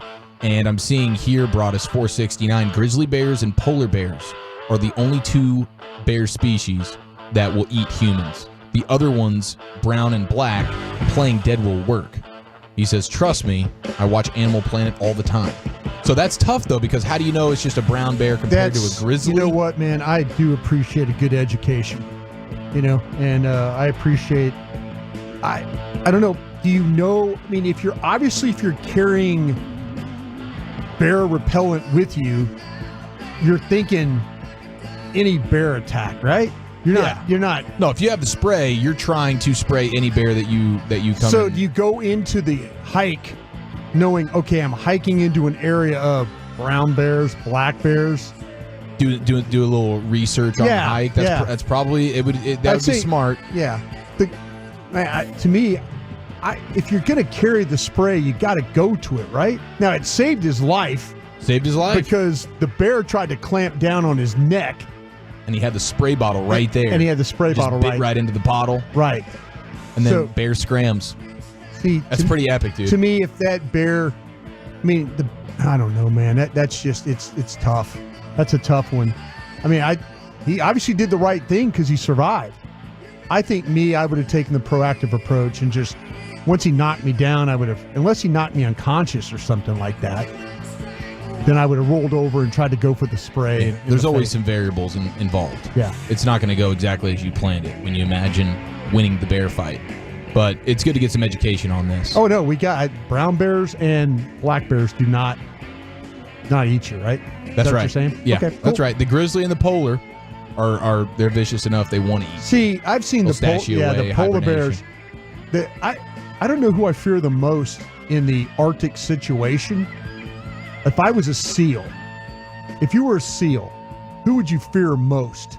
The killer whale who they figured out how to hunt that way, or the polar bear? Considering the way that these whales go about teaming up together, when they catch you on an ice sheet, yeah, you're over. Yeah, and they know they can knock you off that ice sheet. Those videos are crazy. Those are nuts. All right, so we got a little football's finest here. You fear the here. whale, then, don't you? Yeah, I think gosh dang it, dude. I fear. If you were a seal, you would probably fear the whale more. Yeah, because you know that even when you're like on land, so to speak, on the ice, they're going to find these water. Yeah, they can get you. They're going to bust up the ice pack. They're going to bust it up and make it smaller. So they're going to put you like on a raft, and then they're going to push you off the raft with a wave. Is what they're going to do. Then they throw you back and forth, and you're doing semi-flips and everything, and cartwheels in the air. It looks ridiculous. Yeah, they're going to stop playing with your food, bro. Yeah, they entertain themselves with your soon-to-be lifeless body. What an awful way to go out, bro. Seriously, they throw you like 50 feet in the air, and you hit the water, and you have no idea where you're at. No, and then there's 4 killer whales taking turns. You just like a gymnast up there. They get you all dizzy before they tear you up. All right, so a little football's finest here. The spins. I see from DeMarvion Overshone, he's added about 13 pounds. Yes. And that's one of the names that everybody's most excited about coming into this season because it looks like I thought it was Luke Schoonmaker. No, everybody is out. We're all out on Schoonmaker except for you and Bobby Belt. I'm on Schoonmaker. But he's added the 13 pounds, and we'll see how he fits into this Mike Zimmer defense. I know you're bullish on what Mike Zimmer's going to bring to the table here defensively. I'm hopeful. And I know that Eric Kendricks was talking, the new addition at the linebacker spot who has experience in the Zimmer defense.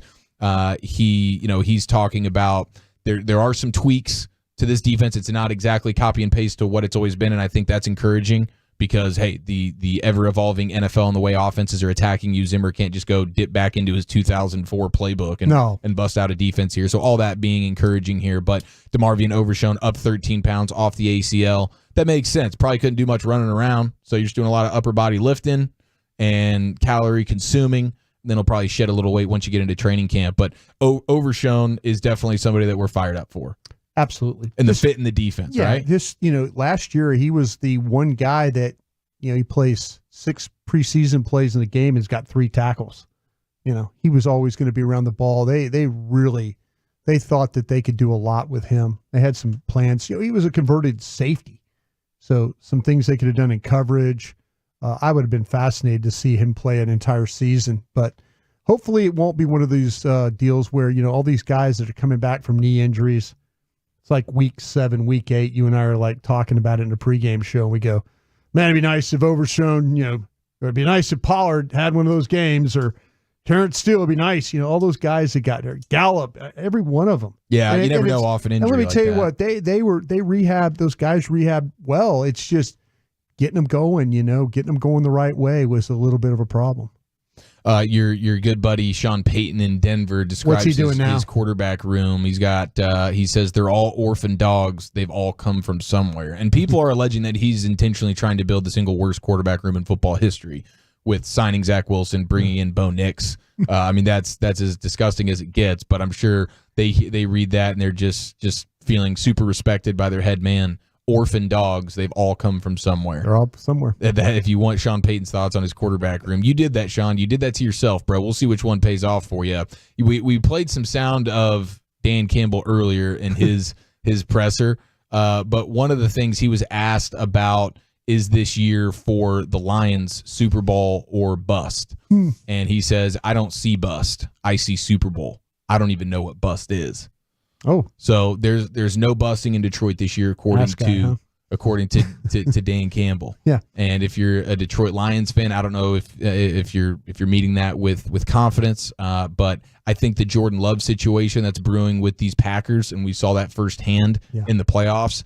I think Jordan Love is about to be one of these super stud quarterbacks. He's got the play caller for it with Matt LaFleur, and when you go and look, I saw Warren Sharp putting out some of his metrics on quarterbacks, and Jordan Love, like the way he closed out that season was just absolutely ridiculous. Yeah. And Dallas so in caught that division, Dallas caught him at a bad time. That's going to be a fun division there with Detroit, clearly being a dominant roster. Everybody's thinking Minnesota's going to make a big jump, even with their quarterback. With McCarthy? Yeah.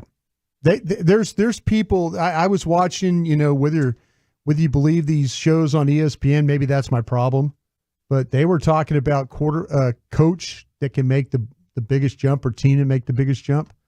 Minnesota Vikings was up on their list. One of the weird stories last year in football that we have not gotten an answer to is what happened to Stetson Bennett with the Rams. He just kind of disappeared. Yeah, he did. And they let him get a year off, basically, and no one really understood why. McVay was never really given any details on it. Class? I have no idea. Yeah, he did. He went 6 college years with no graduation. Is that what he did? Yeah. I mean, I haven't seen any graduation photos of Stetson, but apparently he's back at Rams camp and all is well, and he's rejuvenated, and everything's good. I've just never seen a team bring a guy in and then say, you can just be away from the team for a year, get yourself together, come back, and we're not going to have a single leak.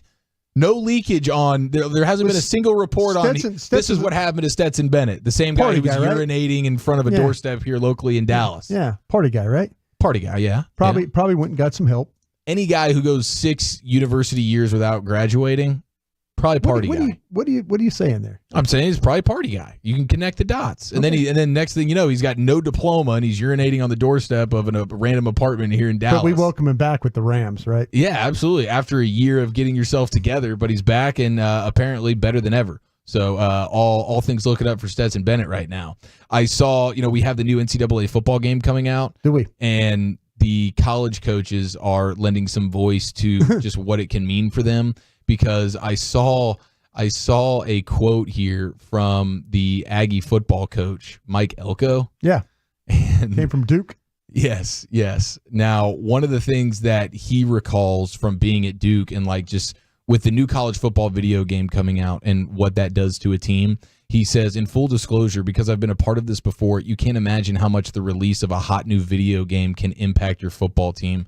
He says, I remember going all the way back to when the second Call of Duty came out, and it got released in October in the middle of one of our football seasons. We literally were having meetings with our defense about why it was not good to stay up until 4 a.m. playing Call of Duty. We had practice at 7 o'clock the next morning. Yeah. These college kids, dude. And now you're playing with yourself. This is one of the ultimate dreams that any athlete gets to have. You have a video game and you are in it. Yeah. These college players upon release are going to be all over this video game, and they're going to be up into the wee hours of the morning. I guess you'd rather them up in the wee hours of the morning just playing video games. One of my favorite things ever, talking about an athlete in the video games, Des Bryant. You ever see the clip where they asked him about playing Madden, and they asked him, do you throw the ball to you a lot? And he goes, every play. Of course he does. Why he wouldn't threw the ball to himself every single play. And nobody else had a reception. It was all going to Des Bryant. Good for him. That's on brand for any wide receiver. Yeah. I imagine any star wide receiver plays exactly that way. Yeah. Because why wouldn't you? Yeah, just throw the ball to me every single play. He's like, what else are you going to do? Throw it to Alan Hearns or something? No. He's like, no, I'm going to throw it to myself every single time. I'll be throwing up the X here. And he dominates, dude. Des Bryant he plays online, and he's just smoking kids all across the world there. He will go on X and challenge people. Who wants to take this, who wants to take this smoke, that kind of thing. Were your college days filled with video gaming? Was there any of that in your college Win or LSU lose, heydays? No, we were out all the time. We never. You were just Mardi Gras Brian for 4 years? I was the first guy. How about this? I was the first guy that had a beta machine. Sorry? Beta?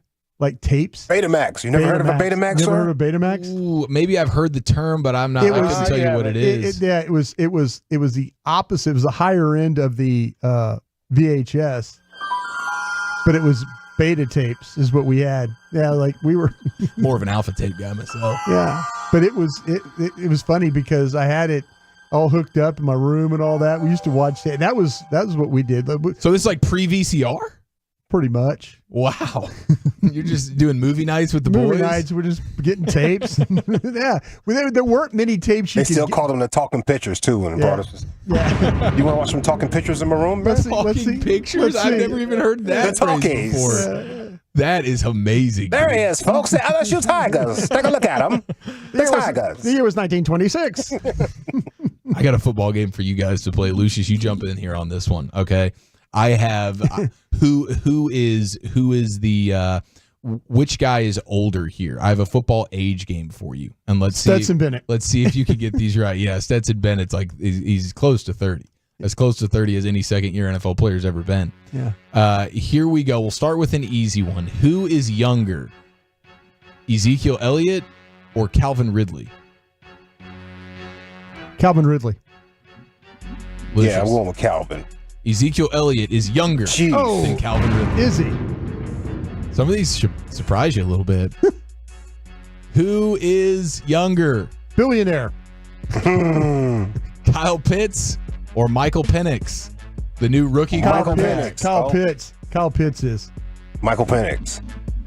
Kyle Pitts, who's going into year 3 in Atlanta, is younger than his new rookie quarterback, Michael Penix. I knew that one, yeah. Jeez. Who's younger?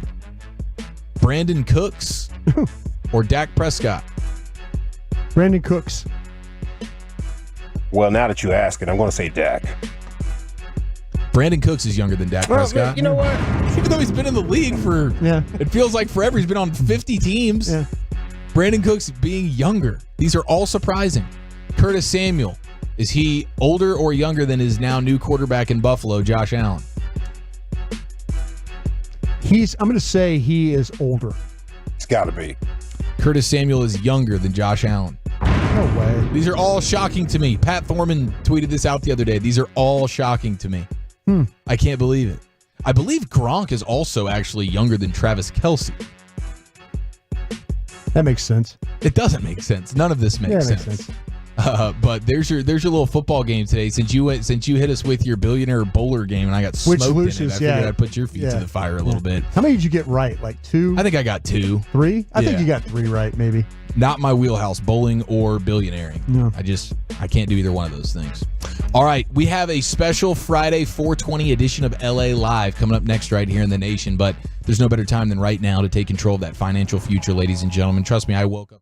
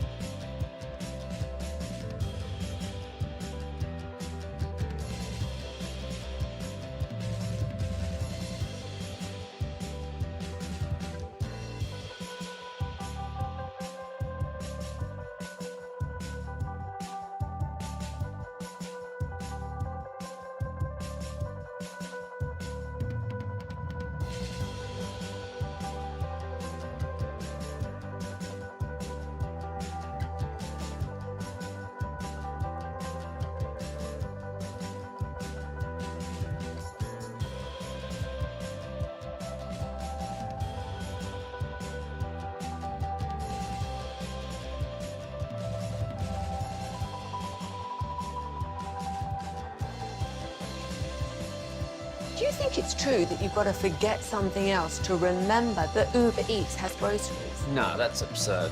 Hey, remember when you used to be Pepper Lady? Pepper Lady? Wasn't it Cinnamon Sisters? Basil Babes. Saffron Squad? Nutmeg Maidens? Paprika? No. Nutmeg Maidens. I just said that. Was it Spice Girls? Doesn't sound right. Was it Saffron Squad?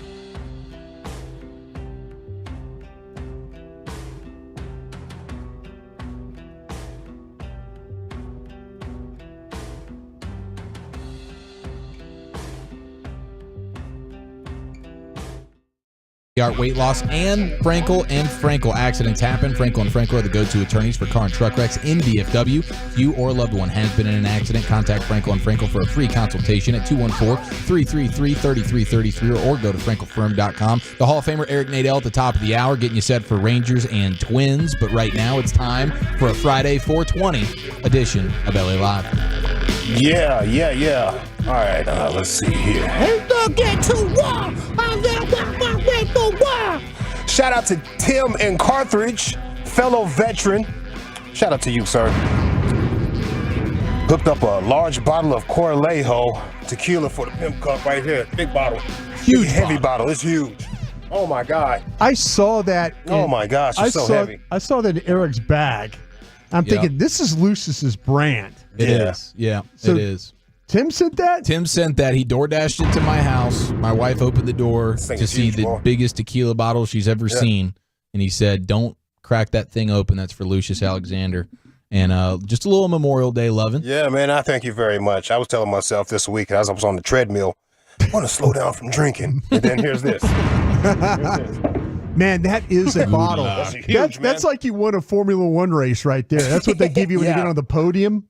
Yeah, that is a bottle. It's a big bottle, man. Bravo Zulu to you, sir. Yes. Fellow veteran, Tim and Cartridge. And big up to all the veterans out there. Yeah. And thoughts and prayers for those that lay down their lives in the line of duty. Amen. Uptown Dallas is like really celebrating Memorial Day. As I was driving in, I seen like these large images on the side of the streets, like put up nicely and organized, of fallen soldiers here from Texas. Wow. Well, it was a real moment driving in. I was like, oh my gosh, wow. All right, let's see what else we got for you boys. This is an LA Live on a Friday, May 24th, 2024. This is LA Live Light. LA Live Light, which is sponsored by Kissable Dental and the no bill guarantee. Book online at kissabledental.com. Your kissable journey begins today. G-Bag of the day. We do it every weekday on the Fan at 2:30. If you see anything floating out there, don't be afraid to hit me up at Lucky Lucius P on social media, Lucius Alexander on Facebook, or you can follow every last one of us if you find G-Bag Nation on Twitter. And yes, I still call it Twitter. Elon, Twitter is better. It's better. I seen a little question. I saw that questionnaire he had, yeah. Twitter is better. Our winner right here. Shout out to Henry Martinez, Tolo Henry Martinez.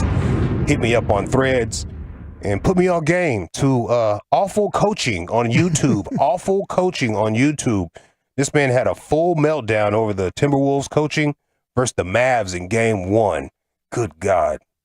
This Timberwolves coaching staff needs to be under investigation. 4.7 seconds left in the half.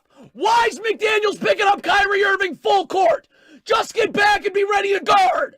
So now you're going to be off balance. You just had to go under a handoff. Yep. Where's your help? It's always in the middle of the floor. There's no time left. Keep Kyrie Irving towards your help. What are you doing? Why does this happen? You're letting him go coast to coast and one. This has to be under investigation. Someone... Ah! Why? Yeah. Why? Ice the screen! You're awful! Keep Kyrie Irving to the sidelines now when Gafford rolls. I have 3 backside defenders. You're in drop coverage. This cannot be real life. Where's your backside help? Backside help. I hope we get at least 3 more of these over the course of this series. Oh, this guy yes, please, please. My man's lungs were taxed at the end right there. This cannot be real life. Where's your backside help? That guy needs a radio show. Dude, it's hilarious. In New York. That's a New York energy in Minnesota. I didn't know their fans were even close to that. When your girl says, we need to talk, this is what it sounds like. This has to be under investigation. Someone... Ah! We need to talk. We need to talk. That's what it sounds like. And I don't want to hear Luka sounding like this tonight. No crying. No crying tonight, Luka. No crying, Luka. No crying. Unless you're going to make those free throws. That's him mic'd up to a referee, right? Yeah, unless you're going to make those free throws. All right, let's get the vibe right on a Friday. Hey! LA Live, Light, 105.3 The Fan. I got a question for the Tolos right here. What is the pettiest reason you stop talking to someone? What is the pettiest reason you stop talking to someone? This dating game is strange. You never know what it is. And it might not even be dating. It might just be a person you wanted to be friends with, an acquaintance. You was like, I just can't deal with that person anymore. Yep. A Navy buddy of mine, speaking of veterans, his name was Alex Ricaldi. He used to get rid of girls a lot for petty reasons. I remember one was because she had big, thick eyebrows. Wow. And he didn't like her eyebrows. Said she always looked worried. She always looked worried. Well, these days, dude, because you come in with you come in with a bit of an idea, and then you see him in person, and the false advertisement is rampant. There's a lot of tricking going on out there. I mean, tricking like with your image. Yeah, what do you mean? Tricking. I don't mean the other tricking. Oh, you're talking about, look up in the sky. It's a bird. It's a plane. Yeah, tricking. Throws you off, man. It does. It's really unfair. It is unfair. It's just messing up the game. Yeah. Yeah, I'm with you, dog. Making the price go up. Sounds crazy. Yeah, let's see. What is the pettiest reason you stopped talking to someone? She said she didn't like guys that played video games. Okay. All right. I didn't like how she talked to her husband. Wow. Talk to him like that. I know you're going to talk to me like that at some point. Get out this car. Walchuk, I believe, has told this story before. He has a hilarious online dating meetup story where he pulled up just shortly after the date was walking into the restaurant, and he saw through his car door what he was going to be dealing with, and he drove off and never actually had the date. Yeah. I went to go pick up my imaginary brother one time when I met her with a girl. Man, that's my brother calling me. I'll be right back. She's probably still at the restaurant. Let's see. What is the pettiest reason you stopped talking to someone? She made fun of grown men that like to wrestle. Like wrestling, excuse me. Like wrestling. Like wrestling, yes. Yeah, I went on a date with a girl who was adamant. Like, I think there was like a UFC fight on or something, and she was talking she was giving off the very confident, like she could just beat up any dude. Oh. Like it was. She made it seem like she could just beat up any dude or whatever, and it was just one of those deals. I'm like, okay, the guy on the screen right now. She's like, yeah, these guys. I'm like, you're out of your mind. She is out of her mind. Like, come on. Yeah, gotta dip out of that situation. I stopped talking to a girl one time. That's a girl who's gonna get aggressive on you. 100%. Homegirl's domestic violence. I was talking to this girl one time, and she goes, "I don't like sports." Oh well. And I said, man, I go, hey, Brian brought us to the Dallas Cowboys. Yeah, nice to meet you. No, I just kind of went, hey, I find those people sometimes interesting. And I said, well, it's good talking with you. I just left. I mean, seriously, I'm not a big fan of sports. Well, as long as you don't hate it, because I'm going to be about it. I was polite. Like, I go, my life is this. Yeah. And I'm sorry, but, I guess we can't go out, that kind of thing. And I just said, okay. She said, okay. And we just parted. Immediate deal breaker. Parted. I mean, it's just like, I'm not a fan of sports. And I'm like, oh, okay. Yeah. So all those times when I'm like having to work Cowboy games and all that. She's not going to get it. Or I'm going to want to go to Mavs game on Or just Sunday. have the game on all the time. Because there's always games on in some sense. You're watching sports again? Yeah, it's my job. Well, let's see. What is the pettiest reason you stopped talking to someone? She had dirty ceiling fans. Oh. Dirty ceiling fans. My man was like, That's really petty, This though. can be hard to clean, though, sometimes. You got to watch yourself. Didn't like the way he grammatically structured his sentences. That's fair. Her sit-down air wasn't right. That means when she sat down, a little wafting. It stunk. She must have farted and didn't know it was still with her. Sat down. His family are Philly fans. Yeah, that won't work. That won't work at some point. Yeah, it's tough for me to understand these big-time sports fan couples. They're the big-time sports fans, and they hate each other's teams. Yeah, I can't do that. That's toxic. Her eyelashes were longer than her hair. Damn. Some of these fake nails get a little bit too long, too. I'm a fan of the eyelashes, but yeah, they kind of look snuffleupagus kind of. He had them big old eyelashes. Yeah. Snuffleupagus. Yeah, they kind of look like that a little bit. They stick out farther than your nose. Like, come on. I just like it for some reason. The girls in the gym be wearing it. Man, the gym is different at night, bro. Really? I usually go during the day, but at night it's club gym. Oh, really? It's totally different. Yeah, the girls wear the stitch that's right up the crack of their behinds. Yeah. The stitching on the pants. And they're doing squats over there by where you're supposed to be doing the bench at. And the dudes walking around with their shirts off, and everybody's got cameras with tripods set up on it. Geez. The music is loud. It's club gym. It's crazy at night. The move I don't get at the gym is these girls intentionally, they wear these big shirts, but then they tuck it in the back because they don't want it to cover their rear end. They want to make sure that thing is seen. Yeah. I like it, man. Keeps me motivated. I'm going back to the gym. I'm going back. All right, let's see what else we got right here. Club gym. First date, he put A1 on his steak. Oh. She talked too effing much. See, I've had it to where the girl doesn't talk at all. And then you're sitting there and you're like, wow, I'm having to shoulder the entire conversation here. Yeah, no, I can't drive the whole thing. I want to hear from you, but don't talk in circles, that type of thing. Her car was junky. That was a petty reason why he left her. That's decent. It's a decent plan. Never clean the toothpaste stains out of the sink. I mean, it came back the next week the toothpaste stains are still right there. Still right there. Damn. You get one strike on that. Come on. She came through one night smelling musty. Yeah, that'll get it. Her refrigerator was filthy. And last one right here. He got so drunk one night, he got out of my bed and peed on my floor. Okay. Yeah, she got rid of him. Wolchuk. She got rid of that one. Before we get out of here, on a Friday, hey, 91. Yeah, 91. 206 went on a date with a vegan feminist. So we got that was fun. Immediately. Where's that thing that I had? I had something lined up for you. Oh, yeah. You guys like podcasts and everything? I listen to a lot of podcasts. Yes. Yeah. A lot of them. I'm constantly listening to a podcast, in fact, with my little Bluetooth speaker around the house when I walk the dogs or whatever. One I pay attention to twice a week is called Higher Learning, the podcast. Van Latham. He was formerly on TMZ. He was the black guy on TMZ. And Rachel Lindsley.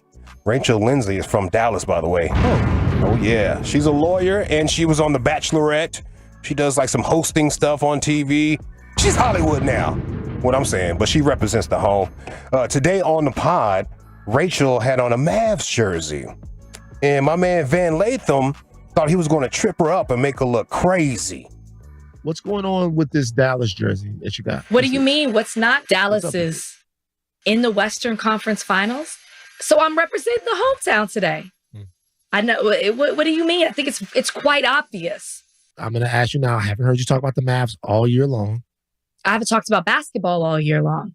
If you can name 6 Mavs right now, I'll give you $1,000. Ooh, go for it.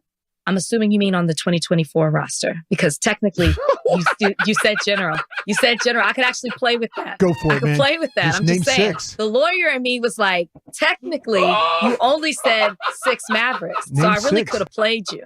I'm just saying. All right. You know, $1,000 go far these days for me. We got it. So let me give my 1,000. Luka, Kyrie, Yeah. PJ, Yeah. Lively, Yeah. Gafford, Yes. Tim Hardaway Jr., Man, you got Yeah. it. You need Derek one more. Jones. Hey, I Ashley, want my 1,000. give Yes. us some celebratory music. Rachel gets $1,000. You try to play me. Shout out to Rachel Lindsay. Good for her. Yeah, I heard that when I was in the shower. All right, Lord willing, the creek don't rise. That's my time, y'all.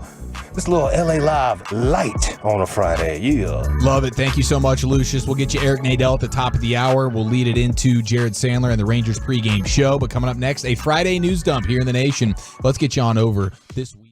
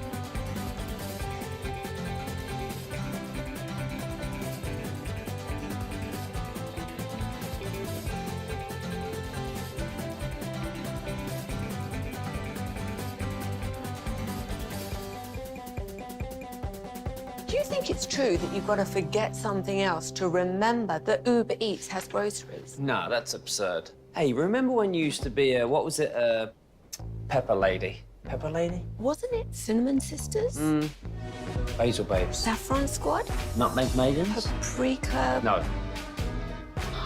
Nutmeg Maidens? I just said that. Was it Spice Girls? Doesn't sound right.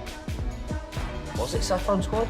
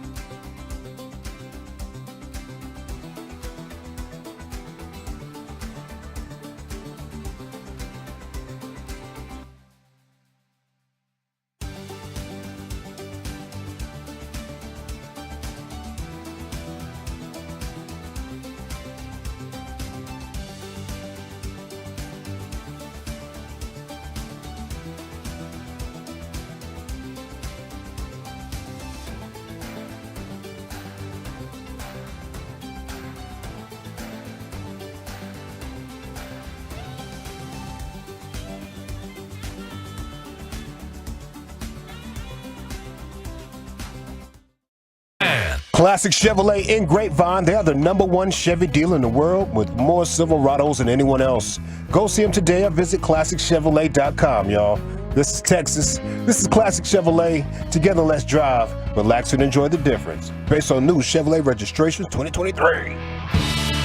All right, we will have a conversation with Eric Nadel coming up here in about 15 minutes. We'll get you set for Rangers and Twins getting their series started in Minnesota. Big Texas versus Minnesota situation brewing here over the weekend. Your Mavericks taking on the Timberwolves for Game 2 tonight. What are your predictions? 877-881-1053. I do think this is going to be the most difficult win to come by of the entire series, unless, of course, it goes to a Game 7.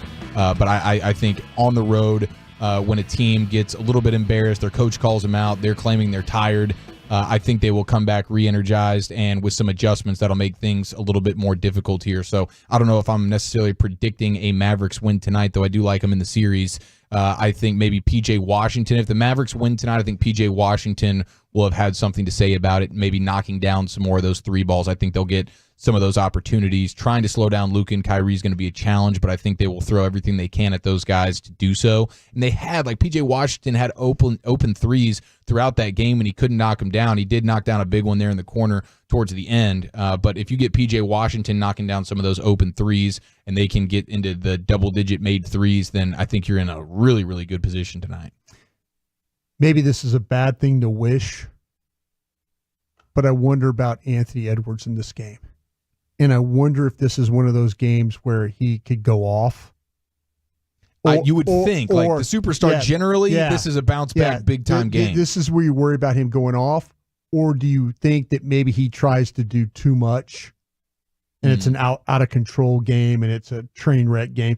Conley's not healthy enough to help them right now, with his situation with the Achilles and all that. So, and that's a huge factor in this whole thing. The great thing about, you had a game one where Kyrie got off to a really good start. We've talked about these playoff series, some of these games where Kyrie hasn't got off to a great start, and him and Luka.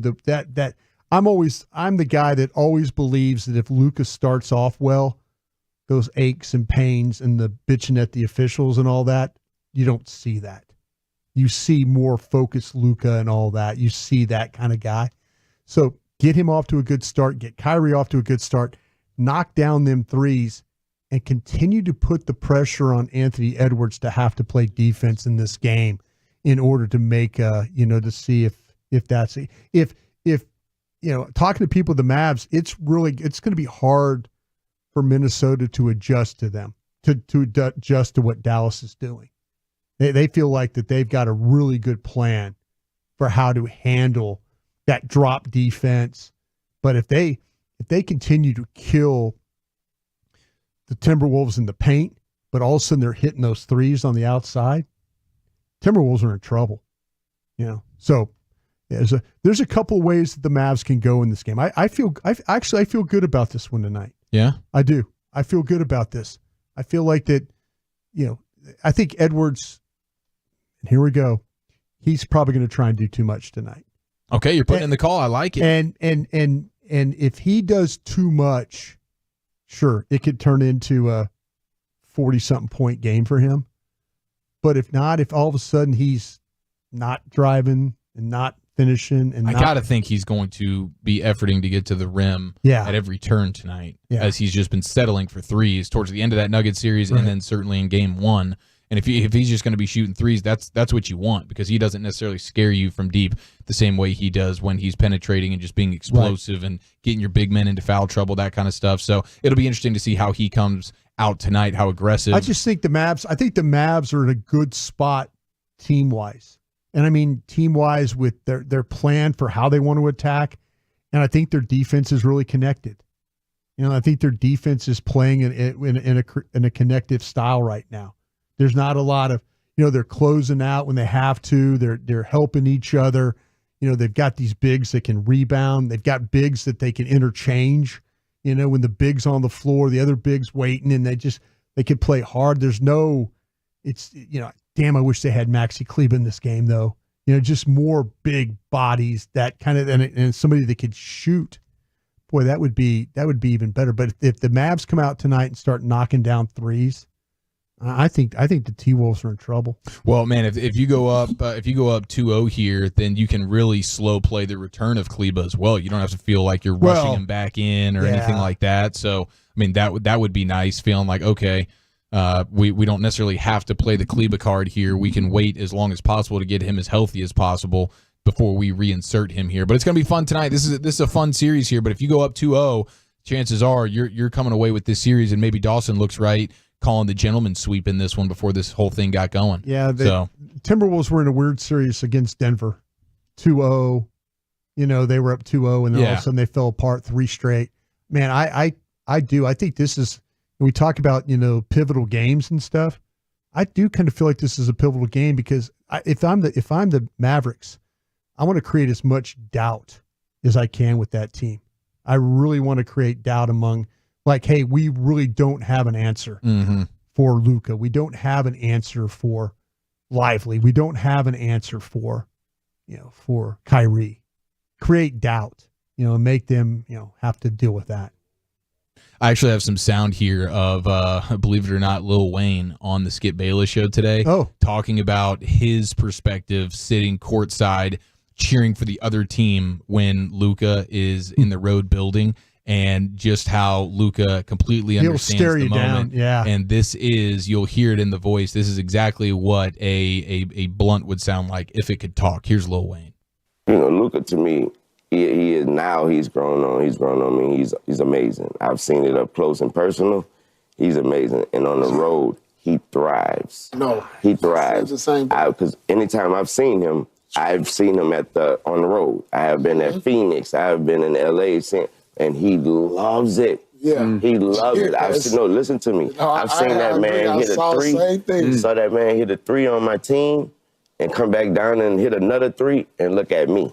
And look dead at me. And then one time the ball, the ball at Phoenix in LA, and the ball just magically bounces toward me out of bounds. And he running toward it, and he running toward it, and it was out on us. So he got to take. He runs toward it, and know it was out on us, and laugh and smile at me when he picked the ball.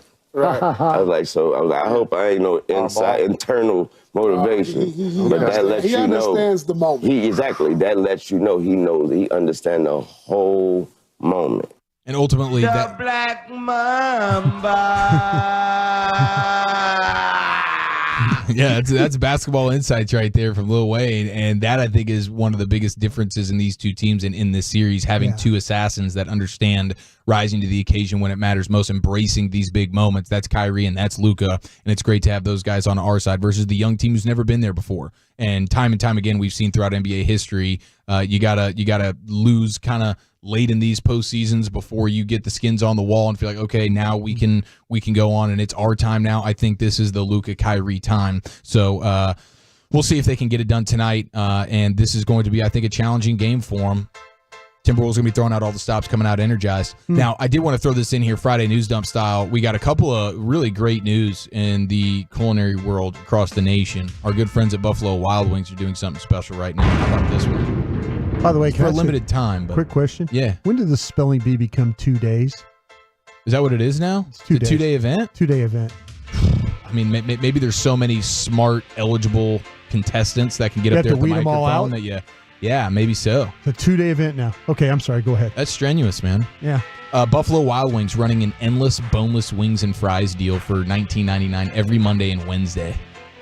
That's a steal, bro. I mean, I know I champion the bone-in wing, the actual traditional wing, but that's a gosh darn great deal. 2 days a week, $20, all you can eat boneless wings. I would tear that thing up. And they were already doing like half price. I think the bone-in were on Mondays and boneless was Wednesdays. I could have those mixed up. But anyway, they've always kind of done that. Half off, but not the all you can eat. The all you can eat thing. All you can eat is different, bro.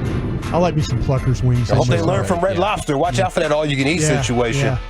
Yeah, that's true, man. This could end up biting you. You get a bunch of guys like me in there, you're going to regret that decision. Believe it. And then how about I think this might be the best fast food deal in all of fast food. Wendy's starting to offer the 50-count chicken nuggets for $15. They're just a bucket of chicken nuggets. It's the supersized nugget pack. Spicy or regular flavors.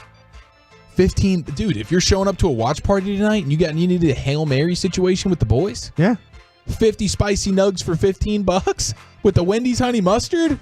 That's how you help lead your Mavericks to victory tonight. I think that's a steal, and I'm thankful to Wendy's and B-Dubs. I think that Chick-fil-A platter, have you ever had one of those? I have, yeah. Holy jeez, I can't stop eating those things. I'm like hovering over eating them like popcorn. Yeah, I'm just hovering and dipping and hovering and hovering. It just can't stop. Just breathing it all over. No, seriously, people are talking to me while I'm like, I'm not hearing a lotioning and oiling.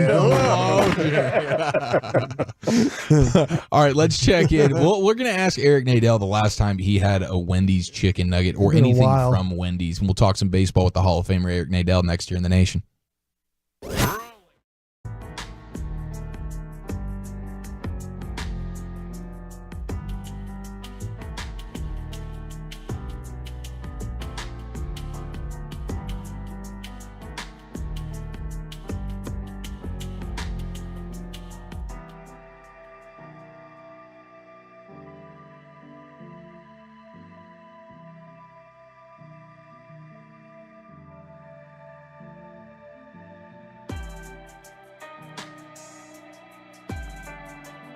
Do you think it's true that you've got to forget something else to remember that Uber Eats has groceries? No, that's absurd. Hey, remember when you used to be a pepper lady?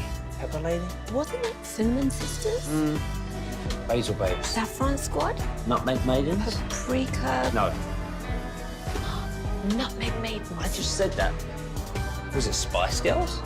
Doesn't sound right. Was it Saffron Squad?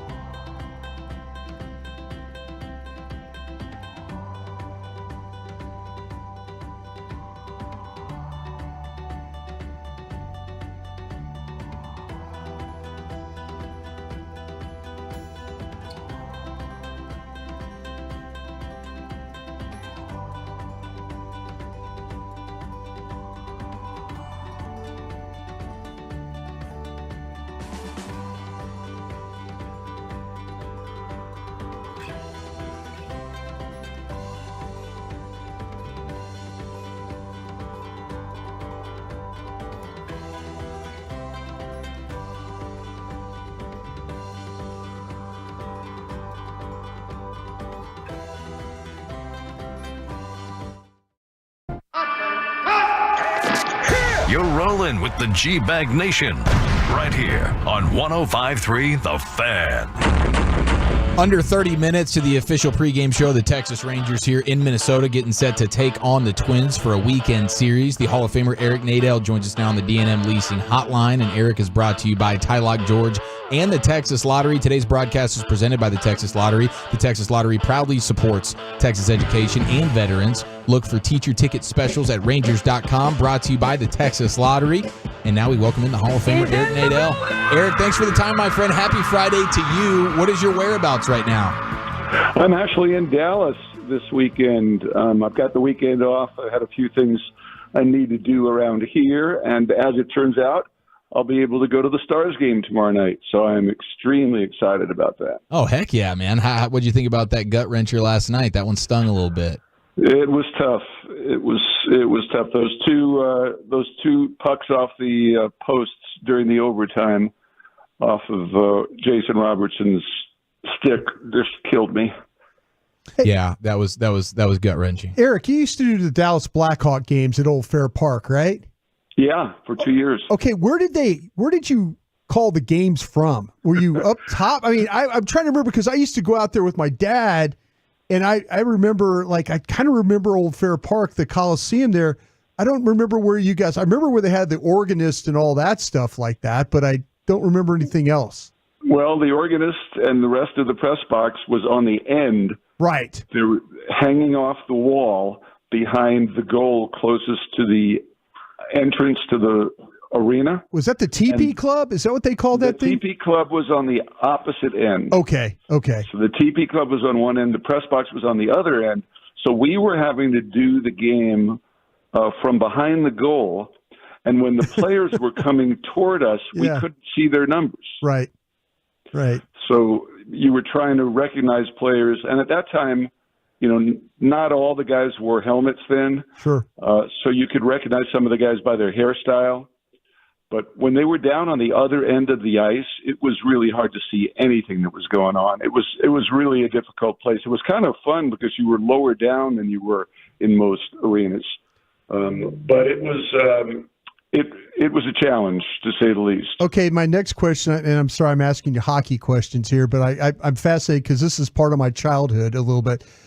What was the other arenas did you like? Did you go on the road? Did you go to Tulsa? Did you go to Fort Worth? Did you go to Oklahoma City? We went to Fort Worth. In fact, it was a vicious rivalry between Dallas and Fort Worth. Yeah. Fort Worth played at Will Rogers Coliseum, and in 1978, the spring of '78, Dallas and Fort Worth played each other for the Central Hockey League Championship, the Adams Cup, and it went to the seventh game of the finals, went to overtime before Fort Worth finally won the game. But we would go to Fort Worth in a school bus, and we would go by bus, a little better bus, a Greyhound type bus that we would charter if we would go to Tulsa or Oklahoma City. And then the other cities in the league were Salt Lake City, which we would fly to. Right.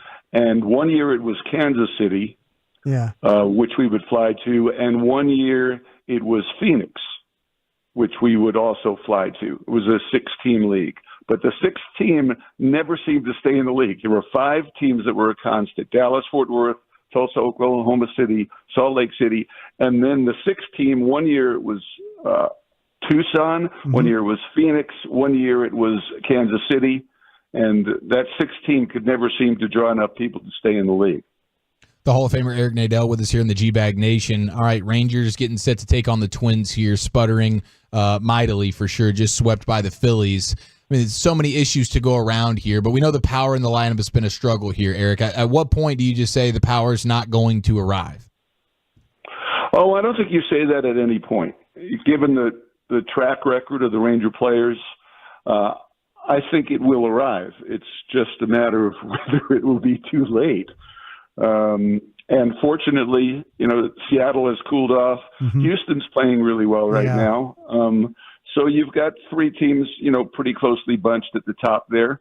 And the Rangers are, for 1/3 of the way through the season almost, the Rangers aren't in a bad position, even though you look at the record and they're 3 games under 500. But, for the life of me, it's hard to imagine that the power isn't going to come. For most of the season, the Rangers, led the league in runs scored. Yeah. So, they're going to come out of this.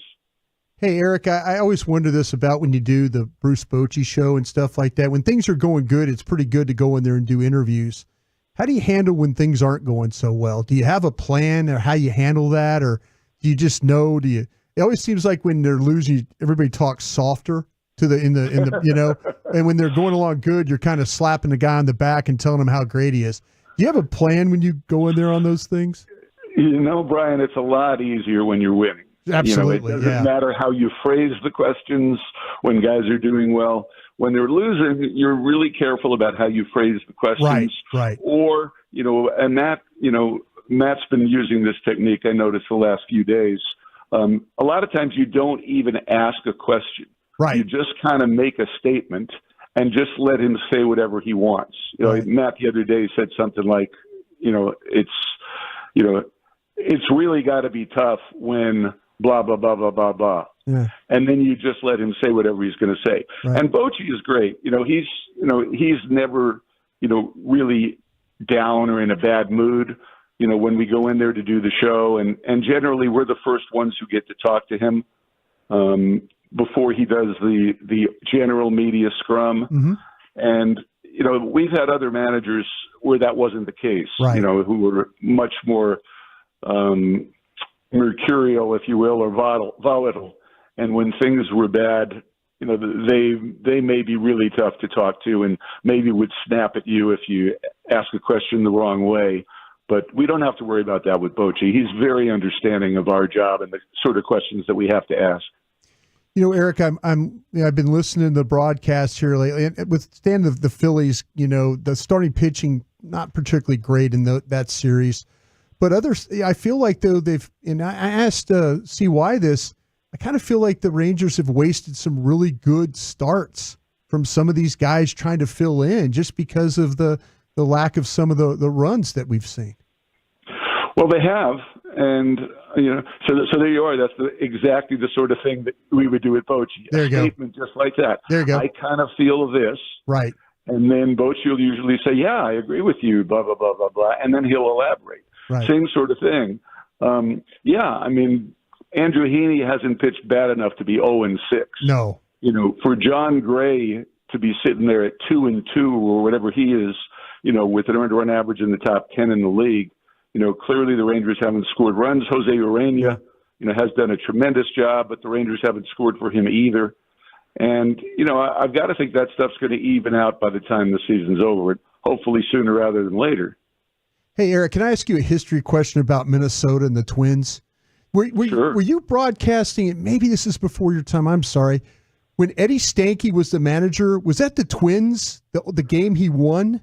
Yeah, it was in Minnesota, 1977. It was before me. Okay, but I'm very familiar with what happened. He came in, he managed the one game. The Rangers won. Right. And the next morning, he called Eddie Robinson, the general manager, and said, I can't do this. I'm homesick. I've made a mistake. I shouldn't have taken this job. And Eddie said, well, why don't you meet me in the coffee shop and, we'll talk about this. And he said, well, I'm already at the airport. I'm about to board my plane back to Alabama. Yeah. And that was the end of it. That was the end of it. So, but what were your experiences at the old Metropolitan Stadium? Was it a good ballpark to broadcast from, or was it just what it was? It was a great ballpark to broadcast from because, like most of the older ballparks, the press box was down low. Down low, yeah. It was hanging from the second deck, which wasn't that high, and we had a tremendous view. But I remember having a couple of really long rain delays. I think I did 2 series there, maybe 3, and we had long rain delays in 2 of them. And one of them was a riot. Mel Proctor was my partner. Oh, wow. It was a Saturday afternoon game. And we had gotten rained out on Friday night, and Mel and I had gone out, had stayed out pretty late, and were feeling it the next day. And we had an afternoon game that was delayed by rain for a couple of hours. And we were doing TV at the time, and the station had us come on every half an hour and do updates. Oh, geez. And at one point, Mel lay down on the counter that we have our scorebooks on, and our microphones and stuff. He lay down on the counter and actually fell asleep or passed out. And it came time to do the update, and we just let him sleep. And I stood there in front of him, and they just shot me like from the waist up. Yeah. And I did the update on, it's still raining. We don't have a starting time yet, blah, blah, blah, blah, blah. It's doubtful that Jerry Kuzman will come back and pitch the rest of the game for Minnesota, and I don't think Gaylord is going to come back and pitch for the Rangers after this long delay. Mel was lying on the counter behind me, just completely passed out. That's my number one memory of doing a game at the Old Net in Minnesota. But it's along with our city, it's the only other place where I've done games out of 3 different ballparks. Wow. With the Metrodome and now Target Field. Yeah. And Target Field, by the way, I think is the most underrated park in the U.S. When you hear people talking about the great new ballparks and the beautiful new ballparks, they always talk about Pittsburgh, as they should, and San Francisco. A lot of people talk about San Diego. But for me, the Minnesota park is the prettiest of them all. It has beautiful limestone accents, blonde Minnesota limestone. It has great neon. There's a Target dog that wags its tail back and forth, and there's the old Minnesota Twins logo with the logo, the 2 twins, shaking hands across the Mississippi River. There's a trapezoidal shaped section out there in right field in the upper deck. Flower boxes that are in play. I love that stadium, and I really missed making the trip there this weekend because I like it there so much. Yeah, Eric, that Metrodome, they could blow that thing up for all I care. I was 0-12 in NFL games there. I never won a game at that place, bro. Eric, did you? Loud, oh God, that's what I'm saying. Did you used to broadcast there and get a headache? Because when I would be at games, that the crowd, I'd have a headache every time I left that place. Yeah, there was no way to keep the crowd noise out of your mics either. They didn't use a crowd noise mic, right? But it was just bleeding in through your microphone. Yeah. The one thing about the Metrodome that I really liked compared to some of the other domes, the King Dome at that time, and now Tampa, is that it was bright. Yeah. The ceiling, which was very low, was white, and as a result, with bright blue seats and really good lighting, you didn't have the dingy feeling that you had in some of the other domes. But there were some major obstacles to calling games there, and the noise was the biggest one. Well, Eric, it's a Friday staple. What you drinking? What you thinking, sir? Oh, I'm actually drinking iced green tea. I had tickets tonight to go see Chris Isaak at the House of Blues. Oh, wow. And the show's been postponed. They didn't tell us why. We got an email today saying it was postponed. So I'm thinking I will join some friends and watch the Mavericks tonight. Instead of watching it on my phone during the concert, I'll actually watch it in front of a TV with some friends screaming and yelling. And I'm really looking forward to it. I'm thinking this is the most exciting sports spring that I can remember, with the Mavs and Stars both in conference finals. The Rangers being defending champions. It's a great time to be a Dallas sports fan. Amen to that. It's a beautiful time. Eric Nadel, ladies and gentlemen. Eric, appreciate the time as always, bro. Have a great weekend, and we'll catch up with you next week. Thanks, guys. Yes, sir. Eric Nadel right here on 105.3 The Fan. Coming up next, we get you set for the pregame show and first pitch with Jared Sandler right here on The Fan. I have to chat D&M leasing with you, maybe.